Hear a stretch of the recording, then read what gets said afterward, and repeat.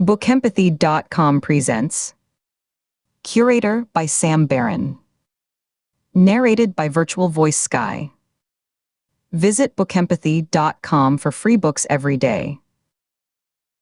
Chapter 1. Chapter 1. Chapter 1. The world was soft at dawn, a place of damp whispers and gray light, but Armand Leclerc had no use for it. His world was a perfect 70 degrees, 55% humidity, and silent as a tomb. He stood before the warehouse door, a monolithic slab of steel set into a featureless concrete wall on the industrial fringes of St. Julian Parish, Louisiana. The air outside smelled of distant swamp decay and diesel. The air inside, when he keyed the cipher lock and the heavy door side open on its hydraulic arm, smelled of nothing at all. It was the smell of filtered, recycled, purchased air. It was the smell of money. The climate-controlled space was a cathedral of acquisition. The LED panels overhead cast a flat, shadowless light that left no corner for mystery. Rows of industrial shelving, painted a neutral gray, held crates and shrouded shapes.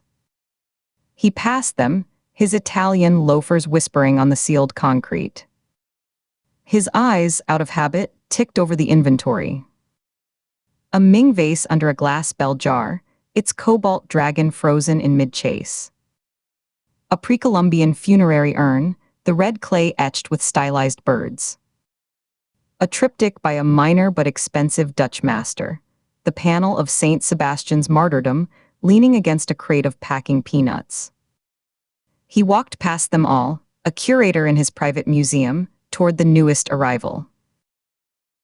It dominated the center of the open floor, a heavy-duty wooden shipping crate, stenciled with auction house markings from Brussels and the severe, blocky customs stamps of the port of New Orleans.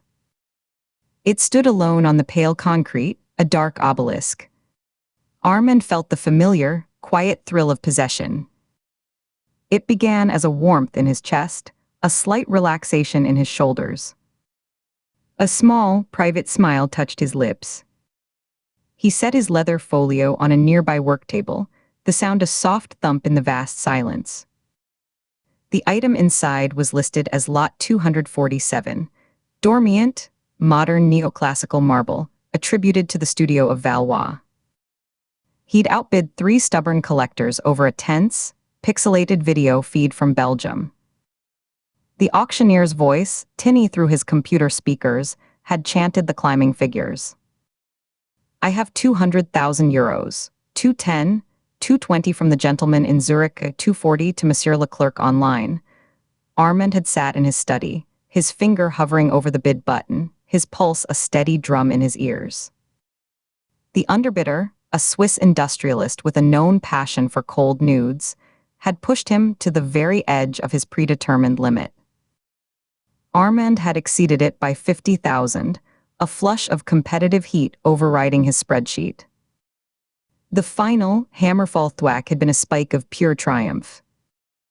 The price was exorbitant, even for him, but the photograph had captivated him. The suggestion of a seated figure, hands arranged in a gesture of repose or resignation, the surface cool and flawless. It promised a perfection the humid, breathing, decaying world outside could never offer. From a drawer beneath the work table, he retrieved a crowbar. The steel was cold and solid in his grip. He approached the crate, the tips of his shoes almost touching its base. He wedged the flat end of the crowbar under the first lid board, where a fat nail head gleamed. He leaned his weight into it. The screech of nails yielding was a vulgar, tearing sound in the pristine silence. It echoed off the high ceiling. He worked methodically, one board after another, the scent of pine packing wood and stale transatlantic air wafting out in a visible puff of dust motes dancing in the lead light. Each board came up with a groan and a final, protesting shriek. He stacked them neatly to the side. Beneath was a layer of thick, gray, custom-molded foam. He gripped its edge and lifted it away. And there she was, seated on a simple plinth within the crate's confines, as promised. A woman, life-sized, in a pose of contemplative grace. One leg was drawn up, the other extended slightly. Her torso was turned, her head bowed as if in study or sorrow. Her hands were the focal point. One rested lightly on her raised knee, the fingers curled with exquisite delicacy. The other was held palm up in her lap, the thumb and forefinger almost, but not quite, touching. It was a specific gesture, reminiscent of a classical orator or a saint in meditation. The artistry was breathtaking. Armand leaned in, his hands braced on the edge of the crate. The surface had a matte, granular finish, catching the flat warehouse lights not with a gloss but with a soft, chalky luminescence. It was the color of old ivory, veined with the faintest gray, like the ghost of marble. He could see the fine, almost imperceptible texture of the skin on the knuckles, the subtle, crescent-shaped depression of a fingernail. He saw the individual lashes fringing the closed eyelids, each one distinct, the gentle, full swell of a lower lip. The hair was swept back from the forehead in stylized waves, caught in a loose knot at the nape. The preservation medium had sealed every detail. It was perfection. A silent, beautiful object. A connoisseur's impulse rose in him, the need to complete the acquisition with touch. To feel the cool kiss of marble, to connect with the artist's labor through his fingertips. He reached out, his hand moving slowly, deliberately. His fingertips brushed the back of the upturned hand. It was not cool. It was room temperature, the same as the air in the warehouse.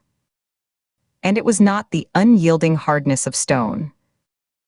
It gave, minutely, with a terrible, familiar resilience, the slight give of flesh over bone. A sound escaped him, not a scream, but a choked, wet exhalation, as if all the curated, climate-controlled air had been punched from his lungs. He snatched his hand back as if burned, clutching it to his chest. He stared, his mind scrambling, rejecting the data from his nerves. No, it's a patina. A wax coating. A masterful illusion. But the evidence mounted, horrific and undeniable, detail layering upon detail. The pores on the nose and cheeks, tiny pinpricks in the matte surface. The tiny, almost invisible blonde hair on the forearm, caught in the preservative. The seam where the upper and lower lips met, not a sculptor's clean join, but a natural, organic line. The preservative substance coating the body was a masterwork in itself. It had sealed and textured the skin, lending it that petrified, marble-like quality, but it could not disguise the essential, pliant truth of flesh.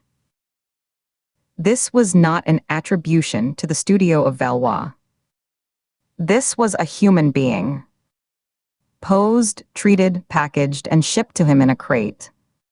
The horror was not in gore, there was none. No slashed throat, no visible mutilation. The horror was in the chilling artistry, the precision of the staging. It was in the peaceful, almost sacred posture imposed upon a violent end. It was in the fact that he had bid on it, paid for it, uncrated it with the eager hands of a collector. His stomach clenched, a hard, cold knot. A line of cold sweat traced a path down his spine, beneath his tailored shirt. The silence of the warehouse, once a comfort, now pressed in on him, complicit and heavy. The gentle, omnipresent hum of the climate control system, which he never usually heard, became a loud, accusatory drone in his ears.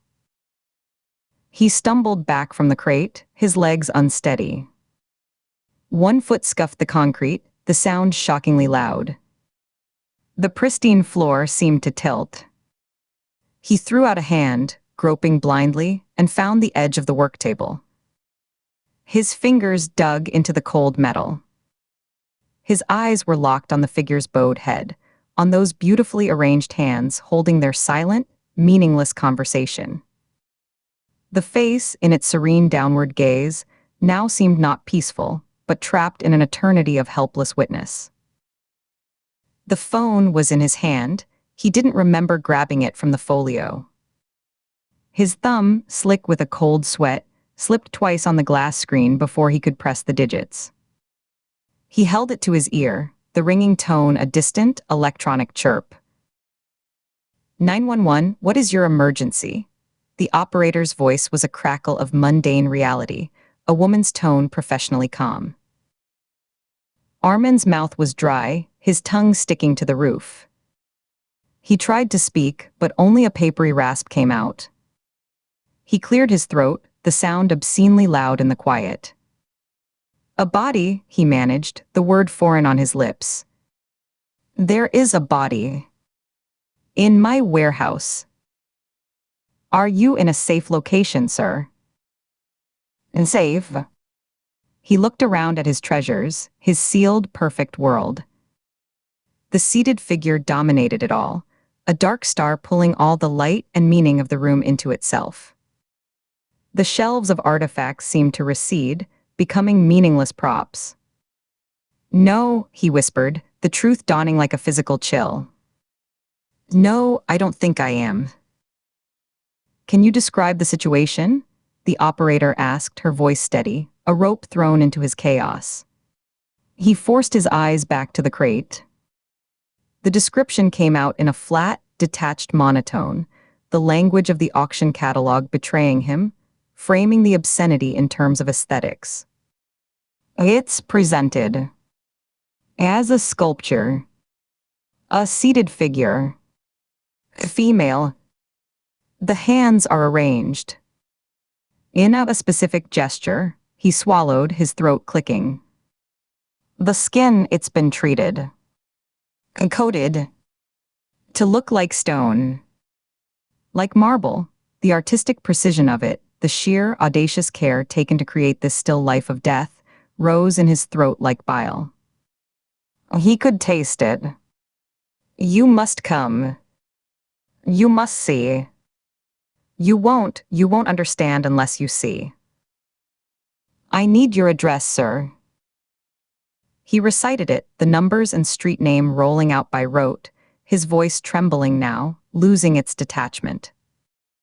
He gave the warehouse unit number. The operator told him to stay on the line, that units were responding. He heard her typing. He didn't answer. He lowered the phone, his arm heavy. After he ended the call, he did not move. He stood in the vast, humming silence of his climate-controlled cathedral, a supplicant before a terrible new altar. The air felt thinner, harder to pull into his lungs. His heart hammered against his ribs, a frantic, animal rhythm at odds with the frozen stillness before him. All he could see was the dreadful, curated beauty of the woman in the crate, and the phantom sensation of her skin, neither cold nor stone, giving way under his touch, a sensation now etched into his nerve endings. His gaze fell to his own right hand, the one that had touched her. He stared at it, turning it over in the flat light. The lines on his palm, the faint age spots on the back. A collector's hand. A hand that had just handled an object of ultimate rarity. He had finally acquired something truly unique. A cold, drilling fear, sharp as an ice pick, began to work its way into the center of his chest. It was a fear not just of what was in the crate, but of the world that had placed it there, a world that had infiltrated his sanctuary. He looked from his hand to her hand, the space between them suddenly charged with a terrible intimacy. He would never be able to wash that touch away. The hum of the warehouse seemed to deepen, to become the sound of the thing itself, watching him, waiting with infinite patience for him to understand the full measure of what he now owned. In Chapter 2.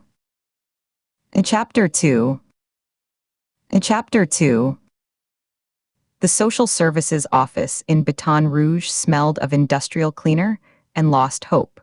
With an underlying note of mildew from the damp air, seeping around the window frames. Katie Ford sat on a molded plastic chair, its surface cool and unforgiving against her back, and watched the ceiling fan struggle against the thick, humid air. Its blades turned with a labored, rhythmic click, moving the smell from one side of the room to the other, but offering no relief. It was her third visit in as many years, a pilgrimage of diminishing returns. The woman behind the counter, whose nameplate read M. Thibodeaux, had the weary patience of someone who managed a museum of broken things.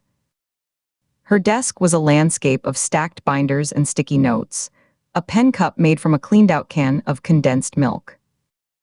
Her eyes, when they met Katie's, were not unkind, but they were settled deep into a permanent state of drained expectation. "I've pulled the file again, Miss Ford, M. Thibodeaux said, not unkindly. She slid a thin manila folder across the formica, its edges worn soft and fuzzy from handling. "It's the same. The notes from 99 are the last we have. Placement with the Foster family in Lake Charles. Discharge at age 18. No forwarding address. No further contact." Katie didn't open the folder. She knew its sparse contents by heart. The intake photo of a 10-year-old boy with her same serious eyes, blinking under a harsh flash, the list of temporary placements, the final clinical note about emancipation. Her brother, Eli, had vanished into the system, and then, legally, into the world. The trail ended on a sun-baked sidewalk outside a courthouse 20 years ago. She could feel the weight of the single sheet of paper inside, the paucity of information a physical insult. "The caseworker listed," Katie said, her voice steady in a way that cost her. She could feel the muscles in her jaw tight to hold the tone.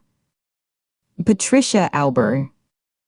You said last time you'd check for any personal effects, any notes she might have left that weren't digitized. A day planner, a Rolodex.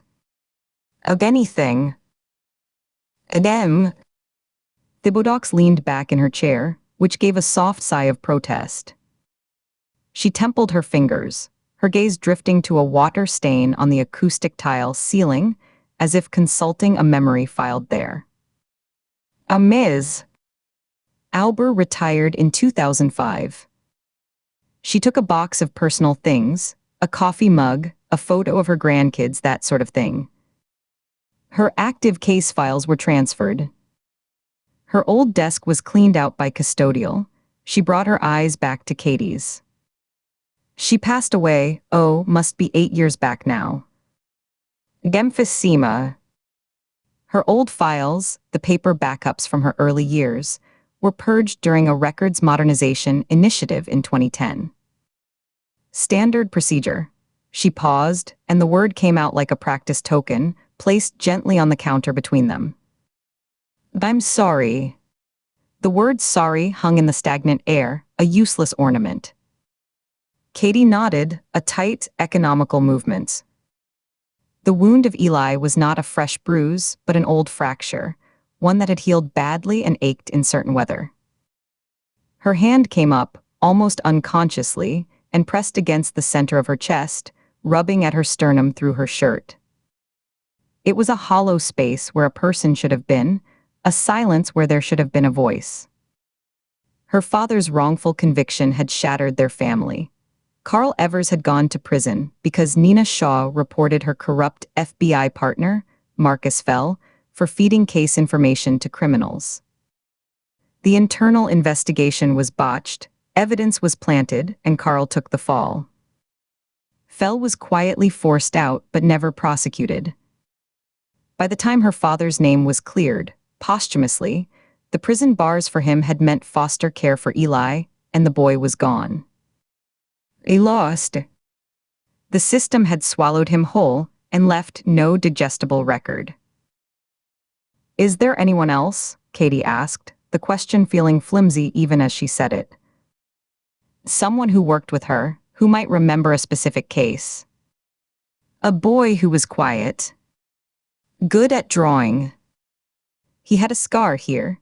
She drew a line with her finger along her own left eyebrow. Adem. Thibodeaux's expression softened with a genuine, helpless pity that was worse than professional detachment. Honey, that was a generation ago. The people who were here then are gone. Retired, moved on past. The system, it wasn't built for tracking. It was built for processing. She gestured vaguely at the rows of gray filing cabinets lining the far wall. He aged out. He became an adult. The trail doesn't go cold, it just stops being ours to keep. Thank you for looking, Katie said, because it was the expected script. She stood, the chair legs scraping a harsh sound on the linoleum, a sound that echoed in the quiet office. She left the folder on the counter, a beige rectangle on the beige formica. Taking it with her this time felt like accepting a headstone, a formal marker for a grave with no body in it. From a hallway behind the counter, the thin, frustrated wail of a child broke the stillness, followed by the low, soothing murmur of a voice. Adem. Thibodeaux didn't even glance toward the sound. It was part of the room's atmosphere, like the hum of the lights. Katie turned and walked to the door, her footsteps absorbed by the worn floor tiles. The glass door had a push bar that was cool and slightly sticky under her hand. Outside, the Louisiana sun was a physical weight, pressing down on the asphalt and the roof of her rental car, making the air shimmer. She leaned against the driver's side door, letting the hot metal press into her palms, the heat a sharp, grounding counterpoint to the cool, conditioned despair inside. She closed her eyes for a second, seeing not the parking lot but the inside of a community center in Mobile, Alabama, 2 years prior. She shown Eli's age progression photo to a man running a soup kitchen, his face etched with the same weary kindness as M. Thibodeaux S. He looks like 100 guys I see, the man had said, handing the photo back. Sorry. I hope you find him. The photo was a ghost, a guess at a man she wouldn't recognize. It was the act of looking that mattered, the refusal to let the fracture fully set. Every no was a pinprick of pain that proved the nerve was still alive. Her phone buzzed in her pocket, a sharp vibration against her thigh. She pulled it out, the screen bright in the shade of her body. A text from Nina Shaw. Vance just called. Wheels up in 3 hours. Pack for humidity and heartache. Case file incoming. Welcome back. Katie read it twice. The professional summons was a lifeline thrown into the still waters of her personal limbo. She felt her posture change, her shoulders squaring, her chin coming up as she took a deeper breath. She welcomed the pivot, the concrete demands of another family's tragedy. It was easier to navigate the sharp edges of other people's grief than to sit with the soft, endless absence of her own.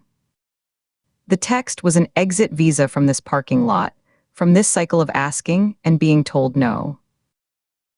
She pushed off from the car, the metal having left twin damp prints on her palms. She slid into the driver's seat, the interior oven-hot and smelling of rental car cleaner and old upholstery. She started the engine, and the air conditioning roared to life, blowing stale, cool air that quickly began to fight the heat. She sat for a moment, hands on the wheel at 10 and 2, looking at the blank, reflective windows of the social services building. The ghost she came to find had never been there. No hidden box, no cryptic letters, no key handed to her from the silent past.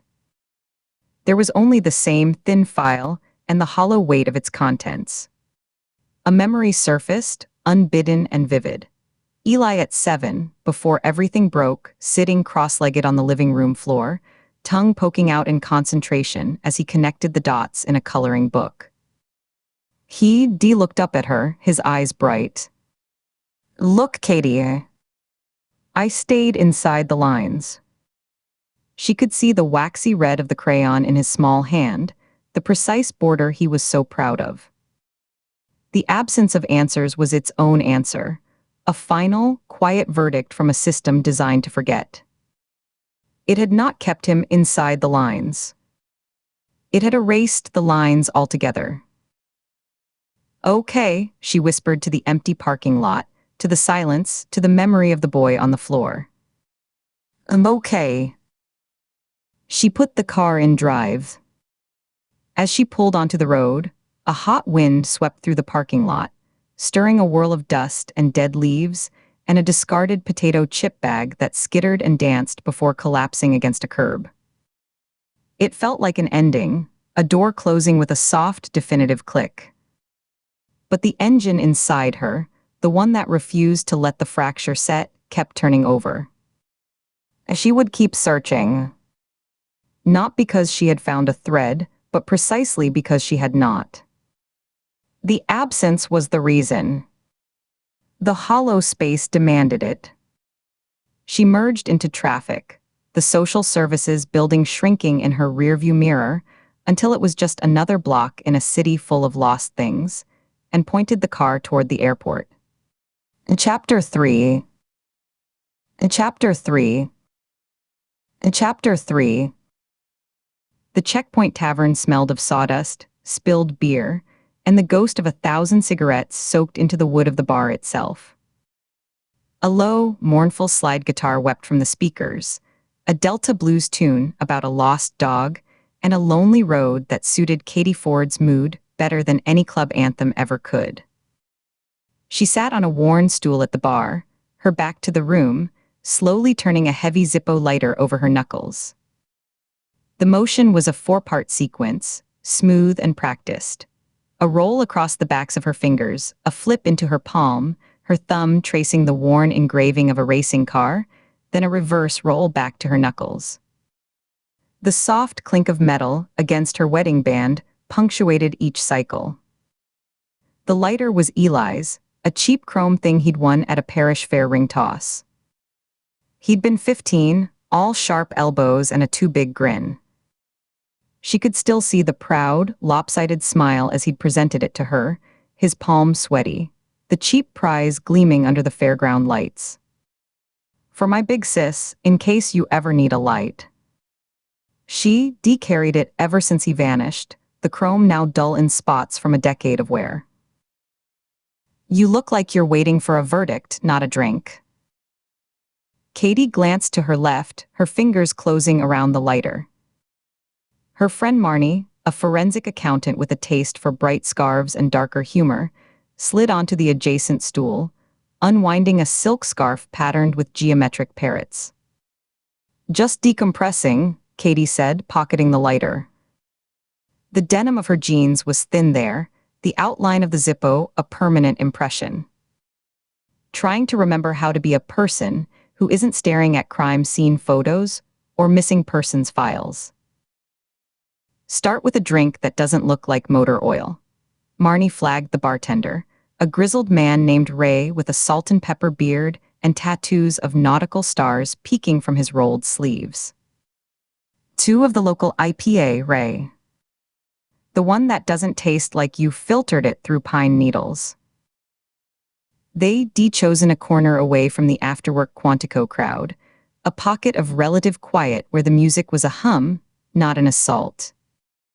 The sawdust on the floor was fresh, clinging to the soles of Katie's boots.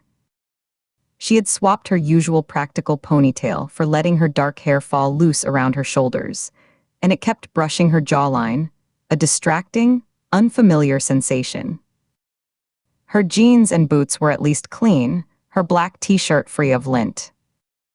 It was her version of dressing up. The attempt felt foreign, like wearing someone else's skin. She felt exposed without the tight pull of hair at her nape, her neck vulnerable. So, Marnie said, accepting the frosty glasses. Condensation immediately beaded on her fingers. Any movement on the other project? Katie took a long pull. The beer was hoppy and bitter, with a faint citrus note that faded quickly. She set the glass down on a coaster advertising a long-defunct bourbon, leaving a perfect wet ring. Nothing solid. A maybe sighting in Lake Charles last month that went nowhere. A cook at a diner thought he'd seen a guy with Eli's look washing dishes in the back. Turned out to be a 40-year-old with a similar jawline and a meth habit. A social worker in Baton Rouge thought she remembered a kid matching his description from a few years back, but the records were a dead end. Purged in a system upgrade, her fingers itched for the lighter again. She resisted, instead pressing her palm flat against the cool, sticky bar top. It's like chasing smoke. You see the shape for a second, you reach for it, and your hand goes right through. Every time I think I have a thread, it dissolves. Marnie watched her, swirling her beer gently. She had the calm, assessing eyes of someone who traced money through shell companies and offshore accounts, finding patterns in the chaos. He's an adult now, Katie. If he doesn't want to be found, the system is built to help him stay that way. Emancipated, no warrants, no paper trail, it's a black hole by design. I know, the words were sharp, a blade of frustration. Then her shoulders slumped slightly, the edge softened by a fatigue that was bone deep. I know the statistics. I've recited them to myself. But the not knowing is the poison. It's the active ingredient. Was it just a scared, angry kid running from a bad home? Or did something happen that last night, something the sheriff never bothered to look for? She turned her hand over, tracing the scar on her palm, a faint white line from a childhood fall out of a magnolia tree. Eli had been 7, panicked, fumbling with a too-big Band-Aid from the bathroom cabinet, his small hands pressing it clumsily over the cut. I can't close it. The file, maybe. But not this, she tapped her chest just over her heart. Marnie's expression was one of pained understanding. You've been living in that file, in that search for months. Years. It's okay to surface for air. For an hour. The world won't end if you're not actively hunting for 1 second. Katie stared into the amber depths of her beer, watching the tiny bubbles rise and vanish. It feels like it might, she admitted, the confession so low it was almost lost under the next blues song, a man singing about a train he'd never catch. If I stop looking, even for a beer, it feels like I'm accepting he's just gone. That the silence won. That I'm finally agreeing with everyone else that he's just smoke. The silence hasn't won. You're still here. You're still his sister. That counts for more than you think. Marnie reached over and tapped her glass firmly against Katie's. The clink was a solid, real sound. Now, for the love of God, tell me something that isn't a case file. Of anything. The last movie you saw. A book you hated. Your professional, profiler's opinion on that new analyst's truly heinous collection of cartoon character ties. Katie's mouth twitched. The smile that formed was weak, lopsided, and didn't reach her eyes, which remained dark and distant. It vanished as quickly as it appeared. The ties are a crime against fashion and a possible sign of profound trauma in childhood. And I haven't seen a movie in, God, a year. Maybe more. The last thing I read for fun was a forensic entomology paper about blowfly larvae development in compacted clay soils versus sandy loam. Perfect. Morbid and depressing. You are officially a lost cause. Marnie's tone was gentle, teasing but with a bedrock of concern. Seriously, Katie. You can't pour from an empty cup. Even the Bureau's best profiler needs to refuel with something other than cold cases and cold coffee. I know. I'm trying. And she was, sitting here, forcing her spine to relax against the stool, letting the low thrum of the blues and the murmur of other conversations wash over her like a slow tide. She focused on the bitter, crisp taste of hops on her tongue, instead of the metallic, constant taste of dread at the back of her throat. For a few minutes, it almost worked. The tavern's noise, the clatter of pool balls, Ray's gruff laugh, the steady drip from a leaky tap behind the bar, was a thick blanket smothering the constant hum of her own circling thoughts. She made an effort. The humidity this week was apocalyptic, she said, forcing herself into the small talk. Like walking through a wet wool blanket. Tell me about it. My basil plant gave up and committed suicide. Just wilted into a green puddle of despair. You were overwatering it. I was showing it love. You drowned it with love, Marnie. There's a difference. They talked about nothing. The new running route Katie had found along the river, all packed gravel and the smell of mud, which was less about enjoyment and more about maintaining operational fitness. Marnie's ongoing battle with her HOA over her experimental front yard landscaping. It was mundane, peaceful, a tiny, fragile island of normalcy constructed in the middle of a sea of unresolved history. Katie even managed a real, if small, smile when Marnie described the HOA president's face upon seeing the ornamental gargoyle. Her phone, face down on the bar next to her damp coaster, began to vibrate. A persistent, urgent hum that made the wood buzz. Then again, 5 seconds later. And a third time, insistent, a digital fist pounding on a door. The island vanished, shattered by the waves. The swallowing silence flooded back in, cold and familiar, drowning out the music and the laughter.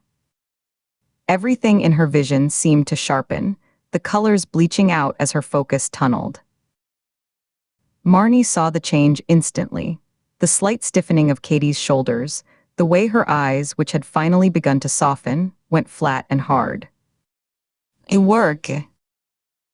Katie nodded, the agent's mask snapping back into place, so completely, it was audible in the crispness of the movement. Her hand was already closing around the phone. I have to take this. Go. I'll settle up. Marnie didn't sigh, but her disappointment was a subtle exhalation, a slight deflation as she reached for her purse. Katie grabbed the phone, slid off the stool, and shouldered her way past a knot of laughing patrons celebrating a birthday, their voices too loud, their happiness a jarring dissonance. She pushed through the heavy wooden door, its surface gouged with initials and years, and stepped into the alley behind the tavern. The transition was abrupt. The night air was 10 degrees cooler, carrying the smell of damp brick, sour garbage from an overstuffed dumpster, and the faint, acrid tang of urine. The blues was now a muffled, rhythmic thump, the bass line seeping through the walls. The screen of her phone showed 3 missed calls from the Quantico switchboard, and a new text message from Director Vance, time-stamped 2 minutes ago. Ford. Call now. Priority. She moved away from the door, the gravel crunching under her boots. A single security lamp, mounted high on the brick wall, buzzed like an angry insect, casting a jaundiced, flickering light that made the shadows jump. Neon from a nearby liquor store sign bled a pink glow onto the wet asphalt. She found a spot where the light was marginally better, her back against the rough, cool brick of the tavern's exterior. With her left hand, she pulled Eli's Zippo from her pocket, its weight a grounding anchor. With her right, she dialed Vance's direct line, her thumb leaving a smudge on the bright screen. Vance answered on the first ring, her voice dispensing with any greeting, carved from granite and static.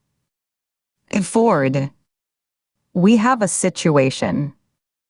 A display killing. Jericho County, Mississippi.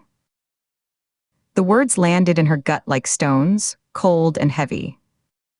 Jericho. The name alone was a key turning in a rusty lock deep inside her, a lock on a door she'd kept sealed for a long time. A flood of sense memory followed.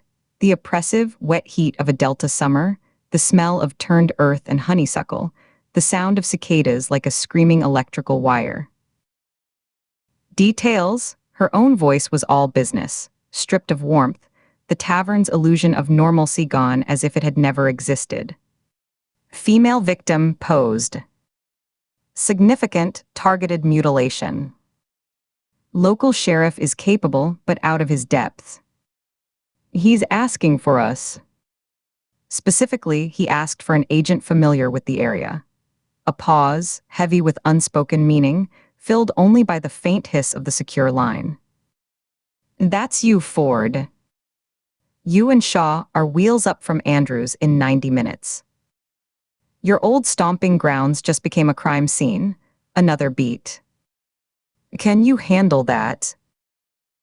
Katie looked back at the tavern door, at the sliver of warm, buttery light escaping around its edges, at the faint echo of the music and Marnie's voice in her memory, talking about dead basil plants. She flipped the Zippo open with one hand, the motion automatic. Her thumb found the striker wheel. She rolled it with a sharp, definitive snick. The flame erupted, a small, fierce teardrop of orange that danced in the alley's damp air. She watched it burn for a second, illuminating the fine lines of her knuckles, the chrome gleaming briefly. A cheap chrome light, won at a fair by a boy who was gone. The past wasn't a place you visited. It was a thing that rose up to meet you, often wearing a death mask. She closed the flame with a snap, leaving only the faint, oily smell of butane smoke in the cold air. I'm on my way, she said, and ended the call. The silence in the alley was absolute now, deep and swallowing. She pushed off from the wall, pocketed the phone and the lighter, and began walking toward the street to hail a cab, her boots echoing on the gravel, each step taking her further from the light and back into the dark. Chapter 4. Chapter 4. Chapter 4.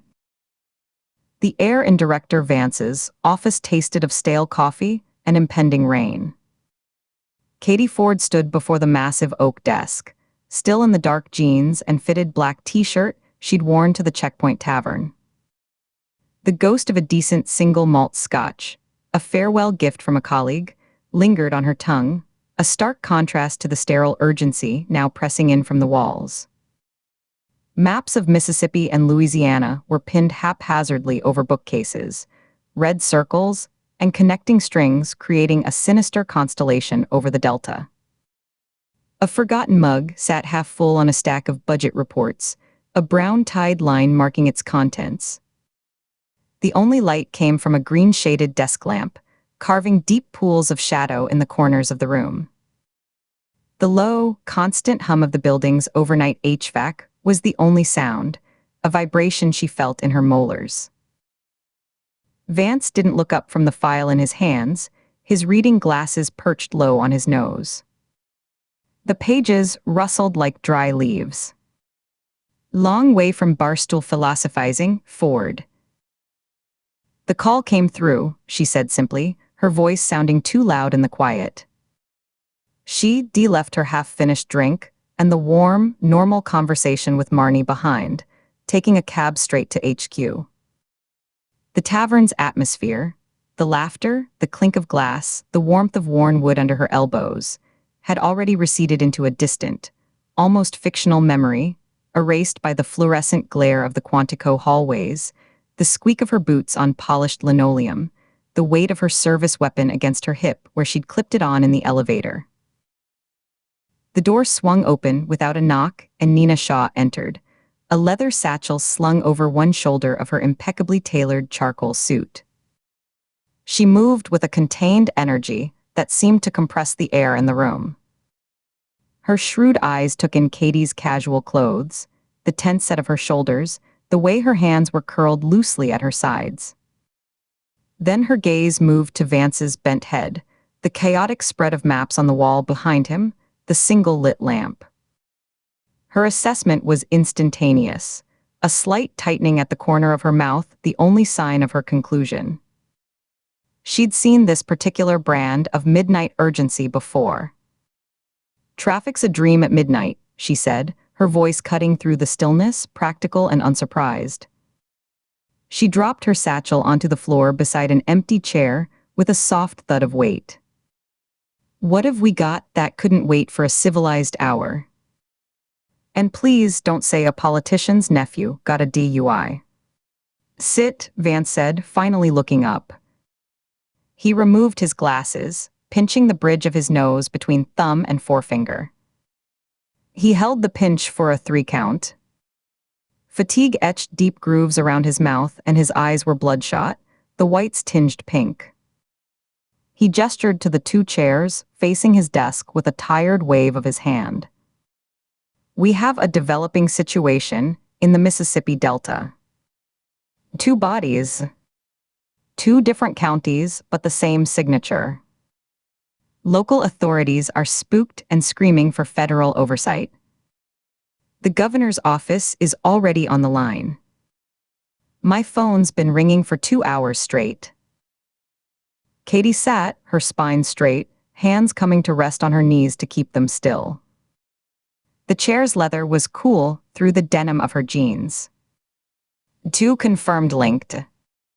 Not just similar MO. Copycat potential. Linked beyond doubt.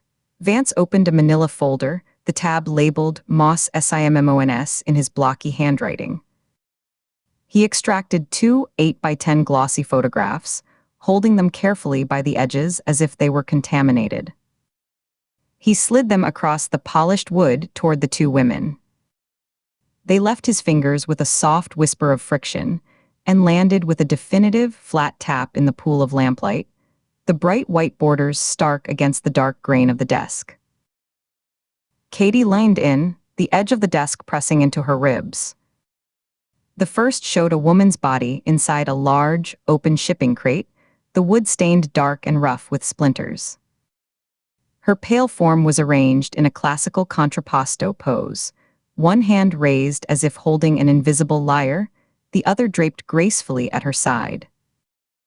The skin had an unnatural, waxy sheen, catching the camera's flash in a way that made it look laminated, poreless. The second photo was a different setting. The same kind of crate, this one positioned in the damp, leaf-littered ruins of a plantation outbuilding, brick crumbling in the background like rotten teeth. The victim here was posed like a marble mourner, head bowed, hands clasped as if in prayer. A single fallen magnolia leaf rested on her shoulder, a touch of morbid artistry. Katie's breath caught in her throat, a sharp, audible inhale that hitched halfway. Her jaw tightened, the muscle flexing along its line.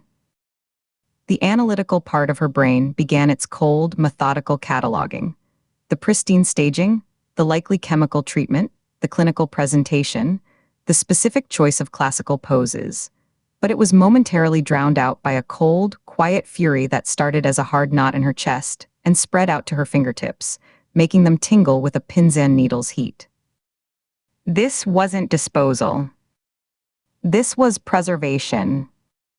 An exhibition. A violation that continued past death, a theft of dignity that was also a grotesque act of creation.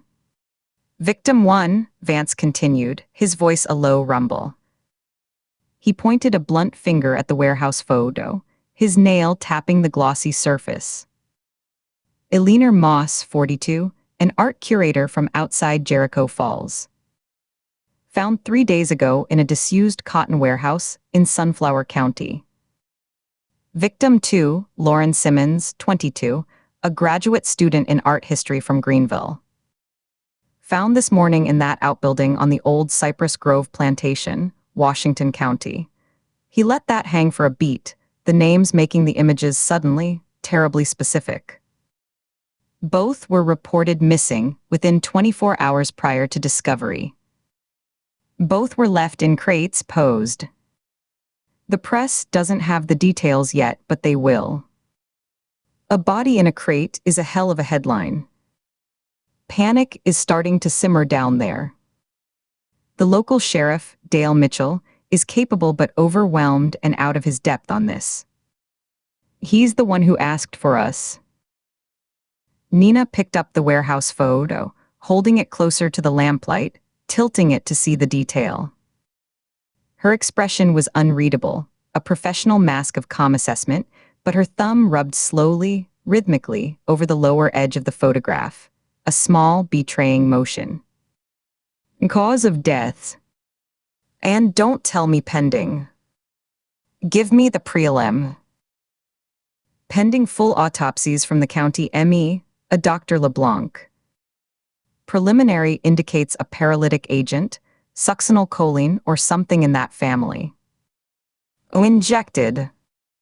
They were conscious but unable to move. Death by asphyxiation followed. No signs of struggle at the recovery scenes. No defensive wounds on the bodies. And no evidence of post-mortem mutilation of any kind. No sexual assault. Nothing taken. The preservation and posing is the statement, Katie said, the words leaving her lips before she could stop them, propelled by the cold clarity of the images. She pointed at the photos, her finger hovering over the eerily perfect, gracefully arranged hands. It's the entire point. The bodies are the art. The killing is just the first step. The necessary preparation of the medium. Vance's gaze shifted to her.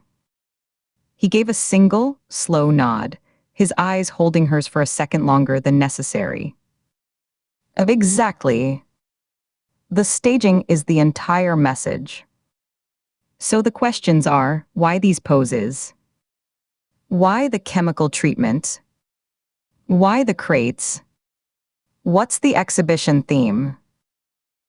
He's shipping art, Katie murmured, more to herself following the thread. She leaned forward, elbows digging into her knees, and tapped the plantation photo with her index finger.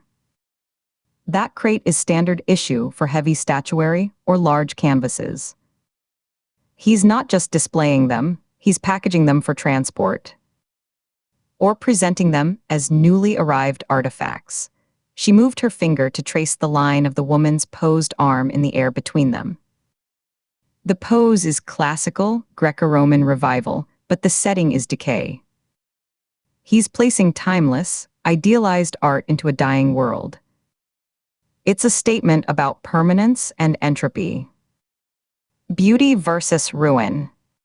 Nina glanced at her, a flicker of something, assessment, perhaps a sliver of approval in her dark eyes. She set the first photo down carefully and picked up the other, comparing them side by side on her lap. The chemical treatment on the skin is a preservative. Formaldehyde-based gel, according to the prelim notes. He's not just killing them. He's trying to stop time. To make them permanent. Untouchable by decay. He's fighting the very setting he puts them in. And he wants them found, Katie finished, the pieces clicking into a dreadful, coherent whole. Her voice grew firmer. The crates are like opening a gift. Or unveiling a statue at a gallery. He's an installer. A curator of his own gallery. He needs an audience, even if it's just the poor bastard who stumbles across it. He needs the work to be seen. Vance nodded grimly, leaning back in his chair which creaked in protest. Your assessment matches our preliminary profile. Mission-oriented, highly organized, with a strong artistic or antiquarian drive. Probably educated. Familiar with art handling, chemicals, possibly museum work. I need you two on the ground in Greenville by dawn. Coordinate with Mitchell, take lead on the profile, and stop this before a third crate appears on a damn riverboat or in the town square. He pushed two thick folders, each bristling with tabs and sticky notes like strange paper fauna, across the desk toward them. Everything we have from the locals, plus our own database checks. Flight leaves Reagan in 90 minutes. You'll land in Jackson and drive up. A car will be waiting. Nina was already on her feet, tucking her folder into her satchel with efficient, practiced movements. Understood. Logistics are clear. She looked at Katie, who was still seated, her gaze direct and unflinching. Your choice, Ford. You're not officially assigned yet. Last time in Louisiana, you got close enough to a killer to smell his breath. That leaves a mark whether you admit it or not. She paused, letting the memory of the bayou case, the mud, the close quarters struggle hang in the air. It's okay if you need to sit this one out. No one will question it. Vance can pull another agent. Katie stood. The decision was a solid, heavy weight in her chest, formed before the question was fully asked. The quiet of her empty apartment, the cold case files on her personal desk gathering a fine layer of dust, the hollow space where the thrill of the hunt should be, they all coalesced into a single, clear impulse. This was why she'd joined. Not because of any legacy, not for glory or a badge, but because of a profound, personal failure of the system she now represented. She needed the structure of a case, the clarity of a monster, to silence the older, more formless ghosts. The memory was a cold stone in her gut, triggered by the sterile office smell, the look of bureaucratic fatigue on Vance's face, the feeling of being summoned in the night. It came with sensory force. The sharp, astringent smell of industrial cleaner and underlying fierce sweat in the county visitation room. The chill of the plastic chair. Her father Carl's bewildered, crumbling face behind the thick, smudged glass. Wrongly convicted on evidence that wouldn't hold up. His large hands pressed flat against the barrier, as if he could push through. The social worker's flat, bureaucratic tone, explaining her little brother Eli was being placed elsewhere. That she couldn't see him. The rules were the rules. Her voice devoid of malice, and therefore all the more devastating. The years of doors closing in her face with soft, vinyl clicks, of voices on phones saying I'm sorry. There's nothing. Of no one in authority listening or helping. Of the truth being buried under procedure and paperwork. The FBI was the one door that hadn't closed. It was the only lever big enough, the only light bright enough, to possibly pry the truth out of a world that specialized in burying it. She met Nina's eyes, holding the senior agent's measuring stare. As I'm in. Good, Nina said, no nonsense, but Katie saw a slight relaxation in her shoulders, a minute acceptance of a known quantity. Then go get your go bag. Meet me at the gate in 70 minutes. And Ford, she paused, her gaze sharpening, drilling into Katie. This isn't a copycat. This isn't history repeating. This is something new, born out of that mud and heat and history. Forget what you know. You need to learn what he knows. What he sees when he looks at them. What he feels when he closes that crate lid. Yes, ma'am. Vance gave a curt nod, already turning back to his files, the brief moment of connection over. Keep me updated. Every 12 hours minimum. And watch your backs. He looked up again, his eyes distant, looking past them at the maps on the wall as if seeing the terrain itself. The Delta, it's not like other places. It has a way of swallowing things whole and never giving them back. Light sound people. Don't let it swallow you. The drive to her apartment was a blur of streetlights and empty avenues. Katie moved through her quiet, minimally furnished space with robotic efficiency, the briefing photos burned onto her retinas. She didn't turn on the main lights, using the glow from the hallway and the ambient city light through the blinds. She went straight to her closet, pulled out her worn, practical black duffel from the top shelf, the one she kept perpetually packed in her locker at Quantico, but had brought home to replenish after the last case. She checked the contents by touch and memory. 2 changes of professional clothes, boots, toiletries, trauma kit, extra ammunition, a multi-tool, a high-lumen flashlight, protein bars, a waterproof notebook. She added a lightweight rain jacket, a box of latex gloves, and her personal tablet. The bag had a familiar, comforting weight, a toolkit for disaster. She changed swiftly into dark trousers, a plain shirt, and her shoulder holster, clipping her badge to her belt. The casual clothes from the tavern were left in a heap on the bed, a discarded skin from a different, simpler life.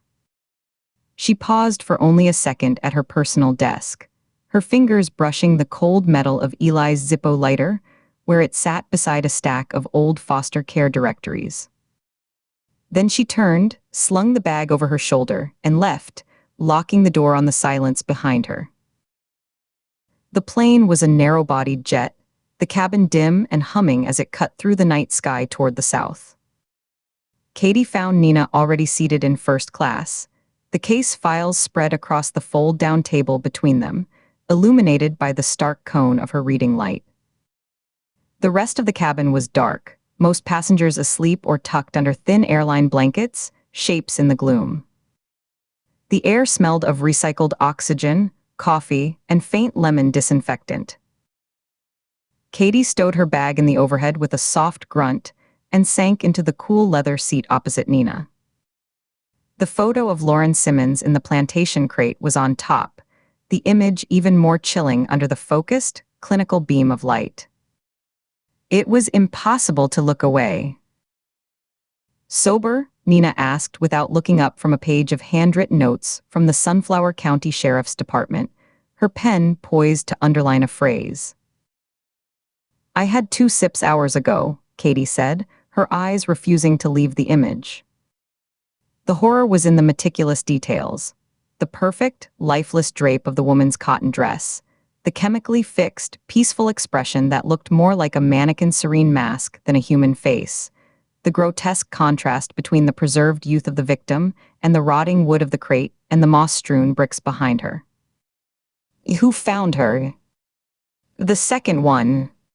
County surveyor," Nina said, finally looking up. She took a sip of black coffee from a styrofoam cup, grimacing slightly at the taste. She pushed a second cup toward Katie. "And here. It's terrible, but it's caffeine. Older guy named Watkins. No connection to the victim, just wrong place, wrong time. He thought it was a discarded mannequin until he got within 10 feet. Said the smell was wrong. Not decay, but chemical.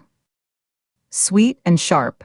She watched Katie take the cup, saw her hands wrap around it for warmth she didn't really need. "Tell me what you see." "Not the forensics report. The story he's telling. Start with the second scene, the plantation. Walk me through it." Katie took the coffee, the heat seeping through the thin cup into her palms. She let her mind sink into the scene, pushing past the initial shock, forcing herself to see it as the killer might have when he finished. She consciously ignored the mental catalog of similar crimes, the preserved bodies of other killers, the staged tableaus of history she'd studied. This was its own thing. He's not angry at her. Not in a hot, violent way. There's no rage here, no tearing, no bruising beyond the injection sites. This is clinical. Reverential, even, She pointed to the bowed head, the clasped hands. He's curating her. Selecting her. The crate is a display case, but he's placed the display case in a specific environment. The plantation is a ruined museum he's chosen as the gallery. It's site-specific installation art. She pointed to the warehouse photo of a leaner moss, which Nina had propped against her satchel. He used the same method there, but the pose is different, more active, a muse or a goddess. It's consistent in process, but it's not slavish repetition. He doesn't just kill them somewhere and move them. He prepares them on site or in a controlled space. He treats them. He's creating a collection. A series. Probably with a title in his head. Why? Nina pressed, her eyes now fixed on Katie's face, watching the thoughts form and the professional mask settle into place, observing the transition from person to profiler. Because he values them. As objects. As perfect, silent, beautiful things. The paralytic, he doesn't want them to struggle. He wants them compliant, placid, until they're not anything at all. Then he makes them permanent. She leaned back, the seat leather creaking, a cold certainty settling in her gut. He thinks he's a sculptor. Or a restorer of antiquities. And they're his finished works. His masterpieces. He's signing them with his methodology. Nina was silent for a long moment, studying Katie, then looking down at the photos as if seeing them anew through the lens of the assessment. The plane droned on, a steady bass note of vibration.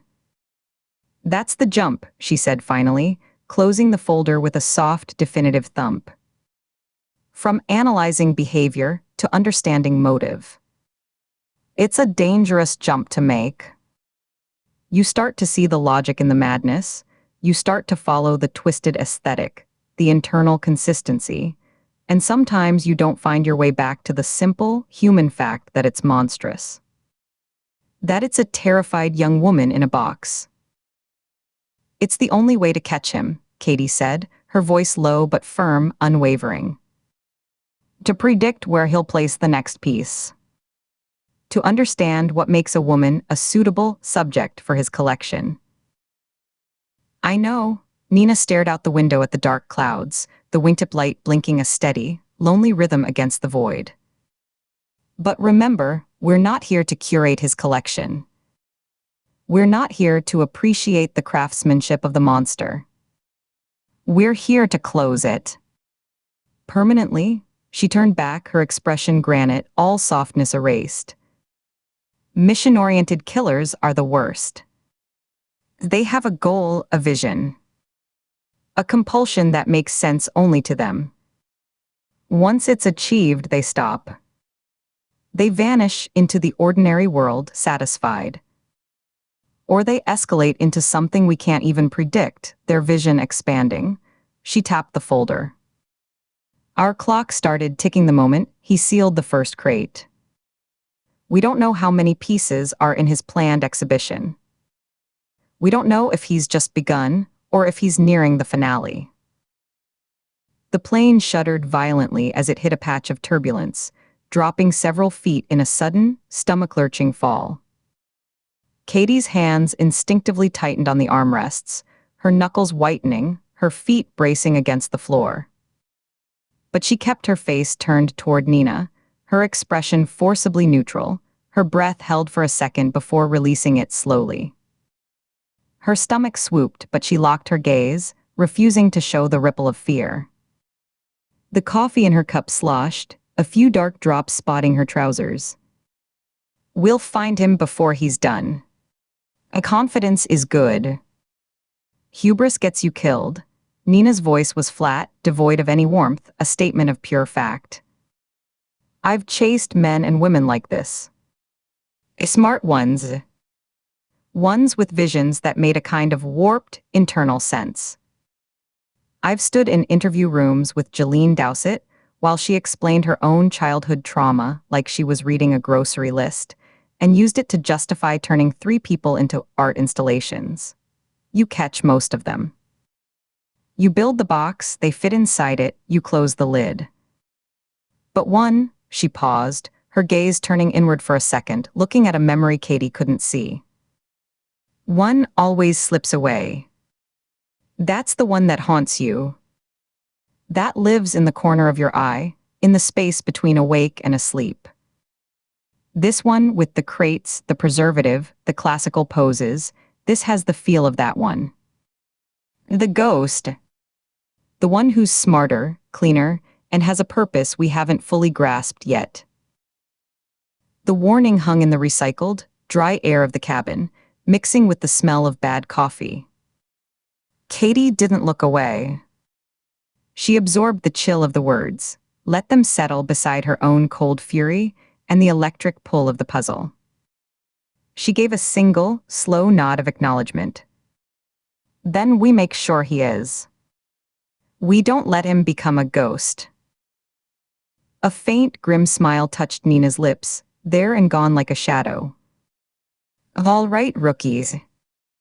Let's see what you've got. She reopened the file, not to the photos this time, but to a dense page of evidence logs and property reports from the Moss scene, the typed lines swimming in the small circle of light. First, we land. Then we meet Sheriff Mitchell and this Dr. LeBlanc. You'll see the second scene in the daylight, walk the ground, feel the air. I want you to tell me not just how he did it, but what he felt when he was doing it. The satisfaction, the focus, the reverence. The moment he stepped back and looked at his work. You need to climb inside that sterile, calculating mind of his and see the world from inside that shipping crate. See what he sees when he looks at a living woman and sees raw material. She met Katie's eyes, her own dark and unblinking. Only then, once you're all the way in there, do you get to tear it down from the inside. The plane began its gradual descent, the pressure shifting in Katie's ears, a dull pop. Out the window, the scattered lights of Jackson, Mississippi, glittered like fallen stars in the vast, dark bowl of the land below. Between the clusters of light, immense stretches of pure blackness hinted at the flat, watery expanse of the delta, a place of deep shadows, older sins, and a killer who was writing his manifesto not in words, but in preservative chemicals and posed, silent flesh. The darkness between the towns seemed absolute, a void. Katie Ford felt the familiar, electric pull of the hunt ignite along her nerves, a current that burned away the last of her fatigue and any lingering doubt. The warm tavern, the easy conversation with Marnie, the fleeting possibility of a normal night. They were ghosts now, faint echoes drowned out by the drone of the engines and the stark reality of the files in her hands. This, the focused silence before the storm, the intricate puzzle of a monstrous mind, the chase through unknown territory, this was her element. It was the only thing that made the silence in her own head, the echoing slam of all those closed doors from her past, make any sense at all. It gave the void a shape she could fight. She was ready. Chapter 5. Chapter 5. Chapter 5. The humidity hit Katie Ford like a physical wall as she stepped from the air-conditioned jet bridge into Jackson Medgar, Wiley Evers International Airport. It was the kind of wet heat that made her shirt cling to her skin within seconds, thick with the scent of jet fuel and distant rain. The transition was jarring, a full-body shock that tightened her lungs. She paused on the grimy carpet just outside the gate, letting the wave of it break over her, feeling the immediate prickle of sweat at her temples and the small of her back. Beside her, Nina Shaw adjusted her sunglasses, sliding them from the top of her head to bridge her nose with a single, practiced motion. Her expression was unreadable behind the dark lenses, but Katie saw the faint tightening at the corner of her mouth, the slight flare of her nostrils as she took in the same dense air. They moved with the disembarking crowd through the terminal, the fluorescent lights humming overhead, the sound of rolling suitcase wheels a constant percussion on the linoleum. The air inside was only marginally cooler, carrying the stale, recycled smell of thousands of travelers and the tang of industrial cleaner. A man leaned against a pillar near the baggage claim carousels, watching them approach with the still patience of a hunter. He wore a sheriff's department polo shirt, dark blue and sharply pressed, tucked into khakis. A badge was clipped to his belt, and a large key ring hung from a carabiner. Late 30s, with the weathered look of someone who spent more time outdoors than in an office. Fine lines at the corners of his eyes from squinting, forearms tanned and corded. He pushed off the pillar as they neared, unfolding to his full height, which was just shy of 6 feet. Agents Ford and Shaw? His voice carried the soft, rounded vowels of the Delta, a slow, deliberate cadence. Sheriff Mitchell, Nina said, extending a hand. Her grip was firm, businesslike. Thanks for meeting us. Dale's fine. Y'all's bags make it? His eyes, a pale, washed-out blue, flicked between them, taking inventory. Carry-ons only, Katie said, hefting her black duffel. She met his gaze, saw the quick assessment there, a cop sizing up another cop, with the added layer of local skepticism for federal interlopers. Is smart. It saves time. Y'all ready to see what we're dealing with? He didn't wait for an answer, turning toward the automatic doors that side open to the blast furnace of the parking lot. He led them out to the short-term lot, not to a black and white cruiser, but to a dusty Ford F-150, at least 5 years old, with a sun-faded Claiborne County seal on the driver's door. The truck was a working vehicle. Red clay was caked in the wheel wells, and the passenger seat was a landscape of stacked case files, empty styrofoam coffee cups, and a crumpled fast food bag. The smell of old coffee and fried food wafted out as Mitchell opened the driver's door. Apologies for the mobile office, he said, not sounding particularly apologetic. He grabbed an armful of files and dumped them behind his seat to make space. Climb on in back. The vinyl seats in the crew cab were hot enough to sting through their clothes. Katie sat behind the driver, setting her bag at her feet. Nina took the other side, her posture straight, already pulling a slim file from her own bag. Mitchell started the engine, which turned over with a healthy rumble. The air conditioning groaned and then blasted air that was lukewarm at best, carrying the faint, sweet smell of coolant. Mitchell adjusted the vents, then pulled out of the space. Got about an hour's drive to Jericho Falls. Straight down 49. Y'all want the scenic route or the quick version? Just drive, Nina said, not looking up from the file. Her tone was neutral, focused. Quick version it is. He merged into traffic, heading for the highway on-ramp. They left the airport sprawl behind, the chain hotels, the rental car lots, the billboards for casinos. The landscape unfolded into a vast, flat patchwork of dense pine stands and wide, fallow fields, the soil a rich, dark brown. It was broken by the occasional cluster of mobile homes, a rusting barn leaning into the earth, a lone chimney standing sentinel where a house had once been. Spanish moss hung from the power lines like forgotten laundry, swaying in the sluggish, hot breeze. Katie watched it all pass, the window a frame for a moving painting of green and brown and gray. She felt the familiar tightening in her chest, a band of pressure just below her sternum. She hadn't been back to Mississippi in 8 years. Not since the funeral. The memory was a physical sensation. The oppressive heat of a different July, the smell of turned earth and too many flowers, the hollow echo of dirt on a casket. She blinked, forcing her focus to the present, to the road ahead.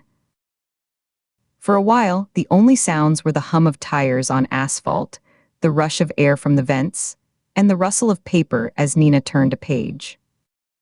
Mitchell drove with one wrist draped over the steering wheel, his eyes constantly scanning the road, the shoulders, the intersecting farm lanes. A lifetime of patrol habits. He broke the silence, his voice conversational. Director Vance gave me the highlights. Behavioral Analysis Unit. Means you're here to tell me who I'm looking for before I've even found the how or the why.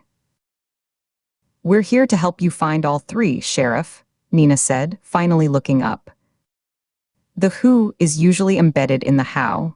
The why is what tells us where to look next. Mitchell nodded slowly, his eyes meeting hers in the rearview mirror. Fair enough. I'll take all the help I can get. 2 bodies in 2 days has got the whole county spooked. Phone's been ringing off the hook. Mayor's county commissioner's newspaper, he sighed a weary sound. And the families. Lord, the families. He passed a manila folder over his shoulder without taking his eyes off the road. Nina took it. First one found yesterday morning, around 6:30, in an old cotton warehouse on the edge of Jericho Falls. Property has been vacant since the co-op folded in '98. Second one this morning, same basic setup, different location, an abandoned catfish cannery about 7 miles downriver, near the Sunflower County line. Both on industrial properties that have been closed for years. No security, no cameras, no witnesses. Nina opened the folder. The crime scene photos were stark and vivid against the passing blur of green. The first showed a woman in a vast, shadowy warehouse, posed on a makeshift pedestal of stacked wooden pallets. Her body was arranged in a classical contrapposto stance, one knee bent, weight shifted to one hip, one arm raised gracefully. She was dressed in what looked like art gallery attire, a cream-colored silk blouse now stained with dust and dark, chemical residue, tailored black trousers. The second victim, younger, was in a similar pose, amidst a forest of rusting machinery and conveyor belts, her form illuminated by a single sharp shaft of light from a broken roof panel. She wore ripped jeans and a band t-shirt. Katie took the photos Nina handed across the seat. The glossy paper felt slick in her gloved fingers. She studied the first victim's face. A woman in her 40s, with sharp, intelligent features and short, stylish hair. Her expression was one of pure shock, mouth slightly open as if caught mid-gasp, eyes wide. The second victim couldn't have been more than 22. She had dyed purple streaks in her dark hair, a silver ring in her nose, multiple studs along the curve of one ear. Her eyes were closed, her face oddly peaceful, lips parted just enough to show a glimpse of teeth. Victimologies all over the place, Katie said, more to herself than to anyone. She held the 2 photos side by side, the contrast screaming at her. One was order, curation, maturity. The other was youth, rebellion, casualness. What's that tell you? Nina asked without looking up from another page in the file, her voice a quiet prompt. Katie studied the faces, the clothing, the settings. They don't fit a type. Different ages, different lifestyles, different social circles if I had to guess. Different worlds.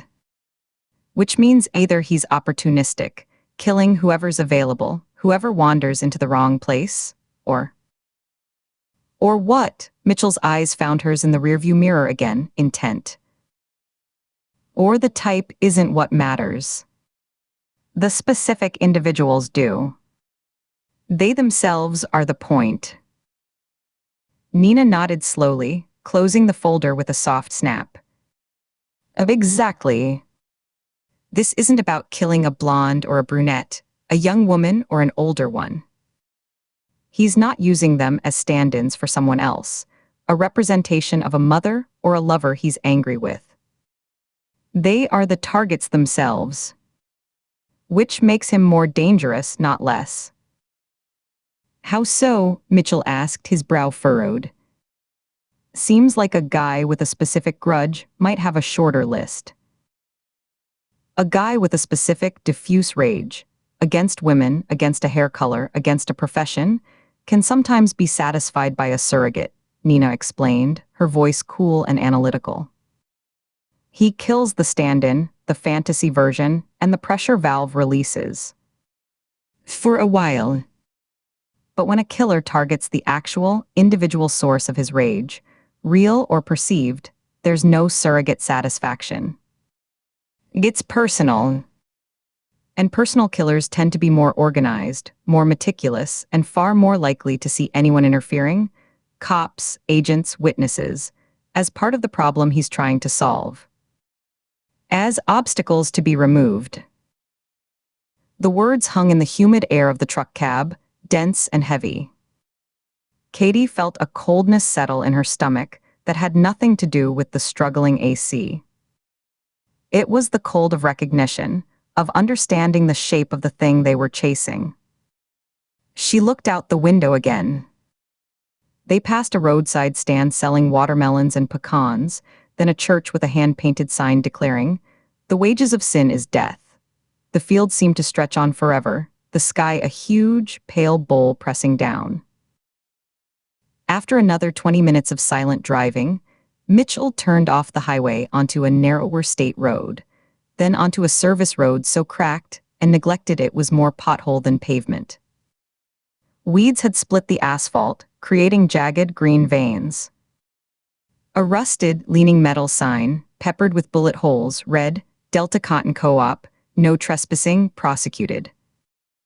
The air that flowed through the truck's vents changed, growing heavier, smelling of old brick, damp earth, and something acrid underneath, the ghost of chemicals or decay. Mitchell pulled into a wide, gravel lot already crowded with county sheriff's SUVs, a white van from the medical examiner's office, and two unmarked sedans. The gravel crunched loudly under the truck's tires.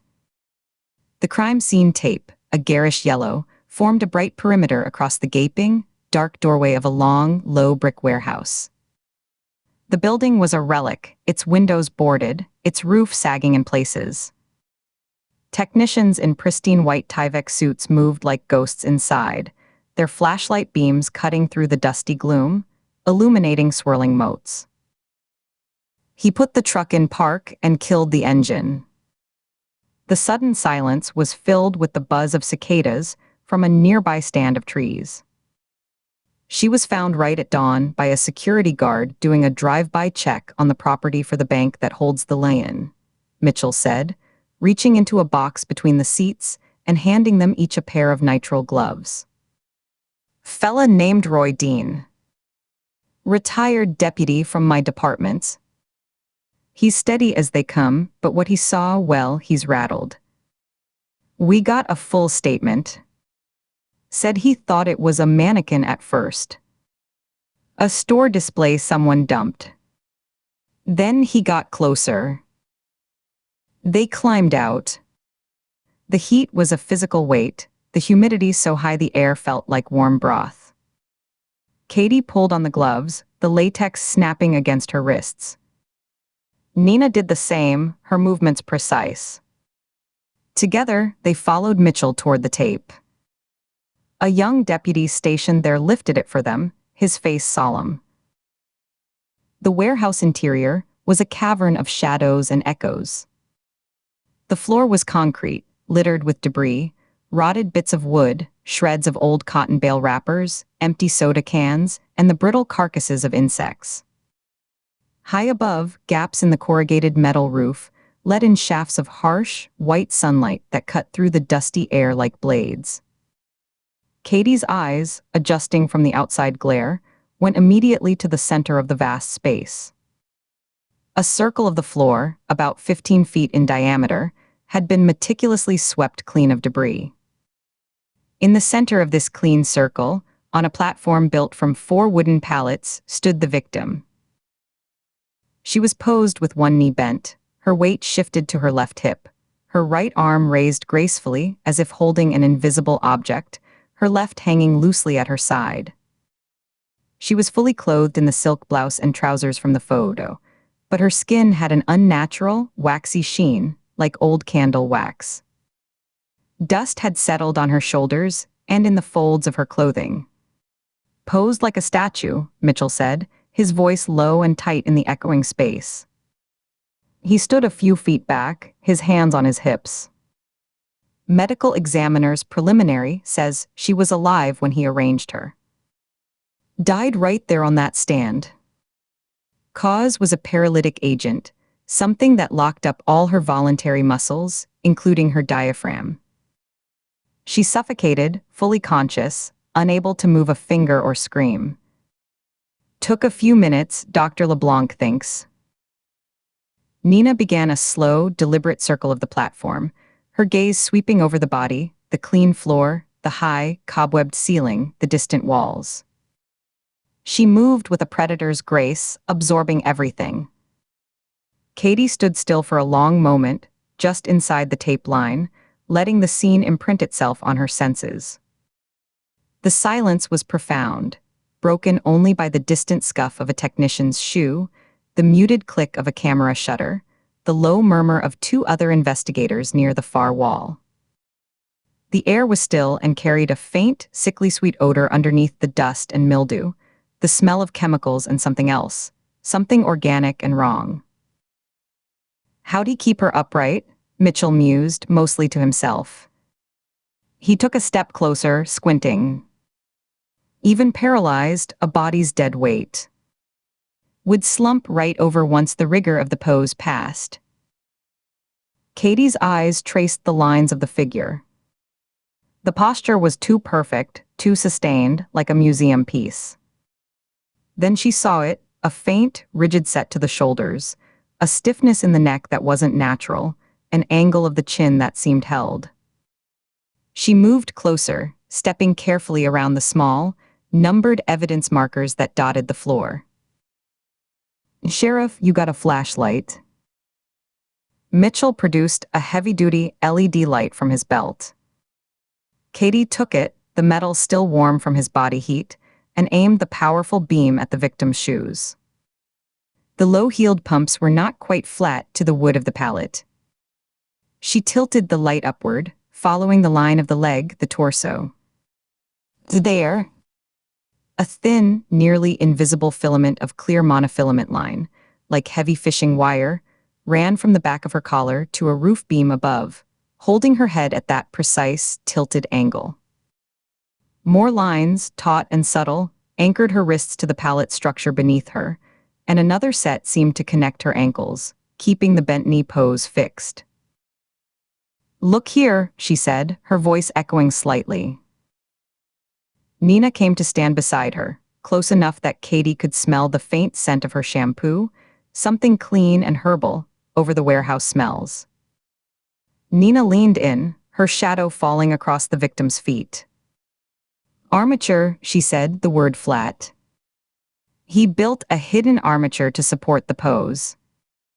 Like a sculptor with a wire frame. "Not just support," Katie said, turning the light. The beam caught a faint, iridescent residue coating the monofilament lines. It glistened, rainbow-like, on the woman's exposed skin at her wrists and neck where the line touched. He treated her. And the wires. Some kind of chemical. For preservation. For effect, she straightened, a chill tracing her spine despite the heat. He's not just posing them. He's treating them. Preparing them for display. She turned, scanning the warehouse beyond the circle of light. Against a far wall, near a row of rusted, olive-green lockers, she saw another island of order. A folding camp table was set up, its metal legs steady on the concrete. On it sat several white plastic chemical containers with screw-top lids, a row of brushes with different bristle types, several rolls of the same clear monofilament line, and a pair of chemical-resistant gloves laid neatly side by side. "That his workstation?" Katie asked, nodding toward the table. Mitchell followed her gaze. "No, that's exactly how our forensics team found it. He left his tools behind, neatly arranged, like he was coming back to finish a job. Katie walked to the table, her footsteps loud in the quiet. The technicians gave her space. The containers were industrial, gallon-sized, labeled with long chemical names she didn't recognize: polyvinyl acetates, acrylic polymers. One fine-bristled brush lay across the mouth of a wide-mouthed jar, as if he'd just set it down after a careful stroke. The scene had a chilling, methodical calm. There was no panic here, no rush. It was a workshop. He wasn't in a rush, she said aloud, the pieces clicking into place with a grim certainty. He took his time. Prepared the site. Prepared her. This wasn't a dump site. This was a deliberate display. An installation. He's not hiding his work, he's presenting it. Mitchell stared at the orderly table, then back at the posed, gleaming figure in the center of the room. He ran a hand over his jaw, the stubble making a sandpaper sound. Son of a bitch. That's a different kind of cold. Nina was already at the table, using a penlight to examine the labels without touching anything. These are specialty chemicals. Industrial-grade preservatives, polymers used in coatings and adhesives. Not something you pick up at a hardware store. You'd need a supplier or a professional background. She looked at Mitchell, her penlight beam catching the dust in the air between them. The first scene, the cannery. Was there a similar setup? Chemicals, tools laid out. Mitchell's face went still as he thought, his eyes losing focus for a moment as he accessed the memory. There was an old maintenance bench. Had some old cans of solvent, machine oils. But the ME said there was a specific compound on that body too. Different smell, he said. More acrid, his eyes sharpened, returning to Nina. Jesus, you think he's experimenting. Trying different recipes. Document it. Photograph it all in situ. And have your forensics team get full spectrographic analysis on every substance here and at the other scene. Source them if you can. Where you buy this, who uses it professionally, it could give us a radius and industry. Mitchell was already pulling his phone from his pocket when it buzzed in his hand, a loud vibration that seemed intrusive in the hushed space. He glanced at the screen, then at the agents, his expression tightening, the lines around his mouth deepening. Speak of the devil. That's the medical examiner's office now. He answered, putting the phone to his ear. Mitchell, he listened for a long moment, saying only, and I see. His free hand went to his hip, fingers tapping a restless rhythm on his belt. When he hung up, he looked from Nina to Katie, the earlier casualness completely gone from his face, replaced by a grim, focused intensity. That was Dr. LeBlanc. He's finished the preliminaries on both victims. The paralytic agent is confirmed, a synthetic derivative of a toxin called tetrodotoxin. Fast-acting, potent. But that's not the headline. What is? Nina asked, her voice low. He won't say over the phone. Says you need to see it. Both of you. Mitchell pocketed his phone, the movement final. Says it's not just how they died. It's what he did to them after. The full artistic treatment is what he called it. Something about the skin. A mote of dust, thick as a feather, caught in a beam of light near Katie's hand. It turned slowly, lazily, a tiny world illuminated for a second before it vanished into the darkness at her feet. She watched the empty space where it had been, the words artistic treatment echoing in her mind. This wasn't just murder. It was transformation. It was a statement. She looked up, meeting Mitchell's expectant gaze, then Nina's composed, waiting profile. The cold in her stomach was a solid not now. "Then let's go see," she said, and her voice sounded steadier in the dusty air than she felt. In Chapter 6. In Chapter 6. In Chapter 6. The county medical examiner's office was a low, beige brick building that seemed to sag under the weight of the Mississippi humidity. It sat between a shuttered auto parts store and a payday loan place on the outskirts of Greenville, its air conditioning units rattling like dying beasts. The lobby was a testament to underfunding. Linoleum floors yellowed with age and worn to a slick, greasy sheen near the entrance, plastic chairs bolted together in rows of 3, their seats cracked and repaired with silver duct tape. A ceiling tile near the water cooler was stained a deep, map-like brown from an old leak. A faint, sweet chemical smell hung in the air, just beneath the scent of mildew and industrial cleaner. It was the smell of institutional neglect, a place where paperwork outlived people. Katie Ford followed Nina Shaw through the buzzing glass door, the sudden, aggressive chill of overworked AC raising goosebumps on her arms. The transition from the wet blanket of outside air to this refrigerated tomb was jarring. Sheriff Mitchell had stayed behind at his department, digging deeper into the victims, local ties, his parting handshake firm and brief. The receptionist, an older woman with tired eyes magnified behind thick, plastic-framed glasses, didn't look up from her crossword puzzle. Her fingers, knobby with arthritis, tapped a pencil against the desk. "He's expecting you," she said finally, her voice a dry whisper that didn't carry past the desk. She gestured with the pencil toward a hallway without lifting her head. "Last door on the left. Don't touch the thermostat." The hallway was narrow, lit by flickering fluorescent tubes ensnared in cobwebby cages. They cast a sickly green light on the painted cinderblock walls, the paint a glossy, easy-to-wipe industrial beige. The hum of refrigeration units was a constant, droning backdrop, a bass note vibrating up through the thin soles of Katie's shoes. Doors lined the hall, each with a small, wire-reinforced window. Through one, Katie glimpsed shelves of chemical bottles. Through another, the stark white corner of what could only be a storage cooler. The air grew colder with each step, the chemical smell intensifying, layering into something more specific. Formalin, the coppery hint of old blood, and beneath it all, a sharper, more astringent note like ammonia or bleach. Nina pushed open the unmarked door at the end. It was heavier than it looked, swinging inward on silent hinges. The autopsy room was a clash of stark white subway tile and outdated equipment.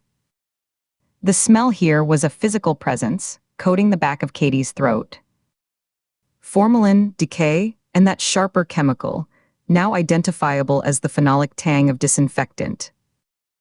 A small, dust-covered radio on a metal shelf played a faint Zydeco tune, the cheerful, bouncing accordion a grotesque counterpoint to the scene. A man in blue scrubs and a heavy, vinyl apron, stained with old brown shadows, looked up from a steel table, where he was arranging a set of stainless steel tools with methodical care. He was probably in his 60s, with a thick head of steel-gray hair combed straight back, and a face that had settled into permanent, deep-carved lines of concentration. His eyes, a pale, watery blue, held no welcome, only a flat, assessing patience. "Agents." "Dr. LeBlanc," he said, his Cajun accent curling around the words like smoke. He didn't smile. He set down a pair of rib shears with a soft clink. "You're here for my 2 new guests. Pauvre T-Berts." He gestured with a gloved hand toward the 2 sheet-draped forms on the stainless steel tables in the center of the room. The shapes were unmistakable, the contours of tragedy preserved under the stark white cotton. The sheets were tucked with hospital corners, a bizarre formality. Overhead, large, circular surgical lights were switched off, leaving the room illuminated by the relentless fluorescence, which reflected coldly off every metallic surface. "We appreciate you moving quickly, Doctor," Nina said, her voice all business. She pulled a small, leather-bound notepad from her jacket pocket, her movements economical. Katie stood slightly behind her shoulder, her gaze fixed on the draped figures. She consciously unclenched her jaw, rolled her shoulders back, and focused on the details of the room. The scuff marks on the tile floor, the model number on the ancient hanging scale, the slow drip of condensation from a pipe overhead into a galvanized bucket. She was building a box in her mind, placing her professional self inside it, sealing the lid. In this heat, moving quickly is not a courtesy. "It is a necessity," LeBlanc said dryly. He walked to a deep sink and began scrubbing his gloved hands with brown soap, though they were already clean. It was a ritual. The water ran loud in the quiet room. The body is a story that starts rewriting itself the moment the heart stops. In this climate, the prologue is particularly enthusiastic. He shut off the water, shook his hands once over the sink, and turned, drying them on a clean section of his apron. He moved to the first table, the one furthest from the door. This one arrived second, but we'll start here, as she is, less edited by time. Lauren Simmons. A 22. ID confirmed by dental records this morning. Parents made it formal. He said the last part with a slight, weary inflection that conveyed the entire grim scene of a viewing window, a nod, a mother's legs giving way. His gloved hands went to the top of the sheet, fingers pinching the fabric. He didn't yank it back. He drew it down slowly, in a single, smooth motion, folding it neatly at the level of the clavicles. The sound of the cotton sliding over the stainless steel was a soft, sighing rasp. Katie's breath caught in a tight knot beneath her ribs, not at the sight of death. She'd seen that in various states of violence and decay, but at the transformation. The vibrant, rebellious young woman from the Provenance research photos, the one with the defiant eyes and the colorful braids, was gone. In her place was a effigy. The skin was waxy and pale, with a faint gray undertone like old candle wax. The face was slack, all the lively tension of muscle and personality dissolved, leaving features that were familiar yet profoundly alien. The lips were slightly parted. There were no obvious wounds on the neck or face, no bruising, no violence to orient the horror. This was worse. It was a void. Cause of death is acute respiratory failure due to neuromuscular blockade, LeBlanc said, his voice flat and precise, a lecturer at a macabre podium. He picked up a penlight from his tray and clicked it on. The bright, focused beam was intrusive. He held it close to the side of the neck, just below the hairline, where the pale hair had been shaved in a small, neat patch. Injection sites here. 2 small, precise punctures, barely raised, the color of a faded freckle. And a third on the inner left wrist. He gently turned the cold, stiff hand, revealing a similar mark in the tender skin. I found traces of a succinylcholine derivative in the tissue. It's a paralytic. Induces complete, flaccid paralysis of all skeletal muscles, while leaving the victim fully conscious and able to feel pain. Autonomic functions are affected last. Death comes from asphyxiation, as the diaphragm and intercostal muscles seize and fail. It is, he searched for the word, his accent thickening, étouffement. A smothering from the inside. No defensive wounds. She would have been aware but utterly unable to move a finger, to blink a plea. A prisoner in her own flesh. He switched off the penlight. The room seemed darker without its stark beam. A clinical kill, Nina murmured, writing in her notebook. Her pen scratched loudly. He needed control. Absolute perfect stillness. No struggle to mar the canvas. Away. But that is not the primary curiosity, LeBlanc continued. He set the light down, and his gloved hands moved to the sides of the sheet. Observe the positioning. He drew the sheet lower, down to the waist, exposing the torso and the tops of the thighs. The skin here had the same uniform, waxy pallor. The precise angle of the hips. He used his hands to outline the air above the body. The rotation of the shoulders, the placement of the hands, one palm down by the hip, the other curled inward near the sternum. This is not a natural collapse. This is a studied arrangement. A composition. He leaned closer, his shadow falling over the body. I found faint, linear impressions on the skin of the back and legs, barely visible, like the ghost of a texture. Consistent with being laid out on a textured surface, like a canvas-covered work table, or perhaps a sculpting stand, and held in a specific pose for an extended period post-mortem. Until the early stages of rigor fixed it. He was composing. Adjusting. He took his time. He pointed to the skin's surface with a gloved fingertip, not touching it. There is also a chemical residue, a faint polymerized coating. It's not a simple preservative like formalin. It's more like a surface treatment, something applied in layers, a sealant. To stabilize the skin's appearance, to prevent desiccation and give it that uniform, matte quality. It is meticulous. The kind of thing used in high-end anatomical specimen preparation or certain sculptural mold-making processes. Not something you buy at the pharmacy. Katie forced herself to look, to really see the body not as a victim, but as a constructed object. The arms were placed with a sculptor's eye for line and balance.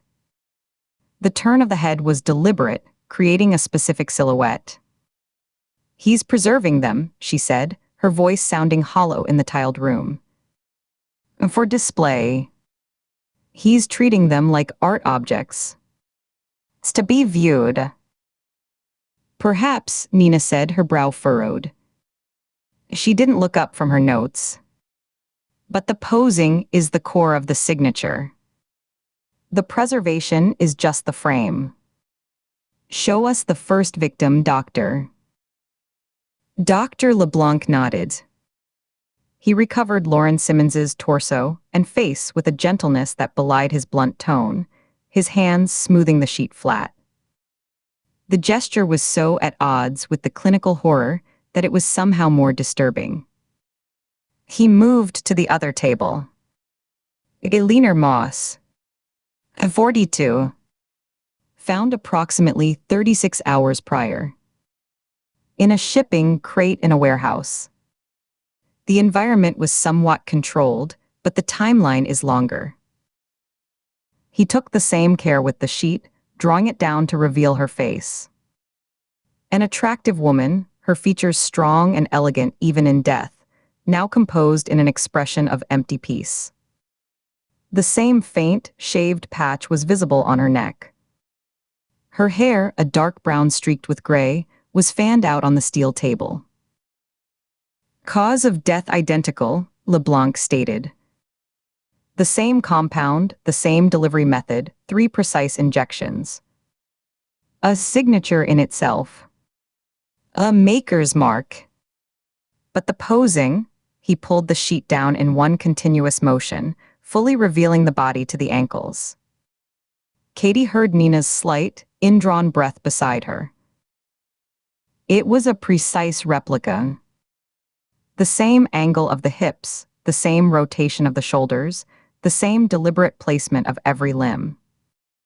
The left arm draped across the torso, the right bent at the elbow, hand resting near the throat.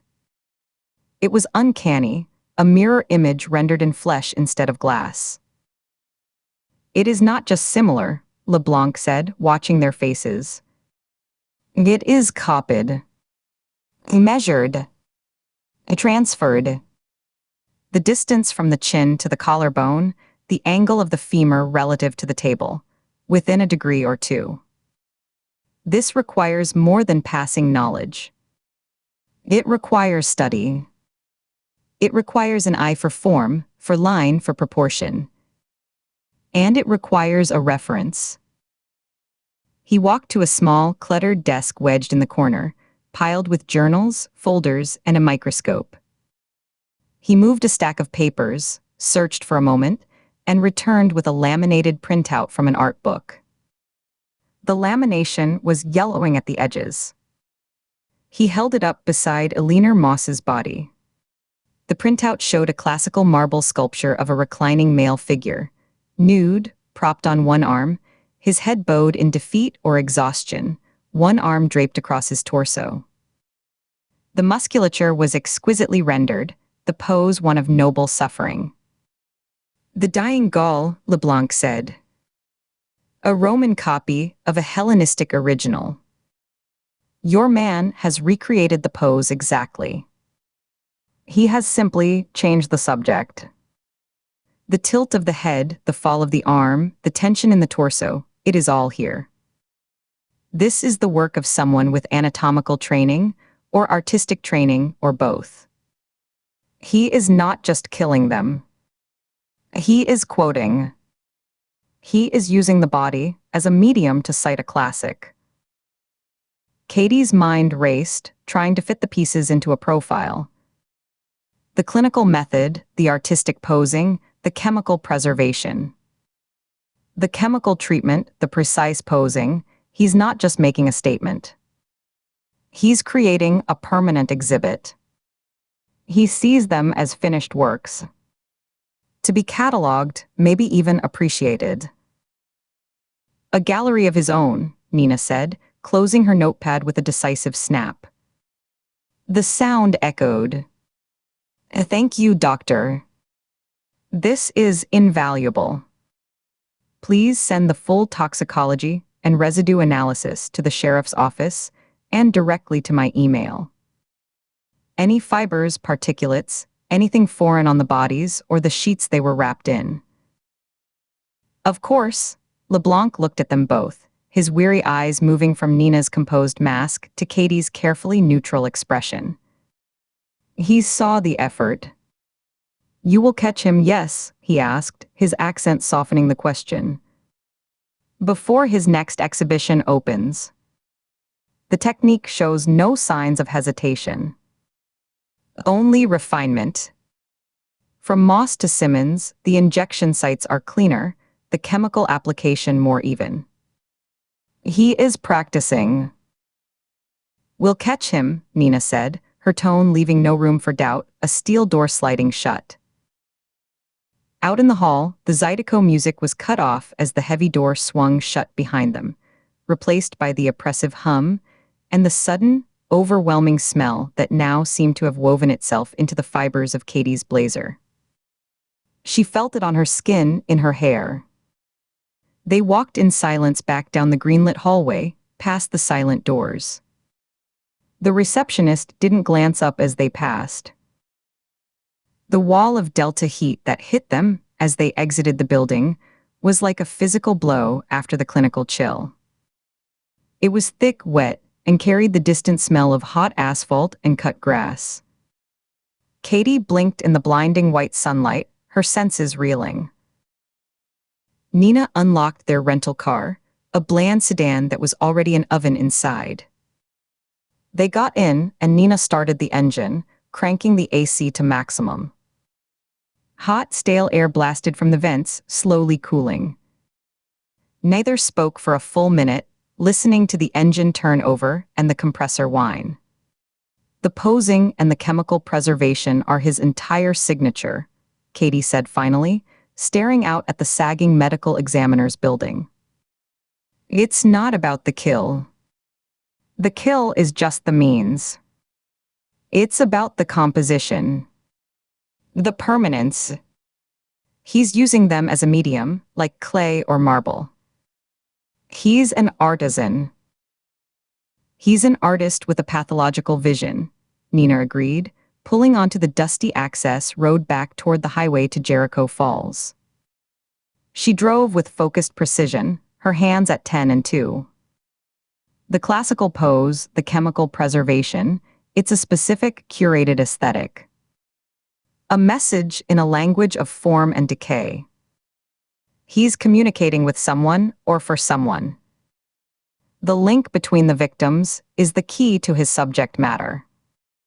Why these women as his models? The landscape blurred past, flat and endless. Katie replayed the images in her mind. The two bodies, identical in pose, different in age and life. The awful, careful beauty of it. The killer's hands arranging limbs. His eye checking angles. A cold, meticulous creativity that made her skin crawl. The Jericho Falls County Sheriff's Department bullpen was chaos contained within 4 cinderblock walls, painted a dismal, sun-faded green. The air was thick with the smell of stale coffee, old sweat, and the hot dust scent of photocopier toner. Desks were piled with haphazard stacks of paper, ringed with the ghostly stains of countless coffee cups. A large, outdated map of the county was tacked to one wall, dotted with a few lonely pins. The chatter was a low, constant rumble of southern drawls, overlapping phone conversations, and the frustrated clack of an ancient IBM keyboard that someone was pounding on. Sheriff Dale Mitchell emerged from a glass-walled office, his boots sounding heavy on the linoleum. He led them to a cleared desk in a relatively quiet corner, next to a filing cabinet with a drawer that wouldn't fully close, a folded piece of cardboard jammed in to keep it shut. "Best I can do, I'm afraid," he said, his voice a low gravel. "We're not exactly set up for federal task forces. Conference rooms got a leak in the ceiling when it rains." He dropped a thick, expanding folder on the desk with a soft thump. "Compiled what we have so far. Public records, last 3 years of tax filings, initial missing persons reports, summaries of the first local interviews we did when they were reported missing. It's a start. Thin, but a start. It's perfect, Sheriff." "Thank you," Nina said, already sliding into the squeaky wooden chair and pulling out the first sheaf of papers. Her demeanor had shifted from the autopsy room's grim absorption to a focused, energetic readiness.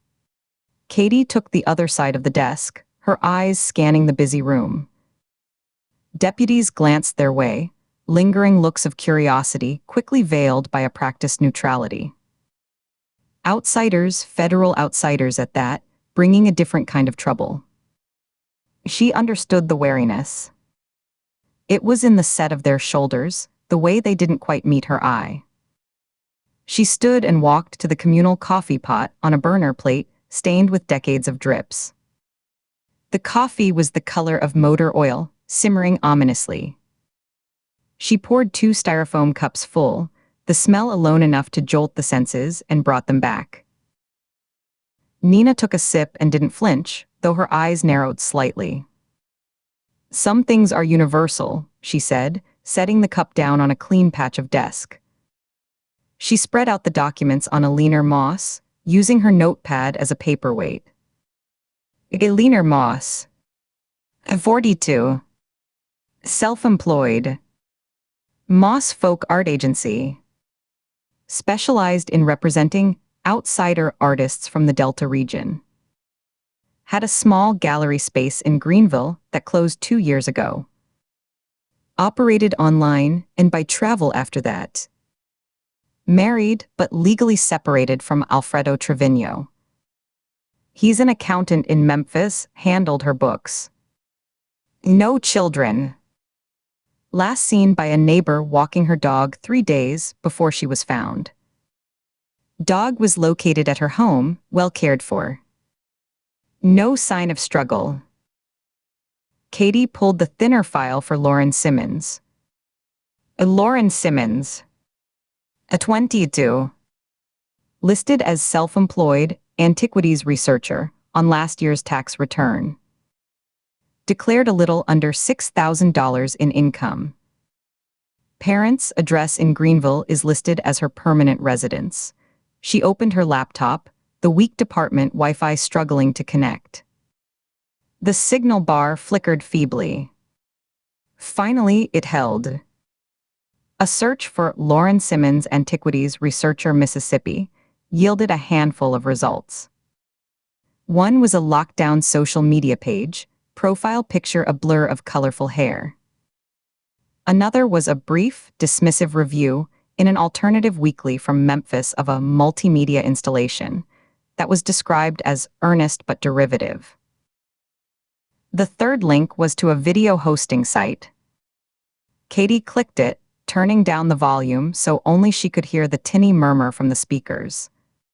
The video was grainy, shot on a shaky phone in what looked like a cramped, black-painted room, a garage or a basement.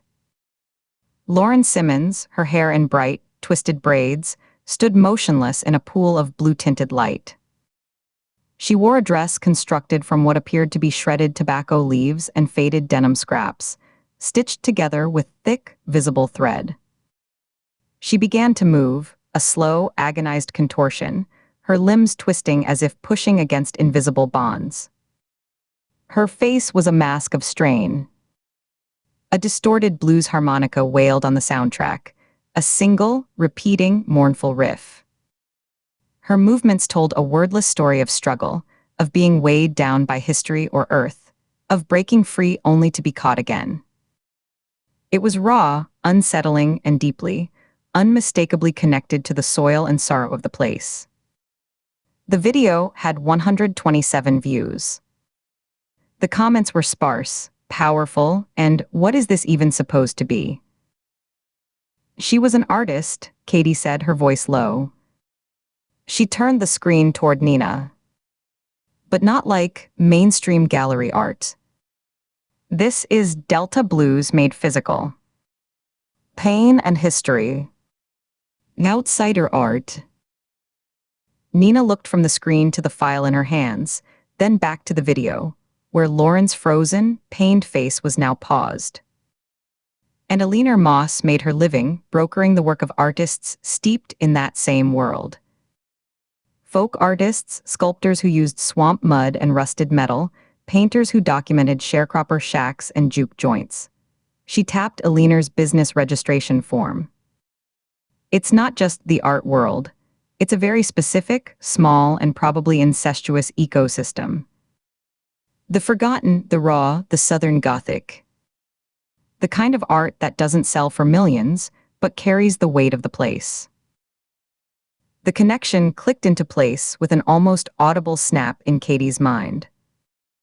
She felt the familiar electric thrill of the puzzle yielding, a cold clarity washing through her. The killer's displays, they're not just displays. They're installations. Grotesque, perverse performance pieces. He's an artist too. Or he thinks he is. A rejected one, maybe. Someone who couldn't make it in that small, incestuous world. So he's creating his own gallery, with his own rules, using their bodies as his final, definitive critique. It's a strong theory, Nina said, but her voice held a note of caution. She leaned back in the creaking chair, surveying the chaotic bullpen as if it were a map of the problem. It gives us a landscape. A cultural and psychological terrain to search. But a theory isn't a suspect. The link is the substrate, the mud this whole thing grows from. Now we need to find the specific fungus feeding on it. She finished her terrible coffee with a final grimace and set the empty cup down with a tap. Is all right, Ford. Field test. Katie looked up, meeting Nina's assessing gaze. I want you to go see the Simmons girls' parents. The Verners. They're in Greenville, about 40 minutes back the way we came. You're closer to her age, might seem less like an official hammer coming down on them. Get a sense of her life, her conflicts, her artistic circle. Who did she talk about? Who admired her work? Who resented her or her family? Did she have mentors, rivals, obsessive fans? The kind of people who hang around the edges of that scene. A cold, heavy knot formed in Katie's stomach, settling deep. Delivering death notifications was one thing, a brutal, scripted moment of shared shock. This was another. This was probing the raw, fresh wound of grieving parents, asking them to dissect their daughter's life, while the shape of her death was still etched behind their eyes. It was emotional archaeology, and the ground was trembling. She saw the expectation in Nina's eyes. This wasn't just busy work. This was part of the craft, the part they didn't teach in quantifiable metrics at Quantico. The human intelligence gathering that happened in living rooms smelling of grief and old coffee, in the pauses between sobs, in the way a father might curl his hand into a fist when a certain name was mentioned. "I can do it," Katie said, her voice coming out steadier than she felt. She stood, gathering her notebook, her jacket, her phone. The actions were routine, anchoring. "Take the sheriff or a deputy if you want a local presence," Nina offered, but it was a test, gently delivered. Might make the introduction smoother. Katie considered it for a moment. A uniform might make them clam up, see her only as part of an official, faceless machine. Or it might provide a bridge of trust. She thought of Sheriff Mitchell's weary, grounded presence. But this was her task. "I'll go alone," she decided. "It should be direct. Just me." Nina gave a single, slow nod of approval. "Check in when you're done." "A text will do." And Ford, she waited until Katie met her eyes. "Listen more than you talk." The story is never in the answers they've rehearsed for the police. It's in what they can't say, what they repeat without realizing it, what they touch when they're trying to remember. The truth is in the rubble of their normal. Katie nodded, absorbing the instruction. She turned and walked out of the bullpen, feeling the eyes of the local deputies track her progress across the scuffed floor. Their murmured conversations dipped slightly as she passed. She pushed through the heavy front door and stepped out into the blinding white heat of the Delta afternoon. The weight was palpable now, a physical pressure. The weight of the two dead women and their meticulously arranged forms, a weight of violated artistry and stolen lives. And settling onto her shoulders alongside it was the new, heavier, more precarious weight of responsibility. She wasn't just hunting a killer from a distance anymore, building profiles from paper. She was about to walk into the crater he'd left in the world, to stand at its edge and look down into the darkness where a family's light had been. She started the rental car, the air conditioner now blowing lukewarm air that slowly cooled. She entered the Werner address into her phone's GPS, the route a blue line cutting back through the flat, green landscape. Pointing the car toward Greenville, she drove toward the epicenter of the quake. Chapter 7. Chapter 7. Chapter 7. The house sat behind a wrought iron gate on a quiet, oak-lined street in the Garden District of New Orleans. The air was a damp blanket, thick with the sweet, cloying scent of magnolias and the deeper, earthy smell of wet soil from a pre-dawn rain. Katie Ford parked her rental car at the curb, the tires crunching over fallen leaves from the massive live oaks whose branches arched over the street, forming a tunnel of gray-green moss and dappled, humid light.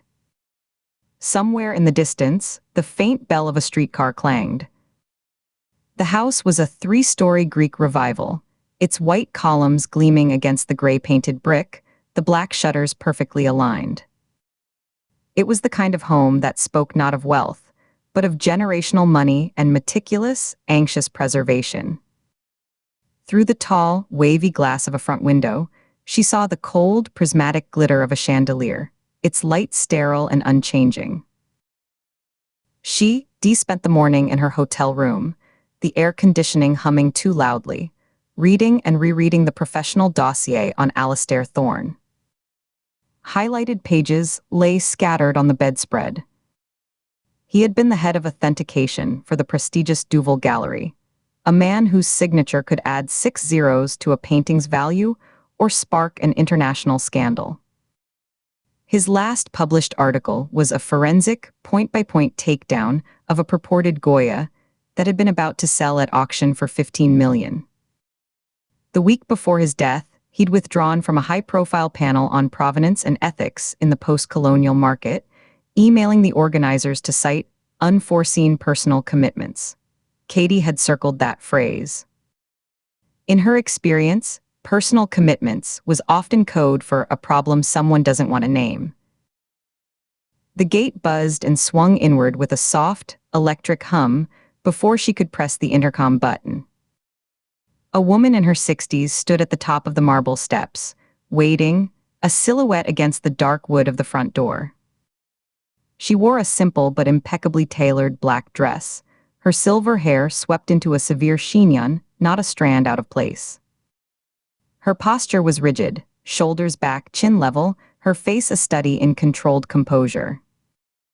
But her eyes, as Katie climbed the steps, were the flat, dark gray of a winter sea, reflecting nothing. "Agent Ford," the woman said, her voice crisp, accentless, and without warmth.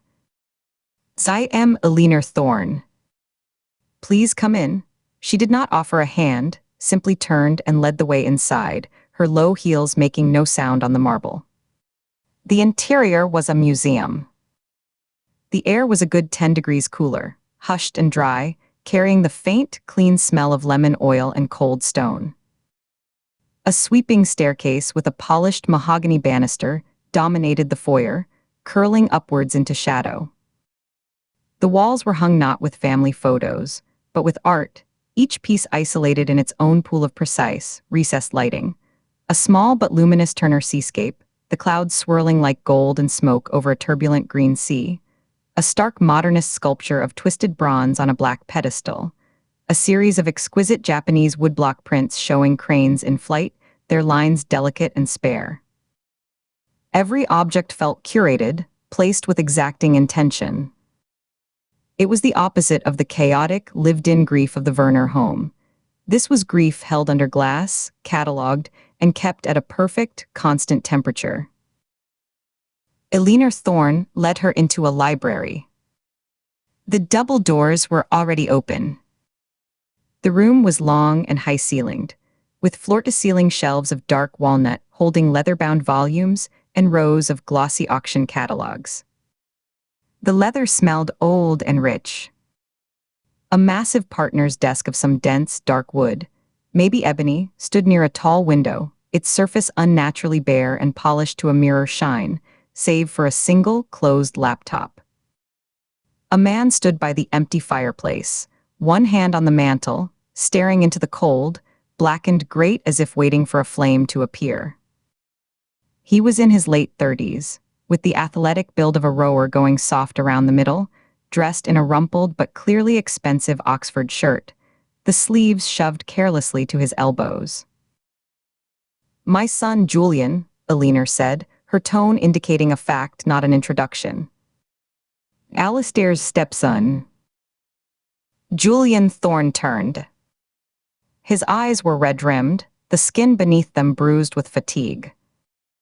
His expression was one of bewildered anger, his jaw tight. "Have you caught him yet?" The question was launched like an accusation, his voice rough. Katie met his gaze, kept her own posture neutral. She showed her badge, a quick flip of the wallet. "We're pursuing several active lines of inquiry, Mr. Thorne. That's why I'm here. The more we understand about your stepfather's professional world, his recent activities, the better we can map his movements and his associations." She chose the word carefully. His enemies, you mean, Julian said bluntly. He ran a hand through his hair, leaving it more disheveled. He had a talent for making them. A real fucking talent. He glanced at his mother, a flicker of defiance, as if expecting a reprimand for the profanity. Julian, Eleanor's voice was a quiet whip crack. She gestured for Katie to sit in a deep, burgundy leather armchair that faced the desk. She herself remained standing, a pale, manicured hand resting on the back of her late husband's desk chair, as if holding his place, or perhaps preventing anyone else from taking it. My husband was a man of profound integrity, in a field where that commodity is often negotiable. It made him a target for resentment, for professional jealousy. But an enemy who would do this? She gave a slight, sharp shake of her head, the movement contained to her neck. It is incomprehensible. It exists outside the realm of any dispute we were aware of. Let's start within that realm, Katie said, opening her notebook, the creak of the leather cover loud in the quiet room. As she clicked her pen, you mentioned the Duval Gallery. Were there specific, ongoing disputes? Collectors he'd refused to certify pieces for. Rival dealers he'd publicly contradicted. Eleanor's lips tightened, fine white lines appearing around her mouth. The Duval situation was complex. Alastair had grown increasingly uncomfortable with some of their recent acquisitions. He believed several pieces in their Southeast Asian antiquities collection had problematic provenance. Gaps in the paperwork that suggested looting, not legacy. He was preparing a formal, private report to the board. He told me it would cost him his position, but his conscience demanded it. Did anyone at Duval know he was preparing this report? The director, Claude Duval, certainly suspected. They had a terrible row on the phone the Tuesday before Alastair disappeared. She paused, her eyes focused on a point in the middle distance, recalling the memory with perfect, painful clarity. I was in the next room. I could hear Alastair's voice, low and steady, and then Claude's rising to a shout. Claude accused him of professional sabotage, of being a Puritan with a loop. She delivered the quote with icy, theatrical precision, letting the insult hang in the cool air. Katie wrote, Claude Duval, director. Motive, silent scandal, protect gallery assets' value. Volatile. What about the other public case, the Goya article? That seems to have made waves. Julian let out a short, humorless laugh.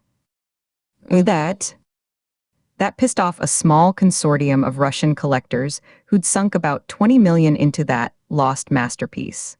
They threatened litigation, the whole song and dance. One of them, a man named Volkov, sent a particularly nasty letter. Called him a gatekeeping bureaucrat poisoning the well, Alastair framed it. Hung it in his study here as a badge of honor. He gestured vaguely toward a wall of bookshelves, where a faint, lighter rectangle was visible against the dark wood, a ghost of where the frame had been. Do you have a copy of that letter? Or contact information for Mr. Volkov? His lawyer has the original, I believe, Eleanor said, her hand still on the chair. But I can provide the name. Dmitry Volkov. He maintains residences in London, Monaco, and, I believe, Dubai. A man of no fixed abode but fixed appetites. Katie wrote it down, underlining the name. Dmitry Volkov, collector. Motive, financial loss, reputational damage. Resources, extensive. Beyond these two major incidents, were there any ongoing authentication disputes? Anything involving high-value artifacts, perhaps from archaeologically sensitive regions?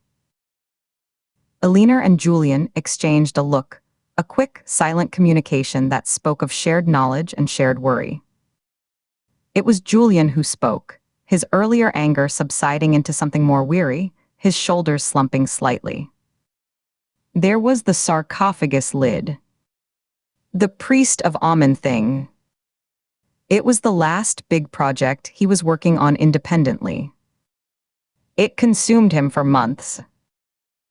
Explain, please. Eleanor took over, slipping into the precise, descriptive language of an auction catalog, a distancing mechanism. A private collector, American, very discreet, very wealthy, acquired a magnificent painted limestone sarcophagus lid from the 21st dynasty through a Swiss intermediary. The provenance paperwork was itself a masterpiece of obfuscation. It supposedly came from an old French colonial collection, but the trail went cold in the 1950s. Alastair was hired to authenticate it. He spent months on it. Carbon dating, pigment analysis, stylistics, a full forensic workup. And his conclusion. And he concluded it was almost certainly looted from a documented but unexcavated tomb complex in Luxor in the early 2000s, Julian said, stepping away from the fireplace. He paced a few steps, his hands in his pockets. He told the collector he could not, in good conscience, provide a clean certification. He advised him to enter into quiet negotiations with the Egyptian Antiquities Ministry for a private repatriation and loan agreement, a way to legitimize it through cooperation. The collector was furious. Felt Alastair had moved the goalposts after being hired to simply verify age and artistry. He wanted a piece of paper, not an ethical dilemma. Do you know the collector's name? Alastair never told us, Eleanor said, a note of frustration finally bleeding into her tone. Client confidentiality was sacrosanct to him. But he was deeply troubled after that final meeting. He said the man had implied that his scruples were a luxury, and that the art world had ways of resolving inconvenient opinions. We urged him to report the threat, but he dismissed it. He said it was just the bluster of a man who'd overpaid and was looking for someone to blame. Unknown collector, high-value looted artifact. Motive, protect investment, silence ethical obstacle. Threat made. Katie's list was growing, a roster of powerful, displeased men. What about direct rivals? Other authenticators or appraisers he was competing with for prestige or clients. The field at that level is small and incestuous, Eleanor said, her gaze drifting to the empty desk. There is a woman in New York, Serena Locke. She runs the Locke Authentication Group. She and Alastair were often the two final opinions sought on major pieces. Their methodologies differed. Hers leaned more on connoisseurship and historical documentation. His was almost purely scientific, the machine. They had a public, quite sharp debate last year at the International Art Crime Symposium in The Hague. She accused him of reducing genius to a gas chromatography report. It was widely reported in the trade journals. There was a photo of them afterward, not shaking hands. Would you characterize that as a personal enmity? Professional rivalry, certainly. A clash of ideologies. Personal, Eleanor considered, her head tilting a fraction. Alastair thought she was dangerously impressionistic, that her eye could be swayed by a compelling story or a handsome commission. I doubt she wished him dead. But she would not have shed a tear to see his influence wane, to have the field tilt back toward her style of expertise. Katie finished her notes, the scratch of her pen the only sound. The quiet of the library was profound, a vacuum that seemed to swallow noise. The room felt like a display case. Mrs. Thorne, would it be possible to see his study? His personal workspace here. Sometimes notes, informal correspondence, even appointment books can provide connections that aren't immediately obvious in a formal dossier. Eleanor Thorne hesitated. Her hand tightened on the chair back, the knuckles bleaching white. It was the first visible crack in her polished armor. To allow a stranger, a federal agent, into his private sanctum was a profound violation of the curated order she maintained, a surrender of the last space that was purely his. Finally, she gave a tight, almost imperceptible nod. Very well. Julian, please show Agent Ford upstairs. I need a moment. The admission was soft and she turned slightly away, toward the window, reclaiming her privacy. Julian led her out of the library and up the grand staircase. The runner was a deep Persian carpet, their footsteps muffled. The hallway on the second floor was wide and hushed, lined with more art, a series of charcoal portraits, a landscape that looked like a curator. The air was still, slightly warmer than downstairs. He stopped at a closed door at the rear of the house, his hand on the crystal knob. He lived in here, he said, his voice softer, almost apologetic. He pushed the door open and stepped back, not entering. Alastair Thorne's study was a controlled chaos of intellect. It was smaller than the library, darker, more lived in. Books were stacked in precarious towers on the floor. Shelves overflowed with academic journals and dense reference texts on thermoluminescence dating, pigment analysis, and the history of art forgery. A large, scarred oak table served as a desk, its surface a landscape of papers, a high-powered microscope, a light table with X-ray film still clipped to it, and several loops on velvet pads. The framed, threatening letter from Volkov was indeed there, propped against a heavy crystal bookend like a trophy. The air smelled of old paper, a hint of stale pipe tobacco, though no pipe was visible, and a faint, sharp chemical scent, perhaps solvent or fixative. The light was different here. It came from a green-shaded desk lamp and a window that looked out over a walled garden, the glass filtering the day to a watery green. He was a pack rat when it came to work, Julian said from the doorway, his arms crossed. But a precise one. Everything had a system, even if it looked like a mess to anyone else.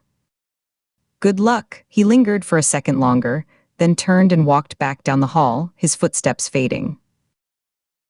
Alone, Katie pulled on a pair of nitrile gloves, the snap against her wrists loud in the quiet room. She began a methodical, grid-pattern search. She started with the desk. The appointment book was a large, leather-bound ledger, the pages thick and creamy.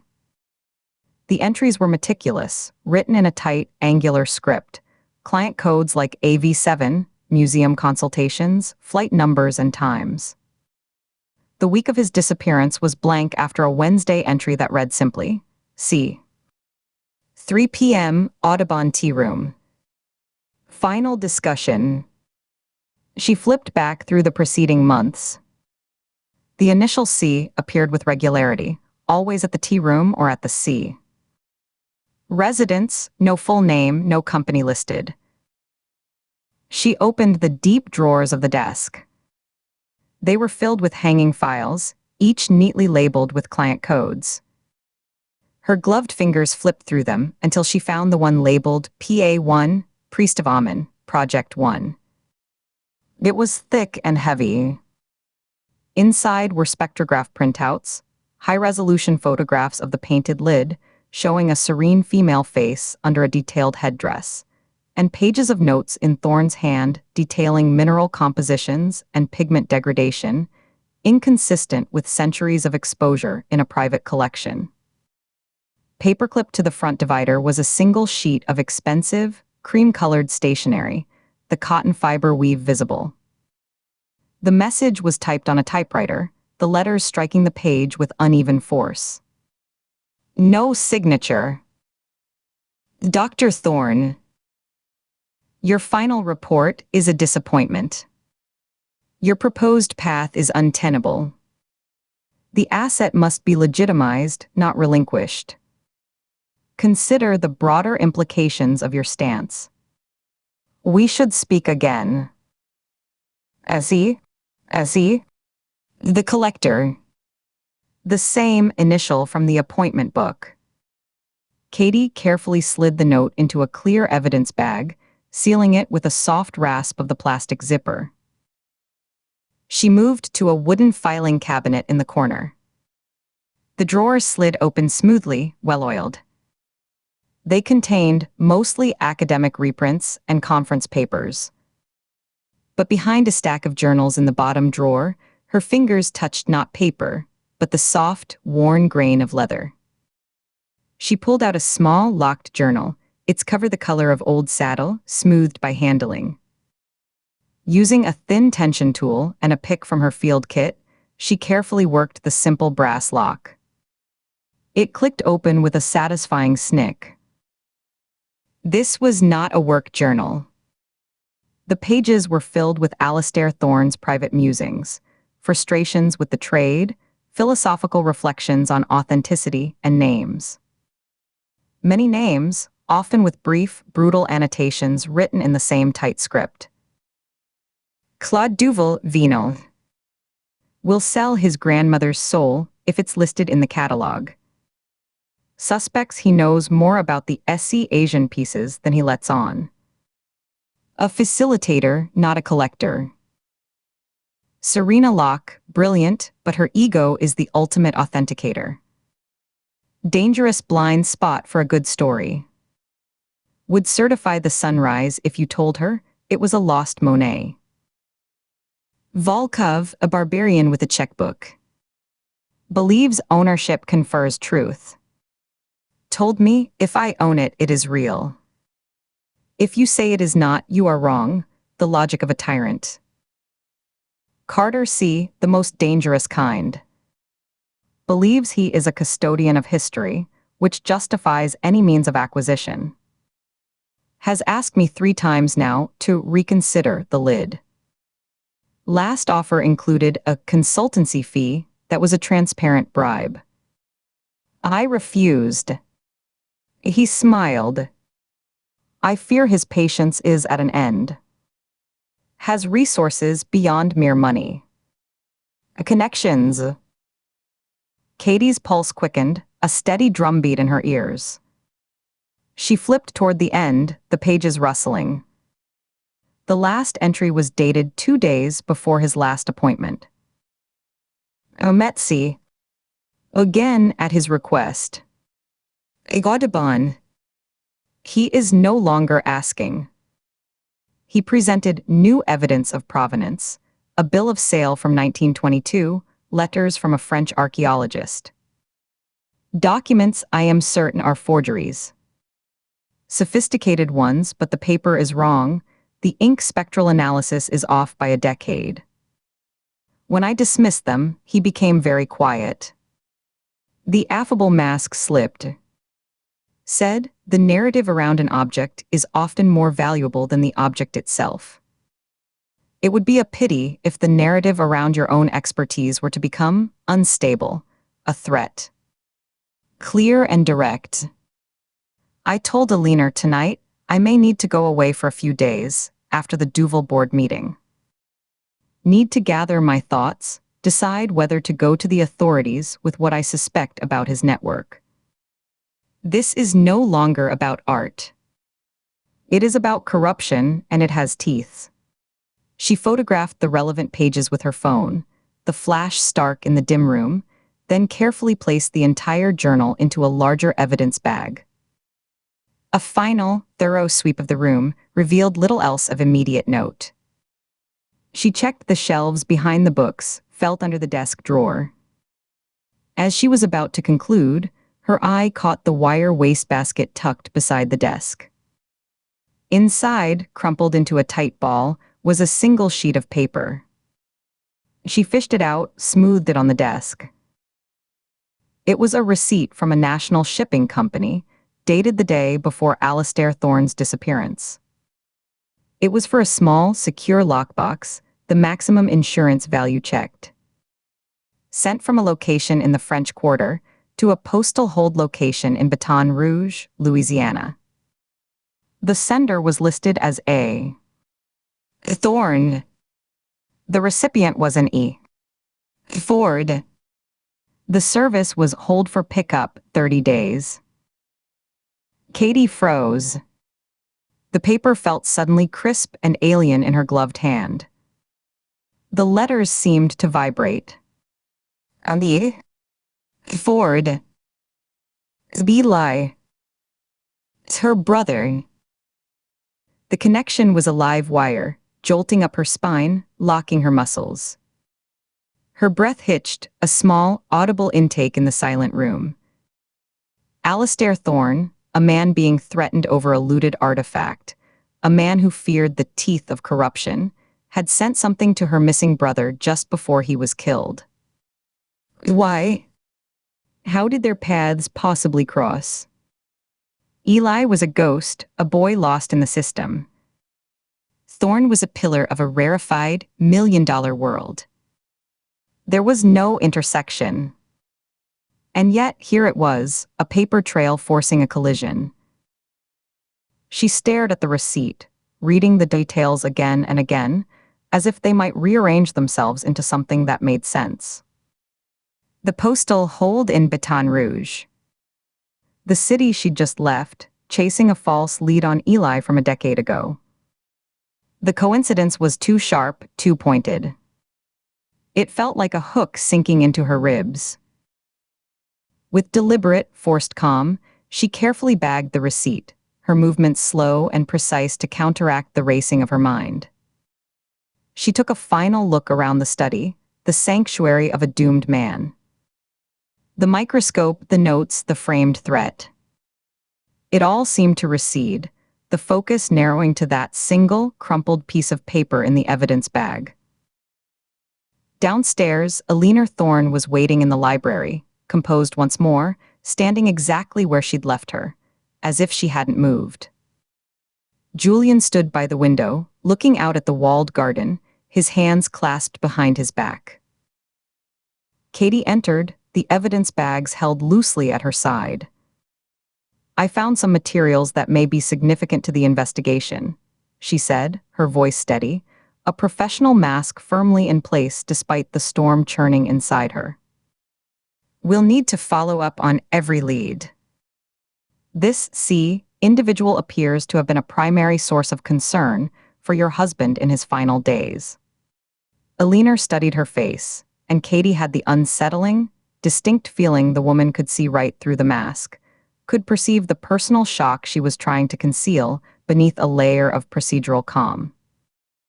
Eleanor's gray eyes were like scanners, missing nothing. You find who did this, Eleanor said, her voice like cut glass, each word sharp and clear.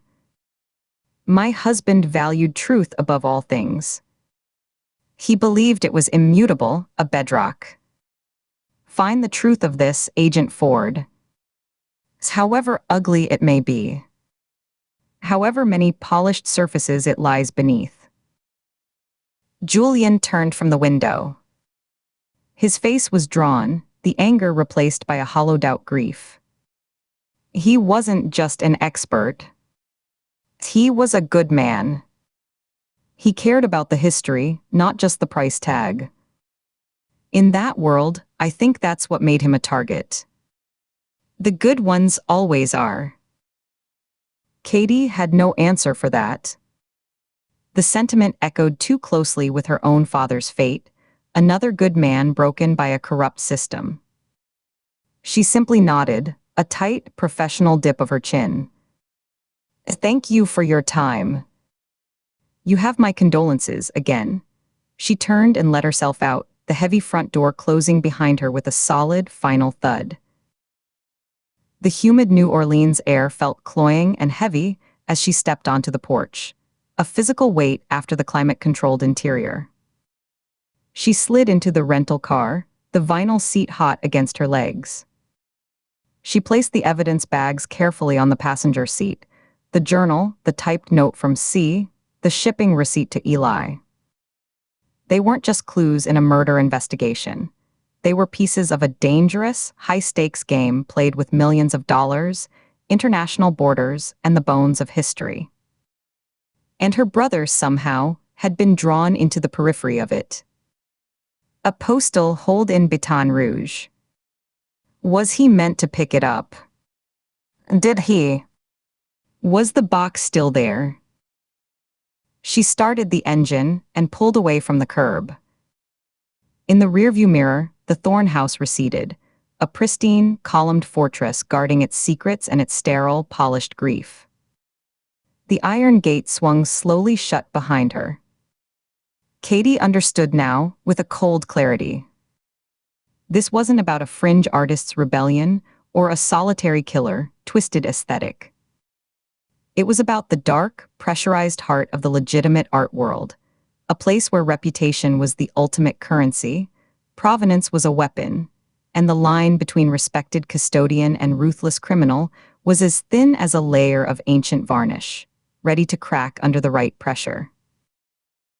She drove toward the field office, the names and initials turning over and over in her mind, a sinister roll call. Claude Duval, Dmitry Volkov, Serena Locke, the mysterious, threatening sea. And Eli. Always Eli, a silent question mark at the center of it all. One of those names, she was certain, was connected to the killer who had put Alastair Thorne in a crate. And one of them, perhaps the same one, might know where her brother had disappeared to, and why a dead man had tried to send him something in the final hours of his life. In Chapter 8. In Chapter 8. In Chapter 8. The Moss house stood alone at the end of a gravel drive, a converted farmhouse surrounded by the flat, endless expanse of fallow cotton fields. To Nina Shaw, it looked like a shipwreck on a pale sea. The sky was the color of old pewter, threatening a rain that hadn't yet fallen. She killed the engine of the borrowed county cruiser and sat for a moment, listening to the tick of cooling metal and the distant cry of a crow. The air through the open window carried the scent of turned earth and something sweetly rotten from the nearby swamp. She pulled the keys from the ignition, the metal warm in her palm, and let her gaze travel over the property. The field stretched to a distant tree line, a smudge of dark green against the gray sky. A rusted tractor, skeletal and still, sat half-submerged in weeds near a collapsed outbuilding. The silence was immense, broken only by the whisper of wind through dry stalks. It was the kind of quiet that felt like a held breath. Dee left Katie at the sheriff's department, deep in the minutiae of Lauren Simmons's journal. The girl's life had been a series of cryptic notes and impulsive sketches, a map drawn in invisible ink. Nina preferred the tangible, the human source. Grief, she had learned over decades, was a more reliable compass than any piece of evidence. It always pointed true north to the heart of a matter. Sometimes, though, the needle swung back to a fixed point in your own past, a true north of failure. The ghost of Carl Evers, the man whose wrongful conviction she'd inadvertently caused, was a permanent resident in the back rooms of her mind. She distrusted the profile, the forensic evidence that had been planted by her corrupt former partner, Marcus Fell. She built the case that put an innocent man away for a decade. Her subsequent fight to expose Fell and clear Evers had cost her her reputation, her rank, and nearly her career. It was a ghost that never fully left the room. She could feel its presence now, in the isolation of this landscape, in the task of asking a grieving man to relive his wife's last days. She pushed the thought away, a practiced mental motion. It had no place here. This was a new case, a new failure to prevent.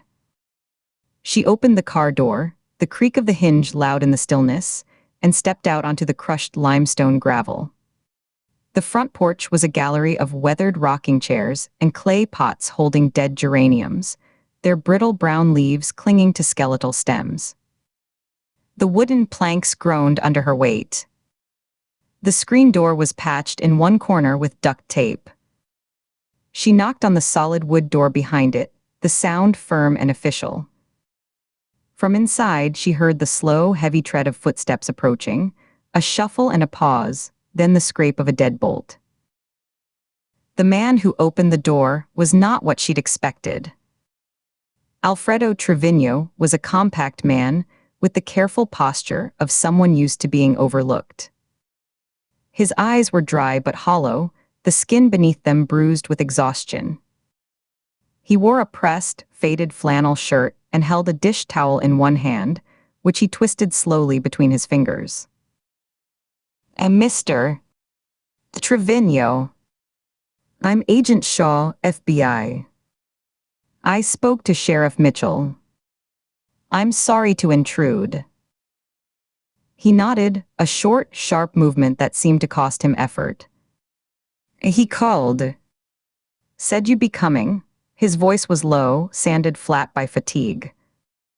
He looked past her shoulder for a second, at the empty fields, as if expecting someone else.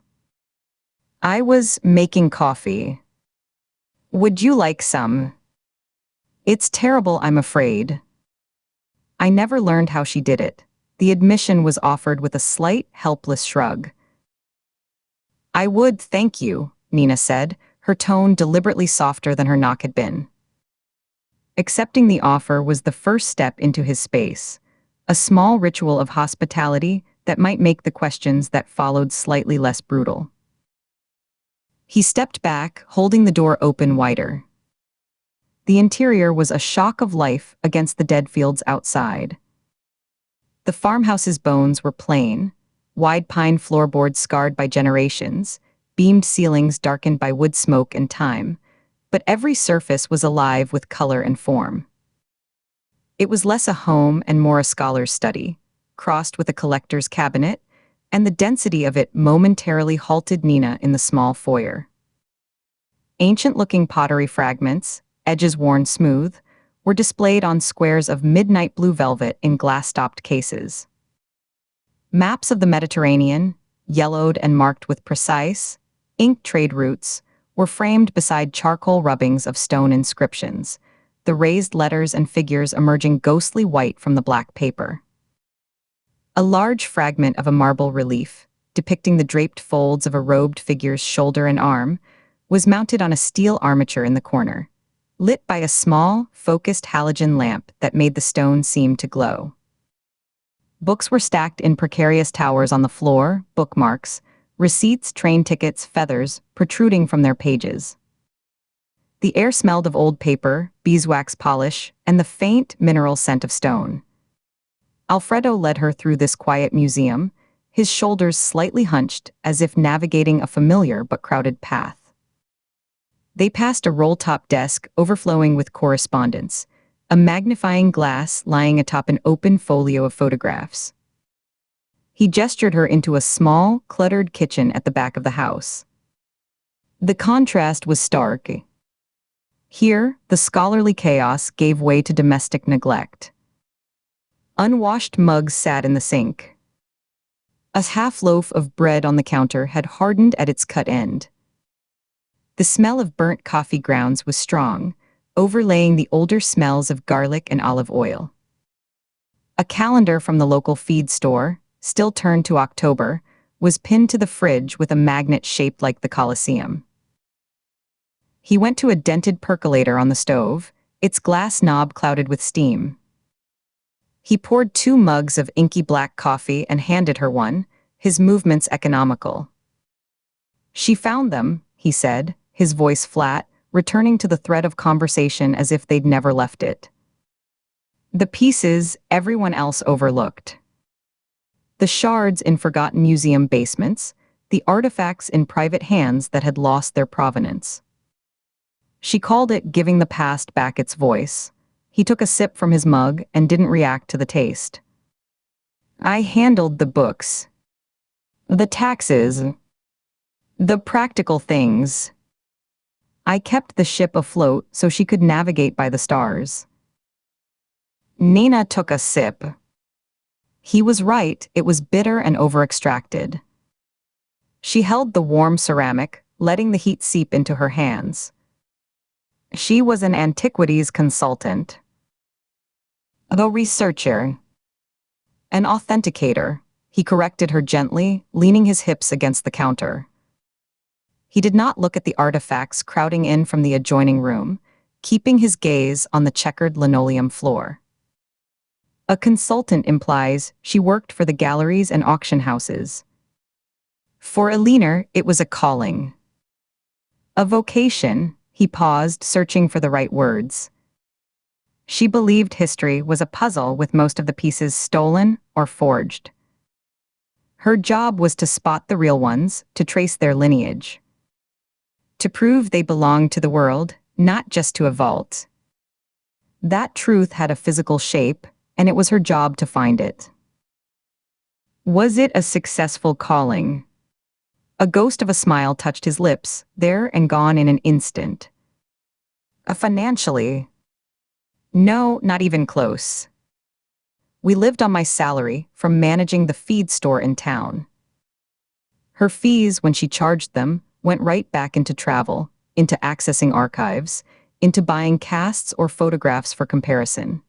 He finally looked up, his eyes meeting Nina's briefly before sliding away. But success for her wasn't money. It was verification.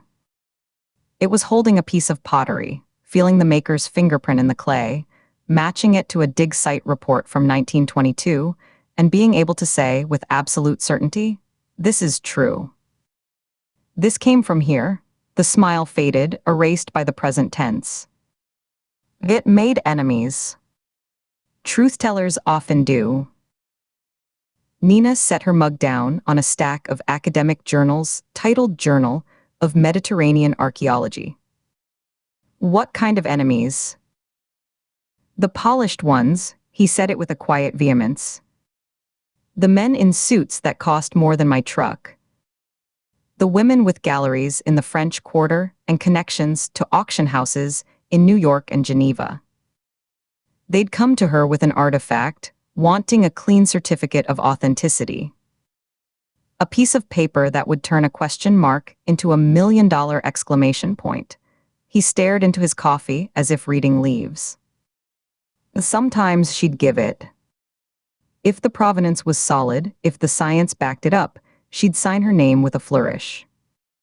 Sometimes she'd look at their piece, and then at the paperwork, and she'd get very quiet.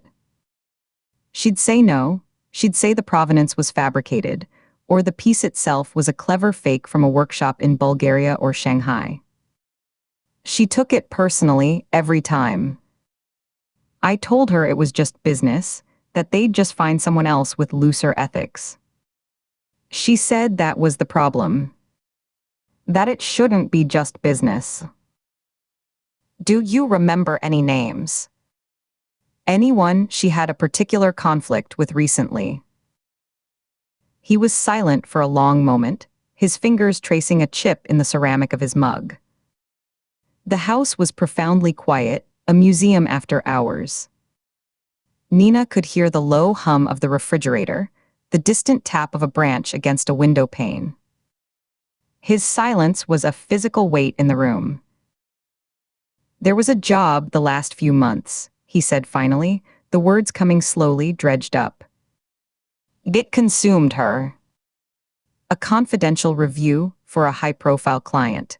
A full authentication of a multi-million-dollar collection being considered for a private museum endowment. She couldn't tell me who the client was, only that the pressure was immense. She was anxious, working late into the night. I'd wake up at 2 a.m. and see the light under her study door. He swallowed. She said the provenance trail for several key pieces was problematic. Fabricated, she thought. She was being pressured to alter her findings, to look the other way. To provide a nuanced interpretation of the data. Did she say who was pressuring her? The client directly. An intermediary. She wouldn't name names. Not to me. She said it was too dangerous, that the money involved could make people vanish. She said they played a different game. That it wasn't about scholarship, it was about asset valuation. His eyes drifted to a small, empty space on a bookshelf near the kitchen doorway, a clean rectangle of darker wood amidst a layer of dust. She kept all her working notes for that review separate, on an encrypted portable drive. A little black thing, no bigger than a matchbox. She was meticulous about it. She kept it in that spot always. I'd see the blue light of it blinking in the dark when she worked. He looked back at Nina, his expression bleak. It's gone. I looked for it after she was gone. I turned this house upside down. I thought her notes might explain something, might tell me who did this. But it's not here. Nina felt the first real tug of a lead, cold and metallic, like a hook setting deep. She kept her posture relaxed, her voice even. Gone. Stolen, you think? Perhaps. Or she hid it. She was frightened near the end. The last week she was jumpy. She'd look out the windows. She stopped taking calls on the house phone. He wrapped his arms around himself, a self-contained gesture. She said if something happened to her, that drive was the only thing that proved she was right. That it was the key. He looked away, out the small window over the sink to the endless fields, his reflection a pale ghost on the glass. I guess she was right to be frightened. She had the key, and someone wanted the door permanently locked. Nina asked a few more questions, gathering the mundane details of a life that had ended in a grotesque and theatrical display. The names of other clients or dealers she'd crossed, any strange correspondence, odd phone calls. Alfredo answered mechanically, his mind clearly circling back to the missing drive, the pressured review, the empty space on the shelf. His answers were brief. A gallery owner in Memphis who'd been angry about a denied authentication 3 years prior. A collector from Dallas who'd threatened litigation but never followed through. None felt recent enough, potent enough for this. This last client, Nina pressed, leaning forward slightly. The one with the problematic collection. Did she mention any intermediaries? Lawyers, brokers, anyone who acted as a go-between. Someone who delivered the artifacts, or who communicated the client's expectations. Alfredo frowned, his brow furrowing in concentration. He closed his eyes, pinching the bridge of his nose. A name, she muttered it once on the phone, thinking I was in the other room. I was fixing the faucet in here, the water was running. Thorn. Something like that. Julian, maybe. It was just a fragment of a sentence. I heard her say, tell Julian Thorne the documentation doesn't match the thermoluminescence. The math doesn't lie, that's all I heard. She was angry. Her voice had an edge I didn't often hear. Nina noted the name in her mind, etching it there. An intermediary. A pressure point. A name that could connect the insulated world of high-value artifacts to the woman who authenticated them. As she stood to leave, her gaze caught on a small, framed photograph on the windowsill, partially obscured by the lace curtain. She moved closer. It showed a younger, smiling Alina Moss at a gallery opening, holding a champagne flute. She was standing beside a vibrant young woman with streaks of purple in her dark hair, who was laughing at something off camera. The young woman was Lauren Simmons. The background was a blur of white walls and abstract paintings. Did your wife know Lauren Simmons?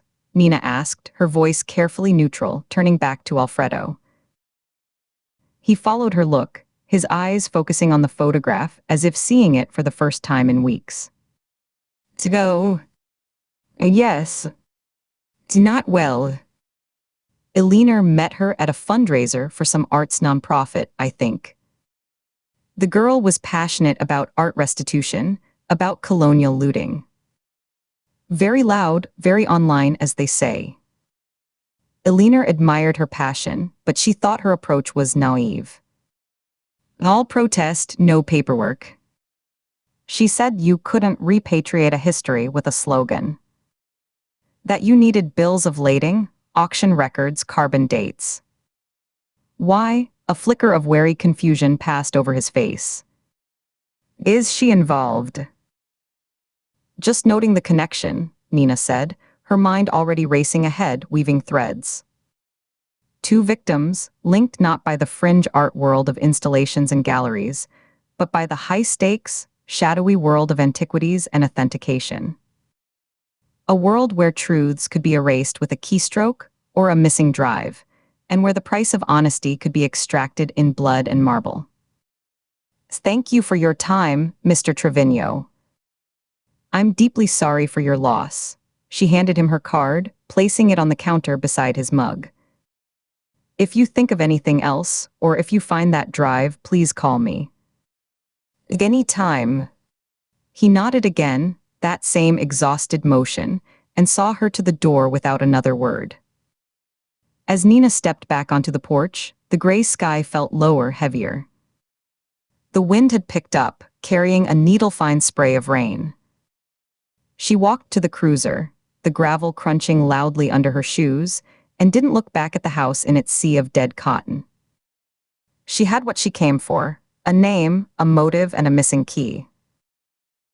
Back in the chaotic buzz of the Jericho Falls County Sheriff's Department bullpen, Katie Ford was constructing a lattice of chaos.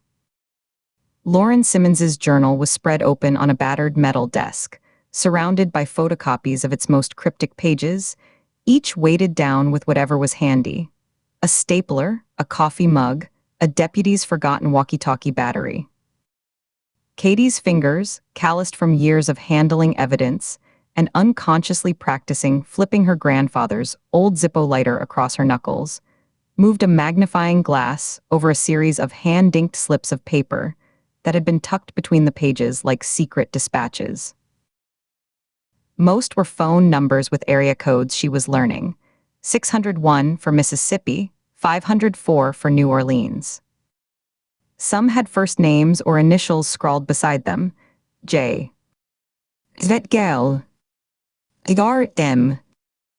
Always a burner. One was a crude drawing of a broken column, like a logo. Another simply said, in tight, angry script that dug into the paper, follow. Below it was a short, damning list, auction houses. Private trusts. Shelcor. Thorn Asok. The last two words were underlined twice, the pen nearly tearing through the page. The bullpen was a symphony of low-grade dysfunction. A ceiling fan wobbled on its axis, clicking with every rotation. The fluorescent lights buzzed like trapped insects. Deputies moved through the space with the weary gait of men who'd seen too many dead ends. The air smelled of stale coffee, industrial cleaner, and the pervasive, damp wool scent of uniforms that never fully dried. Katie had tuned it out, her world narrowed to the pages in front of her, to the frantic energy of a young woman trying to trace the invisible arteries of money.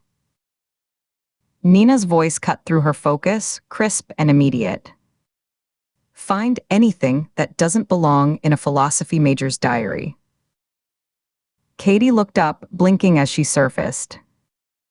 Nina stood by the desk, her impeccable blazer showing no sign of the afternoon's humidity, but her eyes held a distant, preoccupied cast Katie hadn't seen before, a look that spoke of quiet houses and raw grief, not spreadsheets and timelines.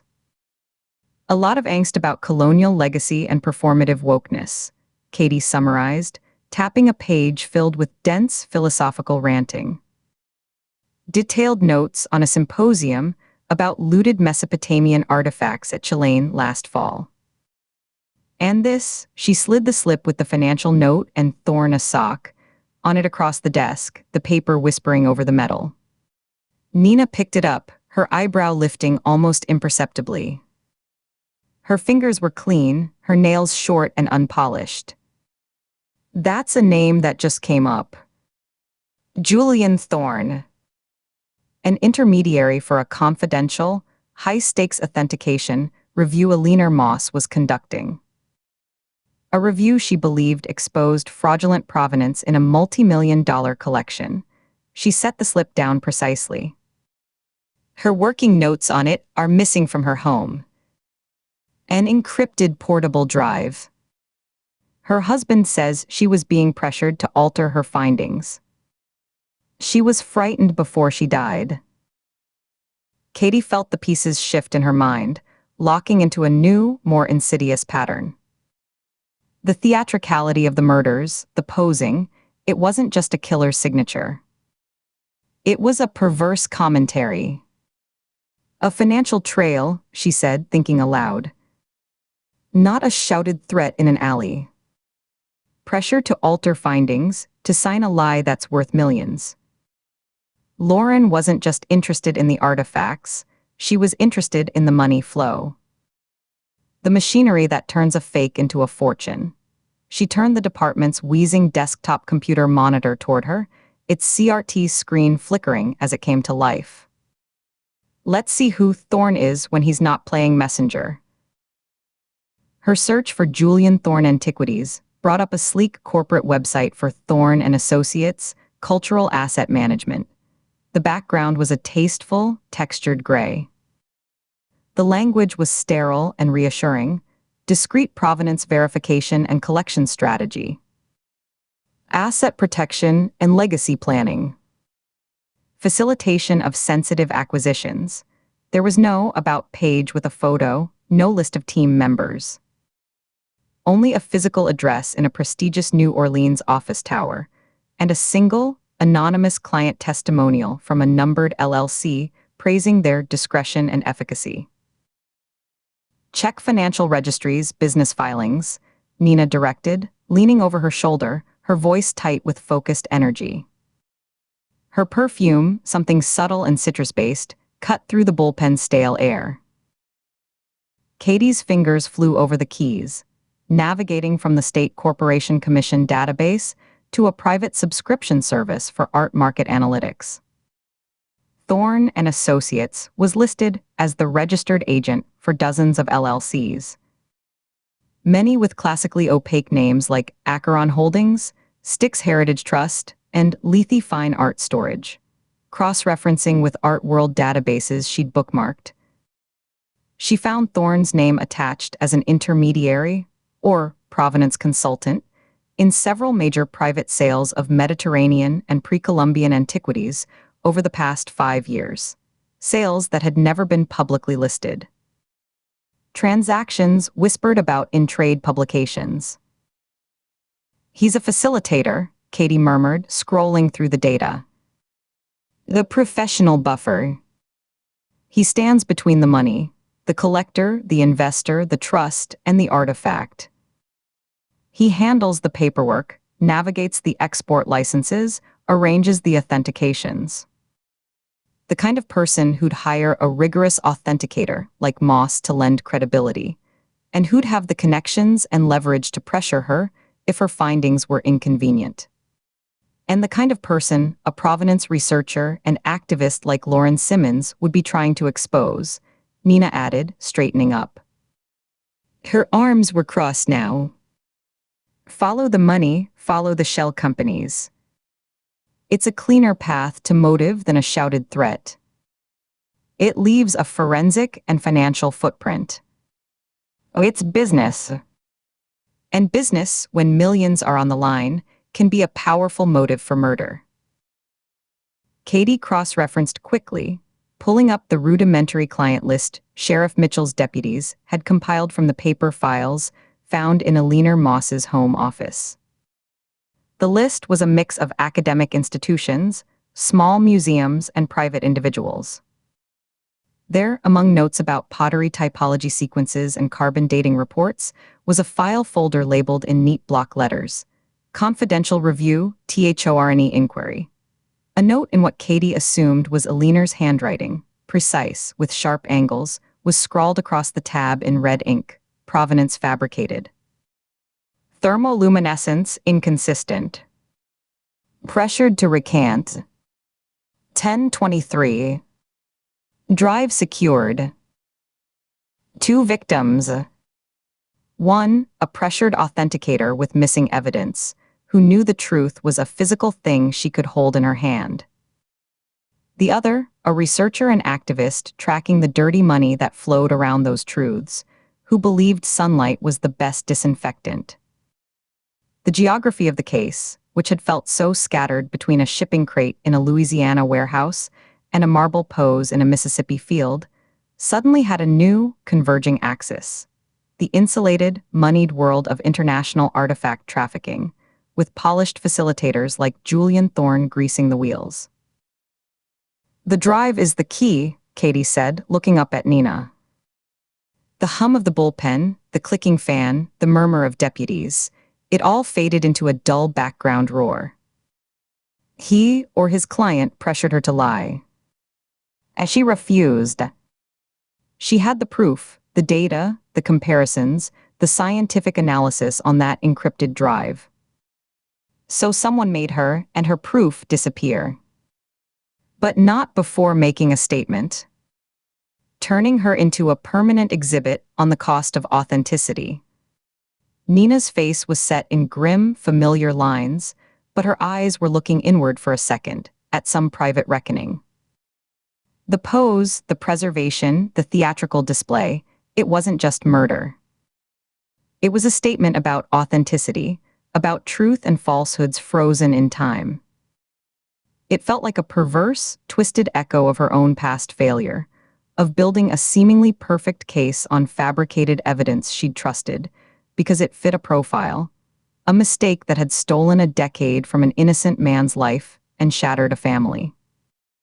She could almost hear Marcus Fell's reasonable, confident voice explaining away an anomaly in the chain of custody. She shook it off, a sharp physical motion of her head. This was fact, not guilt. This was evidence leading to a name. "We need to find that drive," she said, her voice crisp now, decisive, the inward look gone. "And we need to follow Thorne's financial trail into a brick wall.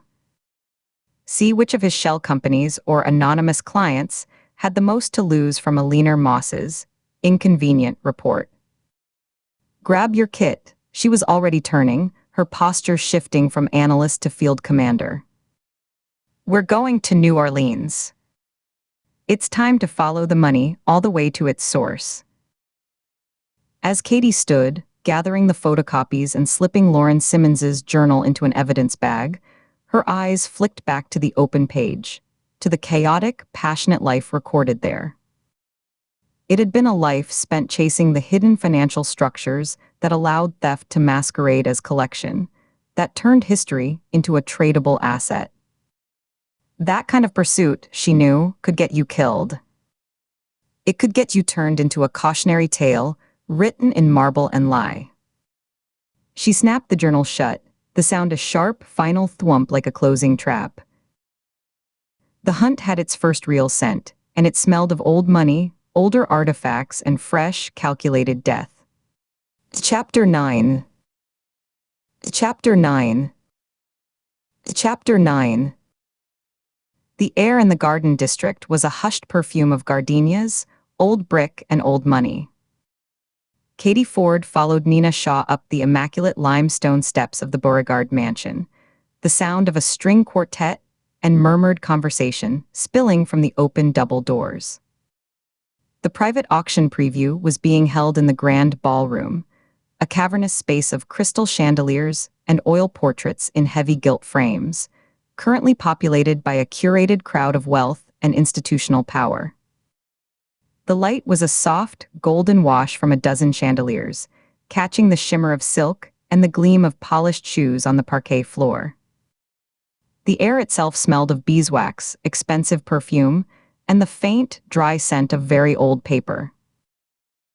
He's here somewhere, Nina murmured, her eyes scanning the room. She looked effortlessly authoritative in a tailored navy blazer, a stark contrast to the understated silks and bespoke suits around them. Katie felt out of place, her own dark trousers and simple shirt feeling functional and dull. She rubbed her thumb against her fingertips, feeling the grit of Mississippi Road dust still embedded under her nails, a gritty souvenir from the Delta that no amount of scrubbing in the airport bathroom had fully erased. They moved through the clusters of people. A woman in a champagne-colored gown laughed behind a gloved hand. A man with a perfectly trimmed beard gestured with a champagne flute toward a landscape painting. Katie's eyes cataloged exits, sightlines, the positions of security personnel in discreet black suits. They found him near a glass case displaying a pre-Columbian funerary urn, holding a crystal tumbler of amber liquid. He was listening with a detached, polite smile to a couple extolling the virtues of a massive maritime painting of a storm-tossed schooner. Julian Thorne was a man who wore his 50-odd years and his considerable fortune with the same ease as his Savile Row suit. His hair was a distinguished silver, swept back from a high forehead. His face was handsome and remarkably unlined, but his eyes held a watchful, assessing chill that seemed to absorb light rather than reflect it. As the couple, satisfied with their audience, moved away toward a display of Renaissance drawings, his gaze settled on the two women. The recognition was immediate and tinged with weary amusement, as if he'd been expecting a tiresome but inevitable delivery. He didn't approach, simply took another slow sip of his whiskey and waited, a king allowing petitioners to cross the throne room. Nina closed the distance, her stride confident and unhesitating. "And Mr. Thorne." Nina Shaw, Katie Ford. "The FBI. We have some questions." Federal agents at a Sotheby's preview. How refreshingly direct. His voice was a cultured baritone, smooth and devoid of any warmth. "I assume this is about poor Aliner and that researcher." "A dreadful business." "But this," he said, making a slight gesture that encompassed the chandeliers, "the art, the murmuring crowd, is hardly the venue." "We can make it one," Katie said, her voice low but clear. She kept her hands loose at her sides, her posture neutral but ready. "Or we can continue this at your office tomorrow, with more formality. Your fellow collectors might find the spectacle of a federal interview even more engaging than the Etruscan bronzes over there. We hate to disrupt the bidding." A flicker of irritation passed over his composed features, a slight tightening at the corner of his mouth. He took a slow sip of his whiskey, letting the ice cubes clink softly against the crystal. "You have my attention." Briefly, he set the glass down on a nearby pedestal holding a small jade figure. "Let's step onto the loggia. The art in here is too fine for this conversation." He turned without checking if they followed, moving with a relaxed certainty toward a set of arched French doors at the far end of the ballroom. Nina shot Katie a look, "Stay sharp," and they fell into step behind him. They weaved through the crowd. Katie felt the brush of a man's tuxedo sleeve, caught a whiff of cigar smoke clinging to another. Thorne pushed open one of the heavy doors, and the humid night air rushed in, a palpable wall of damp heat that carried the scent of jasmine and damp earth. He led them out onto a long, shadowed veranda of white-painted brick, overlooking a manicured garden. The party sounds faded to a distant, civilized murmur, replaced by the rhythmic chirp of crickets and the soft trickle of water from a stone fountain below. The loggia was lit only by sconces spaced far apart, casting pools of warm light that left deep shadows between them. The contrast from the golden ballroom was stark, like stepping into a different, quieter world. "You knew both victims," Nina stated. It wasn't a question. Of course, Thorne leaned a hip against the wrought iron railing facing them. The dim light carved the planes of his face into sharper relief.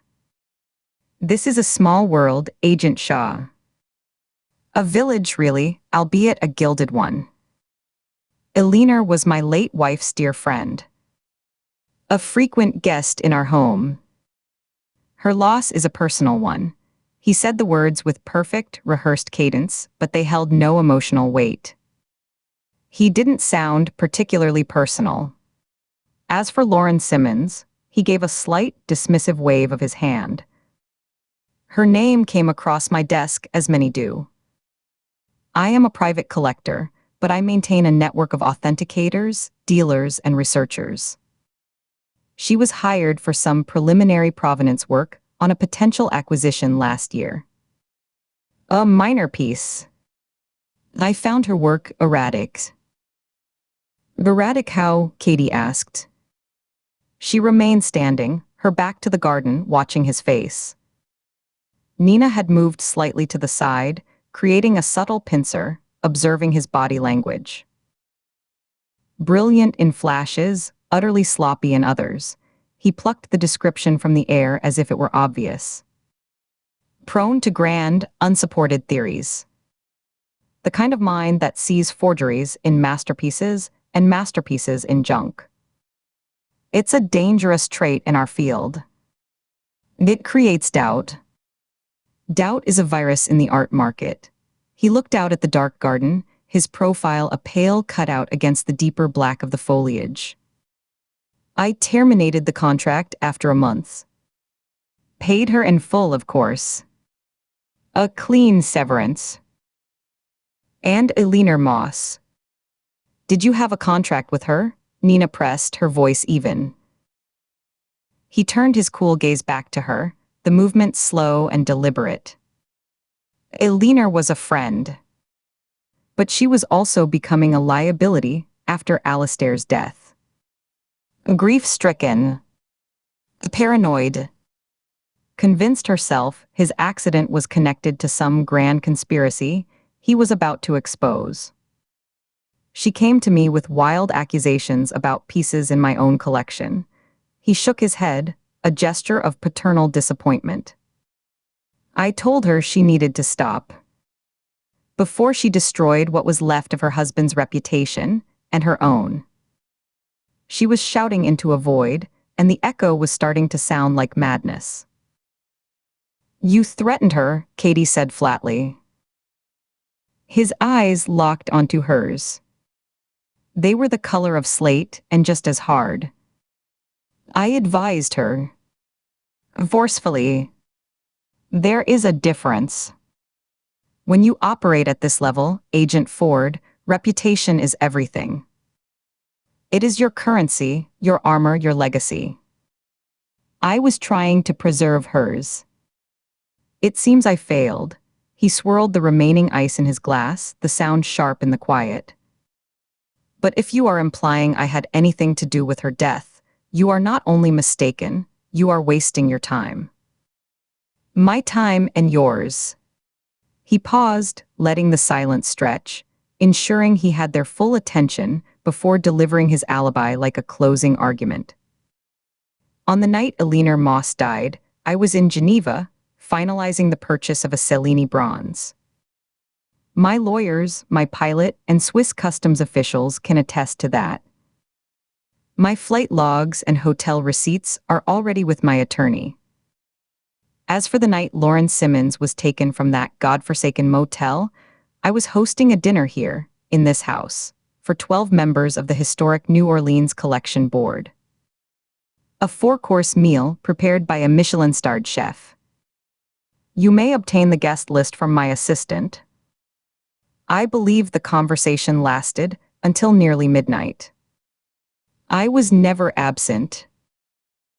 His alibis were not just solid, they were monuments built of paperwork, credit card transactions, and unimpeachable witnesses. He was using the entire edifice of his institutional credibility as a fortress wall, and he knew its thickness down to the inch. Anyone else who might have wanted to hurt them? Nina asked, her tone deliberately flat, refusing to be impressed. Thorne sighed, a sound of profound boredom that seemed to drain the energy from the space around him. Alina, in her decline, was making accusations left and right. She saw shadows in every corner. She mentioned a dealer in Memphis, a museum curator in Atlanta, even a rival here in the Garden District. She was unwell. As for Lauren, he shrugged one impeccably tailored shoulder. As I said, she attracted chaos. She had a habit of making powerful enemies by declaring their prized possessions to be fakes, often publicly on those dreadful online forums. A very reckless, very modern habit. He finished his drink, the ice clicking against his teeth. But to this grotesque end.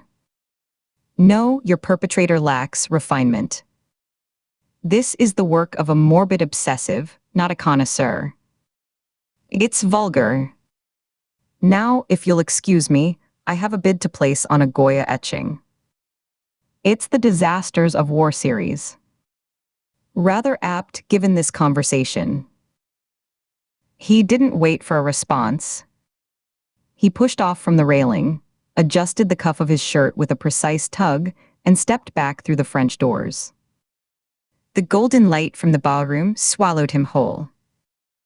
Katie watched as he was immediately absorbed by a small group, a curator in horn-rimmed glasses and a woman in a black gown, his posture shifting instantly from detached annoyance to engaged congeniality. The door swung slowly shut behind him, muffling the string quartet once more. Katie stood on the dark loggia, the frustration a hot, dense stone in her chest. Her jaw was tight. She took a slow, controlled breath, but it did nothing to dislodge the feeling. They'd been dissected, categorized as a nuisance, and dismissed by a man whose power and privilege made him nearly untouchable. She could still smell his whiskey, faint and peaty, in the air between them. "Come on," Nina said, her own expression unreadable in the shadows. She turned and walked toward a set of stone steps at the far end of the loggia that led down to a side gate and the street. The music from inside sounded thin and desperately cheerful now, a soundtrack for a world that operated on entirely different rules. Outside on the quiet sidewalk, the humid night felt more honest. It was just heat and moisture, and the distant rumble of a streetcar. Nina didn't speak until they were in the rental car, the mansion's glowing windows receding in the rearview mirror like a receding dream. She put the key in the ignition but didn't turn it immediately, her hands resting on the wheel. "He's not our guy," she said finally, her voice matter of fact. Katie buckled her seatbelt, the click loud in the quiet car. "He's got the knowledge. The access. A clear motive to silence people who were threatening his pristine little world." He all but admitted he told Alina Moss to shut up. He did. And he's a cold piece of work. A narcissist who probably thinks we're too crude to understand his rarefied problems. Nina turned the key, the engine purring to life. The dashboard lights painted her face in soft green and orange. But he's also a man who protects his legacy with lawyers and airline manifests and dinner parties with 12 witnesses.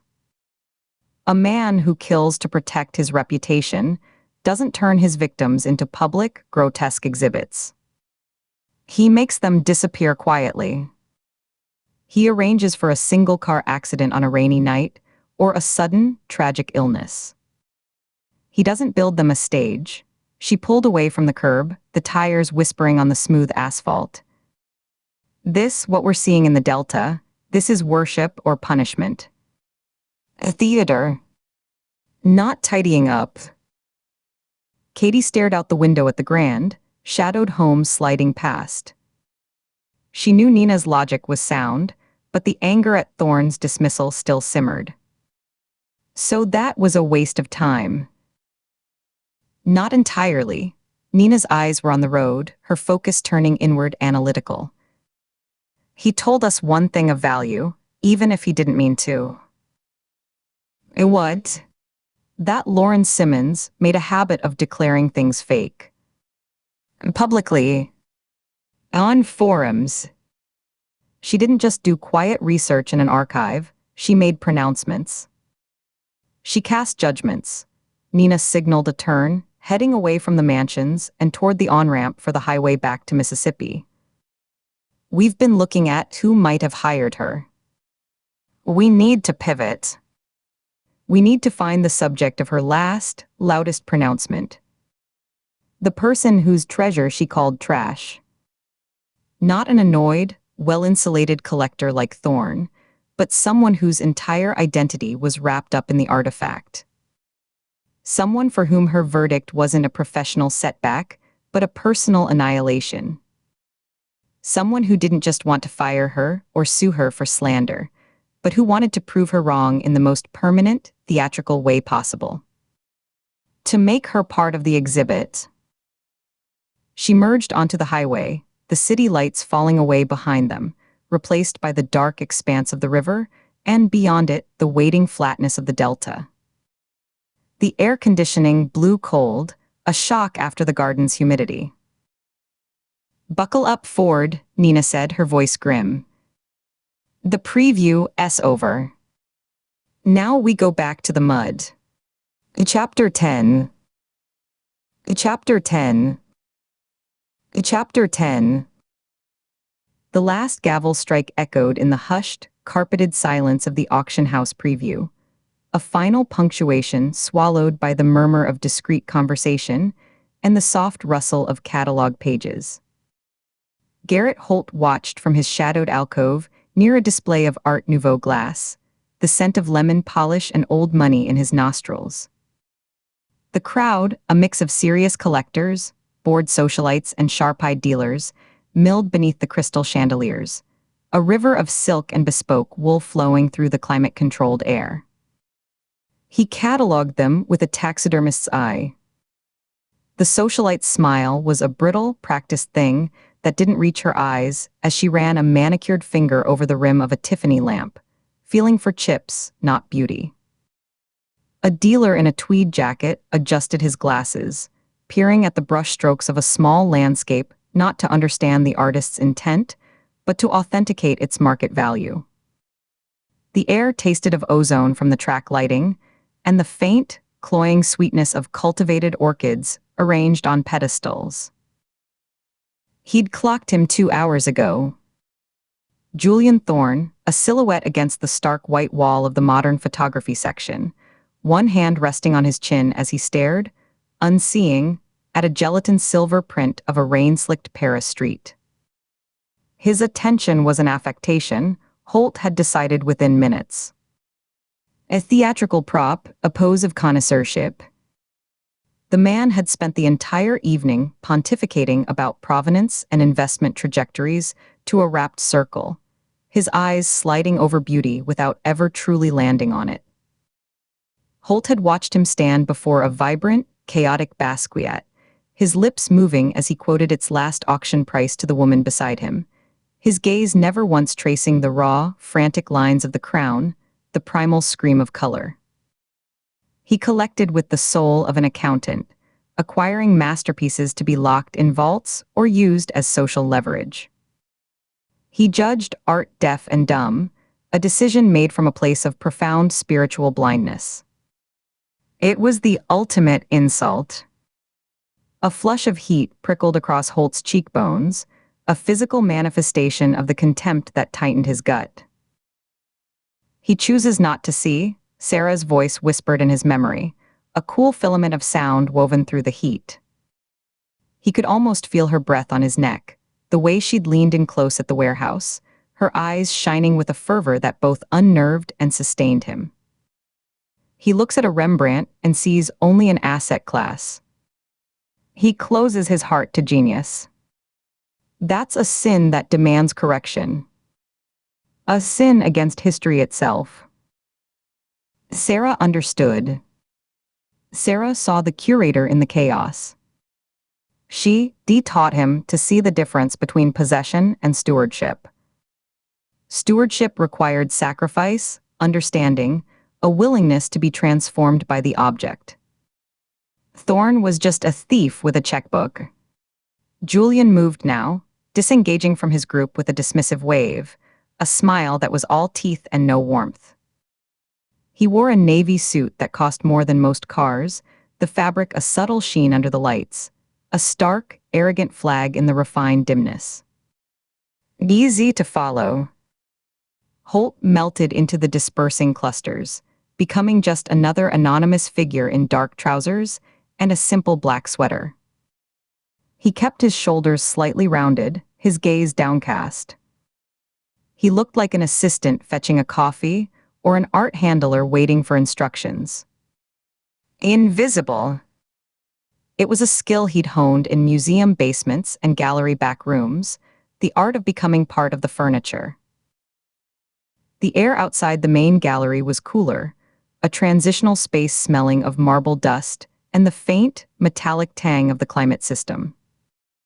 Rows of lesser lots were displayed here.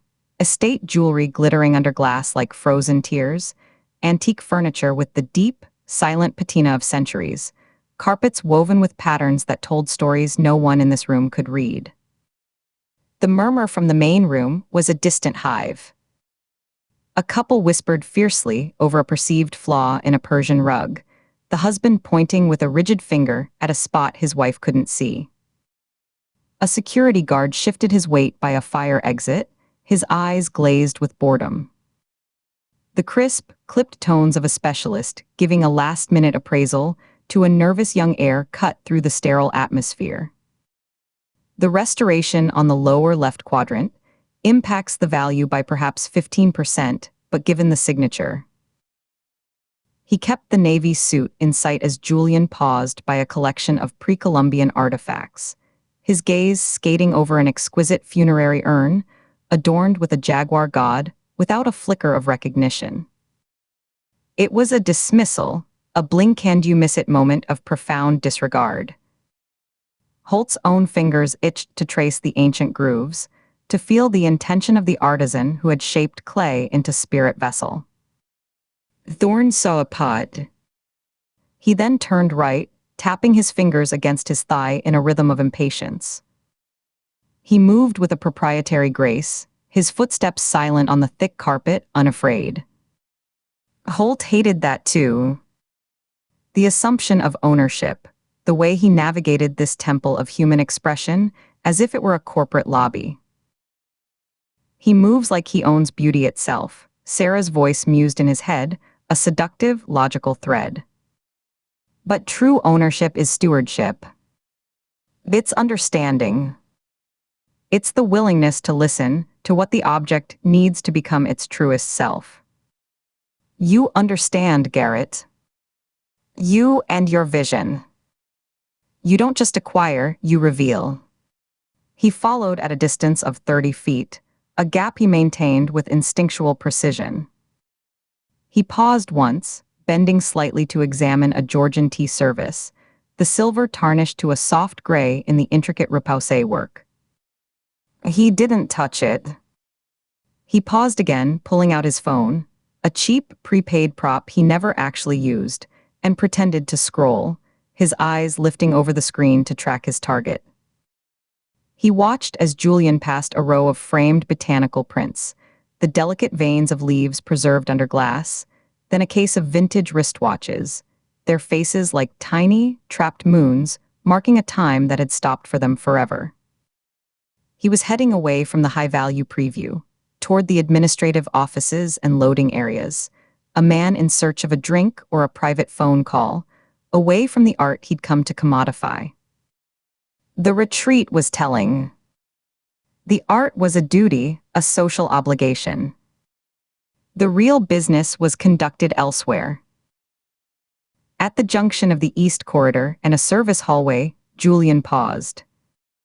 For a heart-stopping moment, Holt thought he might enter a staff-only area with a keycard lock. His muscles tensed, ready to abort, to fade back into the main gallery. But he didn't. He leaned a shoulder against the pale green wall, pulling out his own phone, his face illuminated by its cold glow as he scowled at the screen. The light carved harsh planes into his features, highlighting a petulant downturn of his mouth. He was annoyed. Distracted. Perfect. The sounds of the auction preview faded to a muffled hum, replaced by the persistent, low buzz of fluorescent lights in their recessed cages, and the distant, metallic clang of a dolly from a freight elevator shaft. The lighting here was functional, pools of harsh white separated by stretches of institutional gloom where the bulbs had burned out. The carpet gave way to polished linoleum, gleaming dully. "This is better," Sarah's voice cooed, intimate and approving. "Quiet. Private. A gallery of potential. Remember what his kind does. They hoard. They obscure. They take living history, vibrant essence, and turn it into a line on an insurance form. They bury meaning under layers of financial paperwork. Now you'll preserve it. You'll give it a form that can't be ignored, that forces even the blind to see." His fingers twitched at his side, the phantom weight of the syringe in his inner jacket pocket a comforting presence. He imagined the specific resistance of wool and skin, the silent, swift puncture, the barely perceptible click of the plunger. The paralytic for the stilling, a chemical embrace. The preservatives for the eternal form, a baptism into permanence. For Julian, a pose of contemplation. Of false reverence made permanent. He'd be arranged in a shipping crate, surrounded by the very artifacts he'd failed to comprehend, perhaps a ledger, a stock report, a glass of abandoned whiskey, a final, perfected exhibit of hollow avarice. Sarah would appreciate the curation, the sharp, clean commentary. She might suggest a small, ironic adjustment, the angle of the head, the placement of the hands. She had an eye for narrative. Julian pushed off the wall, stuffing his phone away with a frustrated sigh that carried down the quiet hallway and turned down the service hallway. A small, utilitarian placard read, "Lot storage and photography."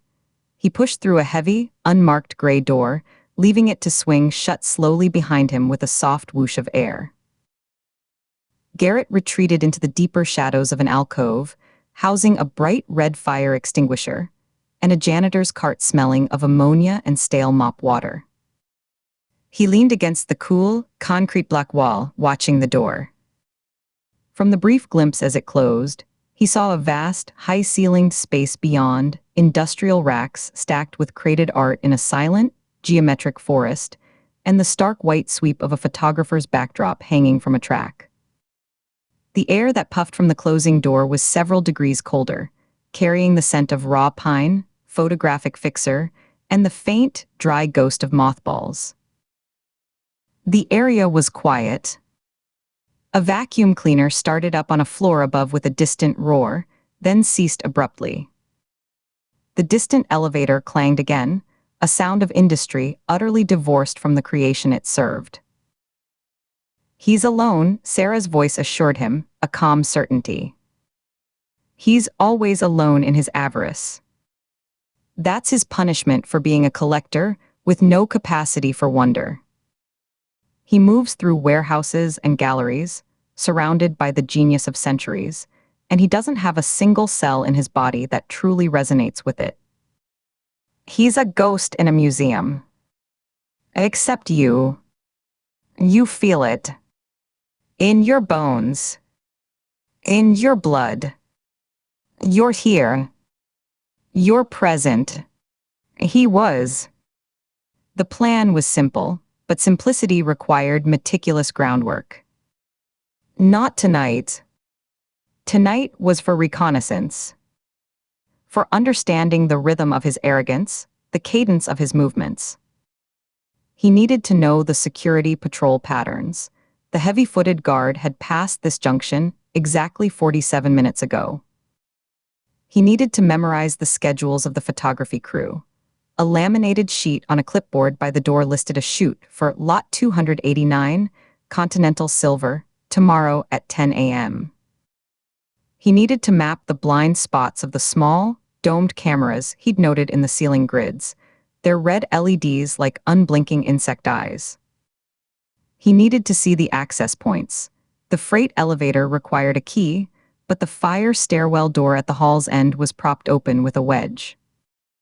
He needed to understand the profound vulnerability of a man who believed his wealth was a suit of armor. Curation required planning. A ritual. Sarah had taught him that. The act wasn't just acquisition, it was a statement of ultimate understanding, a translation of essence into new form. And such statements needed the right framing, the perfect, controlled environment. A stage. He settled into his observation, the sterile air drying his throat. He would wait. He counted his breaths, making them slow and silent. He watched the door. He listened to the building's hidden life. The groan of pipes, the intermittent click of a thermostat, the scuttle of something small, a mouse or a cockroach behind the janitor's cart. He would map the man's profound vulnerability, his spiritual vacancy, and turn it into a blueprint for his final, flawless exhibition. He began constructing it in his mind. The crate dimensions, the interior padding, the specific chemicals required for a subject of Thorne's age and presumed health, the lighting in the storage room that would cast the perfect, dramatic shadow when the crate lid was first pried open. Through the closing door, in the cavernous storage space, the silhouette of Julian Thorne had passed by a rack of crates, a ghost moving through a treasury he could never truly possess. Soon, Holt would make him a part of his own collection. The pivotal piece. The collector who would finally, forever, be curated. He would be transformed from a man who looked without seeing into an object that demanded to be seen. A fluorescent light in the fixture directly overhead buzzed, flickered, and then stabilized with a persistent, irritating hum. He didn't flinch. He let the sterile glare anchor him to the moment, to the airless silence of the hallway, to the glorious, terrible work that lay ahead. The buzz was a metronome. Sarah was right. He understood this world, its sacred objects and its profane custodians. He understood the silence that lived inside a masterpiece, waiting for someone who knew how to listen. And soon, through careful, reverent work, he would perfect it. He would give the silence a new, undeniable shape. Chapter 11. Chapter 11. Chapter 11. The juke joint was a low-slung shack of weathered cypress planks, silvered by decades of sun and rain, set back from Parish Road 14 under a canopy of dripping live oaks. Spanish moss brushed the rusted tin roof with a sound like whispering paper. A single, buzzing neon sign for Jack's Beer painted the gravel parking lot a sickly, pulsating green. Inside, the air was a thick, warm blanket of smells. Frying oil and cornmeal from the catfish, the sweet-rot tang of spilled beer soaked into the pine floorboards, the ghost of old cigar smoke embedded in the walls. A blues trio, just a guitarist with hands like knotted rope, a harmonica player with his eyes squeezed shut, and an old man in overalls beating a leather suitcase with a wire brush and a broom handle, played something low and mournful in the corner, the notes bleeding into the humid air. The few patrons, mostly older men in faded work shirts with salt lines at the collars, glanced at the two women in their dark jackets and then quickly looked away, their gazes sliding back to their glasses or the band as if they'd seen a trick of the light. Nina Shaw returned from the bar, weaving between mismatched tables, with two long-neck bottles held by the necks. Condensation already beaded on the glass, tracing clear paths through the label's dust. She set one in front of Katie with a soft clink. A local swill. Consider it cultural immersion. Katie took the bottle. The cold was a sharp, pleasant shock against her palm. She wasn't much of a drinker, but the gesture felt necessary. A punctuation mark at the end of a day spent in sterile rooms and grieving houses. She wiped the moisture on her jeans. I didn't peg you for a beer-in-a-bottle woman. I'm a woman of many contradictions, Ford. Nina took a long pull, her throat working, then set the bottle down and scanned the room with a practiced, unreadable calm. Her eyes catalogued the exits, the patrons, the band, the bartender, a quick professional sweep. Besides, in places like this, you drink what they have. It builds rapport with the universe. Or at least with the guy who might call the sheriff if we start asking the wrong questions. The music shifted into a slightly faster, rolling rhythm, a John Lee Hooker boogie pattern. Katie watched the guitarist's fingers fly over the strings, calloused and sure, landing on each note with a percussive thump. It was a skill, like profiling, built on thousands of hours of repetition and a deep, almost painful familiarity with patterns. She thought of the photos in her bag back at the motel, the crime scene shots of Lauren Simmons and Eleanor Moss posed like statues in their terrible stillness. A different kind of pattern, one she couldn't decipher yet, played on a different instrument. The harmonica wailed, a sound of pure, bent longing. You ever get used to it? Katie asked, not looking at Nina, her eyes on the guitarist's hands. Sleeping in strange beds, eating in places that feel 1,000 miles from anywhere. Nina was quiet for a moment, rolling her bottle between her palms. No, she said simply. The word was flat, final. You just get better at pretending you are. You learn which motel chains have the best blackout curtains. You memorize the menus of a dozen different airport diners. The moment you actually feel at home in a room that isn't yours, with a bed that 100 strangers have slept in, that's the moment you've lost something essential. She tapped her bottle gently against Katie's. The glass chimed. To not feeling at home. They drank in silence for a full minute, the blues filling the space between them with a shared, understood sorrow. Katie's mind, against her will, drifted back to the case, to the cold, meticulous precision of it. The victims weren't just killed, they were curated, selected, and prepared. It was a violation that felt both ancient, a ritual sacrifice, and chillingly modern, a serial killer with an aesthetic. She thought of Eli, of the formless, endless anxiety of his absence, a constant low-grade hum in her nervous system. Here, the absence was filled with a terrible, specific presence, a body, a pose, a chemical smell. She wasn't sure which was worse, the void or the grotesque thing used to fill it. You're thinking about the wrestler, Nina said. A faint, knowing smile touched the corners of her lips. Katie blinked, pulled from the thought. How did you? Please, Nina took another sip, her eyes crinkling. You asked me if the WWF still existed in the car on the way from the airport. It was a non sequitur of epic proportions. Only two things cause a brain to fire off a question like that in the middle of a case briefing: a significant brain injury or a man. You don't have a brain injury. She set her bottle down, the smile lingering. And so, the wrestler. Some hulking brute with a heart of gold. Katie shook her head, feeling a warmth in her cheeks that was from the beer, not from memory.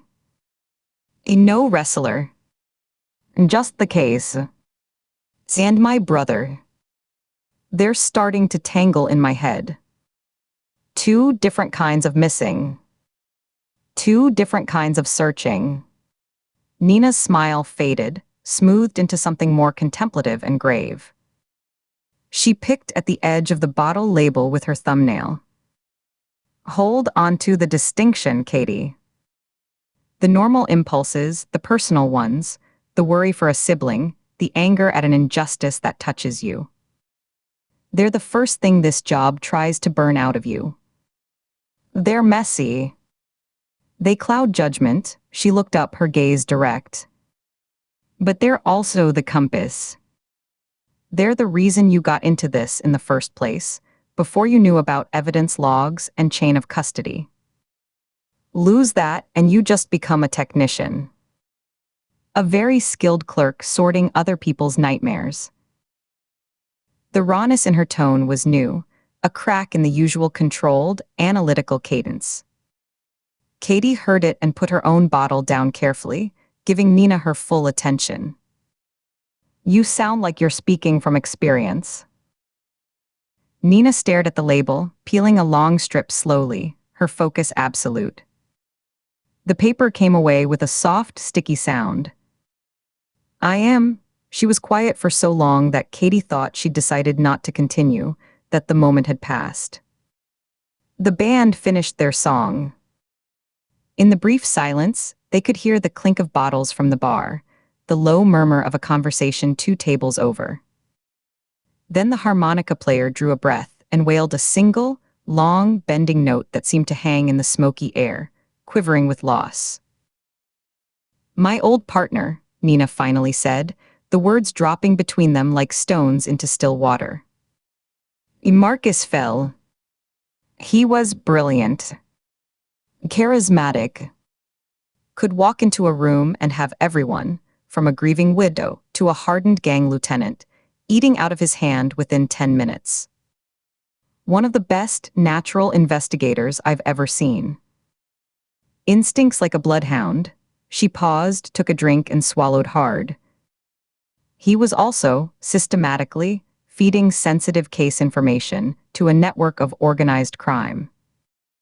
Witness locations, surveillance schedules, evidence weaknesses. Katie went completely still. The noise of the juke joint seemed to recede, muffled by the sudden weight of the confession. What? I discovered it. Piece by piece over months. Things that didn't add up. Leaks that had no other source. Nina's voice was flat now, a careful, emotionless recitation of facts, as if she were dictating a report. I tried to handle it quietly at first. Confronted him. He left. Told me I was paranoid, that I was jeopardizing our cases with my suspicions. So I went up the chain. And that's when the real horror show began. She peeled another strip of label, her movements methodical. The internal investigation was a masterpiece of bureaucratic cowardice and obfuscation. They were more concerned with containing the scandal than with justice. They focused on a single, containable case to offer as a sacrifice. A man named Carl Evers was on trial for armed robbery and assault on a federal officer. Fell had planted the corroborating evidence, a gun, some cash. I found the discrepancies in the evidence logs, the timeline that didn't hold. I took it to them. They slow-walked it. Delayed. Asked for more documentation. Nina's jaw tightened. I couldn't prove it in time. The trial proceeded. Evers was convicted. He died in prison 2 years later from a staph infection that went untreated. He left behind a family.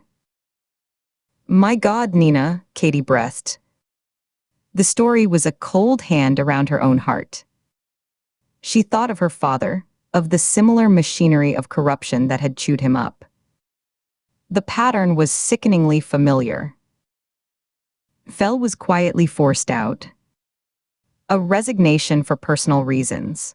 No prosecution, no public record, no notation in his file. A clean break. Nina finally looked at Katie, and her eyes were hard, polished stones. He resurfaced about a year later. High-end security consultant. Private fixer for corporations and individuals with messy problems. Probably for the same people he'd been feeding all along. He's still out there. Still connected. Still operating in those same dark networks, just with a better suit. The weight of the confession settled in the space between them, a third presence at the table. Katie thought of Eli, of the void his disappearance had carved into her life, a hollow space that ached. That was an absence, a question mark with no answer. Nina's guilt was a presence, a solid, heavy thing she carried in her posture, in the set of her shoulders. Her fear was a living one, not of the dark, but of the man in it. "I'm sorry," Katie said, knowing the words were utterly inadequate, just sounds to fill the terrible silence. Nina shook her head once, a sharp, dismissive motion. "Don't be. It's the cost of doing business. The tuition for the education." She signaled the bartender, a raised finger, a slight nod for 2 more bottles. The man nodded back, his expression unchanging. As they waited, the band started up again, a slower, dirtier blues.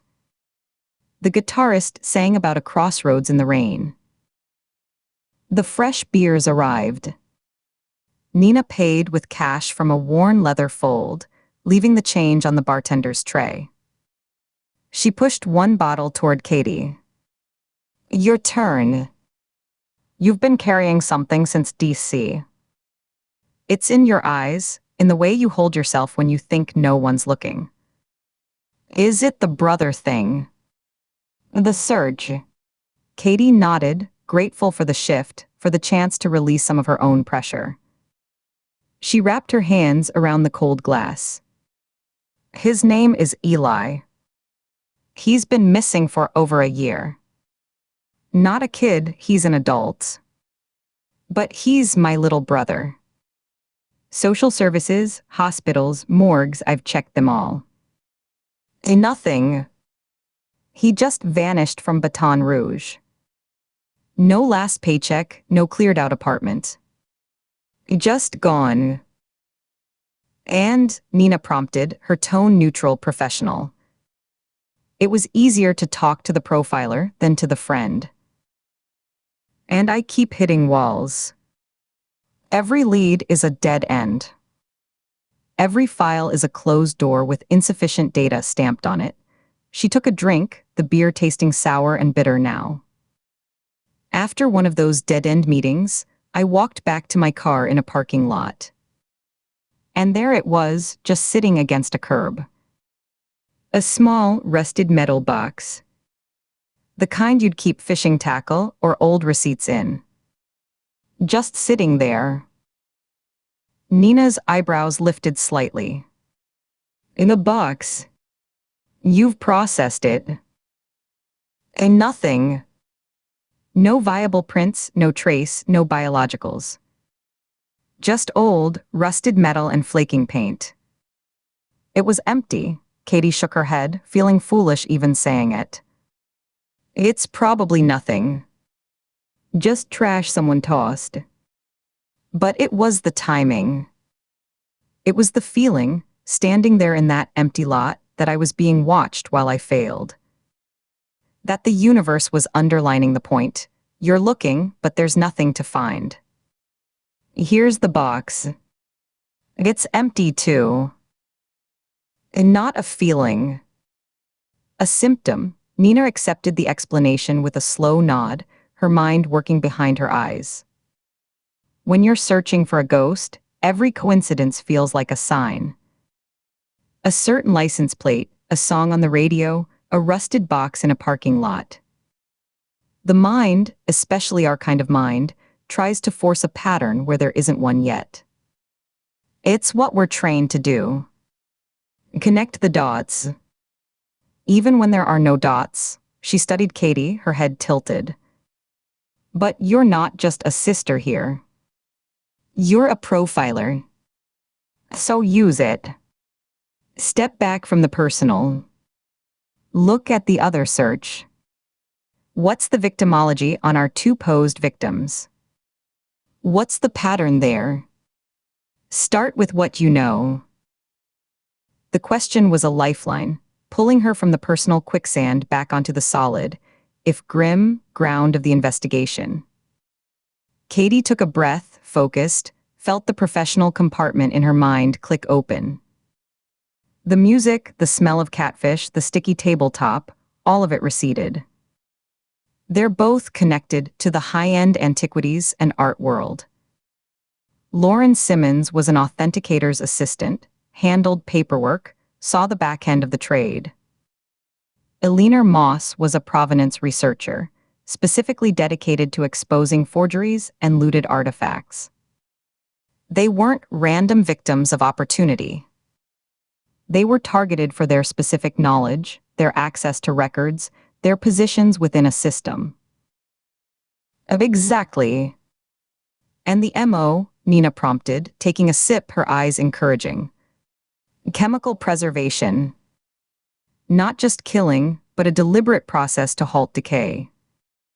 Classical, almost funerary posing. It's not just murder, it's display. It's a statement.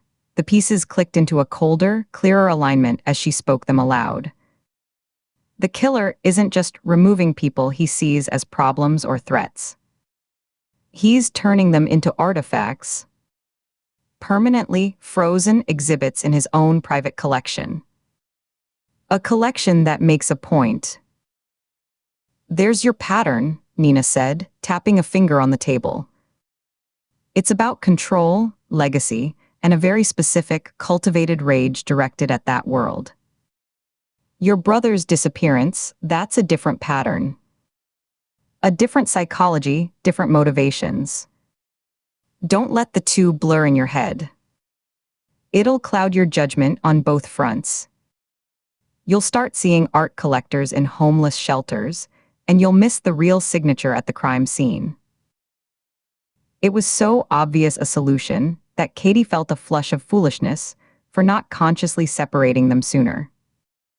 The two searches, one professional, one profoundly personal, had tunneled her vision. You make it sound easy. Just compartmentalize. It's not easy, Nina said, her voice softening. It's just procedure. We stand on the shoulders of a million tiny, boring procedures. And checklists. Protocols. They're boring, but they're armors. That's what keeps the hellhounds on the trail instead of in your own head. She offered a tired, but genuine smile. Most of the time. The band took a break, the sudden absence of music making the room feel louder with the clatter of bottles and the low rumble of conversation. One of the old men at the bar laughed, a sound like gravel pouring. The smell of fresh catfish wafted from the kitchen passed through. Katie found herself smiling back, a small release of tension. You know, for a senior partner, you're not terrible at this. Don't spread it around. I have a reputation for icy efficiency to maintain. Nina finished her beer. Come on. Let's get back. Tomorrow we see the fairgrounds. The scene where Lauren Simmons was found. I have a feeling the geography is part of the message. Their rental car, a bland sedan that smelled of pine air freshener and dust, crunched over the broken oyster-shell gravel of the White Knight Motel's parking lot. It was a single-story, L-shaped eyesore on State Route 61, its flickering neon sign missing the W and the G, so it glowed height night odal into the void. The night was utterly black, the kind of deep country darkness that seemed to swallow sound and stretch it thin. Behind the motel, beyond a scrim of scrubby pines, the inky silhouette of the cypress swamp was a solid wall against the starless sky. The air, even here in the lot, carried a damp, fecund smell of mud and decaying vegetation. The clerk's office was a bubble of fluorescent light. Inside, a pimply teenager with headphones on was absorbed in a phone game, his thumbs flying across the screen. He didn't look up as they entered, the bell on the door jangling. Nina cleared her throat. He sighed, paused his game, and slid 2 plastic keycards across the counter without a word, his eyes already drifting back to the screen. Ice machine's broke, he mumbled. Vending machine takes dollar coins only if it's working. Checkout S at 11, he put his headphones back on. Their rooms were at opposite ends of the L. Nina had 114, near the office and the silent, hulking ice machine. Katie was assigned 127, around the corner, its door facing the dense, waiting tree line. Room 127 was exactly as expected, a study in transient anonymity. 2 double beds with thin, floral-patterned spreads that felt slick under her fingers, a bolted-down TV from the previous decade, a laminated card on the desk listing local pizza delivery numbers. The smell was a battle, the sharp, astringent punch of industrial cleaner losing a slow war against the pervasive damp and the ghost of mildew. Katie dropped her black nylon go-bag on the spare bed, the sound too loud in the quiet. She walked to the window, her shoes sticking slightly to the worn carpet, and pulled aside the stiff, scratchy curtain. Her room looked directly into the swamp. The manager had cut back the undergrowth maybe 20 feet, creating a rough, muddy buffer. But beyond that, the world was a chaotic tangle of black shapes and deeper shadows. She could hear it, a constant, low thrum of insects, cicadas, crickets, things she couldn't name, that formed a living white noise. Beneath it, the occasional plop of something entering water, the creak of wood as a tree settled or a branch moved. Once, a guttural, coughing roar echoed from the darkness, deep and primal. A bull alligator claiming its territory. Or her own imagination, fueled by fatigue and the day's horrors, feeding on the sounds. She couldn't see the Werner house from here. She could only see the swamp, and in that moment, it felt infinitely worse than a crime scene tape. It was a living, breathing entity that had swallowed Lauren Simmons whole, held her in its black water and tangled roots, and then spat her back out onto the fairgrounds as a message. Standing there, her breath fogging the cool glass slightly, she felt the irrational but potent sensation that it was watching back. That the darkness was not passive, but attentive. A soft, firm knock at the connecting door made her jump, her heart giving a hard thump against her ribs. She turned, took a steadying breath, and opened it. Nina stood there, already changed into a faded FBI Academy t-shirt and gray sweatpants, her hair down and damp from a quick shower. She held her own plastic keycard out between 2 fingers. "I can hear you thinking through the wall," she said, her voice dry. "And I've seen that look before, in motels from here to Tacoma. You're facing the trees. You're listening to the swamp." "It's loud," Katie said lamely, gesturing toward the window. "It's not the noise," Nina didn't smile. She pushed the keycard toward Katie. "Take 114. "I'll take this one." "Nina, you don't have to," Katie began, a reflex of politeness and professional pride. "I'm not having you stare into that black water all night and come out looking like a sleep-deprived zombie tomorrow. We need you sharp. Your observational skills are the best thing we've got on this thing." Nina's tone brooked no argument. It was calm, matter of fact. "I've slept facing worse views. I'll be fine." She didn't elaborate, but Katie immediately thought of the view from Nina's eyes. Marcus Fell's smug face, Carl Evers dying in a concrete cell, the sprawling, corrupt network that never truly went away, just shifted shapes. This swamp was just geography, trees and water and animals. Nina's own ghosts were human, and they walked free in the world. "A switch with me. Consider it an order from your senior partner. A tactical relocation for operational readiness." Gratitude washed over Katie, warm and profoundly relieving. It was a small kindness, but in the context of the day, the swamp, the empty box, it felt enormous. "Thank you," she said, taking the keycard. Don't thank me. Just be ready at 7:30. We're meeting Sheriff Mitchell at the fairgrounds at 8. He's bringing coffee, but it'll probably be tar. Nina shouldered past her, dropping her own small duffel on the bed Katie had just vacated. She went straight to the window and peered out, her hands on her hips. And get some real sleep. Remember what I said. The swamp's just trees and water. The monsters are all inside. They have names and social security numbers, and they don't live in the mud. Katie gathered her things quickly, the go bag, her jacket, her toiletries kit. At the door to the hallway, she paused and looked back. Nina was still at the window, a silhouette against the faint green glow of the motel sign, staring out into the impenetrable darkness with an expression of grim familiarity. It was the look of someone greeting an old, unpleasant acquaintance, acknowledging its presence but refusing to be intimidated by it.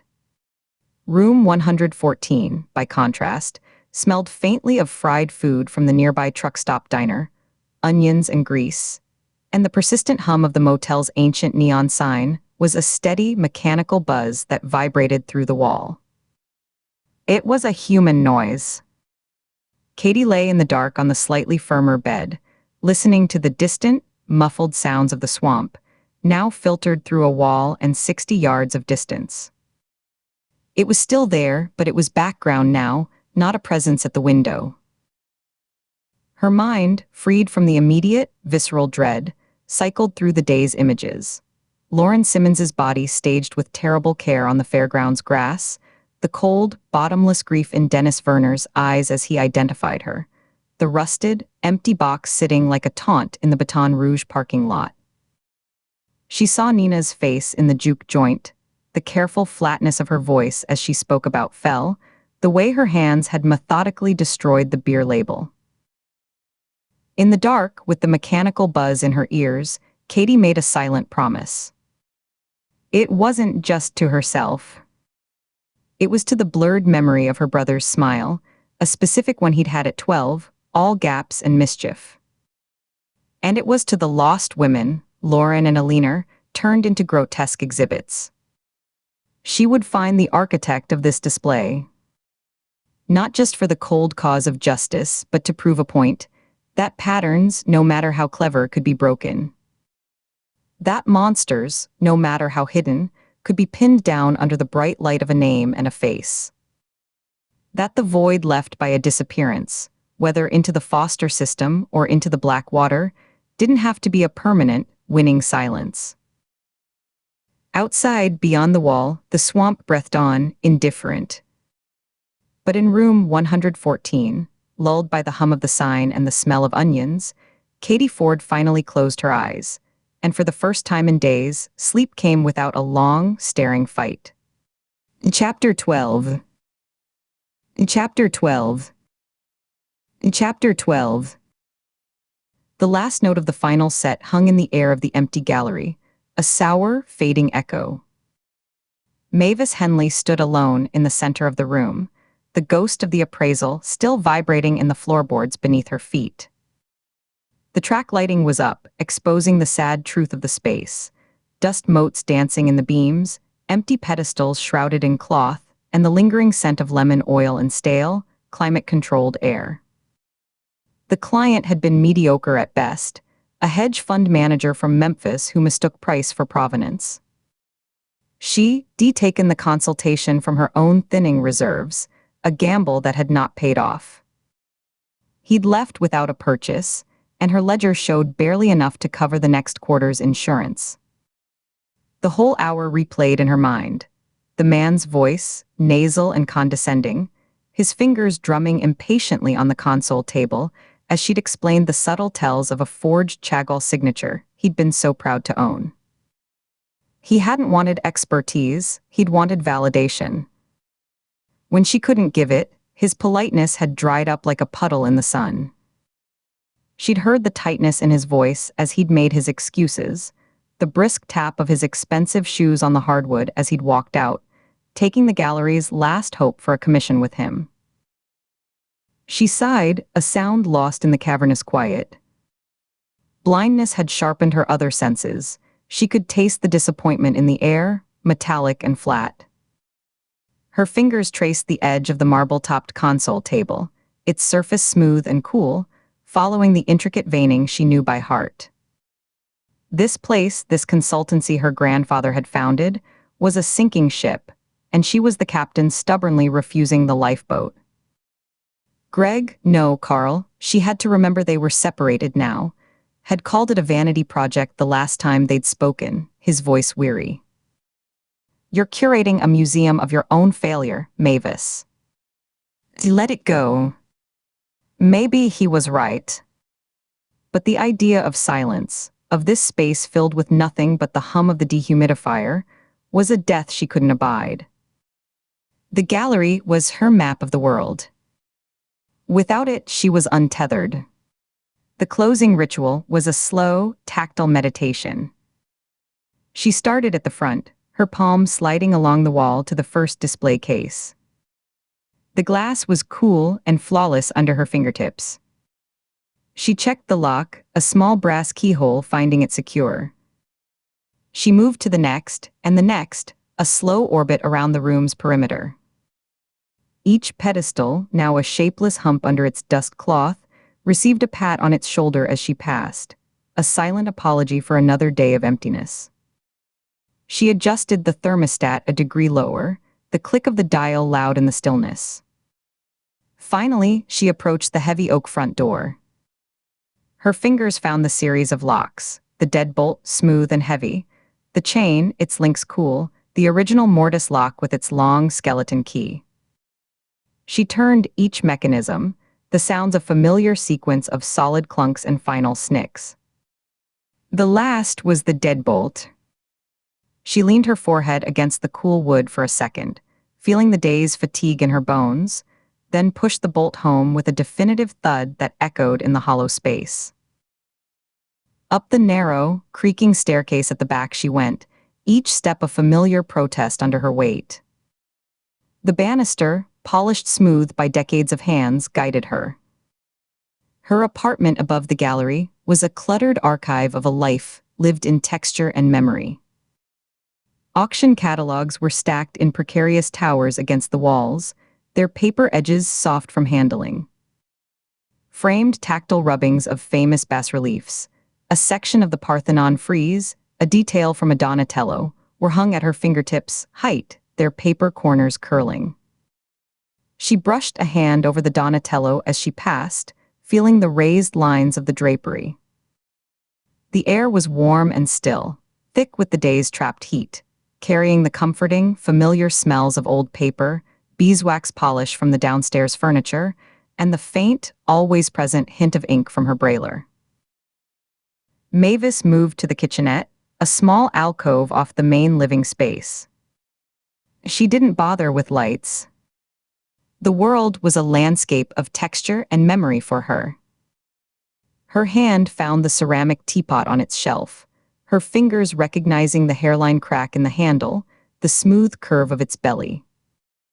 She carried it to the sink, the cool tap handle familiar under her palm. The water rushed out, loud in the quiet apartment, and she let it run until it lost its pipe chill, testing the temperature with her wrist. As she filled the pot, a sudden, violent buzz crackle made her jump. Water sloshed over her wrist, cold and shocking. The neon sign.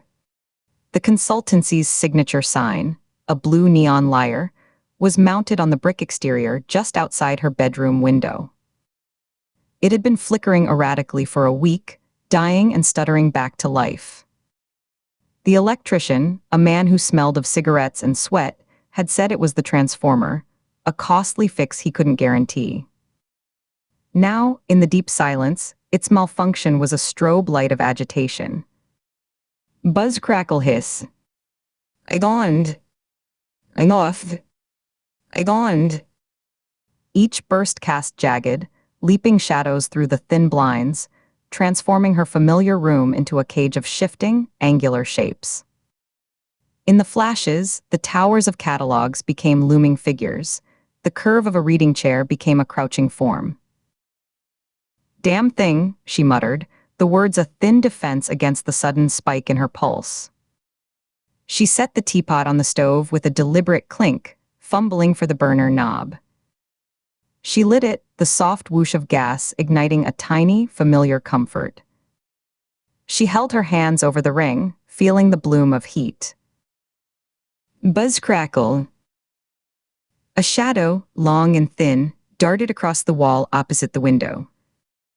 It was just the sign, she told herself firmly, pressing her lips together. Just the faulty neon, throwing the shape of a ceiling beam into sudden relief. But her heart, traitorous, hammered against her ribs, a frantic drumbeat she felt in her throat. Her breath came a little shorter. The sign had never made that particular shape before, a elongated streak that seemed to move independently of the light's pulse.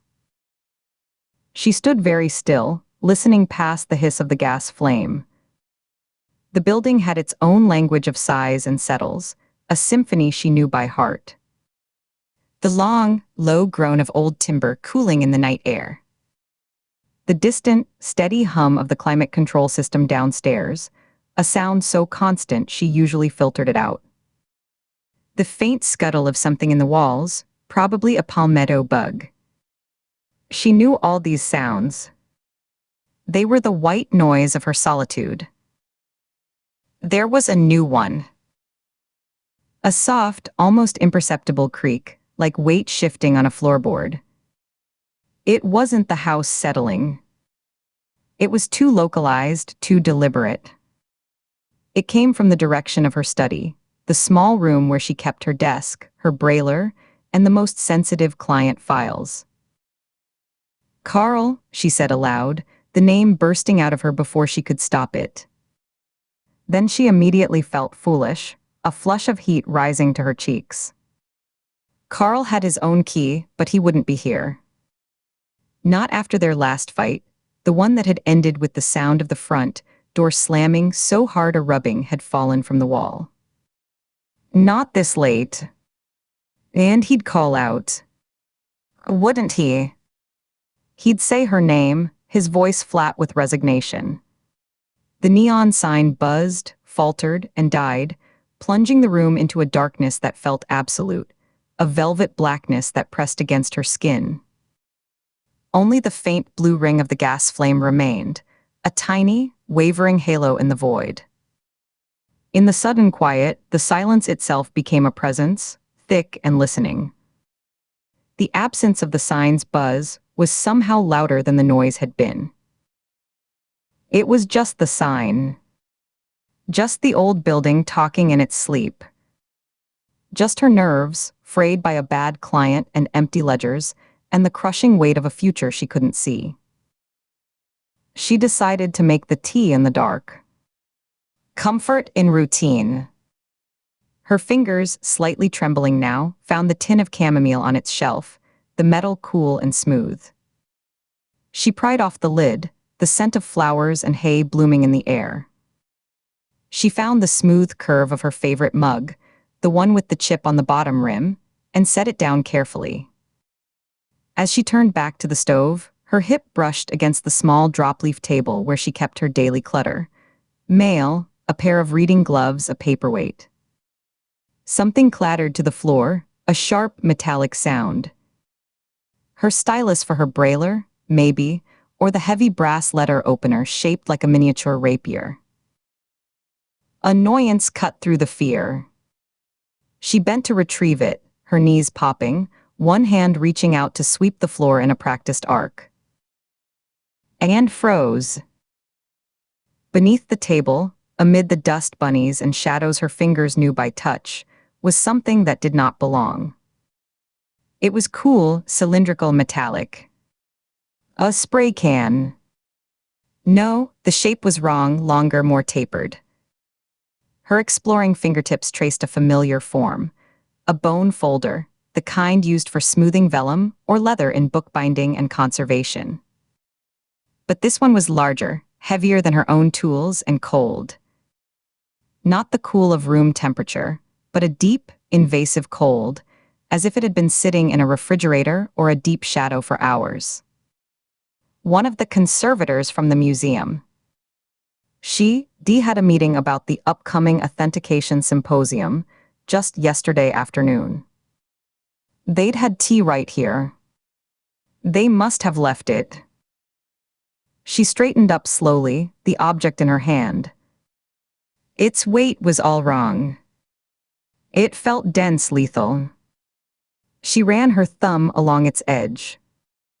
It wasn't the rounded, polished edge of a tool meant to preserve. It had been honed ever so slightly.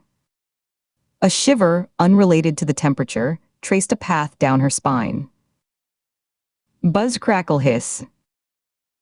The neon sign flared back to life with a violent pop, a brilliant, shocking blue that stabbed through the blinds. In that frozen, strobing instant, Mavis saw it. A reflection in the dark glass of a framed etching across the room, a Rembrandt self-portrait she'd had transcribed into a tactile etching. The glass was a dark mirror. Not her own shape, a short, rounded silhouette. A taller, thinner silhouette, standing perfectly still in the open doorway of her study. Motionless. Watching. As she didn't scream. The breath locked in her throat, a solid block of ice. Her lungs burned. Her body acted before her mind could process, a jolt of pure animal adrenaline. She spun around, her arm coming up in a blind, defensive swing with the heavy, cold tool in her hand, putting all her weight behind it. It connected with nothing but air, the momentum pulling her off balance. She staggered, her free hand flailing out to catch the edge of the table. The silhouette was gone. The study doorway was an empty black maw. Had she imagined it? A trick of the epileptic light and her own fear, conjuring a monster from the shadows of her own anxiety. The pulse in her ears was a roaring waterfall. She strained to listen, every muscle taut. Then a floorboard groaned, a soft, intimate sound of pressure and release. Not from the study, but from right behind her, in the center of her living space. She whirled again, and this time he was there. A smell hit her first, cutting through the familiar sense of her home, oil paint, sharp and chemical, turpentine biting the back of her throat, and beneath it the damp, earthy scent of the swamp of standing water and decay. He moved not with the frantic energy of a burglar, but with a terrible, deliberate grace, a soundless glide. His hand clamped over her mouth, hard and dry, crushing her lips against her teeth. The taste of salt and skin filled her mouth. The other hand rose, and in the pulsating blue light, she saw what he held. It was not a knife. It was a homemade thing, a sharpened, twisted length of metal filed to a vicious point, a broken fid, the awl-like tool used for working rope or, in her world, for carefully separating layers of canvas or parchment in restoration. The tool of her trade, perverted. The point glinted, a tiny blue star in the strobing dark. The thought, "This is for the Thorn report," flashed through her mind with crystalline, despairing clarity. Alastair Thorn had sent her the draft pages, the damning preliminary findings on the gallery's acquisitions, just last month.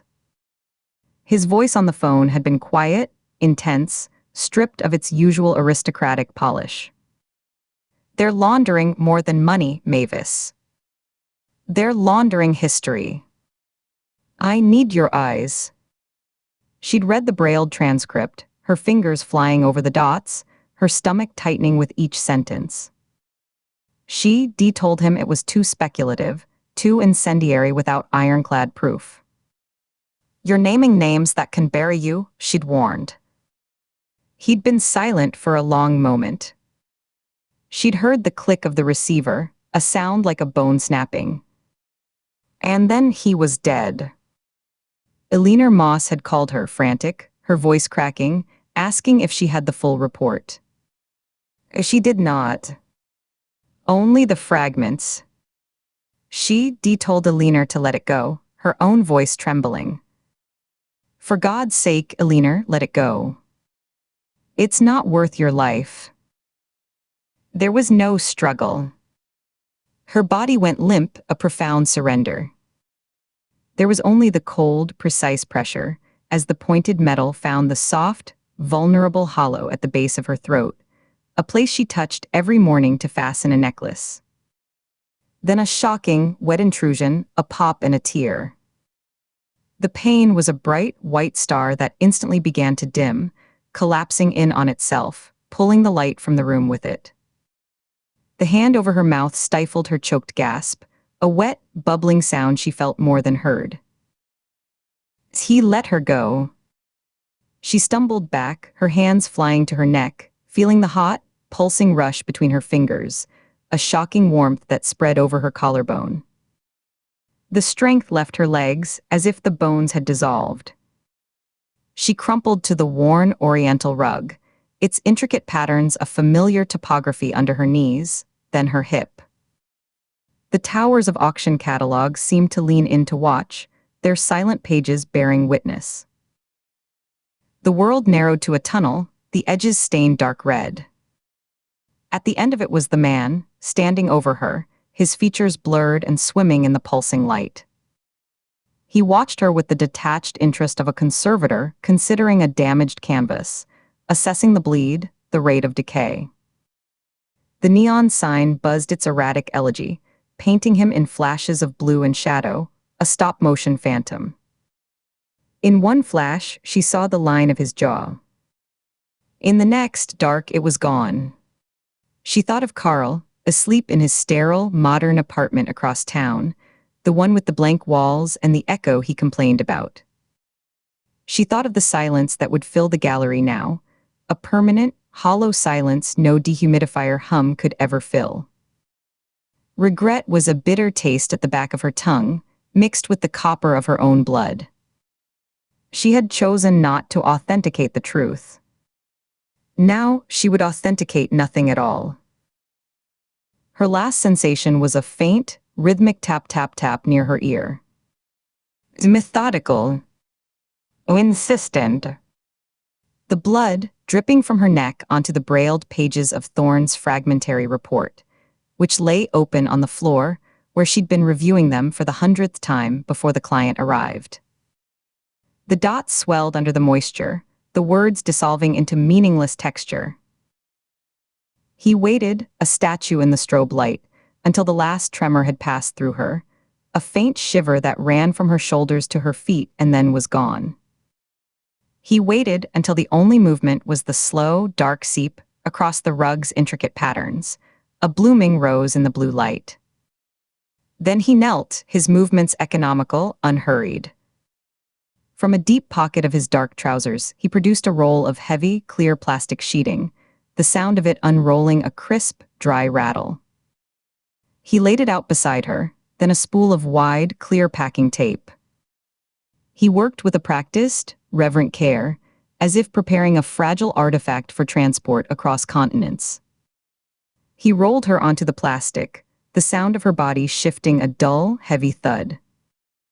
He wrapped her, tucking the ends neatly, sealing the plastic with long, smooth strips of tape, cocooning her form until she was a vague, shimmering shape in the strobing dark, a larva in a crystal chrysalis. He lifted her. She was lighter than he'd expected, a bundle of bones and settling fluid.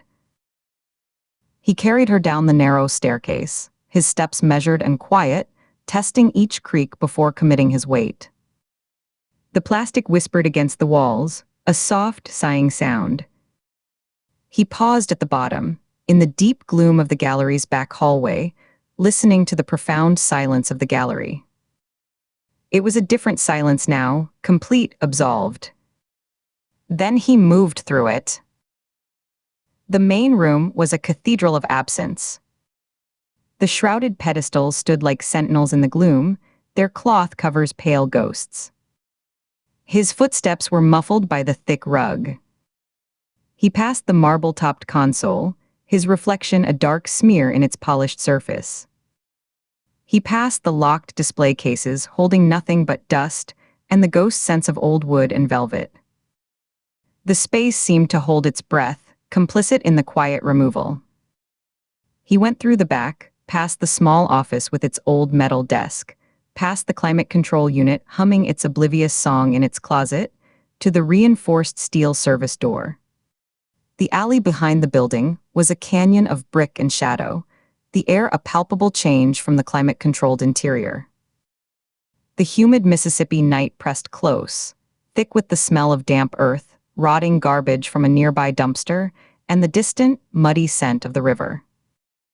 A plain white panel van was backed against the loading dock, its rear doors open like a waiting mouth. The interior was a void. He slid the wrapped bundle, inside, onto the bare, corrugated metal floor. It made a soft, final sound, a sigh of release. He closed the doors. The locks engaged with a solid, metallic clunk that echoed briefly in the alley. For a moment he stood there, listening, his head tilted. A dog barked, a series of sharp, lonely reports several streets over. The buzz of the faulty neon sign was a distant, erratic insect sound from above. He looked up once at the blue lyre, flickering its chaotic, desperate code into the indifferent night, a signal no one would read. Then he turned away, his face disappearing into shadow.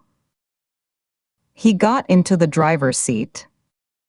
The vinyl was warm from the day's heat. The engine turned over with a low, discreet rumble. He did not turn on the headlights. Letting his eyes adjust to the deep gloom, he put the van in gear. It rolled forward, a pale shape dissolving into the deeper blackness of the alleyway, tires crunching softly over gravel. The Mississippi night, warm and heavy and indifferent, swallowed him whole. Chapter 13. Chapter 13. Chapter 13. The air in the Jericho Falls County Sheriff's Department bullpen was thick with the smell of stale coffee and frustration. The coffee smell had a specific, burnt source. A half-full glass pot on a hot plate in the corner, its contents black and oily, left brewing since the night shift. The frustration was a quieter scent, woven into the humid curl of the maps taped to the wall, and the faint, sour tang of old sweat on uniform shirts hung over chair backs. A ceiling fan whirred overhead, its blades straining against the sodden air, doing little more than pushing the heat from one side of the room to the other. Katie Ford stood before a large map of the Delta, its paper edges bubbling and peeling away from the corkboard. She'd pinned glossy 8x10 photos of Alastair Thorne and a leaner Moss to the board, using the heavy brass tacks from Mitchell's desk. The photos were already beginning to warp, the faces of the victims taking on a slight, damp curl.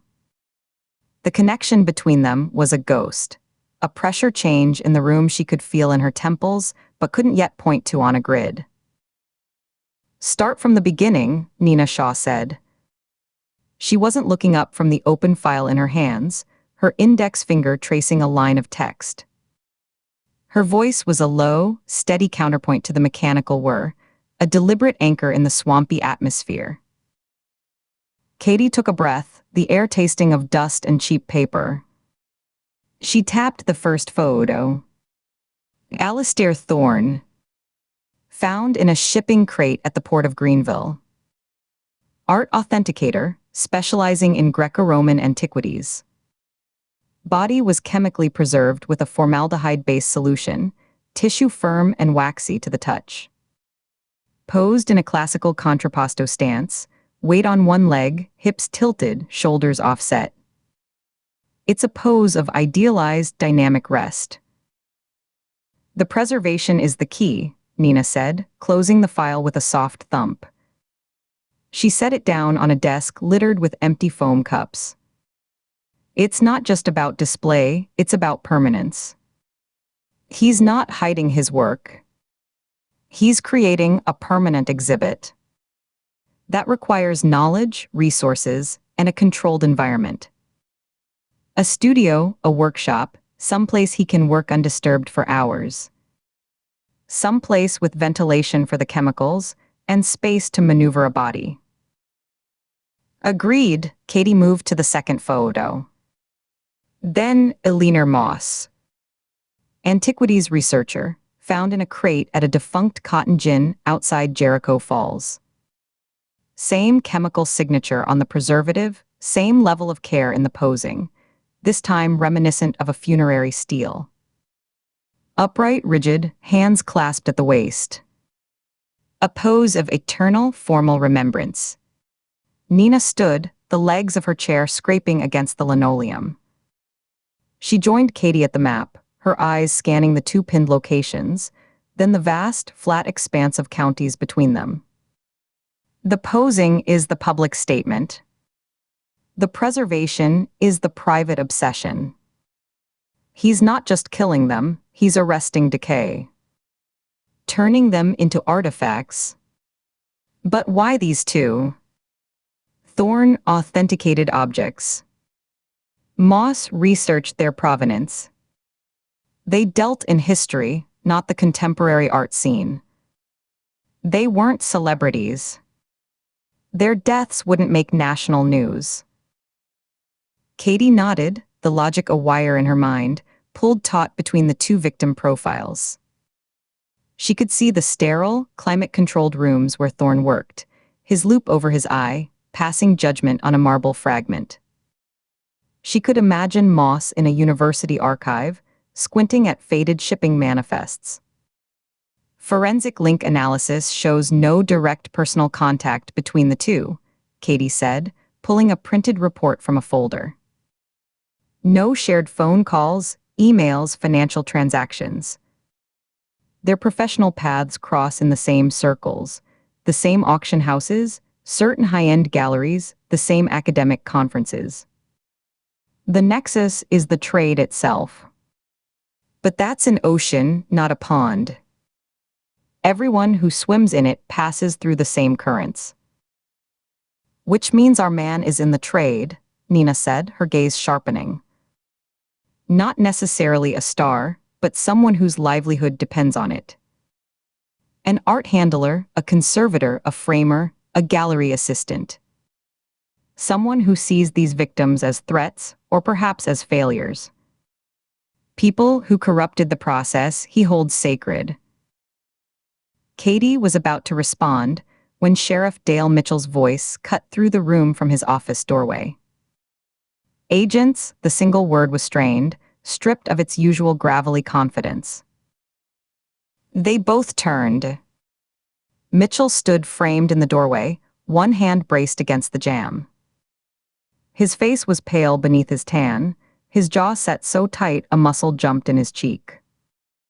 His eyes, usually narrowed in a permanent squint against the sun, were wide, the whites visible all around the irises. He didn't look at them so much as through them, seeing something else. That look was all the briefing they needed. It was the visceral, unspoken signal that the theory had just become flesh. Katie's hand went to her sidearm on instinct, her fingers checking the holster snap before she reached for her jacket slung over a chair. The movement was automatic, a physical echo of the cold dread that settled in her gut. Nina was already on her feet, her file forgotten. "Where?" she asked, her voice dropping into a flat, operational register. Mitchell blinked, coming back to the room. Old Delta Fairgrounds. Off County Road 114. Groundskeeper called it in 20 minutes ago. He was checking for storm damage after last night's rain. He swallowed, the motion visible in his thick neck. It's like the others, but not. You need to see it. The fairgrounds lay on the eastern edge of Jericho Falls, a graveyard of rust and forgotten joy, shrouded in a low, clinging dawn mist that blurred the lines between earth and sky. They followed Mitchell's cruiser down a cracked asphalt lane, weeds growing through the center line. Kudzu had swallowed the ticket booths whole, leaving only vague, green lumps like burial mounds. Beyond them, the skeletal remains of a Ferris wheel dominated the skyline. It struts a black iron lattice against the pearl-gray sky. The gondolas hung from the motionless wheel like rotten fruit, some dangling at odd angles, their seats rusted through. Mitchell parked near a gap in a sagging chain-link fence, its opening twisted wide by years of neglect. The air outside the car was cold and damp, carrying the smell of wet earth, decaying wood, and the faint, metallic scent of the nearby Yazoo River. The mist coiled around their ankles as they walked, muffling sound. The only noises were the crunch of their footsteps on broken glass and gravel, and a low, mournful creak as a breeze stirred the cables of the Ferris wheel. The third victim was in cart 7. She was suspended within the rusted metal frame of the gondola, about 15 feet off the ground. Her wrists were bound to the upper bar with coarse, tar-stained rope, the knots bulky and professional. Her torso was lashed to the seat back with more of the same rope, positioning her as if she were still riding, gazing out over the decaying midway with its ghostly silhouettes of game booths and a collapsed funhouse. The early morning mist coiled around the structure, lending the scene a ghastly, silent carnival atmosphere. The chemical scent of preservatives, that familiar, sweet-cloying formaldehyde note, cut through the damp earth smell, a jarring note of the laboratory in the ruins. Sheriff Mitchell stopped a few yards from the base, his boots grinding a piece of bottle glass into the mud. "Mavis Henley," he said, his voice barely above a murmur, as if speaking too loud might disturb the awful tableau. "I'm 58. Ran a small art consultancy out of a converted storefront in Greenville, specialized in placing antiquities with private clients. Reported missing by a neighbor 3 days ago after she didn't pick up her newspaper. No signs of struggle at her home or office." He gestured vaguely toward the far fence line. "Dog walker's beagle got loose at first light, chased a rabbit through a hole in the fence over there. Found more than he bargained for. Man called it hysterical. Said his dog wouldn't stop barking at the ride." Katie began to circle the base of the Ferris wheel slowly, her eyes moving from the victim down to the ground. The earth here was a patchwork of thick, chocolate-brown mud and stubborn patches of weeds. Unlike the industrial, functional spaces of the port or the isolated gin, this location was symbolic, theatrical. He hadn't just dumped a crate, he'd installed a display. He'd brought her here deliberately, to this place of cheap thrills and faded dreams. This place was part of the statement. "No forklift access this time," Nina observed, her head tilted back as she studied the corroded machinery above. The gondola was suspended between two major support struts, unreachable from any nearby structure. He couldn't have hoisted her up there with just rope and muscle. Not without a pulley system or mechanical advantage. Katie's eyes tracked away from the wheel, across the scarred earth. Her gaze caught on a disruption in the weed pattern, a wide, muddy track that led from the break in the chain-link fence directly toward their position. It was too uniform, too straight to be an animal path. She walked its length, her mind sifting through a catalog of violent logistics. The toolbox of a contractor. The heavy-duty winch mounted on the front bumper or in the bed of a pickup truck, a common sight on every Delta backroad, used for pulling stumps or dragging deer.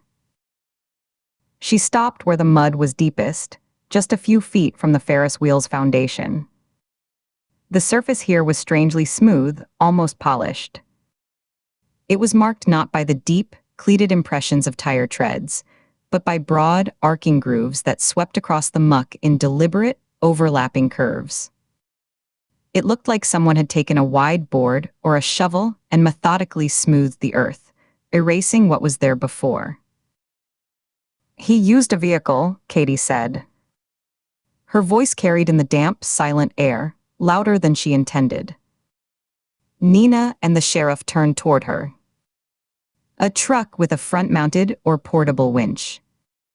He drove in here, hooked the line to the gondola or to a harness around the body, and used the engine's power to lift her into position. He adapted to the location. Used the tools at hand. Mitchell shook his head, coming closer to peer at the ground. I don't see any tire marks, Agent Ford. Just mud. Because he erased them. She knelt, ignoring the damp that immediately seeped through the knee of her trousers. She pointed to the sweeping grooves.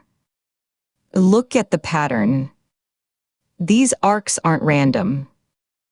He poured water from a jug or a hose to soften the mud, then used something flat and wide, a piece of plywood, maybe a car floor mat, to sweep it all away. See how the strokes overlap? He started from the center and worked out, like painting over a mistake. He didn't just cover the tracks, he curated the ground. Nina came over, her sharp eyes missing nothing. She didn't kneel, but stood with her hands on her hips, her gaze tracing the pattern in the mud, then lifting to follow the invisible line from the smoothed earth up to cart 7. She mimicked the sweeping motion with a finger in the air. It's ritualistic. He's not just cleaning up, he's preparing the site. This is all part of the composition for him. The smoothing of the mud is the final brushstroke. A van from the county coroner's office had arrived, its headlights cutting through the mist.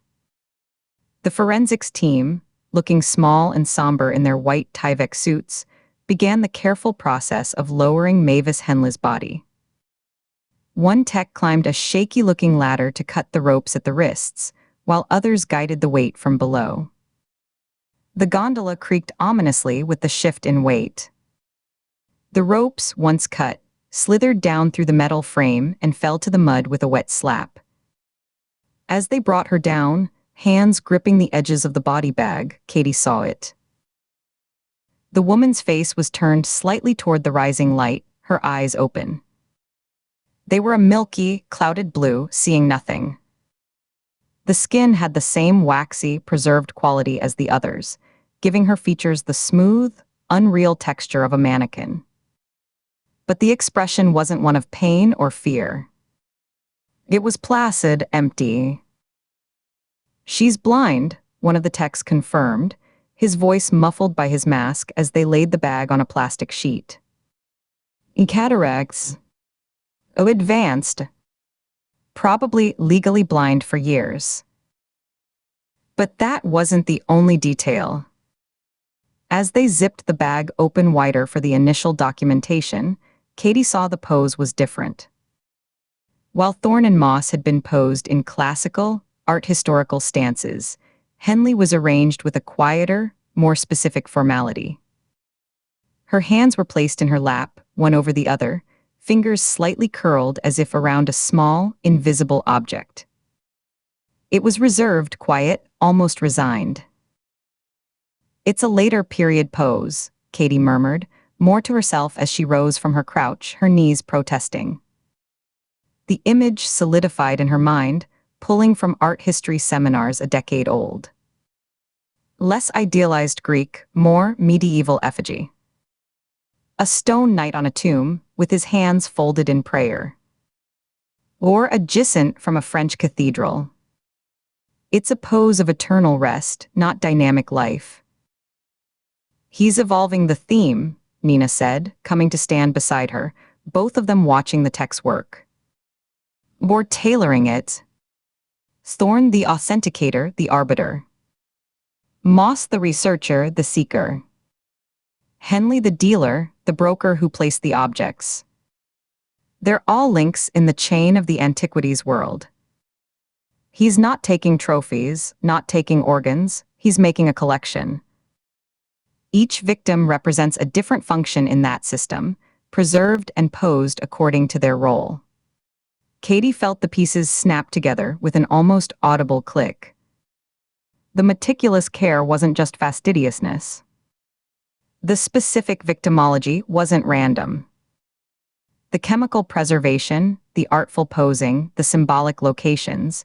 It was a coherent, brutal thesis.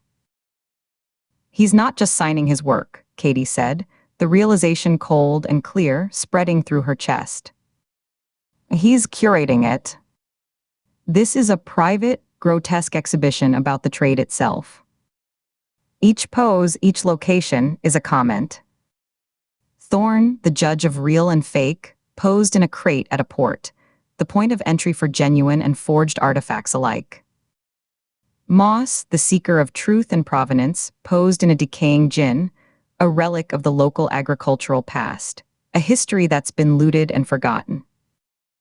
And Henley, the broker who sold the story, the middlewoman, posed here in this carnival of false promises and cheap illusions. Nina was silent for a long moment, her arms crossed tightly over her chest. She looked from the smoothed, ritualistically prepared mud to the now empty gondola, then to the body bag being zipped shut. The theatrical display. The adapted methodology. The cruel, specific knowledge of their professions and even their personal limitations. Mavis Henley's blindness incorporated not as an afterthought, but as a feature of the effigy. "Okay," Nina said finally. The single word was heavy, an admission that the terrifying profile was fitting the facts. It's someone inside that world. Not on the fringes, but deep in it. Someone who sees the whole apparatus as corrupt or false, or who has been personally and professionally ruined by it. This is his critique. A bloody, permanent critique. These aren't just victims, they're his exhibits. The vindication was a quiet, cold spark in Katie's chest, immediately doused by the greater horror of the confirmed pattern. Understanding the monster didn't stop him. It just made the next move slightly more predictable, and the whole enterprise more chillingly intelligent. Mitchell's radio crackled to life on his shoulder, a burst of static that made them all flinch. He turned away, keying the mic and listening to the tinny voice that came through. His shoulders, which had been hunched with tension, seemed to sag even further. He turned back, his face grim. "We got an ID on a partial print from the metal gate latch where he likely entered. Running it through state databases now. Also, Mavis Henley's assistant just arrived at the station. She's pretty shaken up. Says Henley had a furious falling out with a client last week at the gallery. A collector from New Orleans. A guy named Julian Thorne. Henley refused to authenticate a piece for him, a Roman marble fragment. Said it was a blatant, amateurish forgery. Caused a big scene right there in the shop. The guy threatened to ruin her, said he'd make sure she never worked in the state again." Before either agent could react, Nina's phone buzzed in her pocket. She pulled it out, her thumb swiping across the screen. As she read the message, her expression turned to flint, her lips pressing into a thin, hard line. She looked up, meeting Katie's eyes. The partial belongs to that same Julian Thorne. Prints on file from a concealed carry permit application in Orleans Parish. He's a self-made collector, made his money in commercial real estate. Reputation for a bad temper, litigiousness, and very, very deep pockets. She scrolled, reading more. He was also a client of Alastair Thorne's authentication firm years ago, before Alastair semi-retired. And Eleanor Moss's husband just called the field office back. He's been going through her notes. He remembers Thorne's name coming up more than once. Moss had flagged several pieces in Julian Thorne's personal collection as potentially looted, with questionable provenance. She was building a file. "That's our red herring," Katie said, the profile solidifying in her mind like plaster setting. She could see the man, wealthy, entitled, volatile, used to buying what he wanted. He's obvious. He's loud. He has motive, opportunity, and a history of conflict with all three victims. He's the kind of man you'd suspect first in any dirty business. Our real curator is quieter, more meticulous. He's not making a scene in a gallery, he's building a museum in the shadows. He's letting the loud, messy suspect draw all the attention. Then let's go pull on the obvious thread, Nina said, turning on her heel and striding back toward the cars, her shoes leaving sharp impressions in the mud. You take the assistant at the station. Get every detail on that falling out, witnesses, what was said, the exact threat. I'll go have a chat with the collector himself. See how much of a mess he is, and if he's messy enough to be a killer or just a convenient distraction. Katie nodded, casting one last look at the Ferris wheel. The mist was beginning to burn off, revealing the full, sad decay of the place in the gray morning light. The killer had brought his work here, to this place of dead laughter and peeling paint, to install his latest piece. An authenticator, a researcher, a dealer. Each one a specific, targeted role in the system he clearly despised. He was building a collection, a perverse commentary written in flesh and chemical. And for the first time, standing in the cold mud of the fairgrounds, they were finally starting to see the shape of the gallery he was building. The knowledge was a key, but it fit a lock on a door leading into a very dark room. Chapter 14. Chapter 14. Chapter 14. The air in the converted Vicksburg warehouse was a thick soup of turpentine, rust, and the damp earth smell of the river. Katie Ford picked her way past a sculpture made from twisted tractor parts and the bleached skull of a longhorn, her boots scuffing on concrete stained with decades of paint spills. The place was a graveyard of industry and oddity. She passed a stack of wooden pallets holding rusted engine blocks, their geometric shapes softened by orange corrosion. Farther in, a collection of glass fishing floats, dusty and clouded, sat in a wire crate next to a pile of weathered cypress knees, their gnarled forms like arthritic hands reaching from the floor. Light streamed in through grimy, high windows, catching motes of dust that swirled like lazy ghosts. This wasn't an artist's studio. It was a taxidermy and preservation workshop, a place of suspended decay. The sign on the heavy metal door read, Delta Natural History Preservation and Artistic Mounting. Katie pushed it open, the metal cool and slightly gritty under her palm. The smell shifted immediately, layered over the river damp. The sharp, formalin-tinged scent of preservation fluids that caught at the back of the throat, the dry, papery odor of borax, and beneath it, the faint, sweet musky hint of tanned hide. The space was orderly, lit by bright LED strips that hummed with a faint, high-frequency buzz. Workbenches of polished steel held an array of tools laid out with surgical precision, scalpels with matte black handles, fine-toothed bone saws, curved needles threaded with waxed sinew. On one table, a red fox was mid-process, its rich pelt carefully turned inside out over a polyurethane form, the inside of the skin a startling, intimate pink. On another, a large barred owl, its wings spread in a dynamic landing pose, was being meticulously fitted with glass eyes the color of old honey. A man in a heavy rubber apron looked up from a deep stainless steel sink. He was in his 60s, with wire-rimmed glasses and hands that were pink and scrubbed raw, the cuticles white from chemicals. He held a delicate paintbrush under the running water, washing out a residue of clay-colored paste. "Help you?" His voice was neutral, but his eyes, magnified behind the lenses, tracked from Katie to Nina and back, taking in their posture, their shoes, the lack of a local's ease. "Agent Ford." "FBI," Katie said, showing her badge. She kept her voice even, non-confrontational. Nina followed her in, not speaking, her gaze taking in the room in a slow, comprehensive sweep. The tools, the specimens, the man's posture. We're looking for the proprietor. We have some technical questions. That's me. Silas Gautreaux. He shut off the water with a firm twist of his wrist and dried his hands on a clean, white towel hanging from his apron string. Technical questions about what? I do museum work, the occasional private commission for hunters. Nothing federal about it. He said it as a statement, but there was a question underneath, a wariness. We're interested in preservation techniques, Nina said, her voice calm, professional.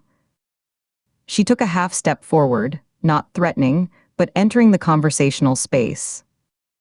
Specifically, the chemical treatment of organic material to prevent decomposition.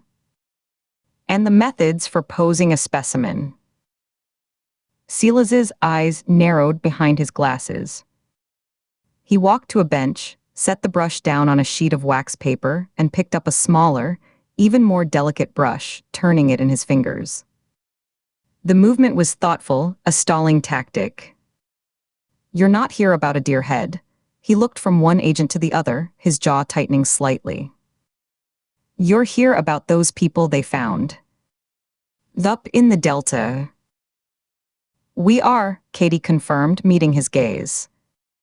She saw no guile there, just a dawning apprehension. We understand the victims were treated with a chemical agent. We need to know what that process entails, who might have the skill for it. Silas was silent for a long moment, his breath a soft sigh through his nose. He set the brush down carefully, aligning it with the edge of the bench. Then he gestured for them to follow him to a rear alcove, separated from the main workspace by a heavy plastic curtain. He pushed it aside, and the chemical smell intensified, becoming almost palpable. The alcove was lined with metal shelves holding chemical bottles and glass jars of various sizes. The labels were a mix of commercial logos and careful, handwritten script. Katie's eyes picked out words: formalin, 37% solution. A hazard. Borax. A glycerin. A ethanol. There are tiers to this, he began, his tone shifting to that of a lecturer, a man retreating into the safety of his expertise. He tapped a large, amber glass bottle with a finger. Basic taxidermy for a wall mount. You're dealing with skin, a form, some preservative paste. You're preserving a surface, an illusion. But what you're describing, that's full-body preservation. That's a different beast entirely. He looked at them, ensuring they understood the distinction. He lifted the amber bottle slightly. A formalin. Formaldehyde solution. It's the gold standard for fixation. It cross-links proteins, halts bacterial action. But it's not simple. You inject it via the vascular system, arterial injection. You need access to a major artery, and you need to know the pressure, the volume. It's a recipe. Too little, and the core rots from the inside out. Too much, and the tissues become brittle, discolored. The pose you want has to be set immediately, before rigor and fixation lock it in place. You have a window, maybe a few hours post-mortem, where the body is still pliable enough to sculpt. Katie's mind flashed to the victims in their crates, their classical, deliberate stances. The contrapposto of thorn, the rigid verticality of moss. How long does that fixation last? Could a body treated that way last for months? Years. Properly done. In a controlled environment. Decades, Silas said, his voice dropping. Centuries even. But it's not just the injection. He moved his hands as he spoke, sketching shapes in the air. Full-body preservation of that scale requires meticulous surface treatment, careful control of temperature and humidity during the fixation process, and expert application of polymer-based sealants that penetrate the skin and fix the tissues in position. It's about external fixation and chemical stabilization of the entire form, not about internal organ work. After fixation, you might use a humectant like glycerin to keep some pliability in the skin, prevent cracking, but that's advanced, finicky work. The goal is a permanent, stable specimen. Something that won't change. Ever. Who has this skill set? Nina asked, her eyes scanning the shelves. Beyond a taxidermist. Silas leaned against the workbench, folding his arms over his apron. The rubber creaked. Anatomists. Certain medical professionals, pathologists, embalmers at the very top of that field. Some very high-end restoration artists who work with organic historical artifacts. Think preserved specimens from old curiosity cabinets, or forensic anthropologists stabilizing remains. There's a small, obsessive community. They trade notes on forums about pH balances, about new polymer stabilizers, injection viscosities. He paused, his gaze turning inward. It's about defeating time. About creating a perfect, permanent moment. For some, it's a scientific challenge. For others, he trailed off. Forums, Katie pressed, pulling out her notebook. The paper felt mundane against the backdrop of chemical permanence. Dark corners of the internet mostly. Permanent collection is one. The Still Life Society, another. They talk about techniques that blur the line between art and science. Between preservation and creation. He looked troubled, his eyes shifting away from theirs, focusing on a drip stain on the shelf below the formalin bottle. A few years back, I had a young man apprentice with me for a summer.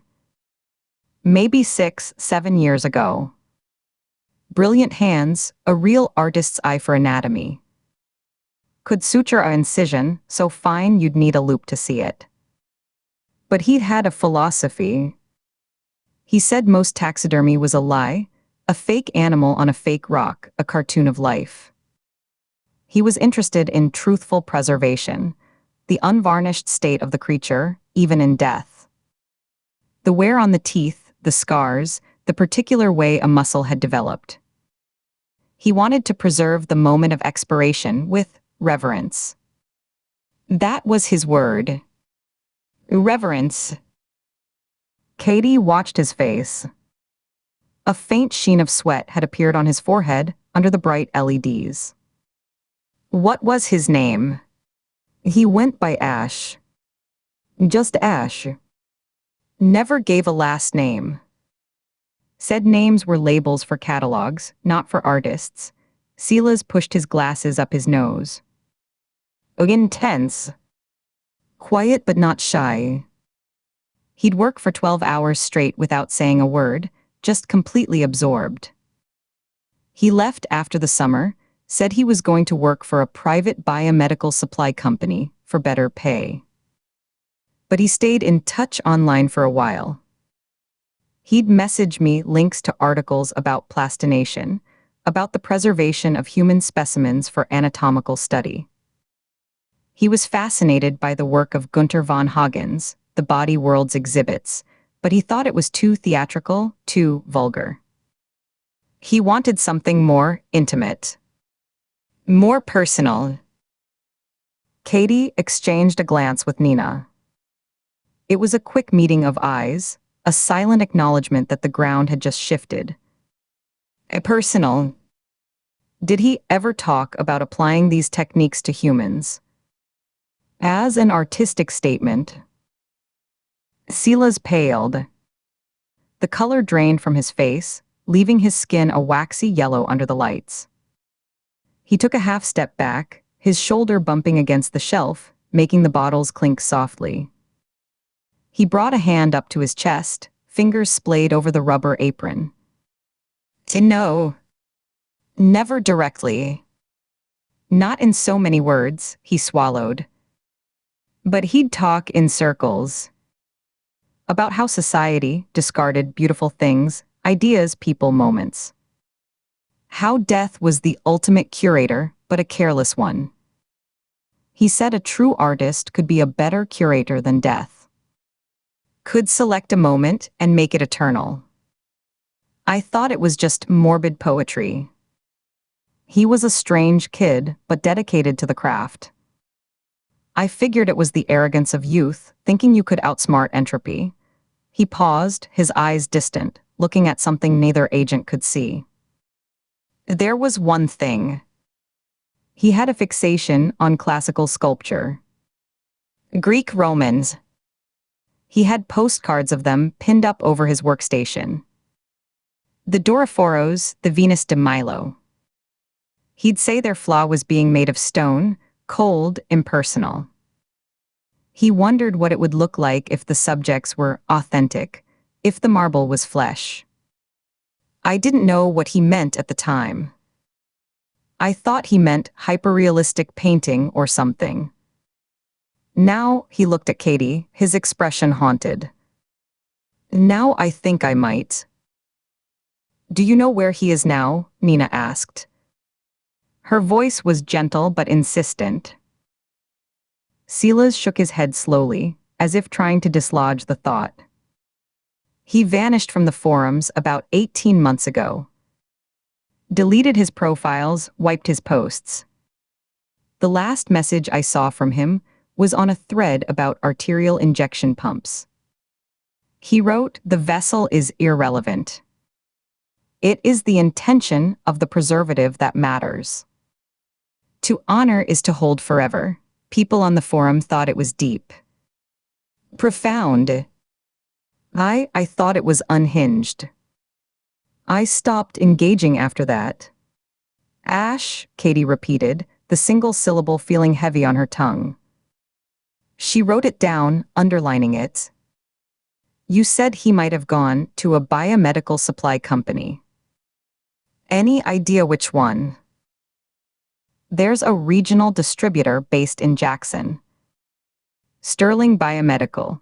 They supply formalin, specialized pumps, surgical tools to hospitals, labs, universities, and to people like me with the right credentials and permits.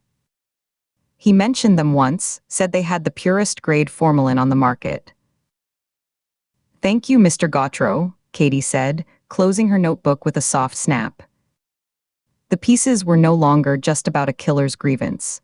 They were about his methodology, his terrifying, patient craft. The workshop around her felt different now, not just a place of science and art, but a potential training ground for something monstrous. You've been very helpful.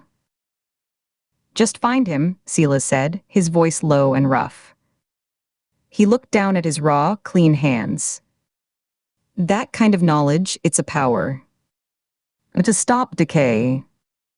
To sculpt with flesh and chemistry.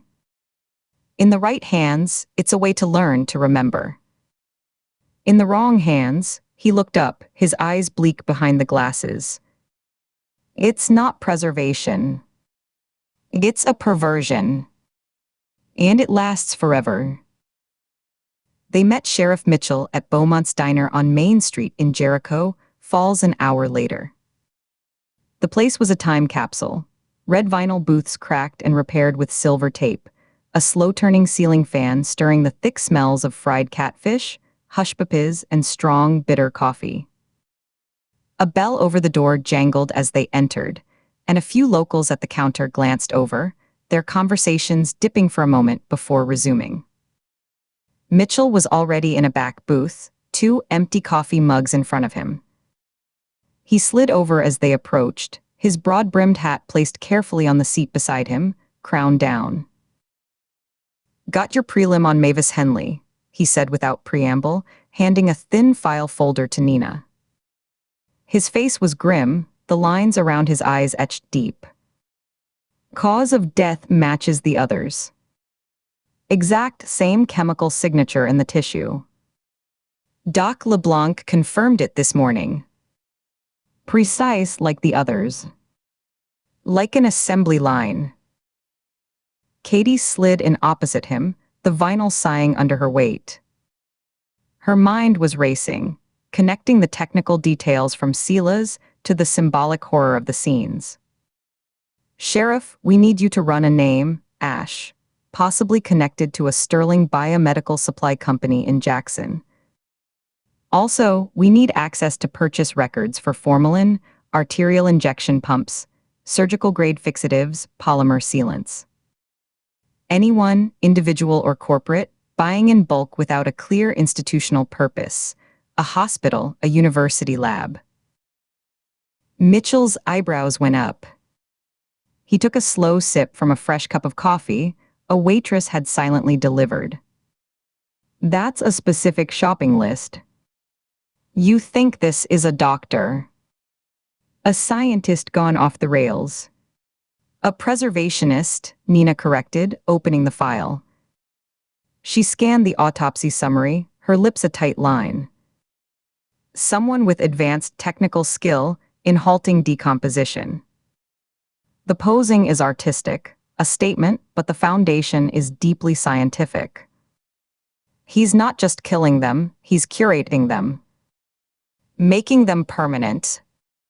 He needs the right tools, the right chemicals, and he needs to have practiced. Mitchell pulled out his own notebook, a small, leather-bound pad, and a cheap ballpoint pen. He licked his thumb and flipped to a clean page. I'll get my deputy on the biomedical angle first thing. What's the connection to the victims? This Ash have a grudge against authenticators. The connection, Katie said, leaning forward, her elbows on the formica table, is the antiquities trade itself. Alastair Thorne authenticated artifacts. Eleanor Moss researched their provenance. Mavis Henley sold them. Their entire world is about verifying the real, the authentic, the historically preserved. Our unsub is creating his own authentic artifacts. He's not destroying his critics or his obstacles. He's immortalizing them according to his own warped standard of perfection. They judged art. Now they are his art, perfected, permanent, and silent. Katie's phone buzzed on the table, a hard vibration against the laminate. A message from their tech analyst back in Quantico. She read it aloud, her voice low, forcing the diner's ambient clatter. The sizzle from the grill, the clatter of plates, the low murmur of conversation, to recede from her focus. Deep dive on permanent collection forums. Isolated a user, Ash-Trueform, active until 18 months ago. Posted extensively on vascular perfusion techniques and historical embalming practices from Egypt to the Civil War. In a private, invitation-only subforum, he uploaded high-resolution photos of classical sculptures, the Dying Gaul, the Laocoon, with detailed annotations about muscle groups, skeletal landmarks, and potential arterial injection sites. The last post was a quote, no source listed, "All beauty decays. A true artist is not a creator but a savior from time." Account went dark after that. The three of them sat in silence for a moment. The quote hung in the air, more chilling than any threat. It was a manifesto. That's it, Mitchell breathed, setting his pen down. He fits. The skill, the philosophy, the access. A motive that's not just revenge, it's a twisted form of tribute. He's saving them from decay by killing them first. Nina's phone chimed with a specific, urgent tone. She put it to her ear, listened for a moment, her expression not changing but her posture tightening almost imperceptibly. "I'm okay. Thank you," she ended the call. Mitchell's deputy has a hit. Sterling Biomedical had a wholesale account set up 2 years, 3 months ago under the name A. Shaw. The A could be Ash. The address is a PO box in Natchez. Purchases over the last 2 years include concentrated formalin solution, a portable embalming pump with a calibrated pressure gauge, surgical trocars, several gallons of glycerin-based humectant, and industrial quantities of a polymer stabilizing spray used in museum conservation. The last order was 6 weeks ago. Delivery was to a freight forwarding service in Vicksburg. And the victims? Katie asked, though she already saw the pattern solidifying. Thorne's gallery specifically dealt in preserved antiquities, Egyptian funerary artifacts, Inca mummy bundles, European bog bodies. Moss's published research included papers on the ethical preservation of human remains in museum contexts. Henley's gallery once hosted a controversial exhibit on memento mori and Victorian death photography. Nina's expression was stone, but her eyes were alive with cold, focused energy. They were all experts in the field he's perverting. He's not rejecting them. He's recruiting them into his collection. Their expertise, even in death, validates his work. It's the ultimate peer review. Katie felt the familiar, cold focus settle over her, a mantle that blocked out the diner's warmth, the smell of food, the fatigue in her limbs. The chaotic pieces of the case, the art, the chemistry, the geography, were aligning into a horrifying, logical pattern. The killer's critique was embedded in the classical form he chose for each victim. Eleanor Moss, the authenticator who saw forgeries everywhere, was posed as a figure of corrupted judgment. Lauren Simmons, the assistant who failed to meet his artistic standards, was posed in a gesture of supplication. Mavis Henley, the venue owner who wouldn't see his vision, was posed as a blind oracle. The symbolic statement was in the pose itself, a frozen argument. And the chemical preservation was the ultimate frame, a permanent exhibit, sealed against the ravages of time and doubt. He's out there right now, Katie said, her voice flat. Perfecting his craft. Selecting his next moment to make eternal. He has the chemicals. He has the technique. He just needs the right subject. Mitchell stood up, the booth creaking in protest. He reached for his hat, settling it firmly on his head. Then let's find Mr. Ash. I'll get a unit to scout the Natchez Poe box, put a flag on any new orders from that A. Shaw account. We'll track the chemicals.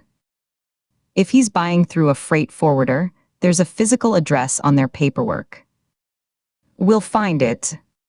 As they left the diner, the heavy Delta sun was beginning to sink, painting the sky in shades of bruise and fire. The air was still thick and warm, but a faint, damp edge promised a cooler night. Katie didn't think about the free coffee Mitchell had paid for, or the small victory of a successful interview. She thought about a man with surgical skill and a philosopher's bent, working in a silent, hidden space, injecting cold fixative into warm arteries, posing limbs with an artist's eye before they locked forever into his private gallery. The investigation wasn't just a hunt anymore. It was a race against a man who was trying to stop time itself, one permanent, terrible masterpiece at a time. Nina fell into step beside her as they crossed the cracked asphalt of Main Street to their parked sedan. The shadows were long, stretching out from the buildings like dark fingers. He fits the mission-oriented profile perfectly, Nina said, her tone analytical. The technical mastery, the symbolic grandeur, the personal cosmology that justifies everything. It's a closed loop. He's the artist, the scientist, and the curator. The only audience that matters is himself, and maybe the ghosts of the experts he's preserved. You think it's a setup? Katie asked, clicking the key fob. The car chirped, the sound absurdly normal. That it's almost too perfect. I think, Nina said, her hand on the car door handle, pausing to look back at the fading light over the flat town, that when someone truly believes they're saving beautiful things from oblivion, there's no limit to what they'll do. No moral boundary that can't be redrawn as a creative necessity. But philosophy doesn't leave a paper trail. Chemicals do. She pulled the door open. First, we follow the chemicals. Let's see what kind of preservationist he really is, and how close his workshop is to his hunting ground. Chapter 15. Chapter 15. Chapter 15. The air in the Jericho Falls County Sheriff's Department bullpen tasted of stale coffee, damp paper, and the faint, persistent mildew that seeped from the cinderblock walls. Katie Ford stood before a corkboard webbed with red string, photographs of Alina Moss and Lauren Simmons staring back from a world they'd left in violence. The hum of the struggling air conditioner was a constant, low-grade headache, punctuated by the drip of a leak somewhere down the hall into a metal wastebasket. A forgotten styrofoam cup, half full of cold coffee, sat on a nearby desk, its surface rippling with each thump of the ancient unit. The light through the grime-streaked windows was the color of weak tea. Nina Shaw pushed through the glass door, its hinges squealing in protest. She carried a tablet in one hand, her expression the calm before the storm, lips pressed into a thin line, eyes scanning the room before locking onto Katie. Tech pulled the victim's cloud back up. Lauren Simmons's email. Katie turned from the board, the string catching on her sleeve for a second before she pulled free. And a paper trail of obsession. Nina set the tablet on a desk, tapping the screen awake. The glow lit the underside of her jaw. From a sender listed as RM, she gestured for Katie to come closer. Mostly one-way traffic. Started as professional correspondence. Degenerated fast. Katie moved to her side, leaning over the tablet. The smell of Nina's shampoo, something clean and citrus, cut through the bullpen's staleness. As she scrolled, the early messages were formal, dry inquiries about authentication services for a private collection, dates and lot numbers. Then the tone shifted, the language curdling. You authenticated the canopic jar, set for the Duval auction. You were wrong. The alabaster is wrong. The provenance you cited is a fiction. You have introduced a flaw into the record.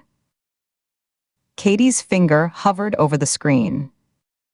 She could feel Nina watching her, reading the same lines. He's not just complaining, Katie murmured. He's documenting a crime. Keep going, Nina said, her voice low. The messages grew more frequent, arriving at odd hours, 3:14 a.m., 11:07 p.m., circling back to a single disputed artifact like a vulture. I have devoted my life to the integrity of my collection. Your carelessness is a desecration. A lie given permanence. It watches me. It knows what you have done. You have broken the lineage. The mask demands correction. Katie felt a cold knot tighten in her stomach. She scrolled faster, the words blurring into a litany of grievance. The past is not dead. It is waiting. It requires a custodian of truth. You are not she. The final message, timestamped the evening before Lauren's body was found posed on the boardwalk, was a single, stark line. The display is prepared. The record will be set right. Katie straightened up, a muscle in her jaw twitching. She took a deliberate step back from the desk, as if putting physical distance between herself and the words. He wasn't just angry she challenged his artifact, she said, her voice flat, controlled. He believed she polluted it. Broke some sacred chain. He's not preserving art. He's performing an exorcism. He made it a moral purge, Nina agreed, picking up the tablet. Her thumb brushed across the screen, darkening it. And RM matches the signature on a series of loan agreements, and acquisition forms a witness just flagged. Private collector, reclusive. Name is Garrett Holt. He's been using a defunct cotton processing plant off Parish Road 9 as a private storage and study space. Sheriff's deputies have the location pinned. Satellite shows one vehicle. Katie was already grabbing her jacket from the back of a chair. The fabric was still damp and cool from the morning's swamp mist, the weight of it familiar. She shrugged it on, the Kevlar panels inside settling against her ribs. He's there now. According to a county utilities guy who saw his truck an hour ago, checking a meter. Said Holt's always there. Nina was already moving toward the door, her movements efficient, her own jacket slung over her arm. Let's move. And Katie, she paused at the threshold, turning. Her gaze was level, the fluorescent light catching the flecks of gray in her eyes. This one collects things and thinks he's preserving truth. He's turned murder into curation. He won't see handcuffs as a proper accession. He'll see it as vandalism. You stay behind me, you watch the angles, and you do not let him get you into a debate. Understood. Katie gave a single, sharp nod. Understood. They took Nina's sedan, a dark blue Ford that smelled of old coffee and gun oil. The landscape blurred past the windows, transitioning from the sleepy, depressed grid of Greenville into a bruised expanse of fallow fields and skeletal pine stands. The sky was a sheet of low, gray cloud.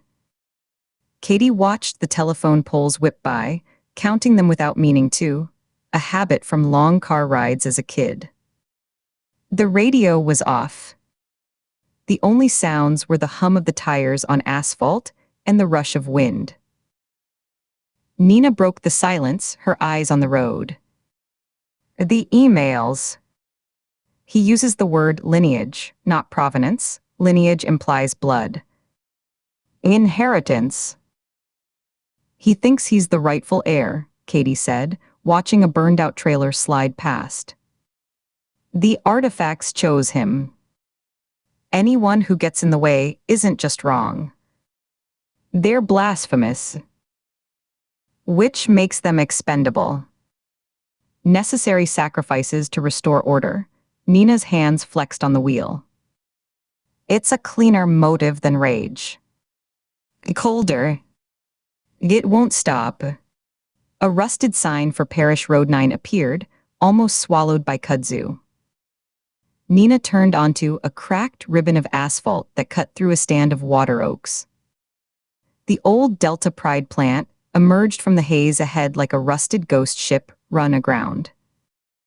Its corrugated metal walls were scabbed with oxidation, great blooms of orange and brown. One of the two brick smokestacks had collapsed into a jagged stump, spilling rubble down one side. The other stood sentinel, a black crack running up its height.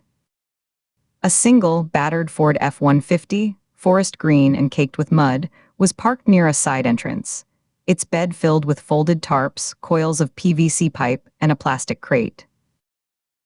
No guards. No cameras Katie could see. Just the whine of the wind through 1,000 cracks and gaps in the metal, a high, lonely sound. Nina parked 100 yards back, behind the skeleton of a rusted water tower.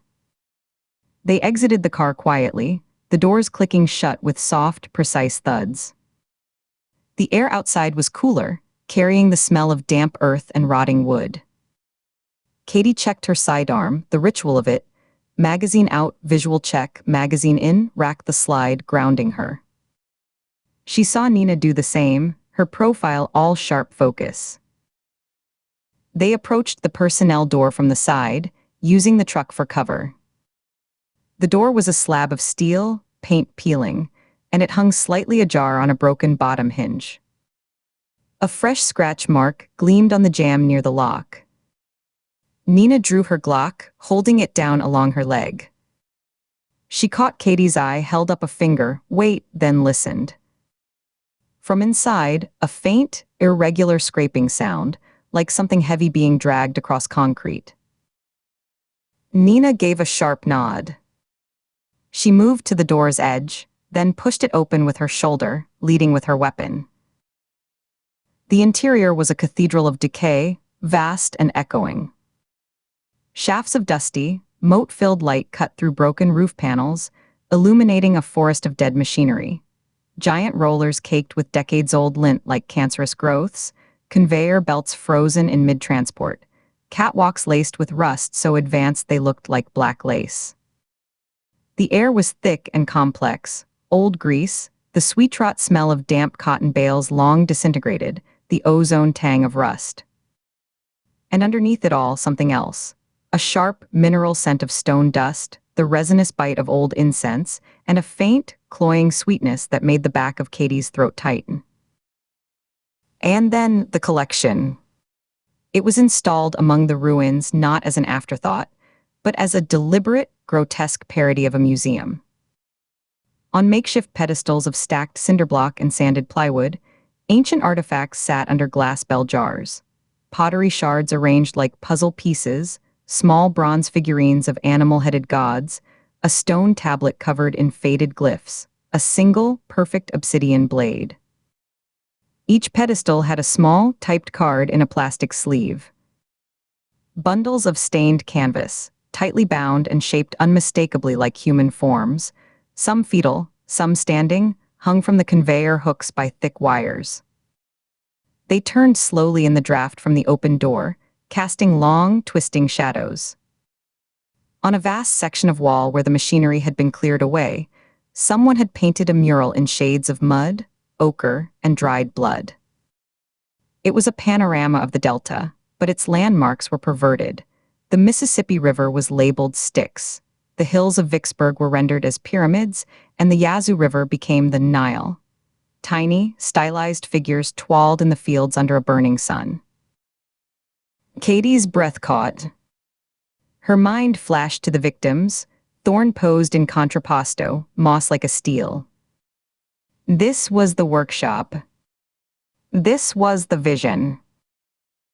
Federal agents, Nina's voice echoed through the vast space, swallowed and distorted by the metal and dust. Garrett Holds. We need to talk. For 3 heartbeats, there was only the wind and the creak of a hanging canvas form. Then from deep within the plant, a loud, resonant clang, metal on metal, like a tool dropped in surprise. It was followed immediately by the sound of running footsteps, not fleeing toward an exit, but moving laterally, the rhythm changing as they navigated the labyrinth of machinery. Split up, Nina hissed, her eyes scanning the shadows between the hulking machines. Flank him. He knows this maze. Do not engage alone. You see him, you signal. And a shout, a whistle. Understood. Katie nodded, her mouth dry. Understood. Nina went right, disappearing behind a massive, gear-toothed cylinder. Katie moved left, ducking under a frozen conveyor belt, its rubber tread cold and gritty against her back. Her heart hammered against her ribs, a frantic counterrhythm to the careful, deliberate crunch of her steps on grit, broken glass, and decades of industrial debris. The oppressive atmosphere was a physical weight on her shoulders, the sheer scale of the place making her feel insect small. She passed a work table, its surface a chaotic museum of intent. There were fine sable brushes standing in jars of murky water, scalpels, bottles of conservation resin and acetone, bags of plaster, and rolls of cheesecloth. A small, clear glass jar held a collection of molars and incisors, each one tagged with a tiny, handwritten label. Katie forced herself to look away, her stomach turning. A shadow detached itself from behind a colossal steel drum, about 20 yards ahead. Tall, broad-shouldered, moving with a feral, economical grace that spoke of strength, not bulk. I hold. He was dressed in faded jeans and a dark thermal shirt, dust ground into the fabric.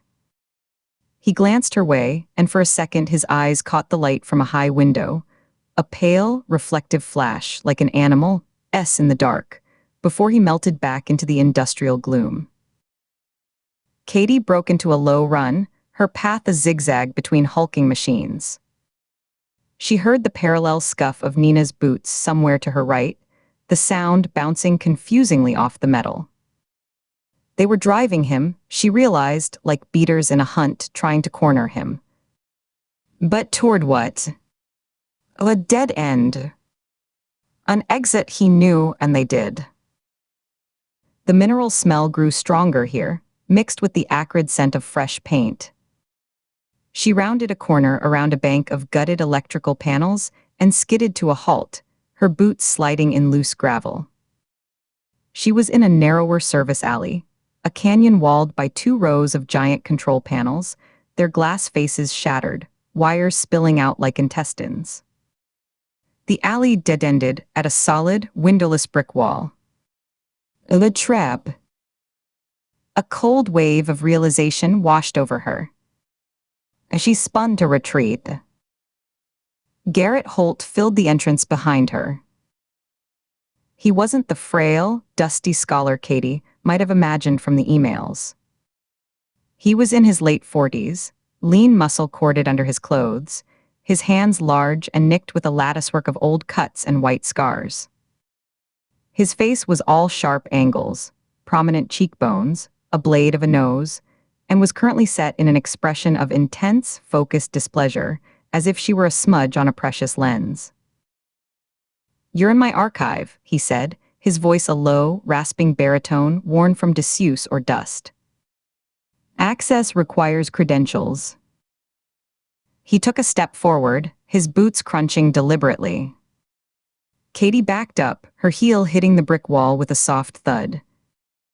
Her eyes darted, searching for anything, a loose pipe, a way to climb an alarm. Then she saw it, mounted high on the brick wall to her left and obscured by a curtain of grime and cobwebs. A small, red metal box with a faded fire, stencil, and a black pull handle. An old manual fire alarm. Holt lunged. It wasn't a wild charge, but a swift, controlled grab for her arm. Katie didn't try to fight or dodge past him. Instead, she threw all her weight sideways, jumping to reach the box. Her fingers stretched, brushed cobwebs, and closed around the cold metal handle. She yanked it down with all her strength. A deafening, jarring bell erupted overhead, not the electronic whoop of a modern system, but a clanging, industrial shriek from a massive, hammer-struck iron bell mounted somewhere in the rafters. The sound was instantly everywhere, vibrating in Katie's teeth, filling the entire plant with a mindless, screaming urgency.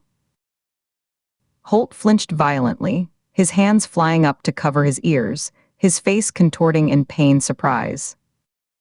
His advance shattered under the sensory assault. Katie used the second of distraction to duck under his outstretched arm and dart past him, back into the relative openness of the main floor. "Nina. Here." Galley mouths. Holt recovered fast, rage burning through his disorientation. He snatched a long, heavy pipe wrench from a nearby maintenance cart, hefting its 2-foot length like a club. "You vandal," he roared, the bell almost swallowing his words. "You think noise can silence history. You think chaos corrects order." He came after her, swinging the wrench in a wide, whistling arc. Katie ducked, feeling the wind of it pass inches over her head. The wrench connected with a steel support column, with a spark and a deafening clang that harmonized with the bell. She scrambled behind a pallet stacked with rusted machine parts. Holt didn't pause. He kicked the pallet sideways with shocking force, sending gears and brackets scattering across the concrete in a deafening clatter. She was faster, more agile, but the plant was his terrain. He wasn't trying to catch her immediately. He was hurting her, using his knowledge of the space to cut off her angles, driving her toward the center of the room, near the massive, silent hulk of the main bale press, a monster of iron plates and hydraulic rams. "Your work is murder," Katie shouted, the words ripped from her throat to be heard over the relentless bell. She put the bulk of the press at her back, buying a moment. "Lauren Simmons. Alistair Thorne. You didn't kill them, you turned them into your corrections." "They were corrections," he roared, advancing, the wrench held ready. His eyes were wide, fervent. "Living errors in the provenance. Flaws in the narrative. I just restored the true record. I gave them a permanent, honest place." He swung again, a horizontal blow aimed at her ribs. Katie twisted away, the wrench grazing her jacket with a sound like tearing canvas. Her back hit the cold, unforgiving iron of the press. No more room to retreat. The metal bit through her clothes. Holt closed the final few feet, wrench raised high for a crushing, downward blow. She saw the murder in his eyes, not hot with passion, but cold with absolute, committed certainty.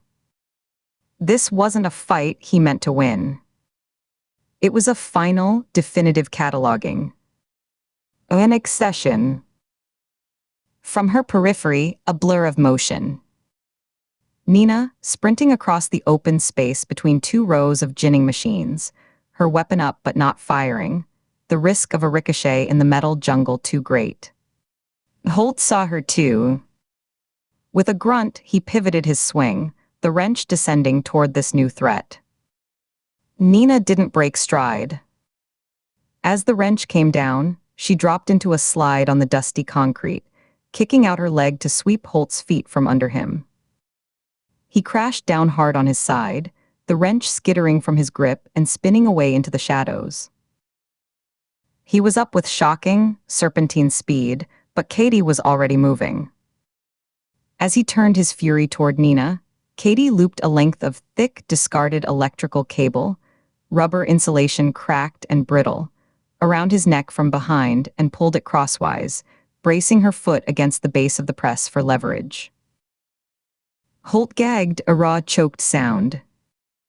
His hands flew up, not to strike her, but to claw at the cable biting into his throat.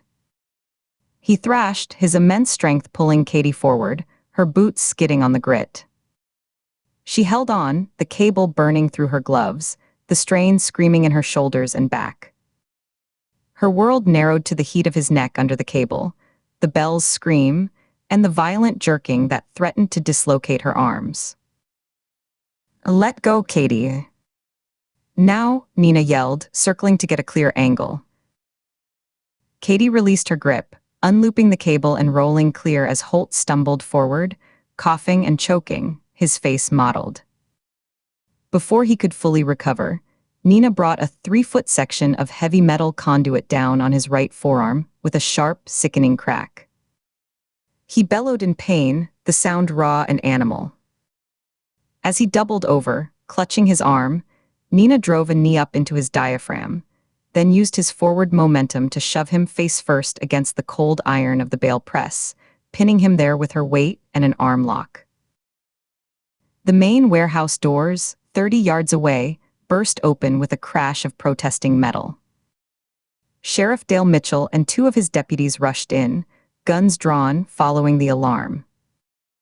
They froze for a split second, taking in the scene. The 2 agents, the subdued giant pinned against the machine, the nightmarish gallery surrounding them. "A little late for the tour, Sheriff," Nina called, not easing her pressure on Holt, her breath coming in controlled pants. Mitchell holstered his weapon and waved his deputies forward. They swarmed in, helping Nina wrestle Holt's hands behind his back. The steel cuffs clicked home, tight around his wrists. One deputy started reciting the Miranda rights, his voice competing with the still shrieking bell.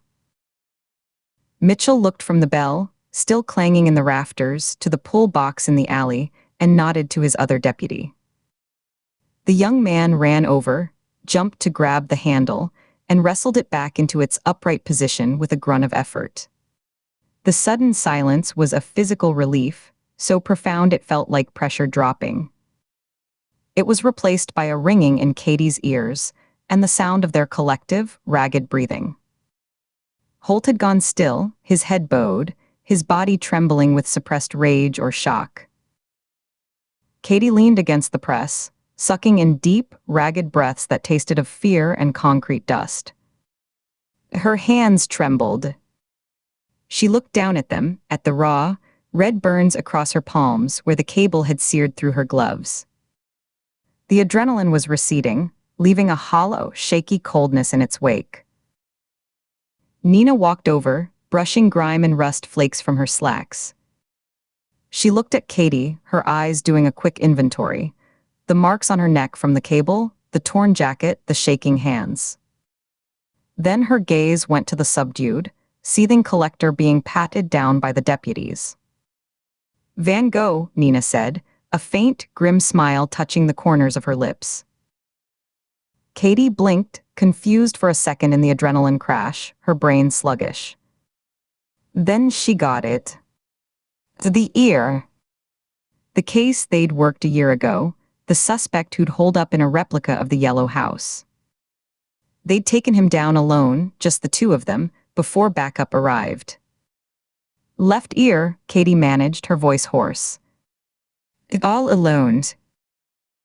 Nina's smile widened, just for a moment, a flash of shared history in the midst of the grotesque.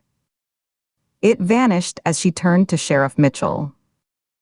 "Get him processed. I want him in a secure interview room in Greenville within the hour. His archive is now a federal crime scene. Seal the perimeter. No one touches anything. We'll need a full evidence response team down from Jackson." As the deputies led a cursing, struggling Holt away, his words now a stream of invective about defilement and ignorant vandals, Katie pushed herself upright. She looked around at the dystopian gallery. The hanging canvas forms seemed to watch, their slow rotation now the only movement. The mural, painted delta, glowered under its alien sun. The silent machinery, a monument to a dead industry, now hosted a curated nightmare. They had their collector. The case had a shape, a name, a motive pulled from the digital ether. It should have felt like closure. But as the silence settled back into the rust and the dust, thick and heavy, it felt less like an answer, and more like the end of a first, brutal act. The curtain had fallen, but the stage was still set, and the air still smelled of incense and old blood. Chapter 16. Chapter 16. Chapter 16. The fluorescent lights of the Jericho Falls County Sheriff's Department buzzed like trapped insects, casting a sickly pallor over the scuffed linoleum and the tired faces of the deputies at their desks. The air conditioning fought a losing battle against the mid-morning humidity, which seeped in every time the glass entrance door opened, carrying the smell of hot asphalt and distant rain. Katie Ford stood just inside the entrance, her back to the bullpens, low murmur of radios and computer keys, watching the scene unfold in the small lobby with a cold, sinking feeling. It was nothing like the physical struggle she had anticipated when Mitchell's call came in. There was no dragging, no shouting, no furious giant resisting custody. This was a different kind of violence, quiet and procedural. A long, black town car with deeply tinted windows, plates from a neighboring state, was parked directly outside the main doors at a haughty angle, blocking the sheriff's own cruiser. Its engine was a near-silent hum, and the paint was so immaculate it reflected the department's dingy brick facade like a dark mirror. Two men in impeccably tailored suits, not deputies but private attorneys, stood flanking their client as Sheriff Mitchell spoke to them, his posture stiff with contained frustration. The lawyers stood with a relaxed alertness, hands clasped loosely in front of them, their shoes polished to a gleam against the scuffed lobby floor tiles. Julian Thorne looked as if he had just concluded a mildly tedious board meeting and was already thinking of his lunch. He wore a dove-gray lightweight cashmere sweater over a crisp white-collared shirt, charcoal trousers, his hair perfectly in place without a hint of gel or sweat. He had been detained while leaving the terrace of the Magnolia Grand Hotel after a late breakfast, but the word seemed absurd applied to him. He held a delicate porcelain coffee cup from the hotel, now empty, which he handed to the younger of the two lawyers with a faint, dismissive nod, as one might discard a used napkin. "This is an outrageous overreach, Sheriff," the lead attorney was saying, his voice a dry, practiced monotone that carried in the quiet room. He was in his 50s, with sharp features and eyes that didn't blink often. "My client has been fully cooperative with federal authorities, as you are well aware from their visit to his home. To ambush him in a public venue like a common criminal based on, what precisely? A hunch. An inconvenient financial record. We will be filing motions before lunch, and I can assure you, the county's legal counsel is already aware of my presence." "He's not under arrest, Counselor," Mitchell said, his jaw working. A muscle twitched near his temple. He kept his hands on his belt, his knuckles white where they gripped the worn leather. "He's being asked to assist in an ongoing federal investigation as a person of interest. Agents Ford and Shaw have some follow-up questions. That's all this is. Then they may schedule an appointment through our offices at a time and location that does not involve the spectacle of a public detaining," the lawyer replied smoothly. He didn't glance at Katie or Nina, who had moved to stand beside her near the reception counter. He addressed only the sheriff, as if the FBI agents were merely inconvenient scenery, part of the building's faulty infrastructure. "And Mr. Thorne is a respected businessman, a significant cultural donor to the state, and a taxpayer. This performative display is beneath the dignity of your office and a waste of public resources." Julian's eyes, cool and assessing, finally found Katie's over the sheriff's shoulder. A smile touched his lips, not warm but profoundly contemptuous, a slight crinkling at the corners that didn't reach his eyes. It was the look of a man standing behind an invisible, unbreachable wall of money and influence, watching children try to scale it with toy ladders. "Agent Ford," he said, his voice carrying easily across the room, conversational yet projecting. The bullpen had gone quiet, the clicking of keyboards ceased. Every deputy was watching, some half risen from their chairs, sensing the friction of power against power, local authority against something slicker and more formidable. "I see you've traded your subtle insinuations in my drawing room for a more direct approach. How very municipal of you. I trust the coffee here is as robust as the tactics." Nina stepped forward, her badge held up deliberately, letting the light catch the federal seal. "And Mr. Thorne, we'd like to discuss your financial relationships with Eleanor Moss, Lauren Simmons, and Mavis Henley. In particular, several electronic transfers flagged as consulting fees that coincided almost to the week with their professional rejections of your acquisitions. The pattern is worth a conversation." The older lawyer didn't move, but the younger one produced a slim tablet from his briefcase, swiping quickly with a stylus. "Those transactions have already been disclosed and explained in writing to your financial crimes unit," he said, his voice higher, quicker. "They were legitimate, documented payments for authentication services rendered by Ms. Simmons and for preliminary provenance research conducted by Ms. Moss. Ms. Henley was paid a standard venue deposit for a gallery event that was later canceled due to scheduling. All are a matter of record, with invoices and correspondence. Repeating this line of inquiry, after receiving that documentation veers into harassment territory, Agent Shaw. The timing is suggestive, Nina pressed, ignoring the lawyer and keeping her eyes locked on Julian's face, watching for a flicker a tell. The timing, Julian said, sighing as if explaining something very simple to a very slow child, is the natural rhythm of the art market. Deals advance, deals fall apart. People are paid for their work, even if that work ultimately proves useless to me. It's called professionalism. If you are looking for a spurned lover or a raging, impoverished artist, Agent Shaw, you are wasting your time in the wrong tax bracket. My disappointments are handled by accountants and non-disclosure agreements, not. He paused, his gaze sweeping over the worn lobby, the outdated wanted posters, the water-stained ceiling tile. Not melodrama in a sheriff's office. Katie felt the cold thread of anxiety pull tight in her stomach, a visceral twist beneath her ribs. But it was a different kind of fear than in the warehouse. Not of physical threat, but of utter futility. Her palms were dry, but she felt a slight, betraying tremor in her fingers and clasped her hands behind her back. They had no handcuffs on him.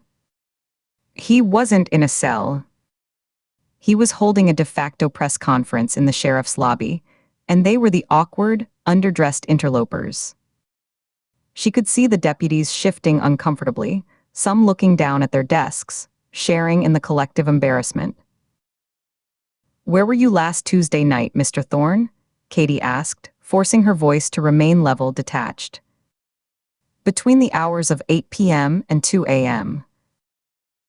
"Last Tuesday," Julian made a show of thinking, tapping a finger against his chin. The platinum watch on his wrist glinted under the fluorescence. Yes. I was at the annual fundraising gala for the Gulf Coast Symphony in Biloxi. A dreadfully long program, but a necessary duty. 300 people at least saw me there. I shared a table with a state senator, the Italian consul general, and the CEO of Southern Maritime. We discussed Venetian glass, not murder. I have the evening's program, signed by the maestro himself if you'd like it for your files. The smile returned thinner now. Shall I have my assistant messenger it over? Or would you prefer a signed affidavit from the consul? Nina's voice was low, a blade trying to find a seam in his armor. And Friday night. The night Mavis Henley was taken from her gallery. A private dinner at my home in the Garden District. 12 guests. A rather excellent 95 margox was served. You are welcome to the guest list, of course, though I doubt any of them would appreciate a call from the FBI inquiring about a murder. They tend to have their own lawyers on retainer, you understand. He glanced at his watch again, a deliberate, punctuating gesture. Now, if we are quite finished with this pantomime. I have a 1:30 conference call with colleagues in Geneva regarding a Baselitz painting. The satellite connection is poor enough without the background noise of all this. His gesture took in the entire department. He didn't wait for permission or dismissal. He simply turned, a smooth pivot on his heel, and his lawyers fell into step beside him, a human shield of tailored wool and legal precedent. The lead attorney gave Sheriff Mitchell a final, curt nod that was not a request but a statement of conclusion. The deputies looked to Mitchell, who stood rooted, his face a mask of furious impotence. After a beat that stretched too long, he gave a tiny, defeated shake of his head. The deputies near the door parted, one of them actually taking a step back. Julian Thorne walked out of the sheriff's department as calmly as he had entered, not hurrying, not looking back. The younger lawyer was already ahead of him, opening the rear door of the town car. Julian paused before sliding in, one hand on the roof. He didn't look back at the agents, but his profile was etched against the bright daylight outside, a man utterly in command of the space around him. Then he was inside, the door shut with a solid, muffled thunk. The lawyer took the front passenger seat, and the car pulled away from the curb with a soft, expensive purr, leaving no trace but the faint smell of its exhaust, quickly swallowed by the humid air. The silence it left behind was thick and humiliating. It was broken by the squeak of a deputy's chair as he sat back down, the clearing of a throat from the corner, the sudden, overly loud burst of static from a police radio that was quickly fumbled and muted. The buzzing of the fluorescent lights seemed to amplify, filling the void. Katie became acutely aware of the cheap vinyl of the desk she was leaning against, the sticky warmth of the air, the way every person in the room was avoiding looking at anyone else. Sheriff Mitchell walked over slowly, the soles of his boots making a sticky sound on the linoleum. He stopped in front of them and rubbed the back of his neck, his eyes on the empty space where the town car had been. A flush was fading from his neck, leaving his skin looking sallow under the bad light. "Well," he said, the word hanging in the air, heavy with everything it couldn't express. "That was a teachable moment. For all of us." "He's not our guy," Nina said, but the words lacked finality. They were heavy with a new, grinding kind of frustration. She crossed her arms, her gaze still fixed on the doorway as if she could still see the ghost of his exit.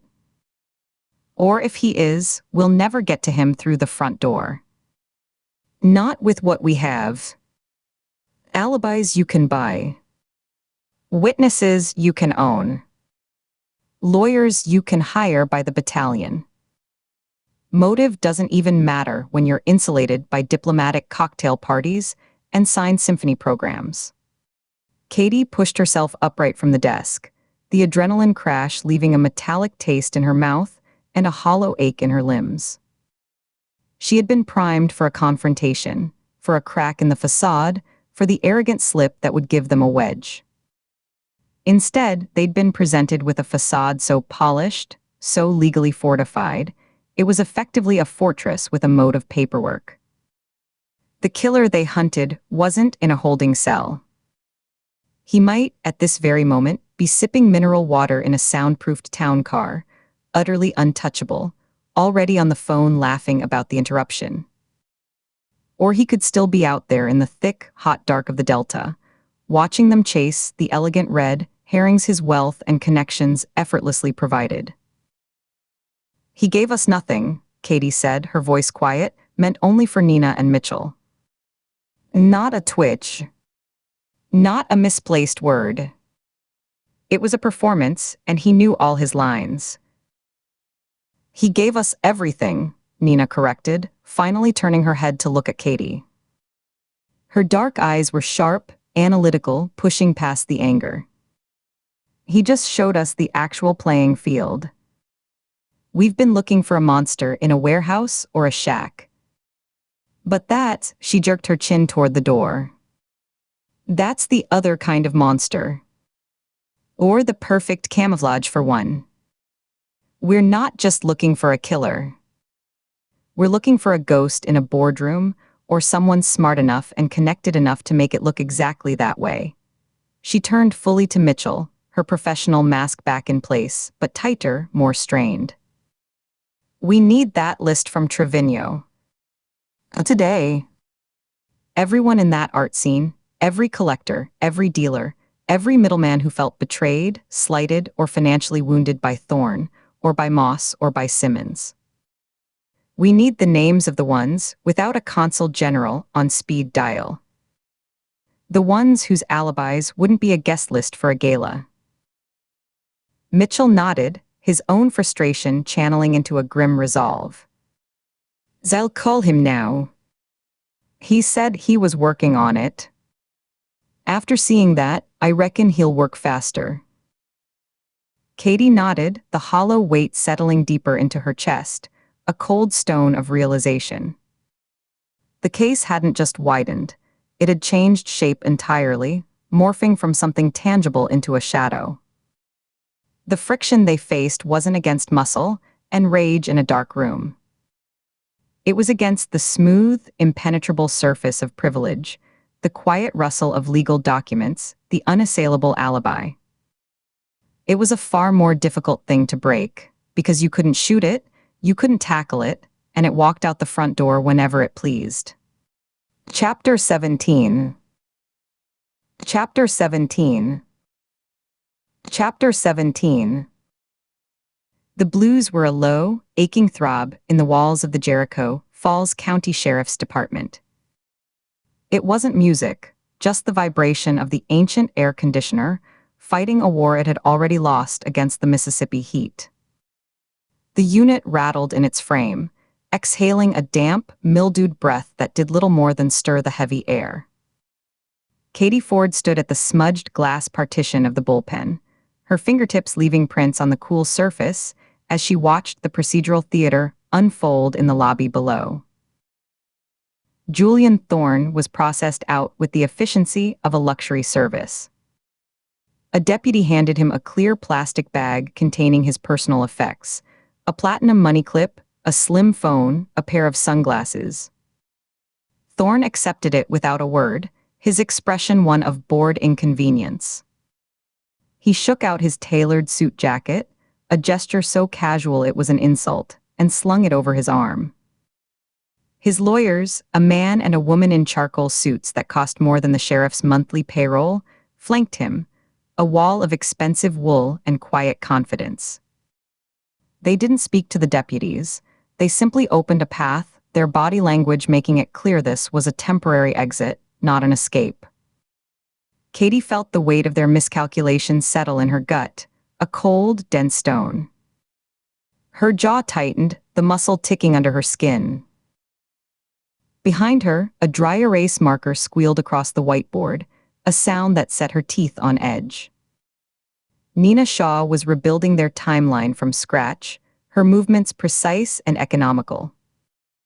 She erased a whole section dedicated to Thorne's financial ties, the red marker wiping away hours of work with a few brutal swipes. Her shoulders were rigid, the line of her spine straight as a ruler. Her frustration was a silent, palpable force in the humid room, thickening the air more than the broken AC ever could. "Don't," Nina said, without turning around. Her voice was flat, stripped of inflection. Katie didn't move from the window. "Don't what?" "Stand there radiating penitence." "It's a pollutant." Nina capped the marker with a definitive click and finally looked at her. Her eyes were dark, unreadable pools. "We followed a lead. It was hot. It went cold. The system worked exactly as designed, even if the result feels like indigestion." She tossed the marker onto the metal tray at the base of the board. It clattered, the sound loud in the quiet bullpen. And the lead was good. The suspect was perfect. His lawyers were better. That's the job. Not every swing connects. Katie nodded, her throat tight. She turned from the window, the image of Thorne sliding into the back of a waiting town car burning behind her eyes. Her fingers found the smooth, worn handle of her pocket knife in her jacket pocket. She pulled it out, the familiar weight of comfort. With a practiced flick of her thumb, she opened the blade.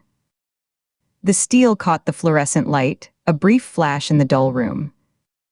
As she closed it, a snick. Opened it.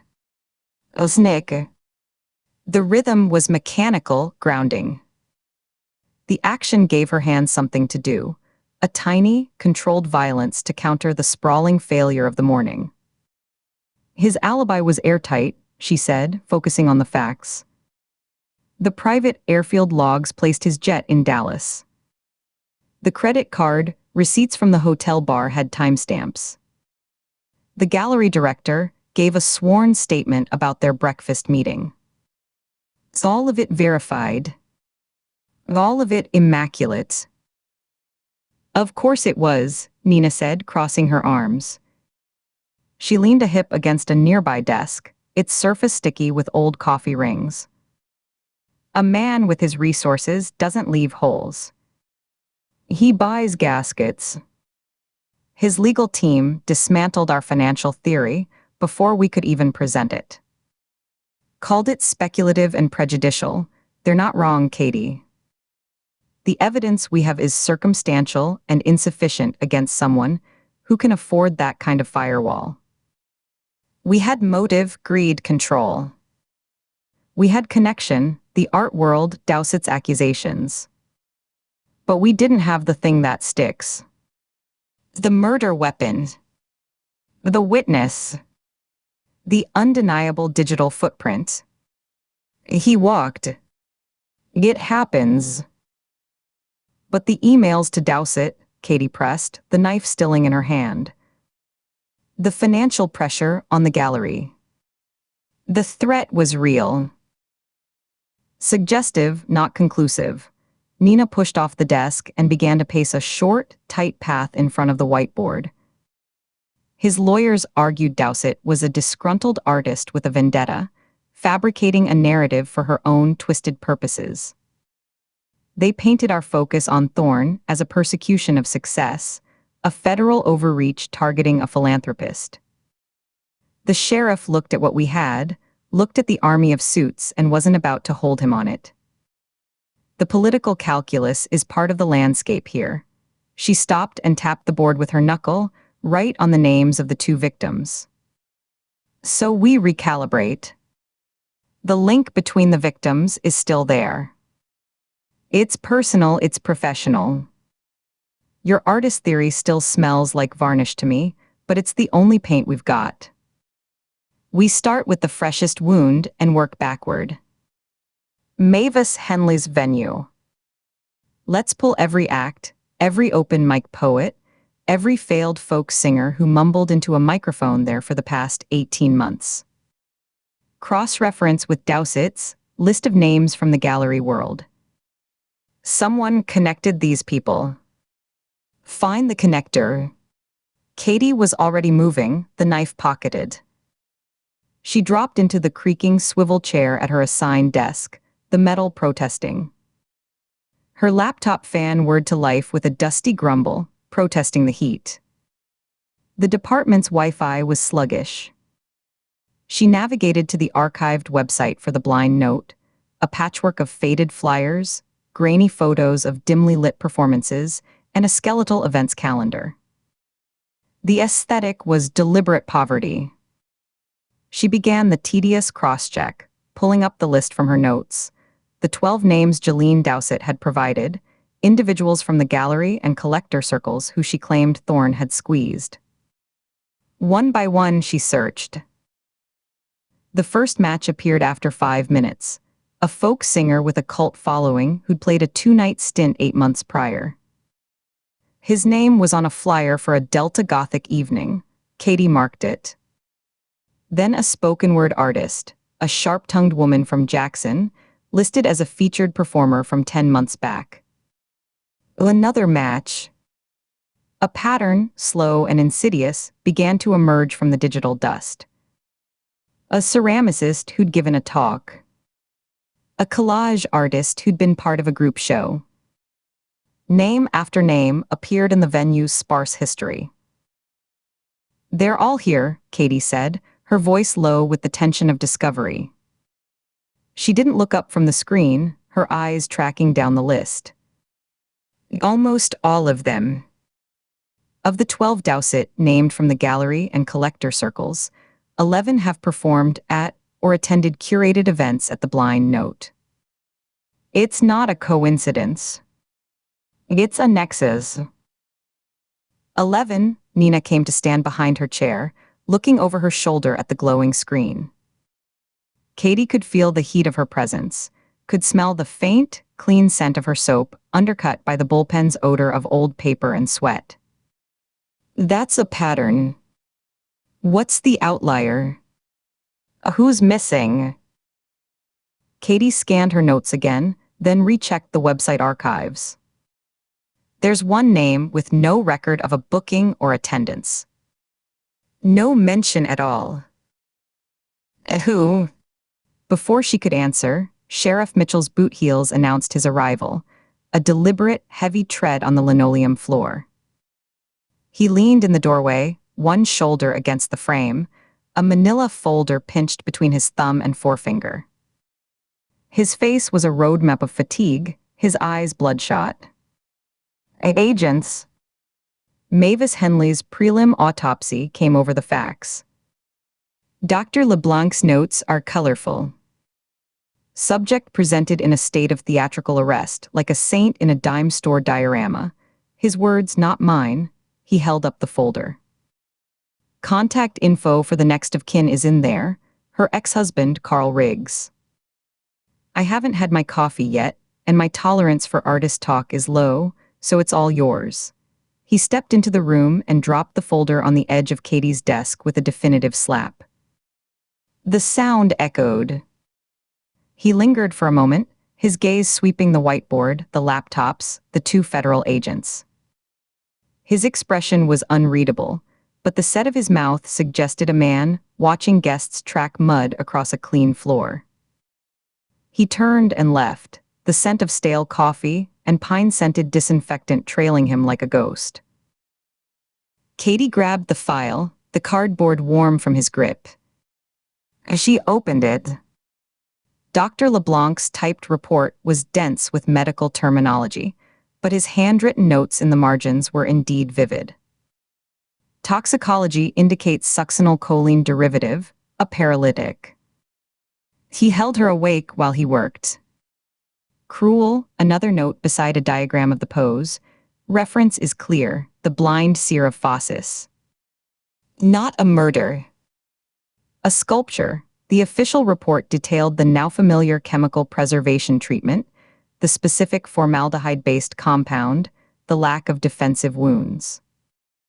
The killer had posed Mavis Henley as a blind seer or oracle figure, hands outstretched, head tilted as if listening to distant voices. The pose, LeBlanc emphasized, was the primary symbolic statement. She flipped past the clinical diagrams to the personal details sheet. Mavis and Carl ran the blind note together for almost a decade. She summarized for Nina, her eyes scanning the information. Separation was finalized 6 months ago. No children. He's listed as the emergency contact and the executor. I should talk to him. See if any of these names, she gestured to her laptop screen, sparked a conflict, an argument, anything that felt off. She stood abruptly, the chair rolling back and bumping into the desk behind her. The need for movement, for air that wasn't recycled through the grief and frustration and cheap cleaner of the bullpen, was suddenly urgent. It felt like a physical pressure behind her sternum. The phone works in here, Nina noted, not looking up from the whiteboard where she was now circling the 11 matching names in red, drawing lines between them like a spider constructing a web. The signal's fine. I need to walk. I think. This room is, Katie trailed off, gesturing at the low ceiling, the flickering lights, the oppressive sense of stagnation. A tomb with desks, Nina finished, her voice devoid of judgment. Fine. But keep it sharp. We're close to something here. The humidity outside was a physical embrace, thick and immediate. It pushed against Katie the moment she pushed through the heavy glass doors, a wall of wet heat that made the air in her lungs feel heavy. She crossed the cracked asphalt of the parking lot, the surface already soft and tacky under her boots in the late morning sun. The sky was a bleached, pale blue, promising more heat, no rain. The scent was of damp earth, hot tar, and the faint, sweet-rot smell of magnolia blossoms from somewhere down the street. A dog barked in the distance. A screen door slammed. She found a sliver of shade beside her parked sedan, the metal too hot to touch. Leaning against the fender, she dialed the number for Carl Riggs. The call connected, and she heard the hollow echo of an empty house. A long ring, then another, the silence between them vast and lonely. On the fourth ring, he picked up. Yeah. Mr. Riggs, this is Special Agent Katie Ford, Federal Bureau of Investigation. I'm calling about Mavis. I'm so sorry for your loss and for the intrusion. The voice that answered was weary, sandpapered by grief and something else, a deep, ingrained resentment. It cracked on the first syllable. The sheriff's deputy said you decall. Just tell me what you need. I've already told the local guys everything I know. I understand, sir. We're looking at individuals connected to the local art scene. People who might have performed at or frequented the Blind Note. Can you think of anyone who held a specific grudge against Mavis? Any disputes over bookings, payments, artistic rejections that got heated? A long, shaky sigh traveled down the line. Katie could picture him, a man in a silent living room staring at a wall. Mavis handled the talent. The vision, she called it. I handled the books, the liquor license, the broken toilet. Her taste was expensive. We didn't have disputes with artists. Not shouting matches. We just stopped booking them when they bled us dry. The quiet fade out. It's how it works. Katie paused, watching a rusted pickup truck rumble down the sun-bleached street, its radio blaring country music that faded as it passed.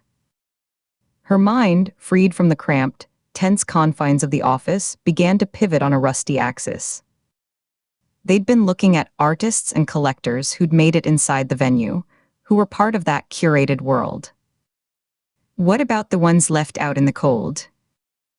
The ones whose dreams had died on Mavis Henley's doorstep, whose work was deemed unworthy of her vision. Every scene had its gatekeepers, and every gatekeeper, by the simple act of choosing, created ghosts. Ghosts with grudges. And Mr. Riggs, think carefully. Did you cancel any shows in the last year or so? Not reschedule, but outright cancel, pull the plug after it had started. A moment of thick silence. Then, the sound of a drawer opening, the rustle of papers being shuffled. It wand. Last fall. October, I think. The painter wanted to do some kind of living installation. Said he was going to paint a mural live over the course of a week, interact with the audience. Mavis booked him for a full week. She was intrigued. His voice took on a bitter, remembering edge. After 2 nights, we had more staff than patrons. The mural was gloomy. Just swirls of black and brown. He'd just sit in the corner and stare at people. It made folks uncomfortable. She pulled the plug midweek. Told him it wasn't connecting. Do you remember his name? More paper rustling. Holt. Garrett Holt. Had a little studio over in Vicksburg, I think. Called his work a testament to the Delta's forgotten breath. Sounded like mold to me. He didn't take it well. Said Mavis was blind to real genius. That she was a tasteless hack propping up commercial garbage. Riggs gave a short, bitter laugh that ended in a cough. Ironic, given she was literally anyway. He made a scene on his way out. Knocked over a chair, muttered some things. That was it. We never heard from him again. Garrett Holt. The name wasn't on Dowsett's list. The outlier. The ghost. Katie's grip tightened on the phone. Thank you, Mr. Riggs. You've been extremely helpful. If you think of anything else, anything at all, please call me directly. She gave him her number, offered condolences again, and ended the call. The new lead buzzed in her skull, a live wire. She started back toward the department at a brisk walk, her boots scuffing on the asphalt. But her steps slowed as she passed the mouth of a narrow alley that ran like a dark seam between the sheriff's office's cinderblock side and the shuttered facade of a hardware store, its windows boarded over with sun-bleached plywood. There, perched on an overturned plastic milk crate, amidst a scatter of cigarette butts and crushed soda cans, was Jeline Dowsett. She was staring at the brick wall opposite, her gaze unfocused, an unlit cigarette dangling from her fingers. She looked smaller than she had in the interrogation room, deflated. The fierce, angry energy was gone, replaced by a hollowed-out stillness. The frustration of the Thorn dead end, momentarily subdued by the Holt lied, twisted inside Katie. Dowsett had given them a thread, a list of names, and it had led them straight to a wall. Now she was sitting in an alley, covered in the dust of failure. Katie approached slowly, her footsteps crunching on the gravel and broken glass. Jeline didn't look up, but her shoulders tensed, a slight hunching that indicated she was aware of the intrusion. Thorn walked, Katie said, her voice quiet against the distant, persistent whine of a power saw from a few blocks over. Jeline finally turned her head. Her eyes were red-rimmed but dry. Her expression was one of profound, weary unsurprise, as if Katie had just told her the sky was up.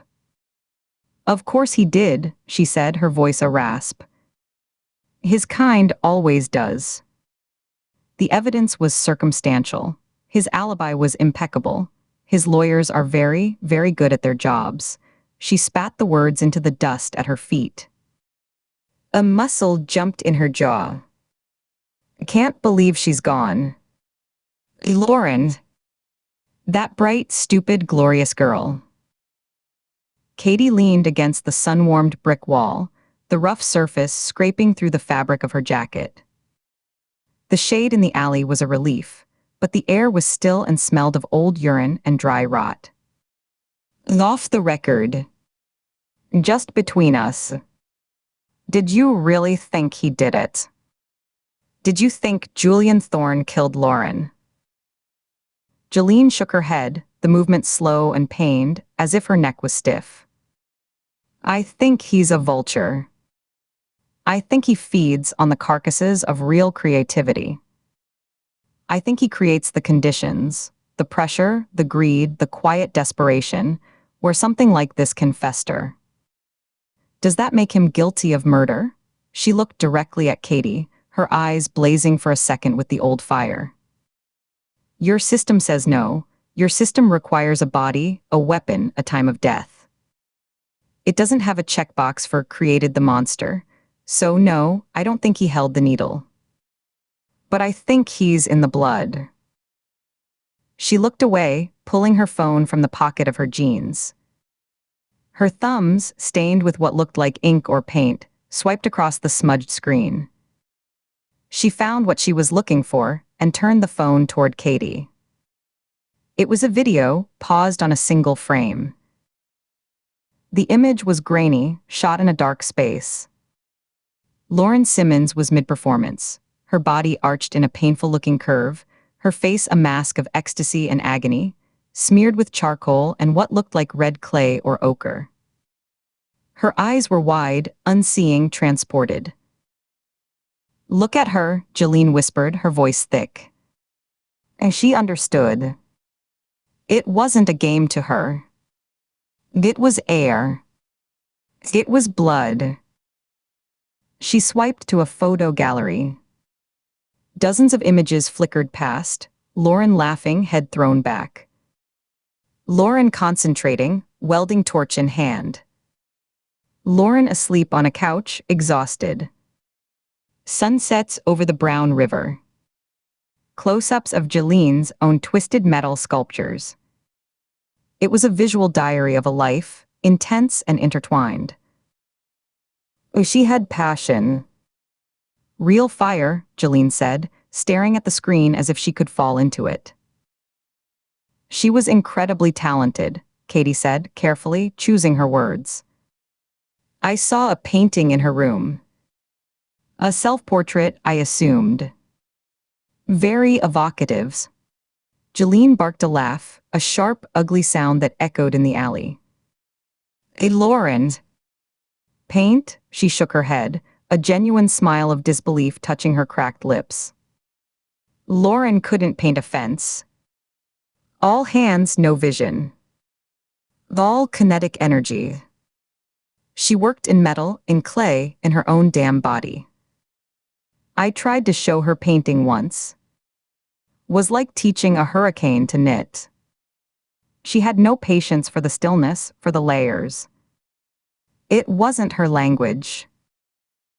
Katie's pulse, which had been a steady background rhythm, suddenly quickened, a drumbeat in her ears. She took out her own phone, her fingers moving swiftly. She pulled up the photo she'd taken in Lauren's bedroom. The haunting, blurred face on the canvas, the somber palette, the crude L and C slashed in the bottom corner.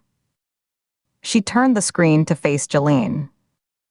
This was in her apartment. Above her bed. Jolene took the phone, her frown deepening. She squinted at the screen, then zoomed in with 2 fingers, her touch almost violent. Her initial curiosity vanished, replaced by a frown of pure, unadulterated disdain. Her upper lip curled.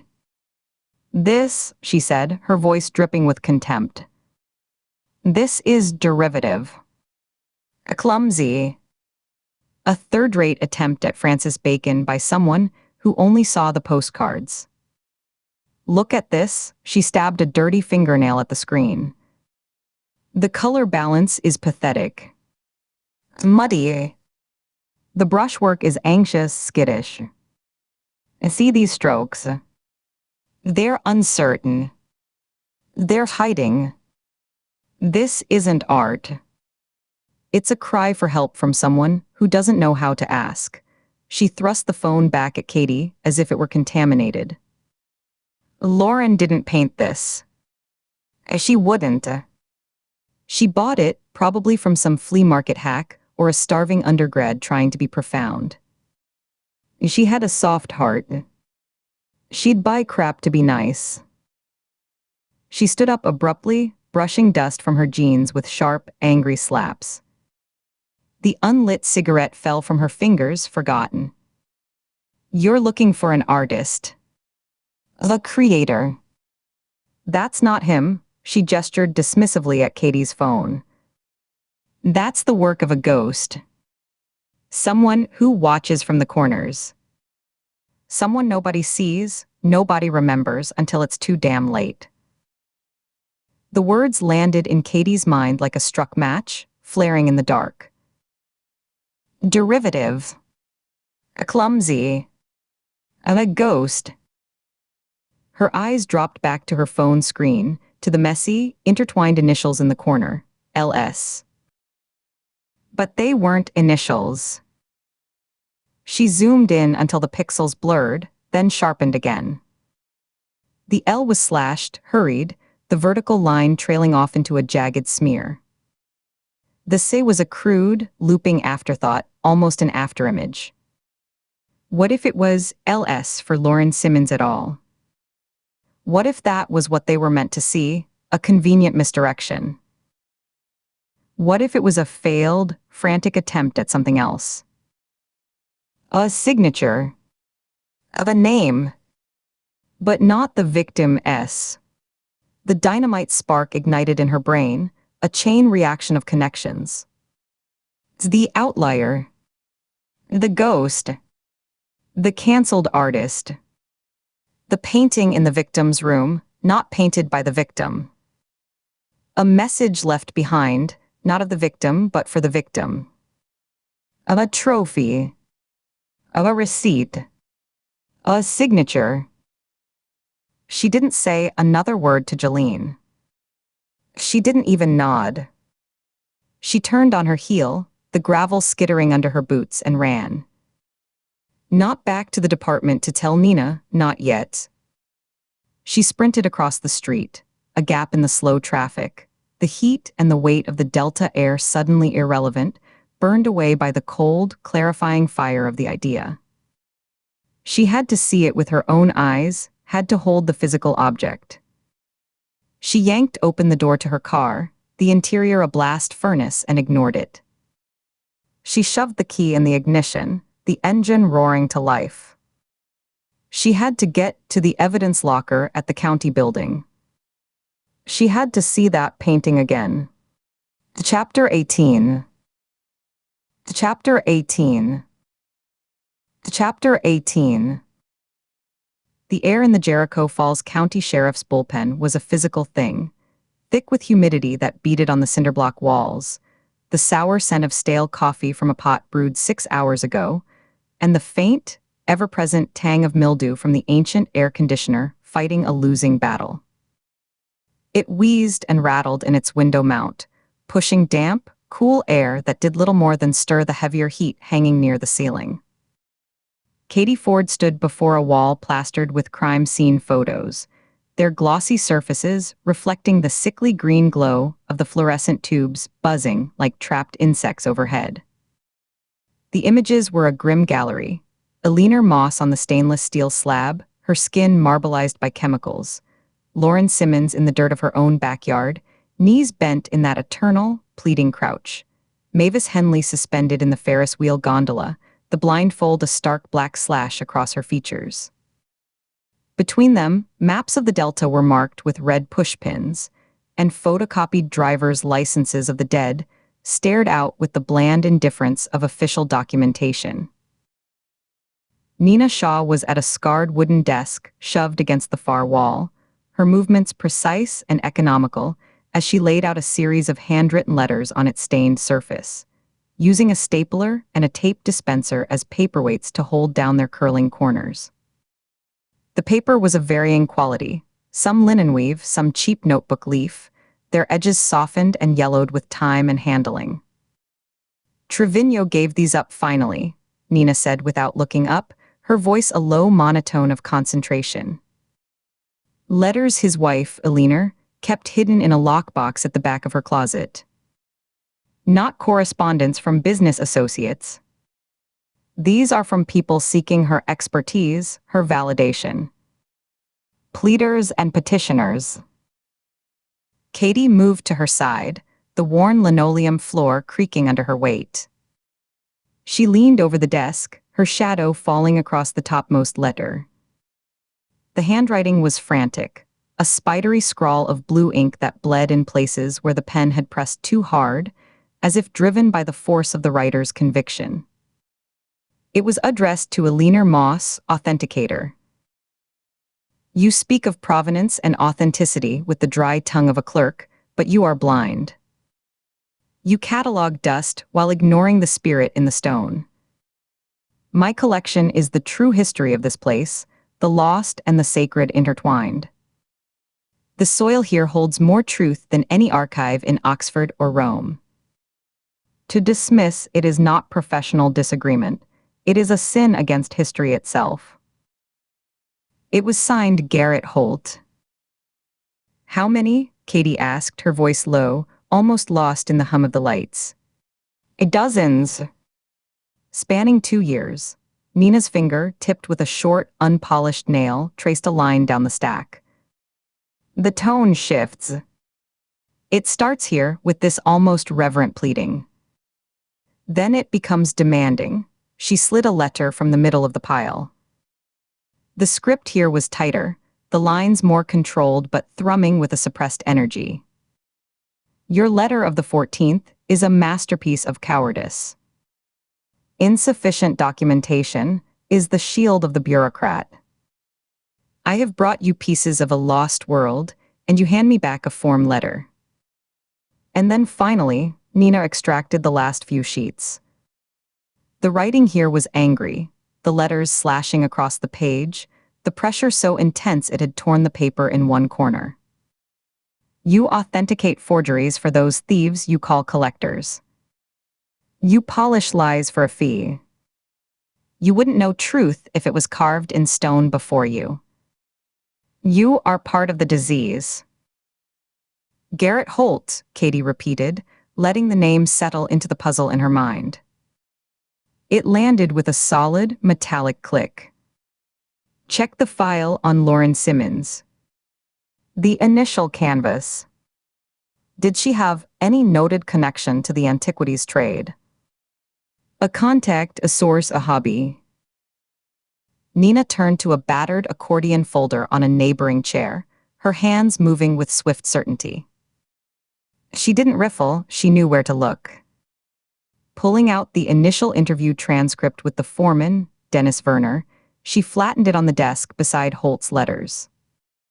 She ran her finger down the typed page, her lips moving slightly as she scanned. And here, Werner's quote, she was seeing some lay about for a while. A scavenger, I think. Dug up junk from the swamps and old fields. Had no real profession, no steady hands for real work. No name given. She looked up, her dark eyes meeting Katie's. You think it's the same man? I know it is. The certainty was a cold stone in Katie's gut. She crossed the 10 feet to the evidence table, a long folding banquet table covered in a motley array of items tagged and bagged. Her hand went unerringly to a clear evidence pouch, containing the small, crudely carved stone fertility idol taken from Lauren Simmons's bedroom. She picked it up, feeling its surprising weight through the plastic, the pitted surface stained with ancient, iron-rich soil. She carried it back and laid the pouch beside Holt's letters. The idol, with its exaggerated curves and featureless face, looked both primal and pathetic against the angry script. Look at the note that was with it, Katie said, tapping the smaller evidence bag pinned to the idol's pouch. Nina picked it up, holding it to the light. The slip of lined notepaper, in the same frantic blue hand, read, "A true piece of the earth, untouched by the lies of museums or the greed of collectors, for the only true thing in my life." G.H. Garrett Holt, Nina said, the words dropping into the quiet room. He gave his lover an artifact. A token of his world. And then he killed her. Katie's mind was racing now, connecting points on a dark, expanding map. She paced a short line in front of the desk, her boots scuffing on the linoleum. Eleanor Moss rejected his collection's authenticity. Called it junk or worse, forgery. Lauren Simmons, his lover, left him or was about to. Rejected him, she stopped, turning back to Nina. Who else rejected Garrett Holt? Who else failed to see the value in what he offered? The answer came not from the files, but from the hallway. Sheriff Dale Mitchell walked in, the heavy door sighing shut behind him. He held a sheet of fax paper in his hand, the thermal print already fading to a faint purple. His face, usually a mask of weary competence, was grim, the lines around his mouth etched deep. Just got off the phone with Carl Riggs, he said, his voice gravelly. Mavis Henley's ex-husband. He's sobered up and he's finally talking. Mitchell came to stand at the end of the desk, planting both hands on it as if bracing himself. Says the last big blowout fight they had before she finally kicked him out for good was about money. She deconsigned a whole collection of what he called questionable artifacts from some backwoods digger for a private, high-end sale she was hosting at the gallery last fall. A themed event. Relics of the Forgotten Delta, or some such. He looked from Katie to Nina. It didn't sell a single piece. Not one. Riggs told her she was throwing good money after bad, to cut her losses and send the junk back. Oh, she did. She returned the entire collection, a week before the final divorce settlement was due. Told Riggs it was a professional embarrassment. Mitchell held up the fax. Collector's name on the consignment agreement was Holt. Garrett Holt. The room seemed to constrict, the walls drawing in.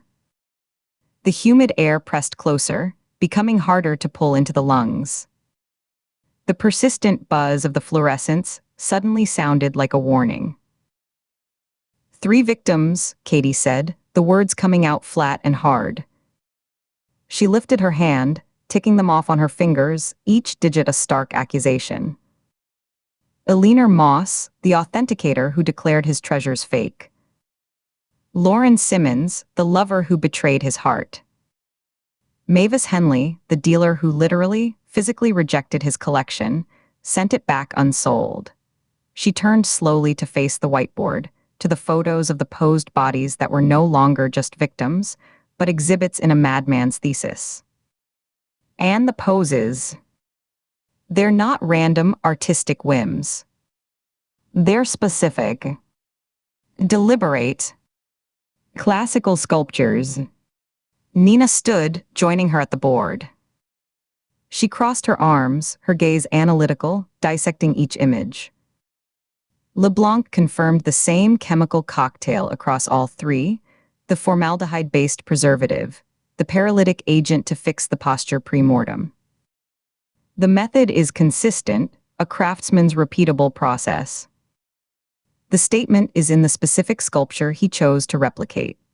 She reached out and tapped the photo of Eleanor Moss, her body arranged with one hand to her brow in a gesture of thought, the other extended, palm out. This is a pose of contemplation, of the thinker, the assessor. But corrupted. A neoclassical figure of wisdom and judgment, poisoned by what he saw as her false, venal judgment. Lauren Simmons, Katie continued, pointing to the second photo. The woman was frozen on her knees, hands clasped together at her chest, head bowed slightly. It's a gesture of supplication. Of begging, of prayer. He made her beg. For forgiveness he'd never grant, for a love he believed she'd already squandered. And Mavis Henley. Sheriff Mitchell had moved to stand beside them, rubbing his jaw with a calloused hand, his eyes on the third image from the Ferris wheel. The blindfold was a brutal, simple touch. She's blindfolded, arms outstretched, palms up. Like an oracle who can't see. A seer, a guide, rendered blind. She couldn't see the value of what he showed her. Katie stared at the triad of images, the full, meticulous cruelty of it dawning like a slow, cold sunrise. He's commenting on their roles in his world. Their failures in his narrative. Eleanor, the corrupted expert, the false judge. Lauren, the supplicant lover, the betrayer seeking absolution. Mavis, the blind dealer, the guide who led no one to his treasure. She turned to face the others, the implications coiling in the space between them. He preserved them. He arrested their decay.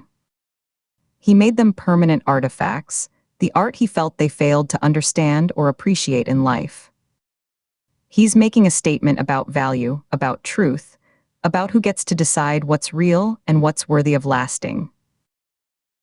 A heavy silence fell, profound and dense, broken only by the asthmatic rattle of the AC unit and the faint, distant sound of a dispatcher's voice from the front office. They were no longer hunting a phantom, a shadow in the Delta mist. They had a name, a biography of rejection, a face taking sharp, horrifying shape in their minds. A man whose obsession with historical legitimacy, with being the true guardian of lost history, had curdled in isolation into a violent, artistic vendetta. We need his address. Everything you have, everything the landlord has, any vehicle registration, Nina said to Mitchell, her tone leaving no room for debate, the softness of the analysis gone, replaced by operational steel. On it, the sheriff didn't nod, just turned on his heel and strode for his glass-walled office, already pulling his cell phone from his pocket. Katie wasn't done. The letters called to her. She went back to the desk, to the pile of Holt's correspondence. She sat in the creaking, wooden chair Nina had vacated, putting on a pair of latex gloves from a box on the desk. She needed to feel it. She picked up the most vitriolic letter, the one with the torn corner. Beneath the scorching anger, the desperation was palpable, a vibration she could feel through the paper. This was not just an angry man. This was a man who believed he was a prophet in a world of the blind, a guardian of lost history screaming into a void. Her gloved fingers carefully separated a page that had stuck to the back of the last letter, held by a dried spot of what might have been coffee or sweat. It was a faded, photocopied inventory sheet, the typeface from an old dot matrix printer. The header read, Proposed Inventory and Layout, the Garrett Holt Collection, Relics of the Forgotten Delta. A private viewing. It listed artifacts with clinical numbers and brief descriptions. 12. Effigy pipe, clay, Mississippian period. 17. Bone all deer archaic. 23. Stone celts 3, polished greenstone. The proposed venue was listed as the Jericho Falls Fairgrounds, Main Exhibition Pavilion. The date scribbled in the margin was from 8 months ago. At the bottom, in the same stylized, grandiose script as the letters, was the GH signature. Katie's heart gave a hard thump against her ribs. She held the sheet up to the light, comparing it to the evidence bag containing the note to Lauren. The flourish on the H, the arrogant curl of the G, it was a perfect match. "He's our collector," Katie said, her voice tight. She stood, carrying the sheet like a trophy or a warrant. This confirms the handwriting, links it directly to a specific failed event. This isn't just a hobby. This was his pursuit, his intended legacy. Nina took the sheet from her, studying it under the harsh light. Her eyes scanned the details, the pathetic grandeur of it. A failed private sale at a rotting pavilion. Rejected by an authenticator, a lover, a dealer. The humiliation would be absolute for a man who ties his entire identity, his sense of worth, to these objects. She looked up from the paper, her gaze locking with Katie's. There was no doubt in it now, only a grim finality. It's him. The timeline fits. The symbolism fits. The motive fits. He's our sculptor. Sheriff Mitchell returned, scribbling on a notepad. He tore off the top sheet with a sharp rip. Got an address. Not in town. Not even really a house. A rental property, more of a cabin or a shack, out near the old Cypress Swamp Boardwalk Trail, off Parish Road 14. Landlord says Holt's been there about a year, pays in cash 6 months at a time, keeps to himself. No complaints, but also no friends. Says he has a beat-up old Ford Ranger, green, 90s model. He handed the sheet to Nina. You want backup? I can have 2 deputies meet you out there, keep a distance. 1 cruiser, Nina said, already gathering her sidearm from the desk drawer and shrugging into her lightweight jacket. She checked the magazine with a practice slap before holstering it. Tell them to stay out of sight, block the only road out. We don't want to panic, don't want him spooking. If he's as invested in this legacy as he seems, he might not run. He might even want an audience. Someone to finally see his work. Katie felt a familiar, cold focus settle over her, a layer of ice forming over the churning waters of horror and pity. The weariness from the long days and muggy, sleepless nights was gone, burned away by the adrenaline of the hunt, the clarity of the endgame. This was the precipice. In a short drive through the dark, whispering delta, they would come face to face with the craftsman, the curator of the horrors they'd been piecing together from photographs and chemical reports. She walked to her go bag, unzipped the side pocket, and retrieved her service weapon. The check was automatic, safety, magazine chamber. The weight of the Glock in her hand was comforting, an anchor in the surreal tide of the case. The motion was practiced and calm, a ritual of readiness. The puzzle, with its pieces of stone, paper, and poisoned flesh, was solved. Now came the confrontation. "Let's go," Nina said, pocketing the address and heading for the door, her stride purposeful. Katie followed, falling into step behind her partner. The address clutched in Nina's hand was a beacon, drawing them out of the stale, lit bullpen and into the deeper darkness of the Delta night. The boardwalk trail, where it had all begun for Mavis Henley, felt a world away. Now they were going to the source, to the workshop where history was not studied, but violently remade. Chapter 19. Chapter 19. Chapter 19. The road ended at a chain-link fence crowned with sagging razor wire, the asphalt dissolving into a cracked concrete apron that vanished into the gloom. Katie killed the engine 100 yards back, the silence of the Delta evening rushing in to fill the void. It was the heavy, buzzing silence of industrial decay, thick with the scent of rust and chemical ghosts. The air tasted of old metal, and the damp, fungal breath of the woods pressing in from all sides. "That's it," Sheriff Mitchell said from the backseat, his voice a low rumble in the sudden quiet. He leaned forward, his forearm resting on the seatback, the fabric of his uniform shirt straining. "Old Delta Bioconservation Facility. Went bankrupt a decade back. County took it for back taxes. Supposed to be sealed." The structure was less a building and more a bunker. A long, low-slung warehouse of stained concrete, its loading docks shuttered with steel plates that were streaked with rust like old blood. A faded sign, half peeled away, promised climate-controlled storage in sun-bleached letters. To Katie, it looked less like a ruin and more like a surgical theater waiting. The high, slit windows were blind eyes, reflecting the bruised purple of the twilight sky. "He'd want control," Nina said from the passenger seat, her voice barely above a whisper. She didn't turn her head, her eyes methodically scanning the silent facade, left to right, noting access points, sight lines, potential ambush spots. The clean room. Stable temperature, no interruptions. A place for precision work. They exited the vehicle, the thunk of the doors too loud.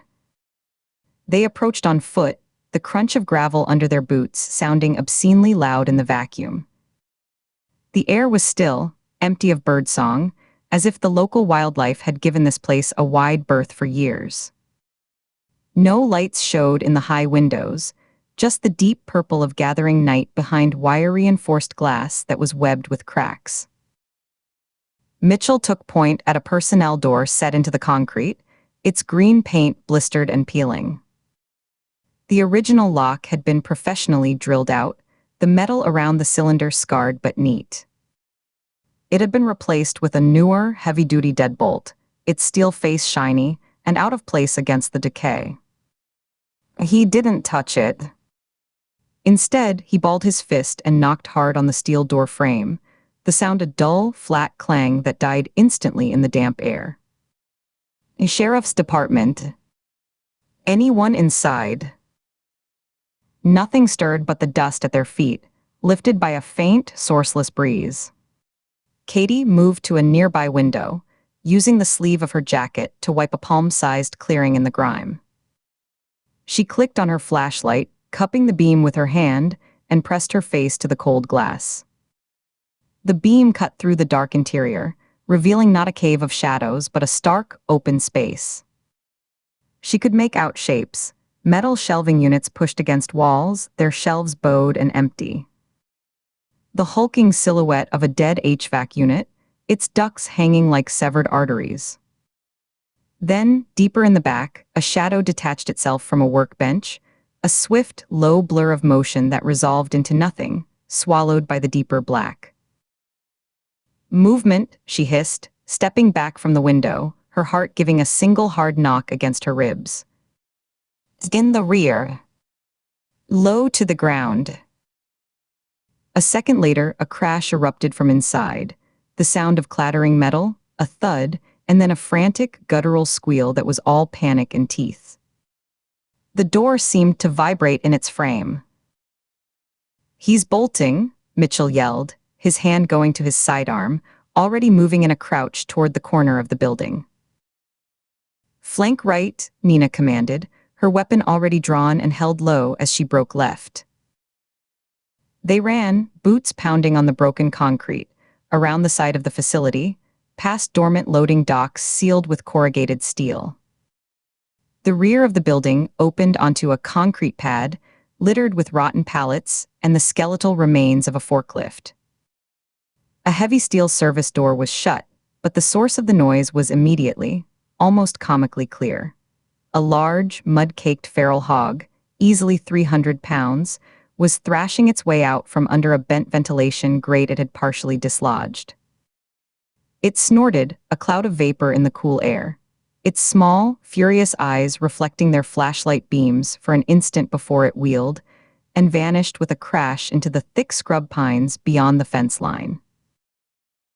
"Damn nuisance pigs," Mitchell muttered, catching his breath, his shoulders slumping for a second before tension returned. He holstered his weapon, wiping his palm on his thigh. "Rooting up everything. Scared the hell out of me." But Katie was already looking at the grate.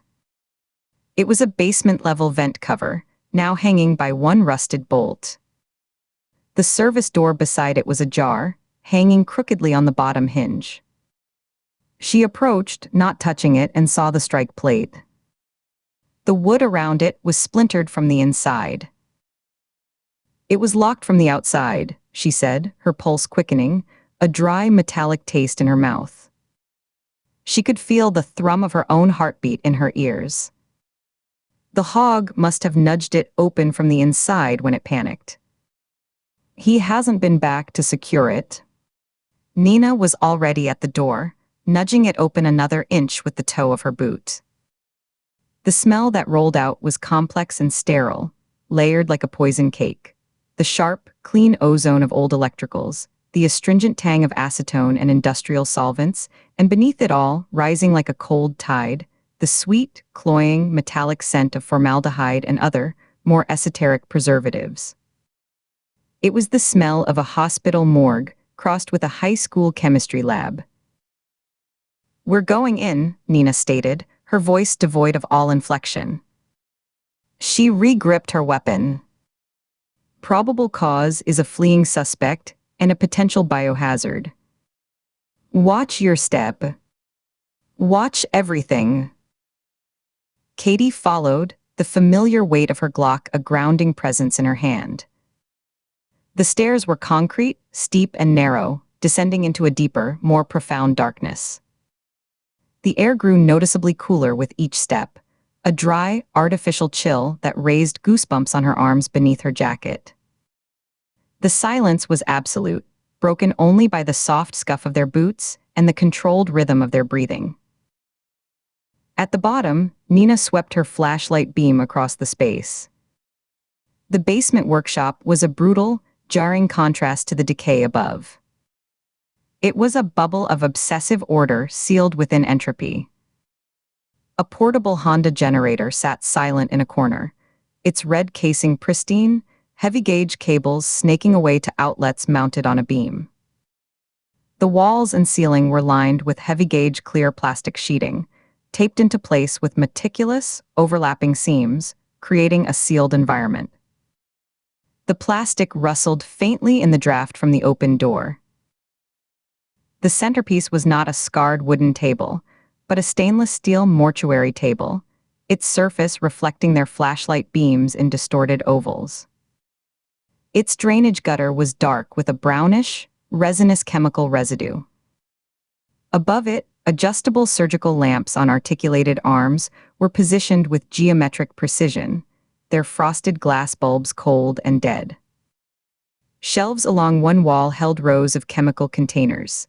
Gallon jugs of 10% buffered formalin, ethanol, polyethylene glycol, glycerin. The labels were professional, the handwriting on them precise.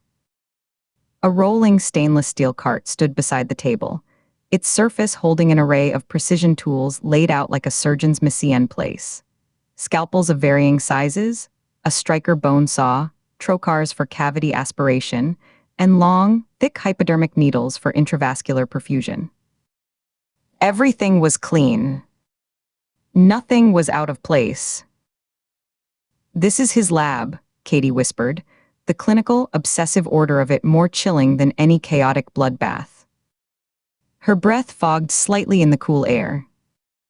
She had to consciously tell herself to blink, her eyes refusing to look away from the terrible neatness.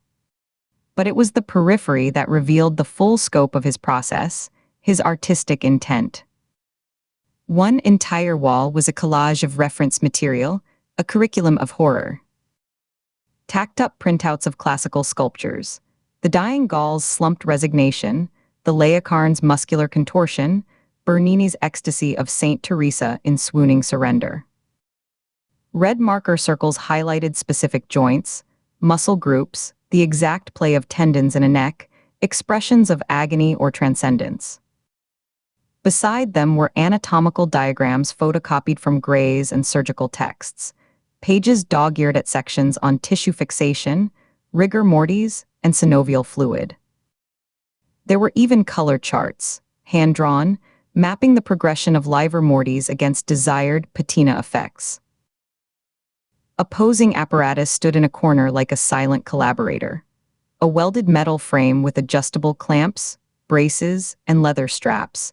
A macabre artist's mannequin designed to hold a human body in a specific, exacting attitude while the chemicals penetrated and set the pose permanently. A forgotten strap dangled, its buckle clicking softly against the metal. "Jesus," Mitchell breathed out, the word a puff of vapor. Nina's flashlight beam traveled slowly to a secondary work area, set up on a sheet of plywood, resting on two sawhorses. Here, on a clean towel, was an array of finishing tools that spoke of a different craft. Wood-carving chisels, gouges, fine grit sandpaper sheets stacked by grit, small jars of dry pigments and stains labeled umber, sienna, verdigris. A leather-bound notepad lay open, filled with dense, precise script in blue ink. Nina leaned in, not touching it. Notes chemical ratios, immersion times for full dermal saturation, phrases like subcutaneous pallor adjustment and articular rigidity compromise, temperature logs. "He's not just preserving," Nina said, her voice tight, the strain visible in the corded muscles of her jaw. She straightened up, her flashlight beam leaving the notes and traveling over the chemical drums. "He's sculpting, refining. The kills are the clay. The abduction is the quarrying. This," she gestured with the light, taking in the entire sealed room, "this is the studio where he works the material." Katie's own beam left the notes and traveled to the far wall, opposite the reference images. It was not an altar of specimens, but a catalog, a portfolio. A series of large, high-resolution photographic prints were pinned in a neat, 4x4 grid. Each was a studio shot, lit with softboxes to eliminate shadow, the background a seamless gray. Each showed a completed work. Lauren Simmons posed as the dying Gaul on the riverbank, the dawn light in the photo matching the crime scene. The unidentified male, contorted in the anguish of Laocoon in the shipping crate, every muscle group defined. Mavis Henley, captured in that terrible approximation of Saint Teresa's ecstasy on the Ferris wheel gondola, her hands uplifted, her mouth parted. The lighting was perfect, the focus clinical and deep, documenting every preserved detail, every subtle stain, every forced articulation. They were his trophies, yes, but more than that, they were his slides, his proofs of concept. A portfolio of atrocity. Beside the photographs, on a small, clean table, lay the specialized tools used for their creation, arranged with the same care. A rib spreader, its teeth fine and sharp, a vascular clamp, and a nucleation spoon for eye removal, a set of dermal elevators. All were clean to a spotless shine but not sterilized. Faint, rusty discoloration lingered in the crevices. Smoking gun, Mitchell breathed out, a mix of professional triumph and profound human disgust twisting his features. He took off his hat, ran a hand over his short hair, and put it back on. We got him. We got the whole goddamn opera right here. We got the son of a bitch. But Katie's attention was pulled away, a nagging detail at the edge of her vision. It was a laminated calendar, nailed to a wooden support post. It wasn't a generic one from a bank or a farmer's almanac, but a commercial gallery planner from 2 years prior, the months showing grids for exhibition schedules. Someone had drawn over the laminate in red dry erase marker, circling dates, scribbling notes in a cramped hand, peg solution test, source pigments, subject acquisition window. Her flashlight beam found today's date. In the small square for tomorrow, nearly obscured by a large, hastily drawn red asterisk, were 2 words underlined twice. Nina, she said, her voice flat. She stepped closer, her finger tracing the letters through the cold laminate. He's not running. He's in production. Right now. Nina came to her side, her shoulder brushing Katie's.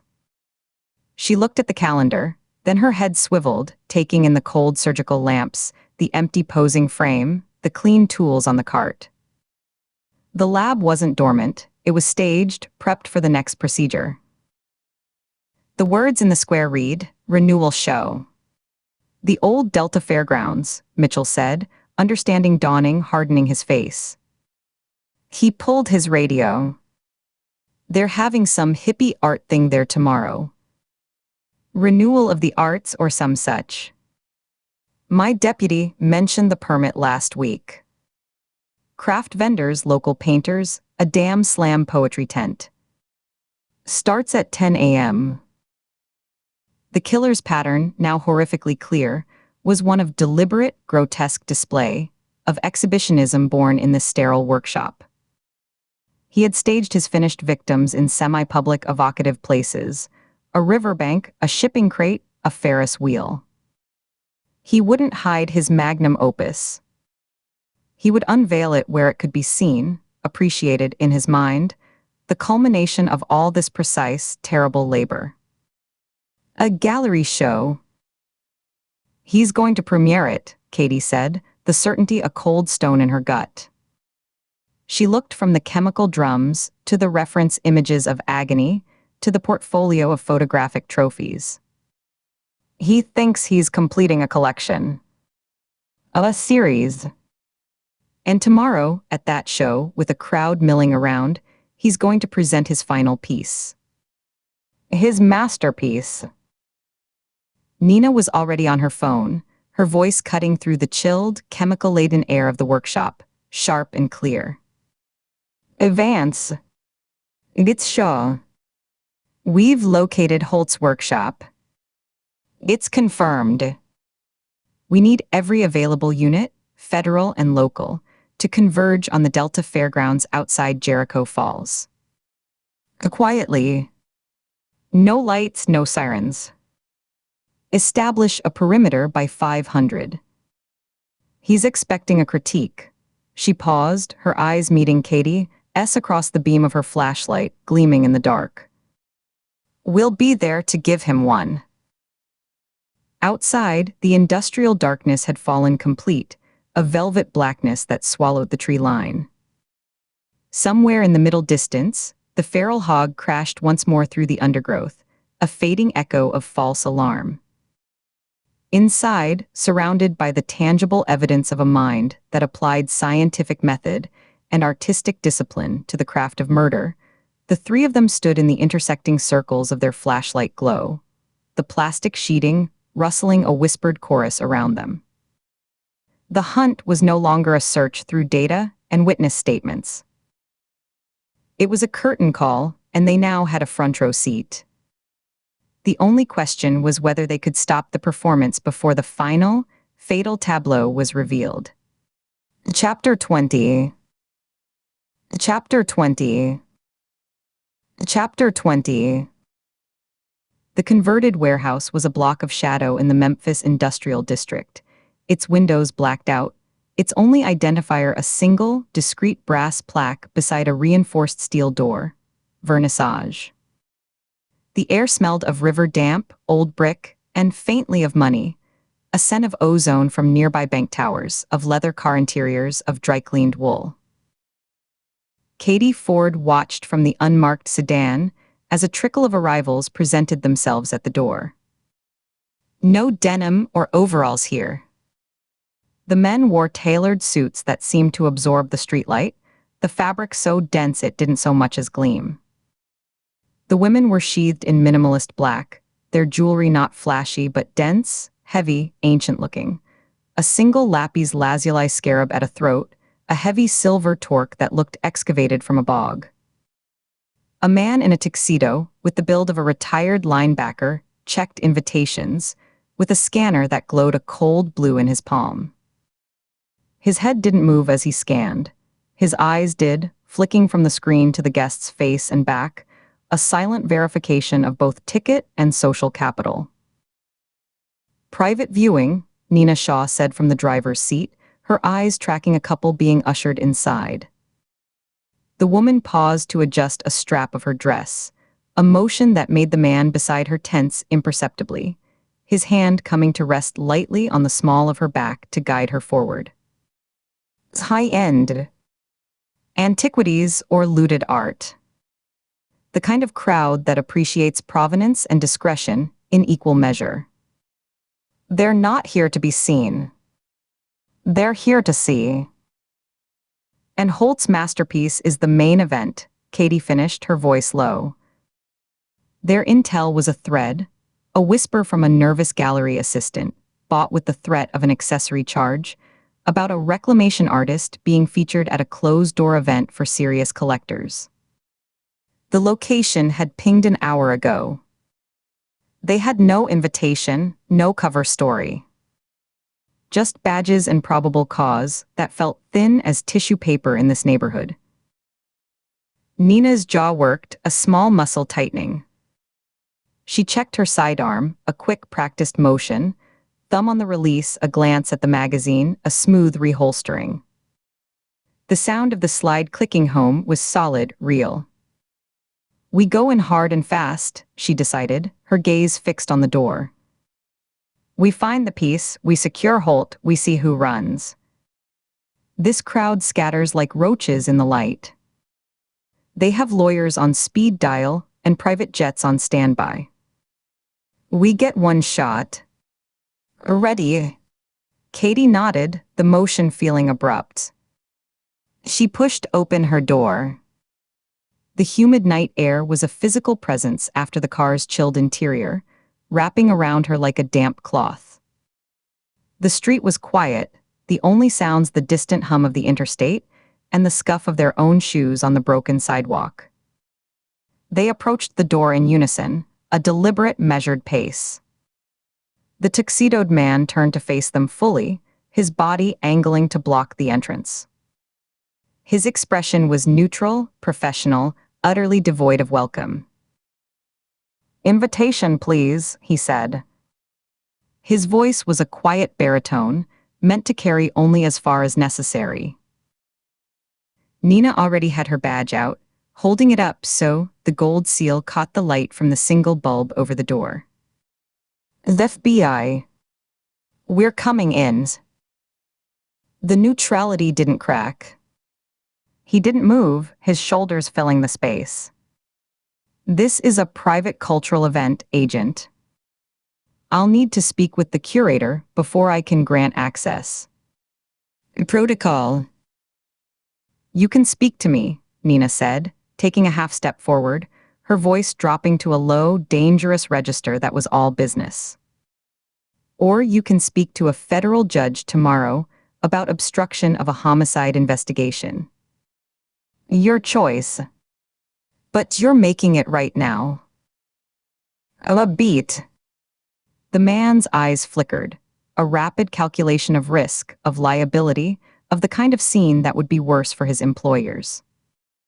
His gaze swept over them, taking in their practical clothes, their posture, the absence of uncertainty. He stepped aside, his movement smooth but conceding ground. He pressed a button on the comms unit curled around his ear. "We have federal agents entering." He said it loudly, clearly, for the benefit of those inside as much as for his own team. The warning shot. The space within was a cavern of polished concrete and exposed steel beams, softly lit by pinpoint track, lighting that left pools of shadow between the illuminated artifacts. The transition from the humid alley to this environment was jarring. The air was cool, almost cold, climate-controlled to museum standards, and carried the faint, sacred scent of old stone, of beeswax used to treat wood, of the sharp ozone from the humidity seals on hermetically sealed display cases. About 30 people moved through the room with a hushed, predatory grace. They didn't look at each other. They looked at the walls, their gazes lingering, assessing. Conversations were murmured, lips barely moving, heads inclined together. The walls held artifacts, each an island of history in its own pool of light. A Mesopotamian cylinder seal, carved from deep blue lapis, rested in a lit niche like a holy relic. A pre-Columbian gold funerary mask, its features flattened and eternal, stared out from under a bell jar. A fragment of a Roman fresco, a slice of ochre and red depicting a leaping dolphin, was mounted on a steel armature like a religious icon. Labels were minimal: a date, a culture, a 3-letter catalog code. No listed provenance, no history of ownership. The silence was profound, broken only by the whisper of Italian leather soles on concrete, and the occasional soft chime of crystal, as a waiter in black circulated with flutes of champagne that no one seemed to drink. Katie's skin prickled. This wasn't a gallery, it was a showroom for plunder. A clearinghouse for history that had been severed from its context. She felt exposed, her federal badge a crude tool in this temple of subtle acquisition. Then she saw the centerpiece. It was set apart on a low, black granite plinth in the middle of the vast room, spotlighted from above by 3 focused beams that converged on it, leaving the rest of the floor in relative dimness. The crowd gave it a wide berth, regarding it with tilted heads and clinical curiosity, forming a loose, respectful circle around it. A man in a velvet-collared overcoat stroked his chin, his head cocked. The installation was a life-size diorama, a frozen scene constructed inside a clear, climate-controlled vitrine that stood 7 feet tall. The base was a bed of sterile white sand, meticulously raked into perfect, concentric lines that flowed around the figures. Upon it lay 3 forms. They were not human. They were exquisite, horrifying mannequins, their skin a matte, poreless resin the color of old ivory, so uniform it looked vacuum-sealed. Their poses were deliberate, classical, studied. One lay on its side in a languid, sleeping posture, one arm curled beneath its head, the line of its spine a gentle curve. Another was seated, legs folded to the side, head bowed as if in contemplation or profound grief, its hands resting limp in its lap. The third was upright, kneeling, arms slightly extended, palms upturned in a gesture that could be supplication or offering. Each figure was dressed in tattered, elegantly arranged fragments of cloth, linen that might have been burial shrouds, silk that resembled rotted funeral gowns. The fabric was artfully decayed, edges frayed, stained with subtle pigments that suggested age and earth. And each was connected by a single, taut wire, copper, gleaming dully under the lights, that ran from the wrist of the kneeling figure to the ankle of the seated one, from the seated one's wrist to the temple of the reclining figure, creating a continuous, unbroken circuit between them. A closed loop. Embedded in the sand around them, placed with the precision of surgical instruments on a tray, were objects. Not bottles or lockets. A small, precise chemical scale, its brass pans empty. A pair of stainless steel calipers, jaws open. A magnifying glass on a delicate stand. A jeweler's loop. A bone needle. Tools of authentication, of measurement, of judgment and repair. At the foot of the vitrine, on a small black pedestal, a digital screen displayed a single, looping line of text in a sleek, modern font, THECRITICS. Mixed media and reclaimed materials. Gee, I hold. Katie's blood went cold. A sudden, visceral chill spread from her core out to her limbs, a numbness that started in her fingers. The quiet of the room became a roar in her ears, a white noise that drowned out the whispered conversations. She wasn't looking at an abstract sculpture. She was looking at a blueprint. At a rehearsal. The wire wasn't decoration, it was a schematic. The tools weren't props, they were a confession. Her eyes traced the line from wrist to ankle to temple, and she saw the crate in the warehouse, the posed body in the field, the figure on the mortuary slab. Nina, she breathed, the word barely audible, a crack in her own composure. Nina was already beside her, having moved as silently as a shadow. Katie saw her profile, the tightness around her eyes, the slight flare of her nostrils as she took in the scene, the rigid set of her shoulders under her jacket. Her face was a mask of controlled fury, but it was in the hands, clenched briefly at her sides before forcing themselves open, that Katie saw the depth of her partner's rage. "He's not celebrating them," Nina said, her voice a low, harsh scrape. "He's cataloging them. He's displaying his methodology. This is his artist's statement. He's submitting it for peer review. The poses, the connective wire, the sterile, ritualistic presentation. It wasn't a tribute to the victims. It was a diagram of the killer's process. The victims weren't subjects, they were materials. Reclaimed materials. The word from the placard burned in Katie's mind. The investigation pivoted on its axis, sharp and final. This wasn't a crime of passion gone grotesquely artistic. This was a cold, premeditated exhibition of murder as a curated practice. Holt wasn't a spurned lover or a failed artist throwing a tantrum. He was something far more deliberate. He was presenting his work to the only audience he thought could understand it, the connoisseurs of rare, acquired things, people who believed value was conferred by selection and display. "Where is he?" Nina's eyes swept the room, methodical sector by sector, bypassing the guests, looking for the staff, the watchers, the artist. They found him standing in the deep shadows near a service door, partially concealed by a freestanding display case of Cypriot pottery. Garrett Holt was gaunt, cleaner than his grainy license photo suggested, his hair trimmed close to his skull. He wore a simple black shirt and trousers, blending with the gallery attendants, but he held himself differently. He wasn't serving, he was observing. He wasn't watching the crowd. He was watching his piece, studying the reactions of the viewers with the intense, critical focus of a sculptor judging a casting, his head making minute adjustments to follow a gaze, to note a pause. A well-dressed man with silver hair, who had been stroking his chin earlier, now leaned close to the vitrine, peering at the seated figure's downcast face. He didn't recoil, he nodded slowly, as if appreciating a difficult technique. Holt, from his shadow, saw the nod. His lips twitched in a faint, approving smile, A teacher seeing a student grasp a complex theorem. That smile severed the last of Katie's professional distance. The clinical horror of the scene, Holt's detached pride in this perverse diagram.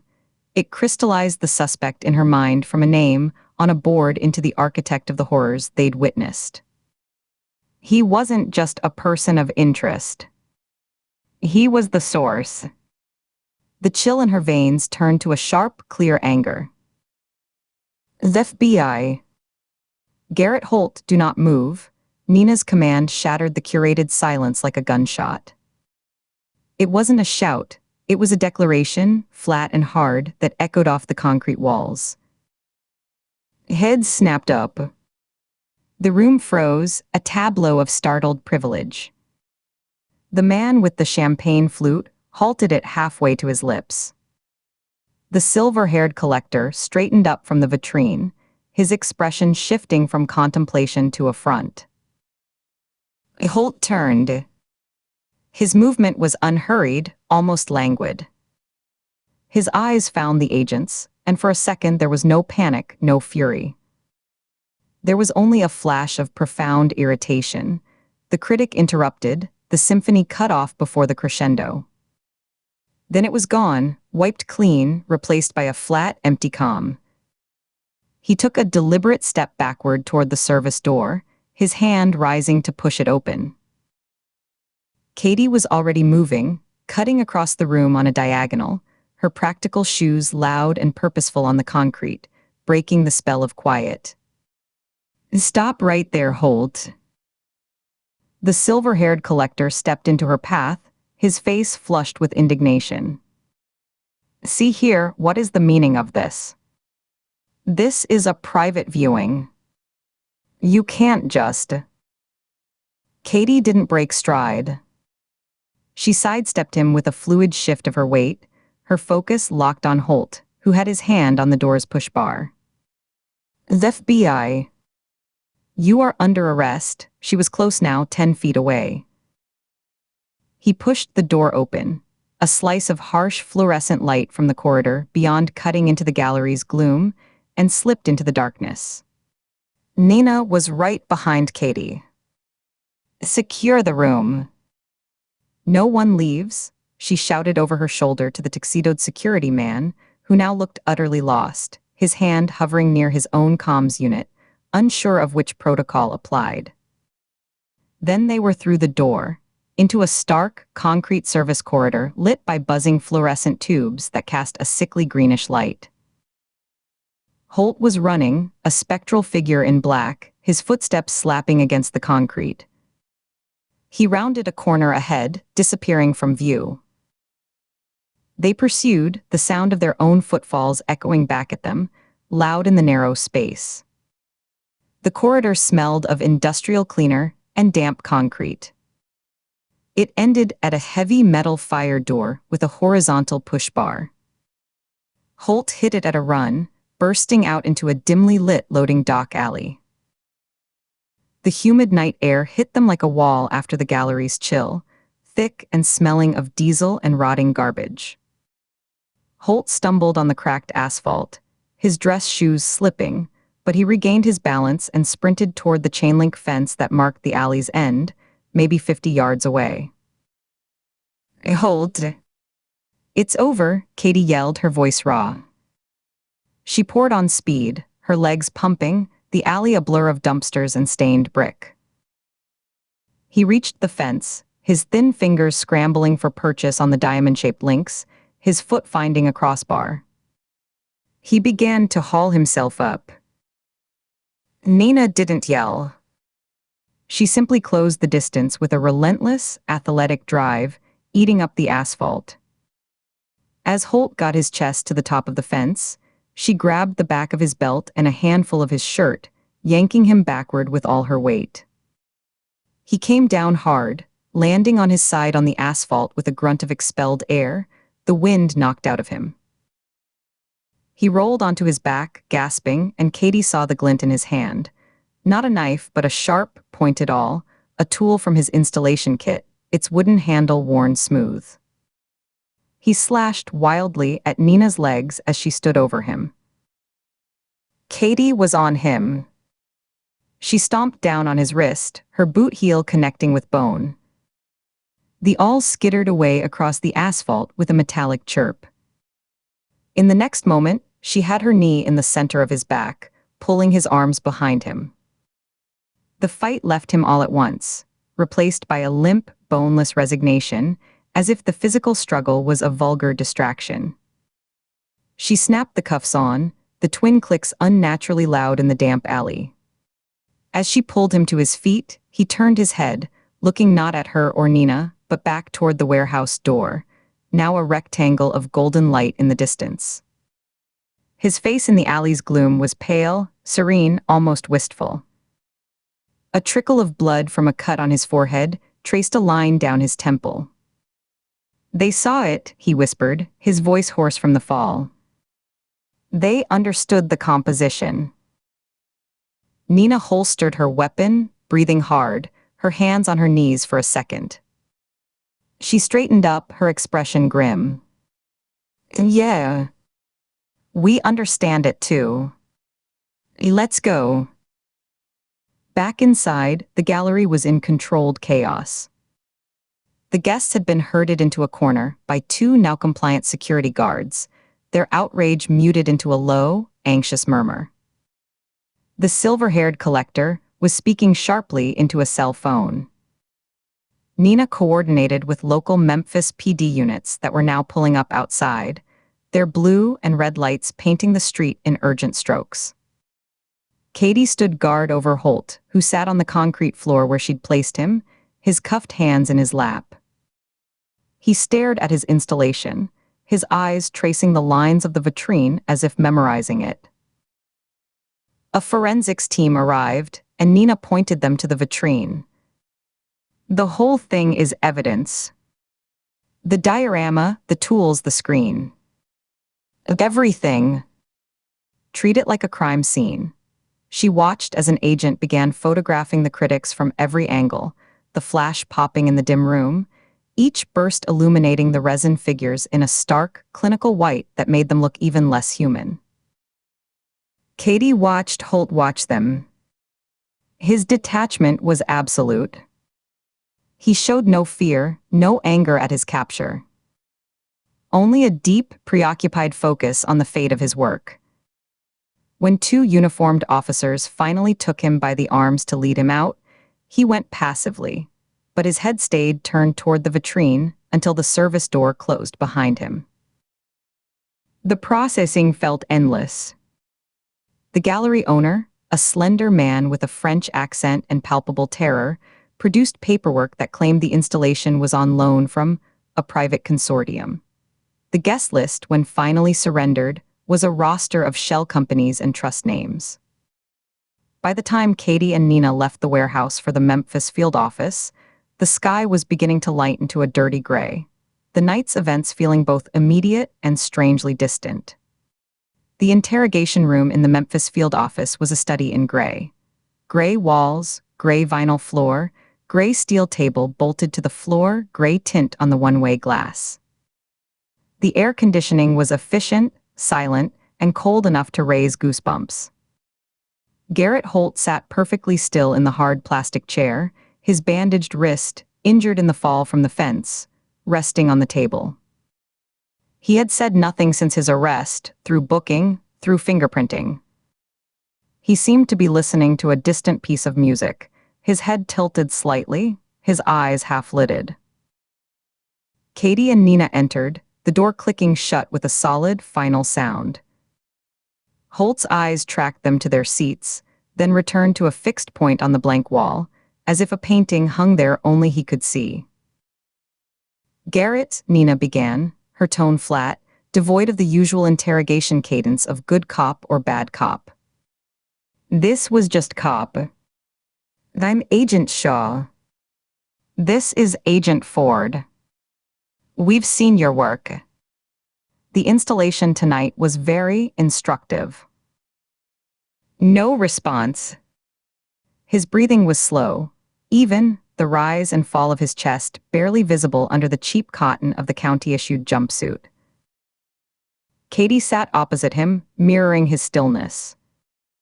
She didn't lay out photos or documents. She spoke to the air between them, as if thinking aloud. The vitrine. The three figures. Connected by a wire. A circuit. Eleanor Moss, the authenticator. Lauren Simmons, the antiquities researcher. Mavis Henley, the curator. You connected them. You made them part of the same piece. A triptych. Holt's eyelids lowered slightly. Acknowledgement, or perhaps just a blink. The tools in the sand, Nina said, leaning against the wall, her arms crossed. She didn't loom, she observed. The scale. The loop. That's how you see it, isn't it? A critical assessment. They measured your work, the artifacts you loved, the history you stewarded, and found it wanting. Found you wanting. So you reclaimed the materials. You turned the critics into the exhibit. You silenced the review by making it part of the artwork. A faint, almost imperceptible smile touched Holt's lips. It was not proud or gloating. It was satisfied, serene, as if someone had finally read the placard correctly after a night of ignorant glances. We found your workshop, Katie said, her voice steady. The old bioconservation lab. The surgical table. The chemical baths. The reference photos pinned to the walls. It's not a kill room. It's a studio. You weren't hiding evidence. You were preparing installations. You were working. For the first time, Holt spoke. His voice was soft, reedy, but clear, each word considered. Presentation is everything. Context is everything. A thing in a crate in a warehouse is a specimen. The commodity. A thing in the right light, in the right relation to space and to other things, is a truth. It speaks. The words hung in the sterile, chilled air. Katie felt a chill that had nothing to do with the AC. He was admitting it, but not as a crime. As an aesthetic principle. A creative necessity. The bodies, Nina pressed, her voice hardening just a fraction, a blade edge appearing. The preservation. The posing. That was the right light. That was your truth. Holt looked at her, his gaze unsettlingly direct, devoid of malice but full of a terrible conviction. To see a thing truly, it must be removed from time. From decay. From the noise of life and breath and petty concern. I gave them permanence. I gave them clarity. They are no longer flawed, transient beings. They are perfected. Fixed. As the artifacts should be. Katie pushed back from the table, the chair legs scraping loudly on the vinyl floor. The sound was a violation of the room's quiet. The victory felt hollow, poisoned. They had their suspect, his confession woven seamlessly into a warped artist's manifesto. But the man in front of them wasn't a monster raging against the world. He was a curator, calmly explaining his exhibit to a slightly dull-witted audience. And he believed, utterly in its validity, in its righteousness. That belief was a wall thicker than any lie. They left him in the gray room, still staring at his invisible painting. He's not going to give us remorse, Nina said later, leaning against the wall in the observation corridor, rubbing her temples. The fluorescent light here was harsh, highlighting the fatigue under her eyes. He's going to give us a thesis statement for his defense. of insanity. Artistic imperative. He'll have experts, art historians, philosophers, talking about the transgressive tradition. The DA is going to have a hell of a time. But he's the one, Katie said, the words tasting of ash. She stared through the one-way glass at Holt's still form. The evidence is all there. The chemicals, the emails, the workshop, the installation. He just reframed it. For himself. For that crowd tonight, she thought of the silver-haired man's nod of appreciation, and her stomach turned. The hunt is done, Nina conceded, her exhaustion evident in the slump of her shoulders, a rare moment of unguarded posture. The paperwork is a new kind of nightmare.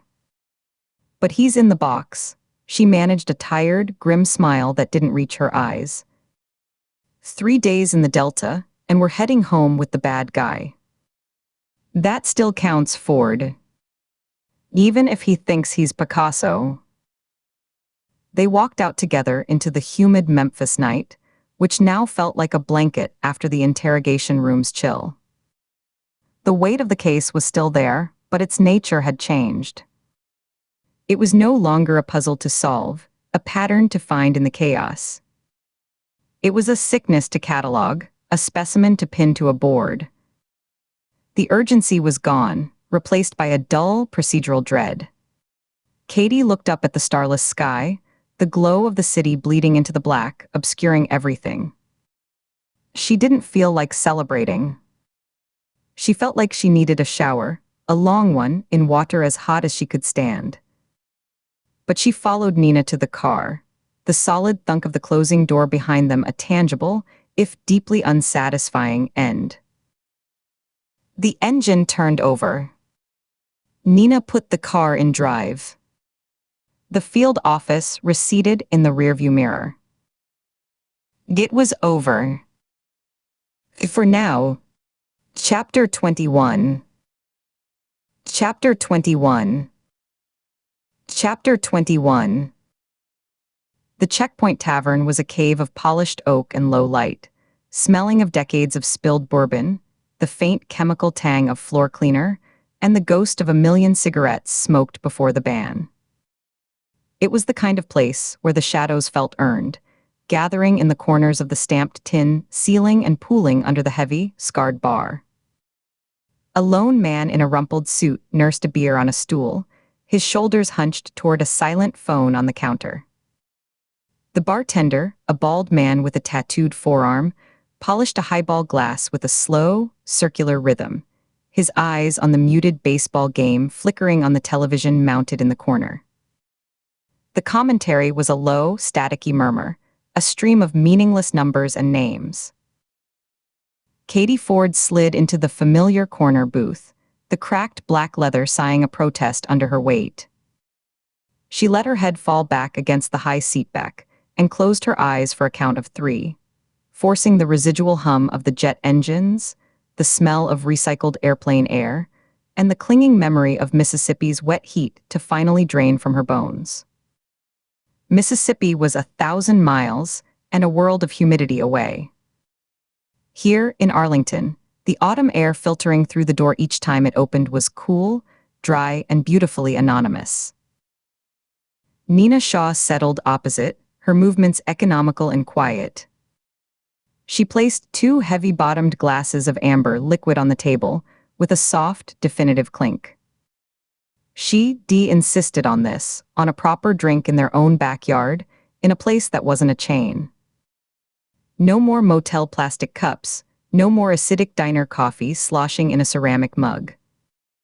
To not being in Jericho Falls, Nina said, her voice a low, warm rasp that seemed to belong to the tavern's atmosphere. Katie lifted her glass, her fingers curling around the coolness. To that, she echoed, her own voice sounding thin to her ears. They touched glasses, the crystal ringing a clear, bright note that was swallowed by the room's absorptive quiet. They drank.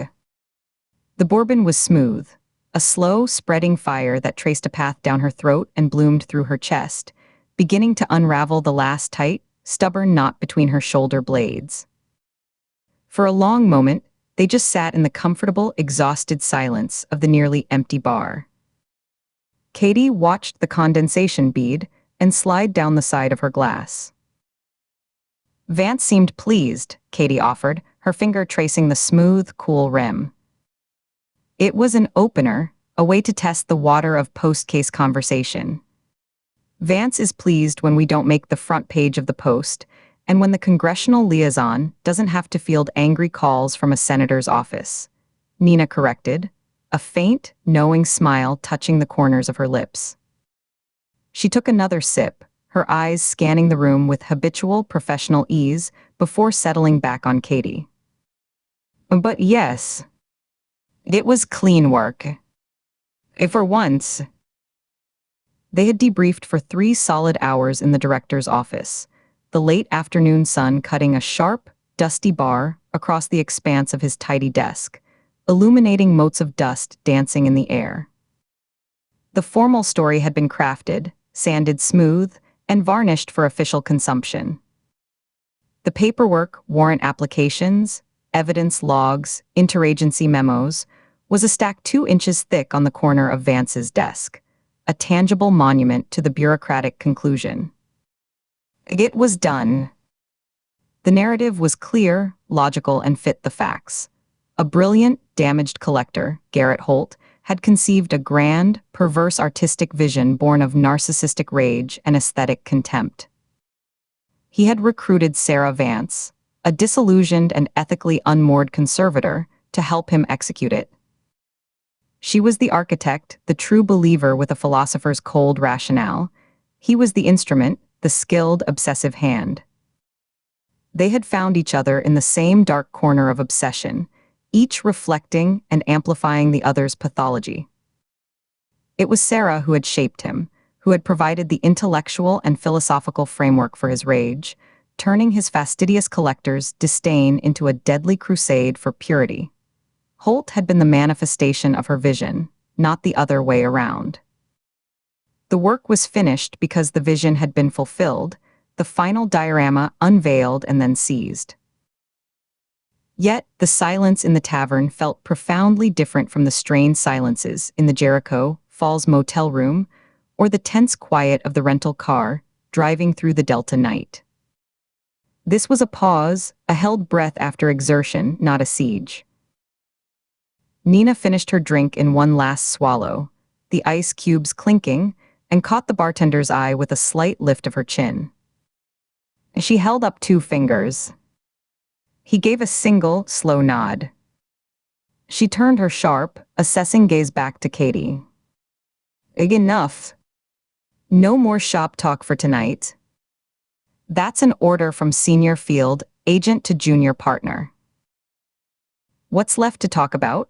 Katie asked, the bourbon making her tongue feel loose, the edges of her professional vigilance softening.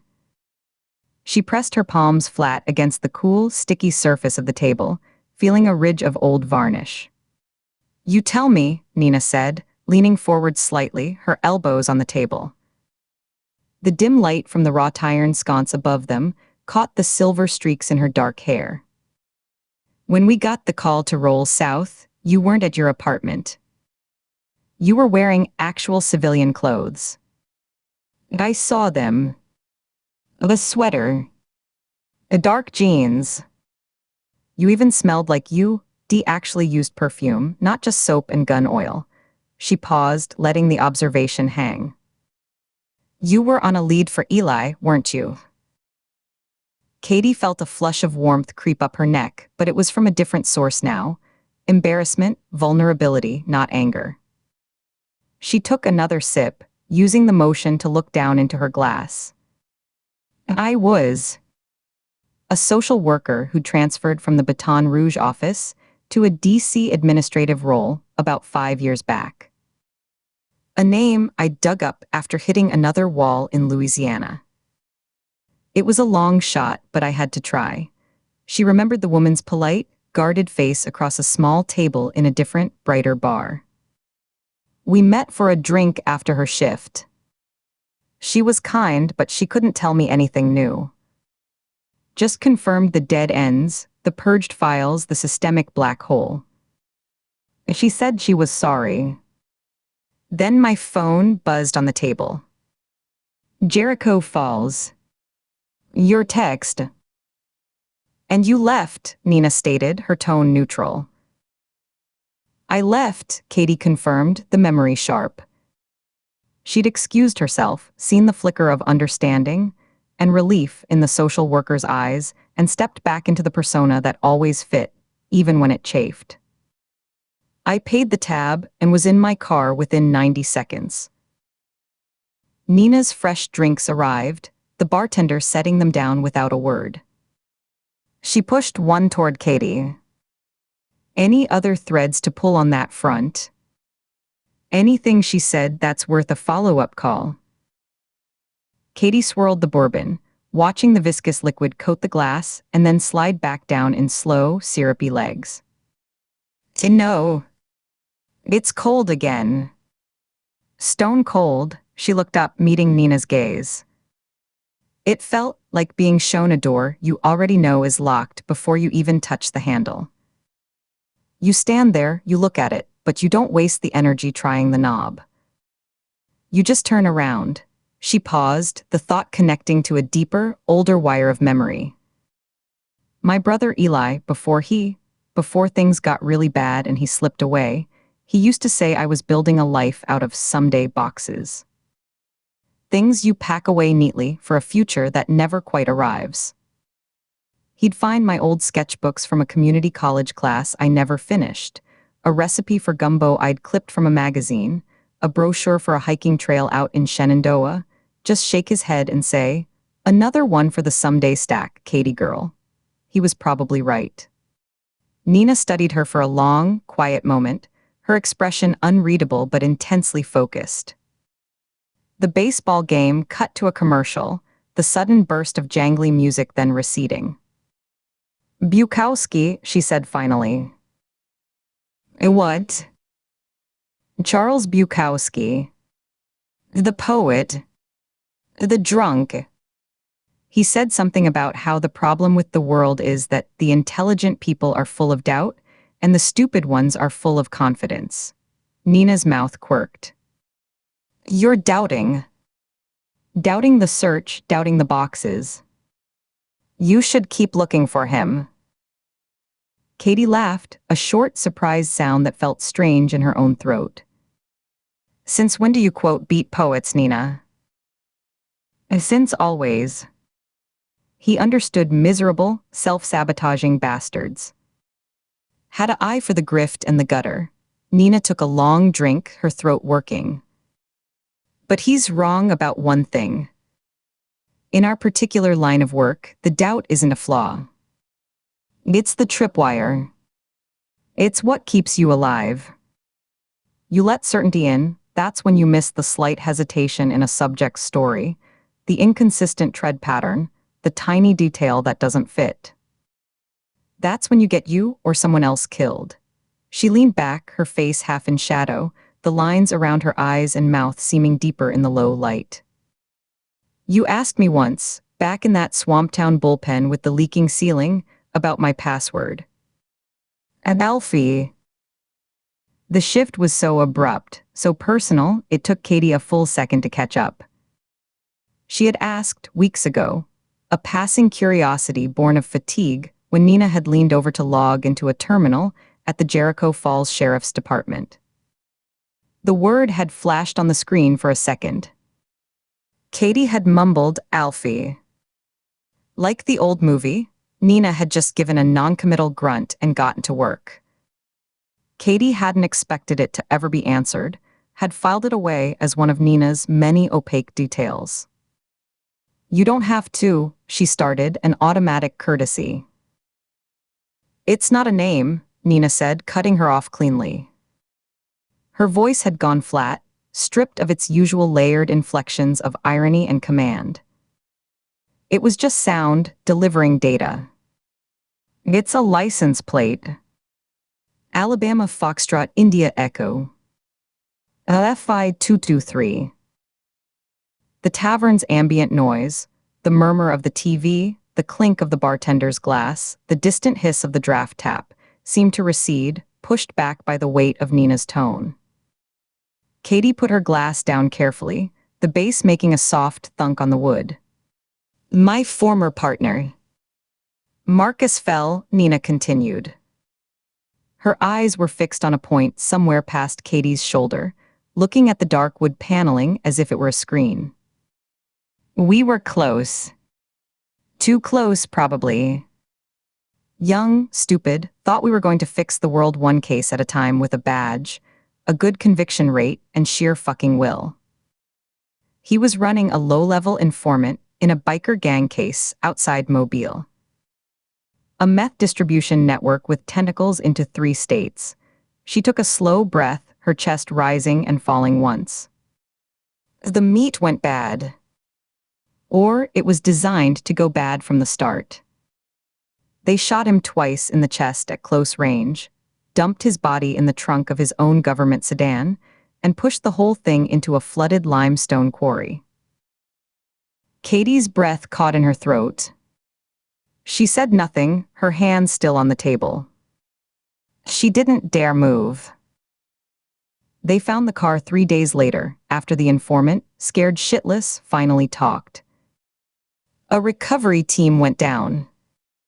When they winched it out, that plate, AFI 223, was the first thing I saw. I was standing on the gravel bank. The water was dripping off it, rusty, covered in green algae, but the letters and numbers were still perfectly legible. Nina's thumb began to rub a slow, absent circle on the side of her glass, a small, repetitive motion. The official, public-facing report called it a tragic breach of protocol, a dedicated agent murdered in the line of duty.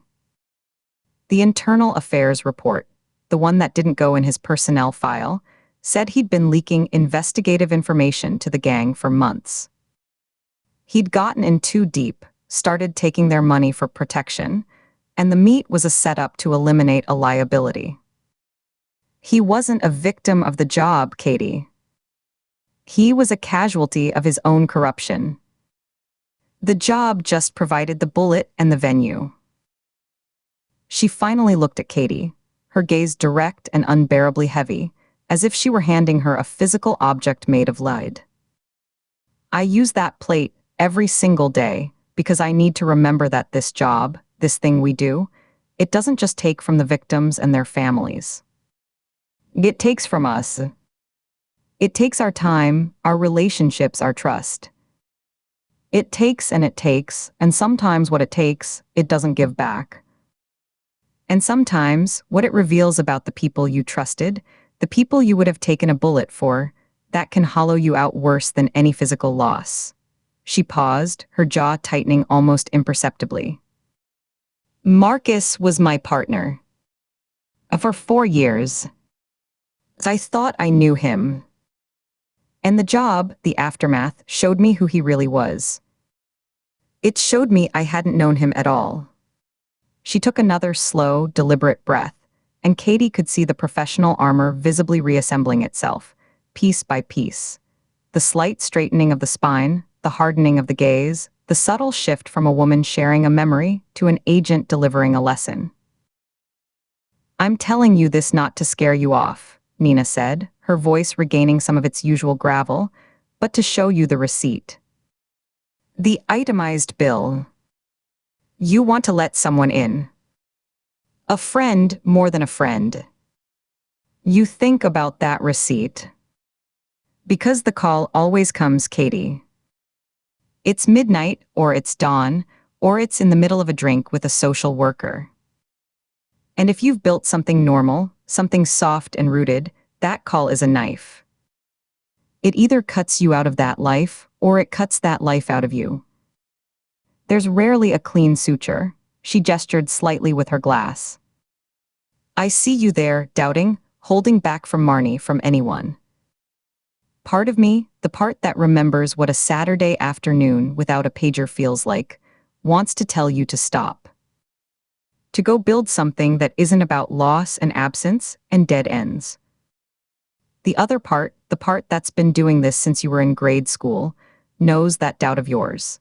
That careful, measuring hesitation might be the only thing that keeps your heart from ending up as an entry in someone else's case file one day. Or keeps you from having to stand on a quarry bank and read a rusted license plate. The confession hung between them in the booth, raw and stark as a crime scene photo under fluorescent lights.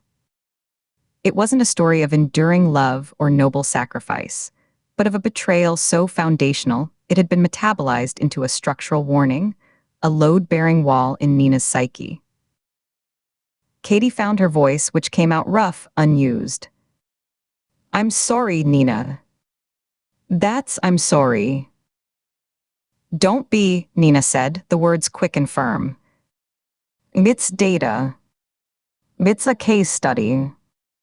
One of thousands in the FBI annals. Mine just has a face I can't forget." She finished her second bourbon, the ice clicking against her teeth.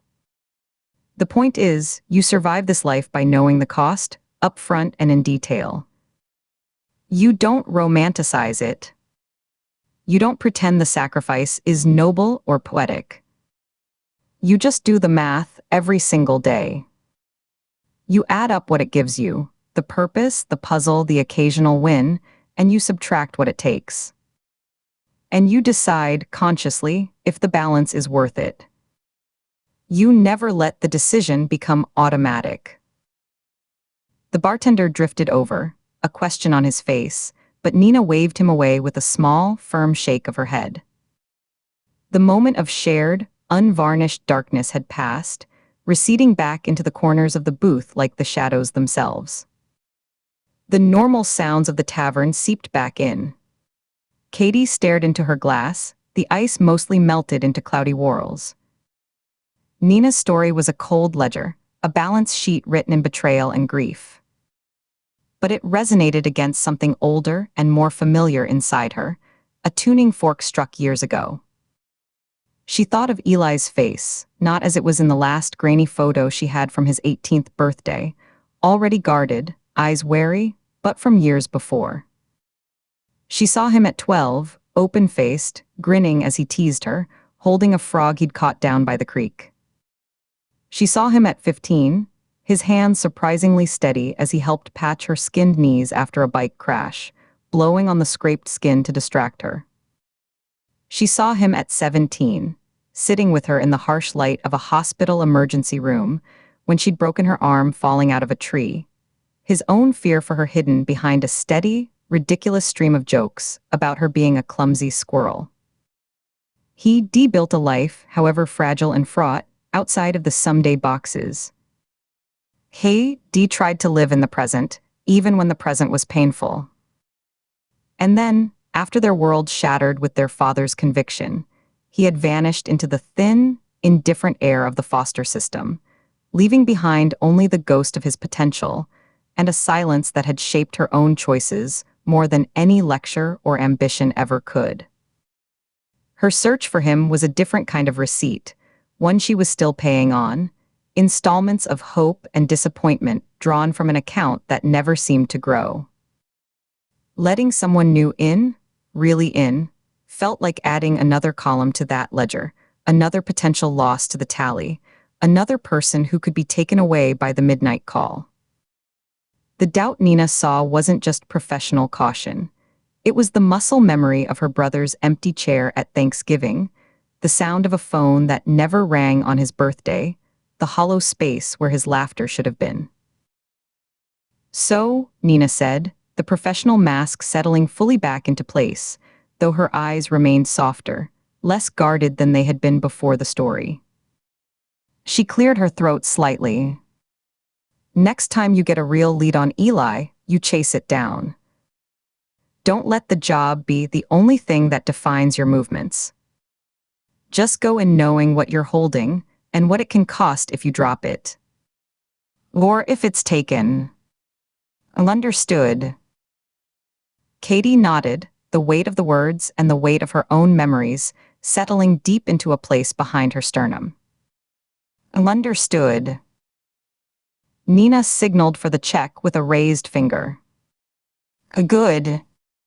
Now let's get out of here. I've reached my quota of heartfelt revelations for the decade, possibly the century. Any more and I'll have to turn in my cynic's badge. As they stepped out of the tavern's cocoon of warmth and shadow, the crisp Virginia night air hit Katie's face like a slap. The traffic sounds from the nearby highway were a dull, constant roar in the distance, the sound of a city functioning heedlessly around them. Streetlights cast pools of orange sodium light on the cracked pavement. Katie pulled her jacket tighter, the bourbon warmth fading, replaced by a clean, almost brittle clarity. She felt the strange duality of it all, sharp as the temperature change. The case was closed, the paperwork filed. They had won, stopped the killers, secured the evidence. Immeasurable good had been done. But in the quiet of the tavern, over 2 glasses of bourbon, Nina had just handed her the blueprint to a different kind of survival.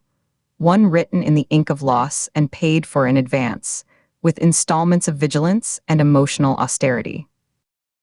The victory in Mississippi didn't feel lighter or celebratory. It felt more real, more earned, and more costly. The blueprint was heavy in her mind. And for now, standing on the sidewalk with the case closed and her partner walking beside her toward the parking lot, that heavy, earned reality was enough. It had to be. Chapter 22. Chapter 22. Chapter 22.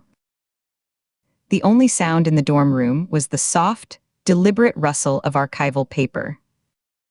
Sarah Vance sat at her desk, the green glass lamp casting a precise pool of light over a folio spread open before her.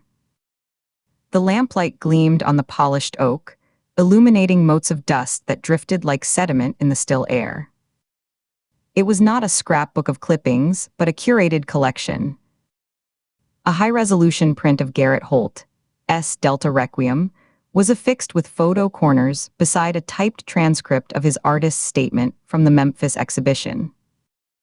There were photographs of his installations, the careful composition of found objects, the deliberate tension in the copper-wire diorama. Neat, handwritten annotations filled the margins in her precise, angular script, themes of reclamation. The artifact of the body. Purgation as preservation. Execution competent. She didn't cry. Tears were for the loss of a tool, not a vision. What she felt was a cold, curatorial fury, a pressure behind her eyes that translated not into weeping, but into a hyper-focused stillness. Her jaw was set so tightly the muscles ached, a faint ridge visible along the line of her mandible. She smoothed a hand over the open folio page, her fingertips tracing the edge of Holt's photograph. The motion was possessive, then corrective, as she aligned the page perfectly with the edge of the desk. She repeated the gesture, pressing down until the paper lay flat, no air bubbles, no warping. The FBI's raid on the warehouse hadn't been an investigation. It had been an act of institutional vandalism. They had breached a private exhibition, a carefully constructed dialogue between artist and viewer, and declared it a crime scene. The tall agent, Katie Ford, had been the chief vandal. She hadn't seen the narrative, the philosophical argument laid bare in the arrangement of looted antiquities and Holt's central piece. She had seen only contraband and a potential murder weapon. She hadn't understood that Holt was contextualizing violence, giving it a frame and a meaning. She had destroyed the context to bag the evidence. She had ruined a production. Sarah picked up a printed surveillance still, captured from a local Memphis news report, of Agent Ford directing the removal of Holt's diorama. The print was slightly grainy, the inkjet paper cool and smooth under her thumb. She tilted it in the lamplight, studying the face, this destroyer of compositions. Ford's expression was all professional focus, a mask of procedural efficiency that erased any possibility of awe. You didn't just arrest a craftsman, she thought, her mind as calm and analytical as when she prepared a provenance report. You deaccessioned a piece of the exhibition. You broke the sequence. She placed the photograph down, aligning its corners with the lines of the wood grain. She used the edge of her fingernail to nudge it a millimeter to the left, then centered it again. But a disrupted exhibition can be reinstalled. A vision requires only a new instrument. The room around her was a study in disciplined curation.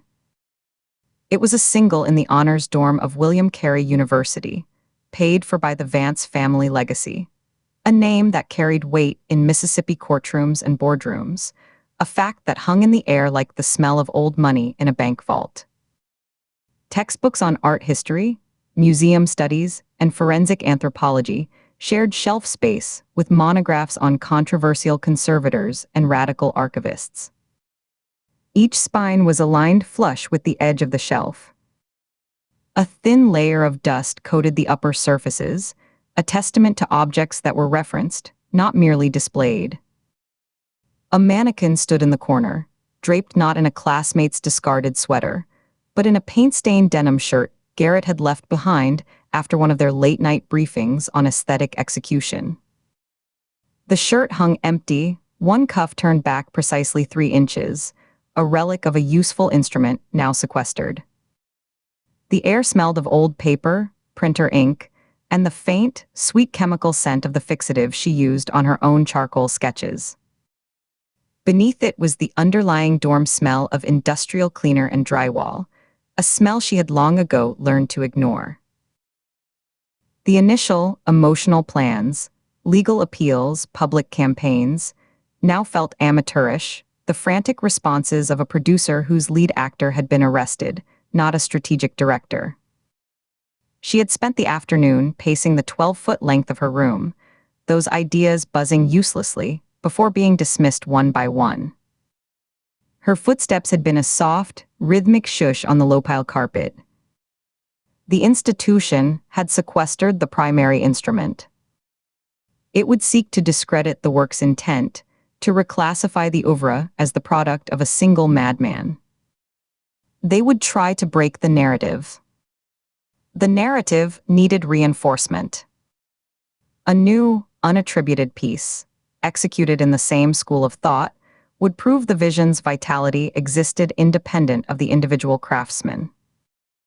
It would challenge their institutional categorization. It would be a statement of continued authorship. The concept had crystallized during her 3 a.m. walk across the silent campus 2 nights prior. The air had been cool and damp, the quad deserted, the only light spilling from the security lamps in rhythmic pools that turned the manicured grass into islands of sickly yellow. Her footsteps on the brick walkway were the only sound, a steady, solitary tap. It wasn't born of panic, but of directorial extrapolation, a logical next step unfolding in her mind as methodically as a proof. The chill had seeped through her thin sweater, a physical sensation that sharpened her thoughts. Holt's work was about corrective restoration, removing the corrosive elements, the forgeries of character, to reveal a starker truth. In her work, the FBI believed the collection was complete, the catalog closed. What if a new work appeared?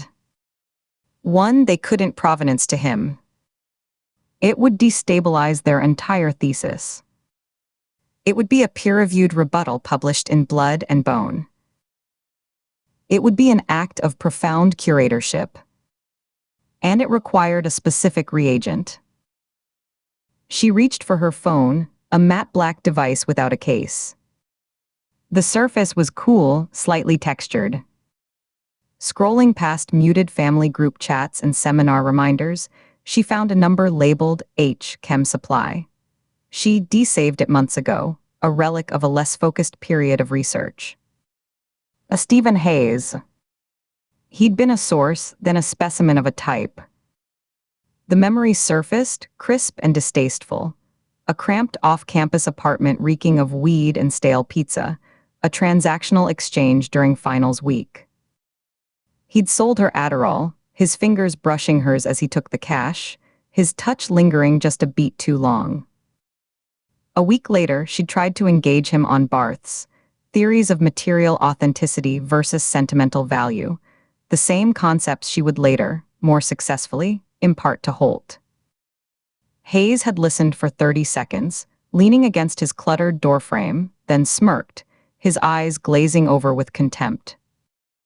"You're a creepy little rich girl," he'd said, pocketing her cash for a second batch. "Stick to your daddy's world. This stuff is just to get through a test, not start a fucking book club." Now, he was an artifact of utility. She typed, her fingers steady, each tap deliberate. "Steven. It's Sarah Vance. I have a conservation project. Need a specific organic solvent, high purity, no procurement trail. Can you source? Serious budget. A discreet meet." She placed the phone face up on the desk and waited, her gaze fixed on the dark screen. She did not fidget. She laced her fingers together, the knuckles white for a moment before she consciously relaxed them. She breathed in through her nose, held it for a count of 4, exhaled slowly through pursed lips. The discipline of breath control, learned in a long-ago acting class her mother had insisted upon, was now a tool for metabolic regulation. She watched the screen, her reflection a pale, featureless ghost in the black glass. The reply came 20 minutes later, as the first gray light touched her window, turning the glass opaque with the promise of dawn. "Vance. Damn. What kind of solvent? Tetrahydrofuran. Or cyclohexane. For cleaning a degraded composite artifact. Can you?" A longer pause. She imagined him on the other end, in some messy room, the glow of the screen on his face. Calculating risk against reward, his greed warring with a vestigial sense of caution. She could almost hear the shrug in his eventual reply. "Maybe. Not cheap. Where?" She named a place, the old levee road off Parish Line Road, where the pavement crumbled into gravel, and the view was just the endless, black expanse of the cypress swamp. It was 10 miles from campus, a place for fishermen at dawn and teenagers drinking cheap beer at night.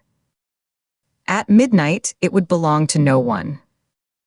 It was a negative space, perfect for an insertion. She had scouted it weeks ago for a different purpose that had since been rendered obsolete. "Midnight," she sent. "Gosh. Come alone. This is a private acquisition." His final reply was a single letter, arriving after a full 5 minutes, the delay a cheap power play. K. The night was a specimen jar, humid and sealed. The air over the swamp was thick enough to feel on the skin, a damp cloth pressed against the face, carrying the cloying scent of blooming water hyacinth and the deeper, essential decay of peat and stagnant water. Cicadas sought a relentless, oscillating chorus from the darkness, a sound that seemed to vibrate in the teeth. Crickets chirped in counterpoint. Somewhere in the black water, a fish broke the surface with a soft plop. Sarah stood beside her parked car, a sensible silver hybrid that was itself an artifact of her other life, the acceptable daughter. Its interior was spotless, not a receipt or coffee cup out of place. The dashboard glowed with a soft, greenish light. She wore dark jeans, a black long-sleeved technical shirt that wicked moisture, and practical lace-up boots with composite toes. Every item was chosen for function, not fashion. She had changed in her room, folding her daytime clothes, khakis, a cotton blouse, and placing them in her laundry hamper with the same care she gave everything. In the right pocket of her jeans was a roll of $200 bills, bound with a rubber band. In the waistband at the small of her back, wrapped in a square of lint-free microfiber cloth, was a boning knife she'd requisitioned from the university's culinary arts lab under the pretext of a sculpture project. Its blade was narrow, flexible, and extremely sharp. Tucked beside it was a small, preloaded syringe of succinylcholine she had synthesized herself in a campus lab during an independent study in forensic toxicology. The paralytic was clean, fast, and left no defensive wounds. She had practiced the injection on oranges, then on a raw chicken breast, until the motion, grip, jab, depress, was a single fluid gesture. The syringe felt cool through the cloth, a known weight. She was calm. Her heartbeat was a steady, metronomic thump in her ears, a baseline she monitored. The furious indignation of the afternoon had been catalogued, analyzed, and filed away in a mental drawer labeled motivational data. Its energy was now directed, converted into potential energy like a drawn bowstring. This wasn't revenge for a lost instrument, it was restoration. A reinstatement of the disrupted narrative. A proof of concept. Hayes was a loose thread. He knew she had purchased chemicals from him before. He knew, vaguely, of her connection to Holt, having seen them talking once on campus near the art building, Holt leaning in, listening intently. He was a liability who could expose her supply chain for the preservation agents Holt had used. His crude, transactional mind made him a threat to the entire architecture of the project. He was a security flaw that required patching. The analysis was clinical, and the conclusion was inevitable. Headlights pierced the darkness, two wobbling orbs that bounced wildly as a pickup truck navigated the rutted gravel road. It pulled up 20 yards away, its engine rumbling unevenly before cutting off. The sudden silence was filled again by the insects, louder now without the engine noise. Stephen Hayes climbed out alone. He was lanky, moving with the loose-limbed arrogance of a man who believed all things were commodities, and none held inherent meaning. He shoved the truck door, closed with a metallic bang that echoed briefly across the water. "Vance," he called, squinting into the gloom between them. His voice was too loud for the space, a violation of the swamp's quiet. "That you? Hell of a spot for a chemistry lesson. You get lost on the way to the library." She walked toward him, her pace measured, her boots crunching softly on the gravel. A curator approaching a new acquisition for verification. "I require a controlled environment. Do you have it?" He held up a small, brushed metal canister. "A cyclohexane.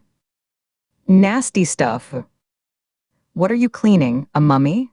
He grinned, the expression a white slash visible in the faint starlight. "Still playing artsy games. I figured you'd be lawyering up or something after your boyfriend got famous." "It's for a conservation effort," she said, stopping a few feet away, just outside his immediate reach. She pulled the roll of cash from her pocket, the rubber band snapping softly with a dry sound. $500. As agreed." He took the money, his fingers brushing hers, a deliberate, lingering touch. He thumbed through the bills quickly, the sound crisp in the night, the paper whispering.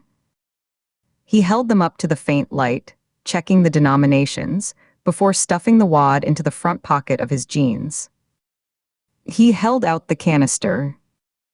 As she reached for it, he didn't let go immediately, his grip testing hers. "And so, how's the creepy rich girl life? You finally get over that weirdo artist you were obsessed with? The one they just busted for all that shit in Memphis?" Her hand tightened on the cool metal of the canister. She did not pull. She met his gaze, her eyes flat and unblinking. "You heard about the raid." "Everyone's heard." Feds tore up some black market gallery. And your boy was in the middle of it. He snorted, finally releasing the solvent. He wiped his hand on his jeans. Told you he was trouble. Guess you like your art with a side of felony. What was it? Stolen paintings. A vague shit. Sarah placed the canister carefully on the ground by her feet, positioning it so it wouldn't roll. The gravel was uneven, pebbles shifting under the weight. As she straightened slowly. Aesthetic vision often conflicts with institutional policy, Stephen. The exhibition was conducted. The FBI treated it as a crime scene. They destroyed the context to inventory the pieces. A woman named Ford led it. She's a Philistine with a badge. She said the name with a flat, diagnostic tone, as if stating a fact from a lab report. She sees catalog numbers, not composition. Yeah, well, she put him in a box. Now he's the exhibit. Stephen shook his head, a lazy, dismissive motion. He turned back toward his truck, taking a step, the gravel grinding under his heel. All right. Pleasure doing business. Try not to dissolve your precious artifact. Or yourself. The analysis was complete. The acquisition was verified. Now, the deaccessioning of a redundant, corrosive element. Her left hand drifted casually to the small of her back, her fingers finding the microfiber bundle. She peeled back the cloth, her touch finding the cool plastic of the syringe barrel. Her thumb found the cap, flicked it off. It fell into the gravel with a sound like a pebble. Stephen, she said, her voice unchanged, flat, diagnostic. He half-turned, his body angled away, impatient to be gone. What? Price was right, don't tell me you're haggling now. I need to confirm the purity. One more thing. He sighed, a theatrical sound of exasperation, and turned fully, his posture slack, hands on his hips. What? It's lab grade. I'm not a fucking chemist, I'm a supplier. It's what you asked for. She closed the distance in 2 quick, silent steps, the syringe now palmed in her left hand, hidden in the shadow of her fingers. A spot test. As he opened his mouth to protest, his brow furrowed in annoyance, her right hand shot out, gripping a fistful of his shirt front to steady him. The fabric was cheap cotton, thin. Her left drove the needle into the side of his neck, just below the jawline, aiming for the carotid triangle. Her thumb depressed the plunger in one smooth, practiced motion. She felt the slight pop as it pierced the skin, then the give of the plunger, the liquid evacuating into him. His eyes flew wide with shock, then confusion. He swatted at her hand, a clumsy, reflexive slap that connected weakly with her wrist, but the motion was already sluggish, the neural commands short-circuiting. The hell, he slurred, the word collapsing into a wet gurgle at the back of his throat. The drug worked with terrifying speed. His knees buckled, his body going rigid, his back arching slightly. She guided his fall, lowering him to the gravel as his muscles seized into total paralysis. He was conscious, his eyes rolling, trying to focus on her face looming above him, but his diaphragm was locking. He couldn't draw breaths. He couldn't scream. A faint, wheezing whistle escaped his lips, then silence. His chest hitched once, twice, a spasmodic jerk, then was still. His eyes remained open, fixed on a point in the starry sky, already glazing, reflecting nothing. She watched, clinical, as the life left him. It took less than 90 seconds. She counted them in her head, her own breathing even and quiet. It was efficient. It was necessary. He was a security risk, a potential leak in her supply chain. His death was a pragmatic severance, not a philosophical statement. She felt nothing but a mild professional satisfaction at the technique's efficacy, the rapid onset, the clean paralysis, and a sharper annoyance at the logistical inconvenience now at her feet. The body was an object now, a problem of mass and material. When he was still, she knelt, the gravel biting into her knees through the denim. There was no time for the elaborate, symbolic posing of Holt's work. That had been his signature, his limited, craftsman's flourish. She was the architect. This was maintenance.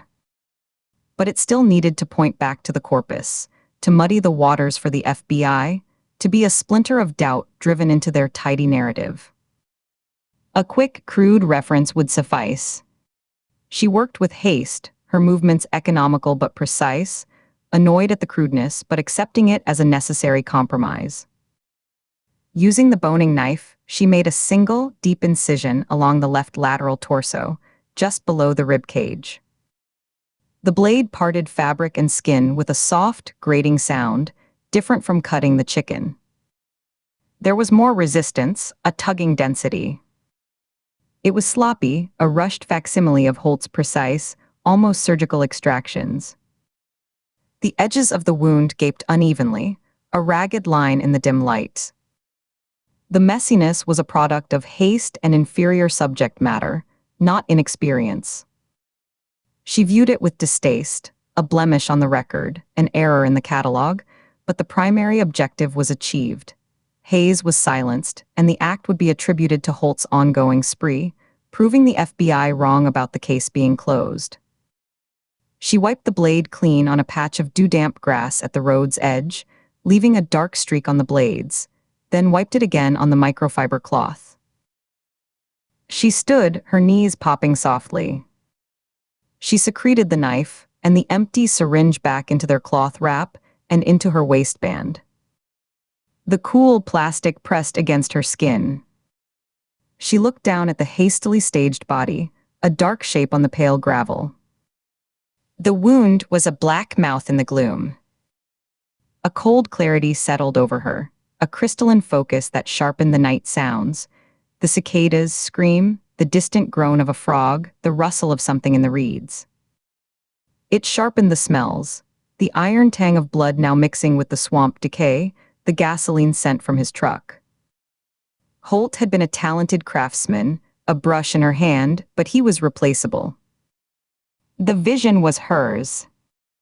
She had conceived the project, recruited Holt for his specific skills in preservation and his malleable philosophical despair, and directed the operations from acquisition to exhibition.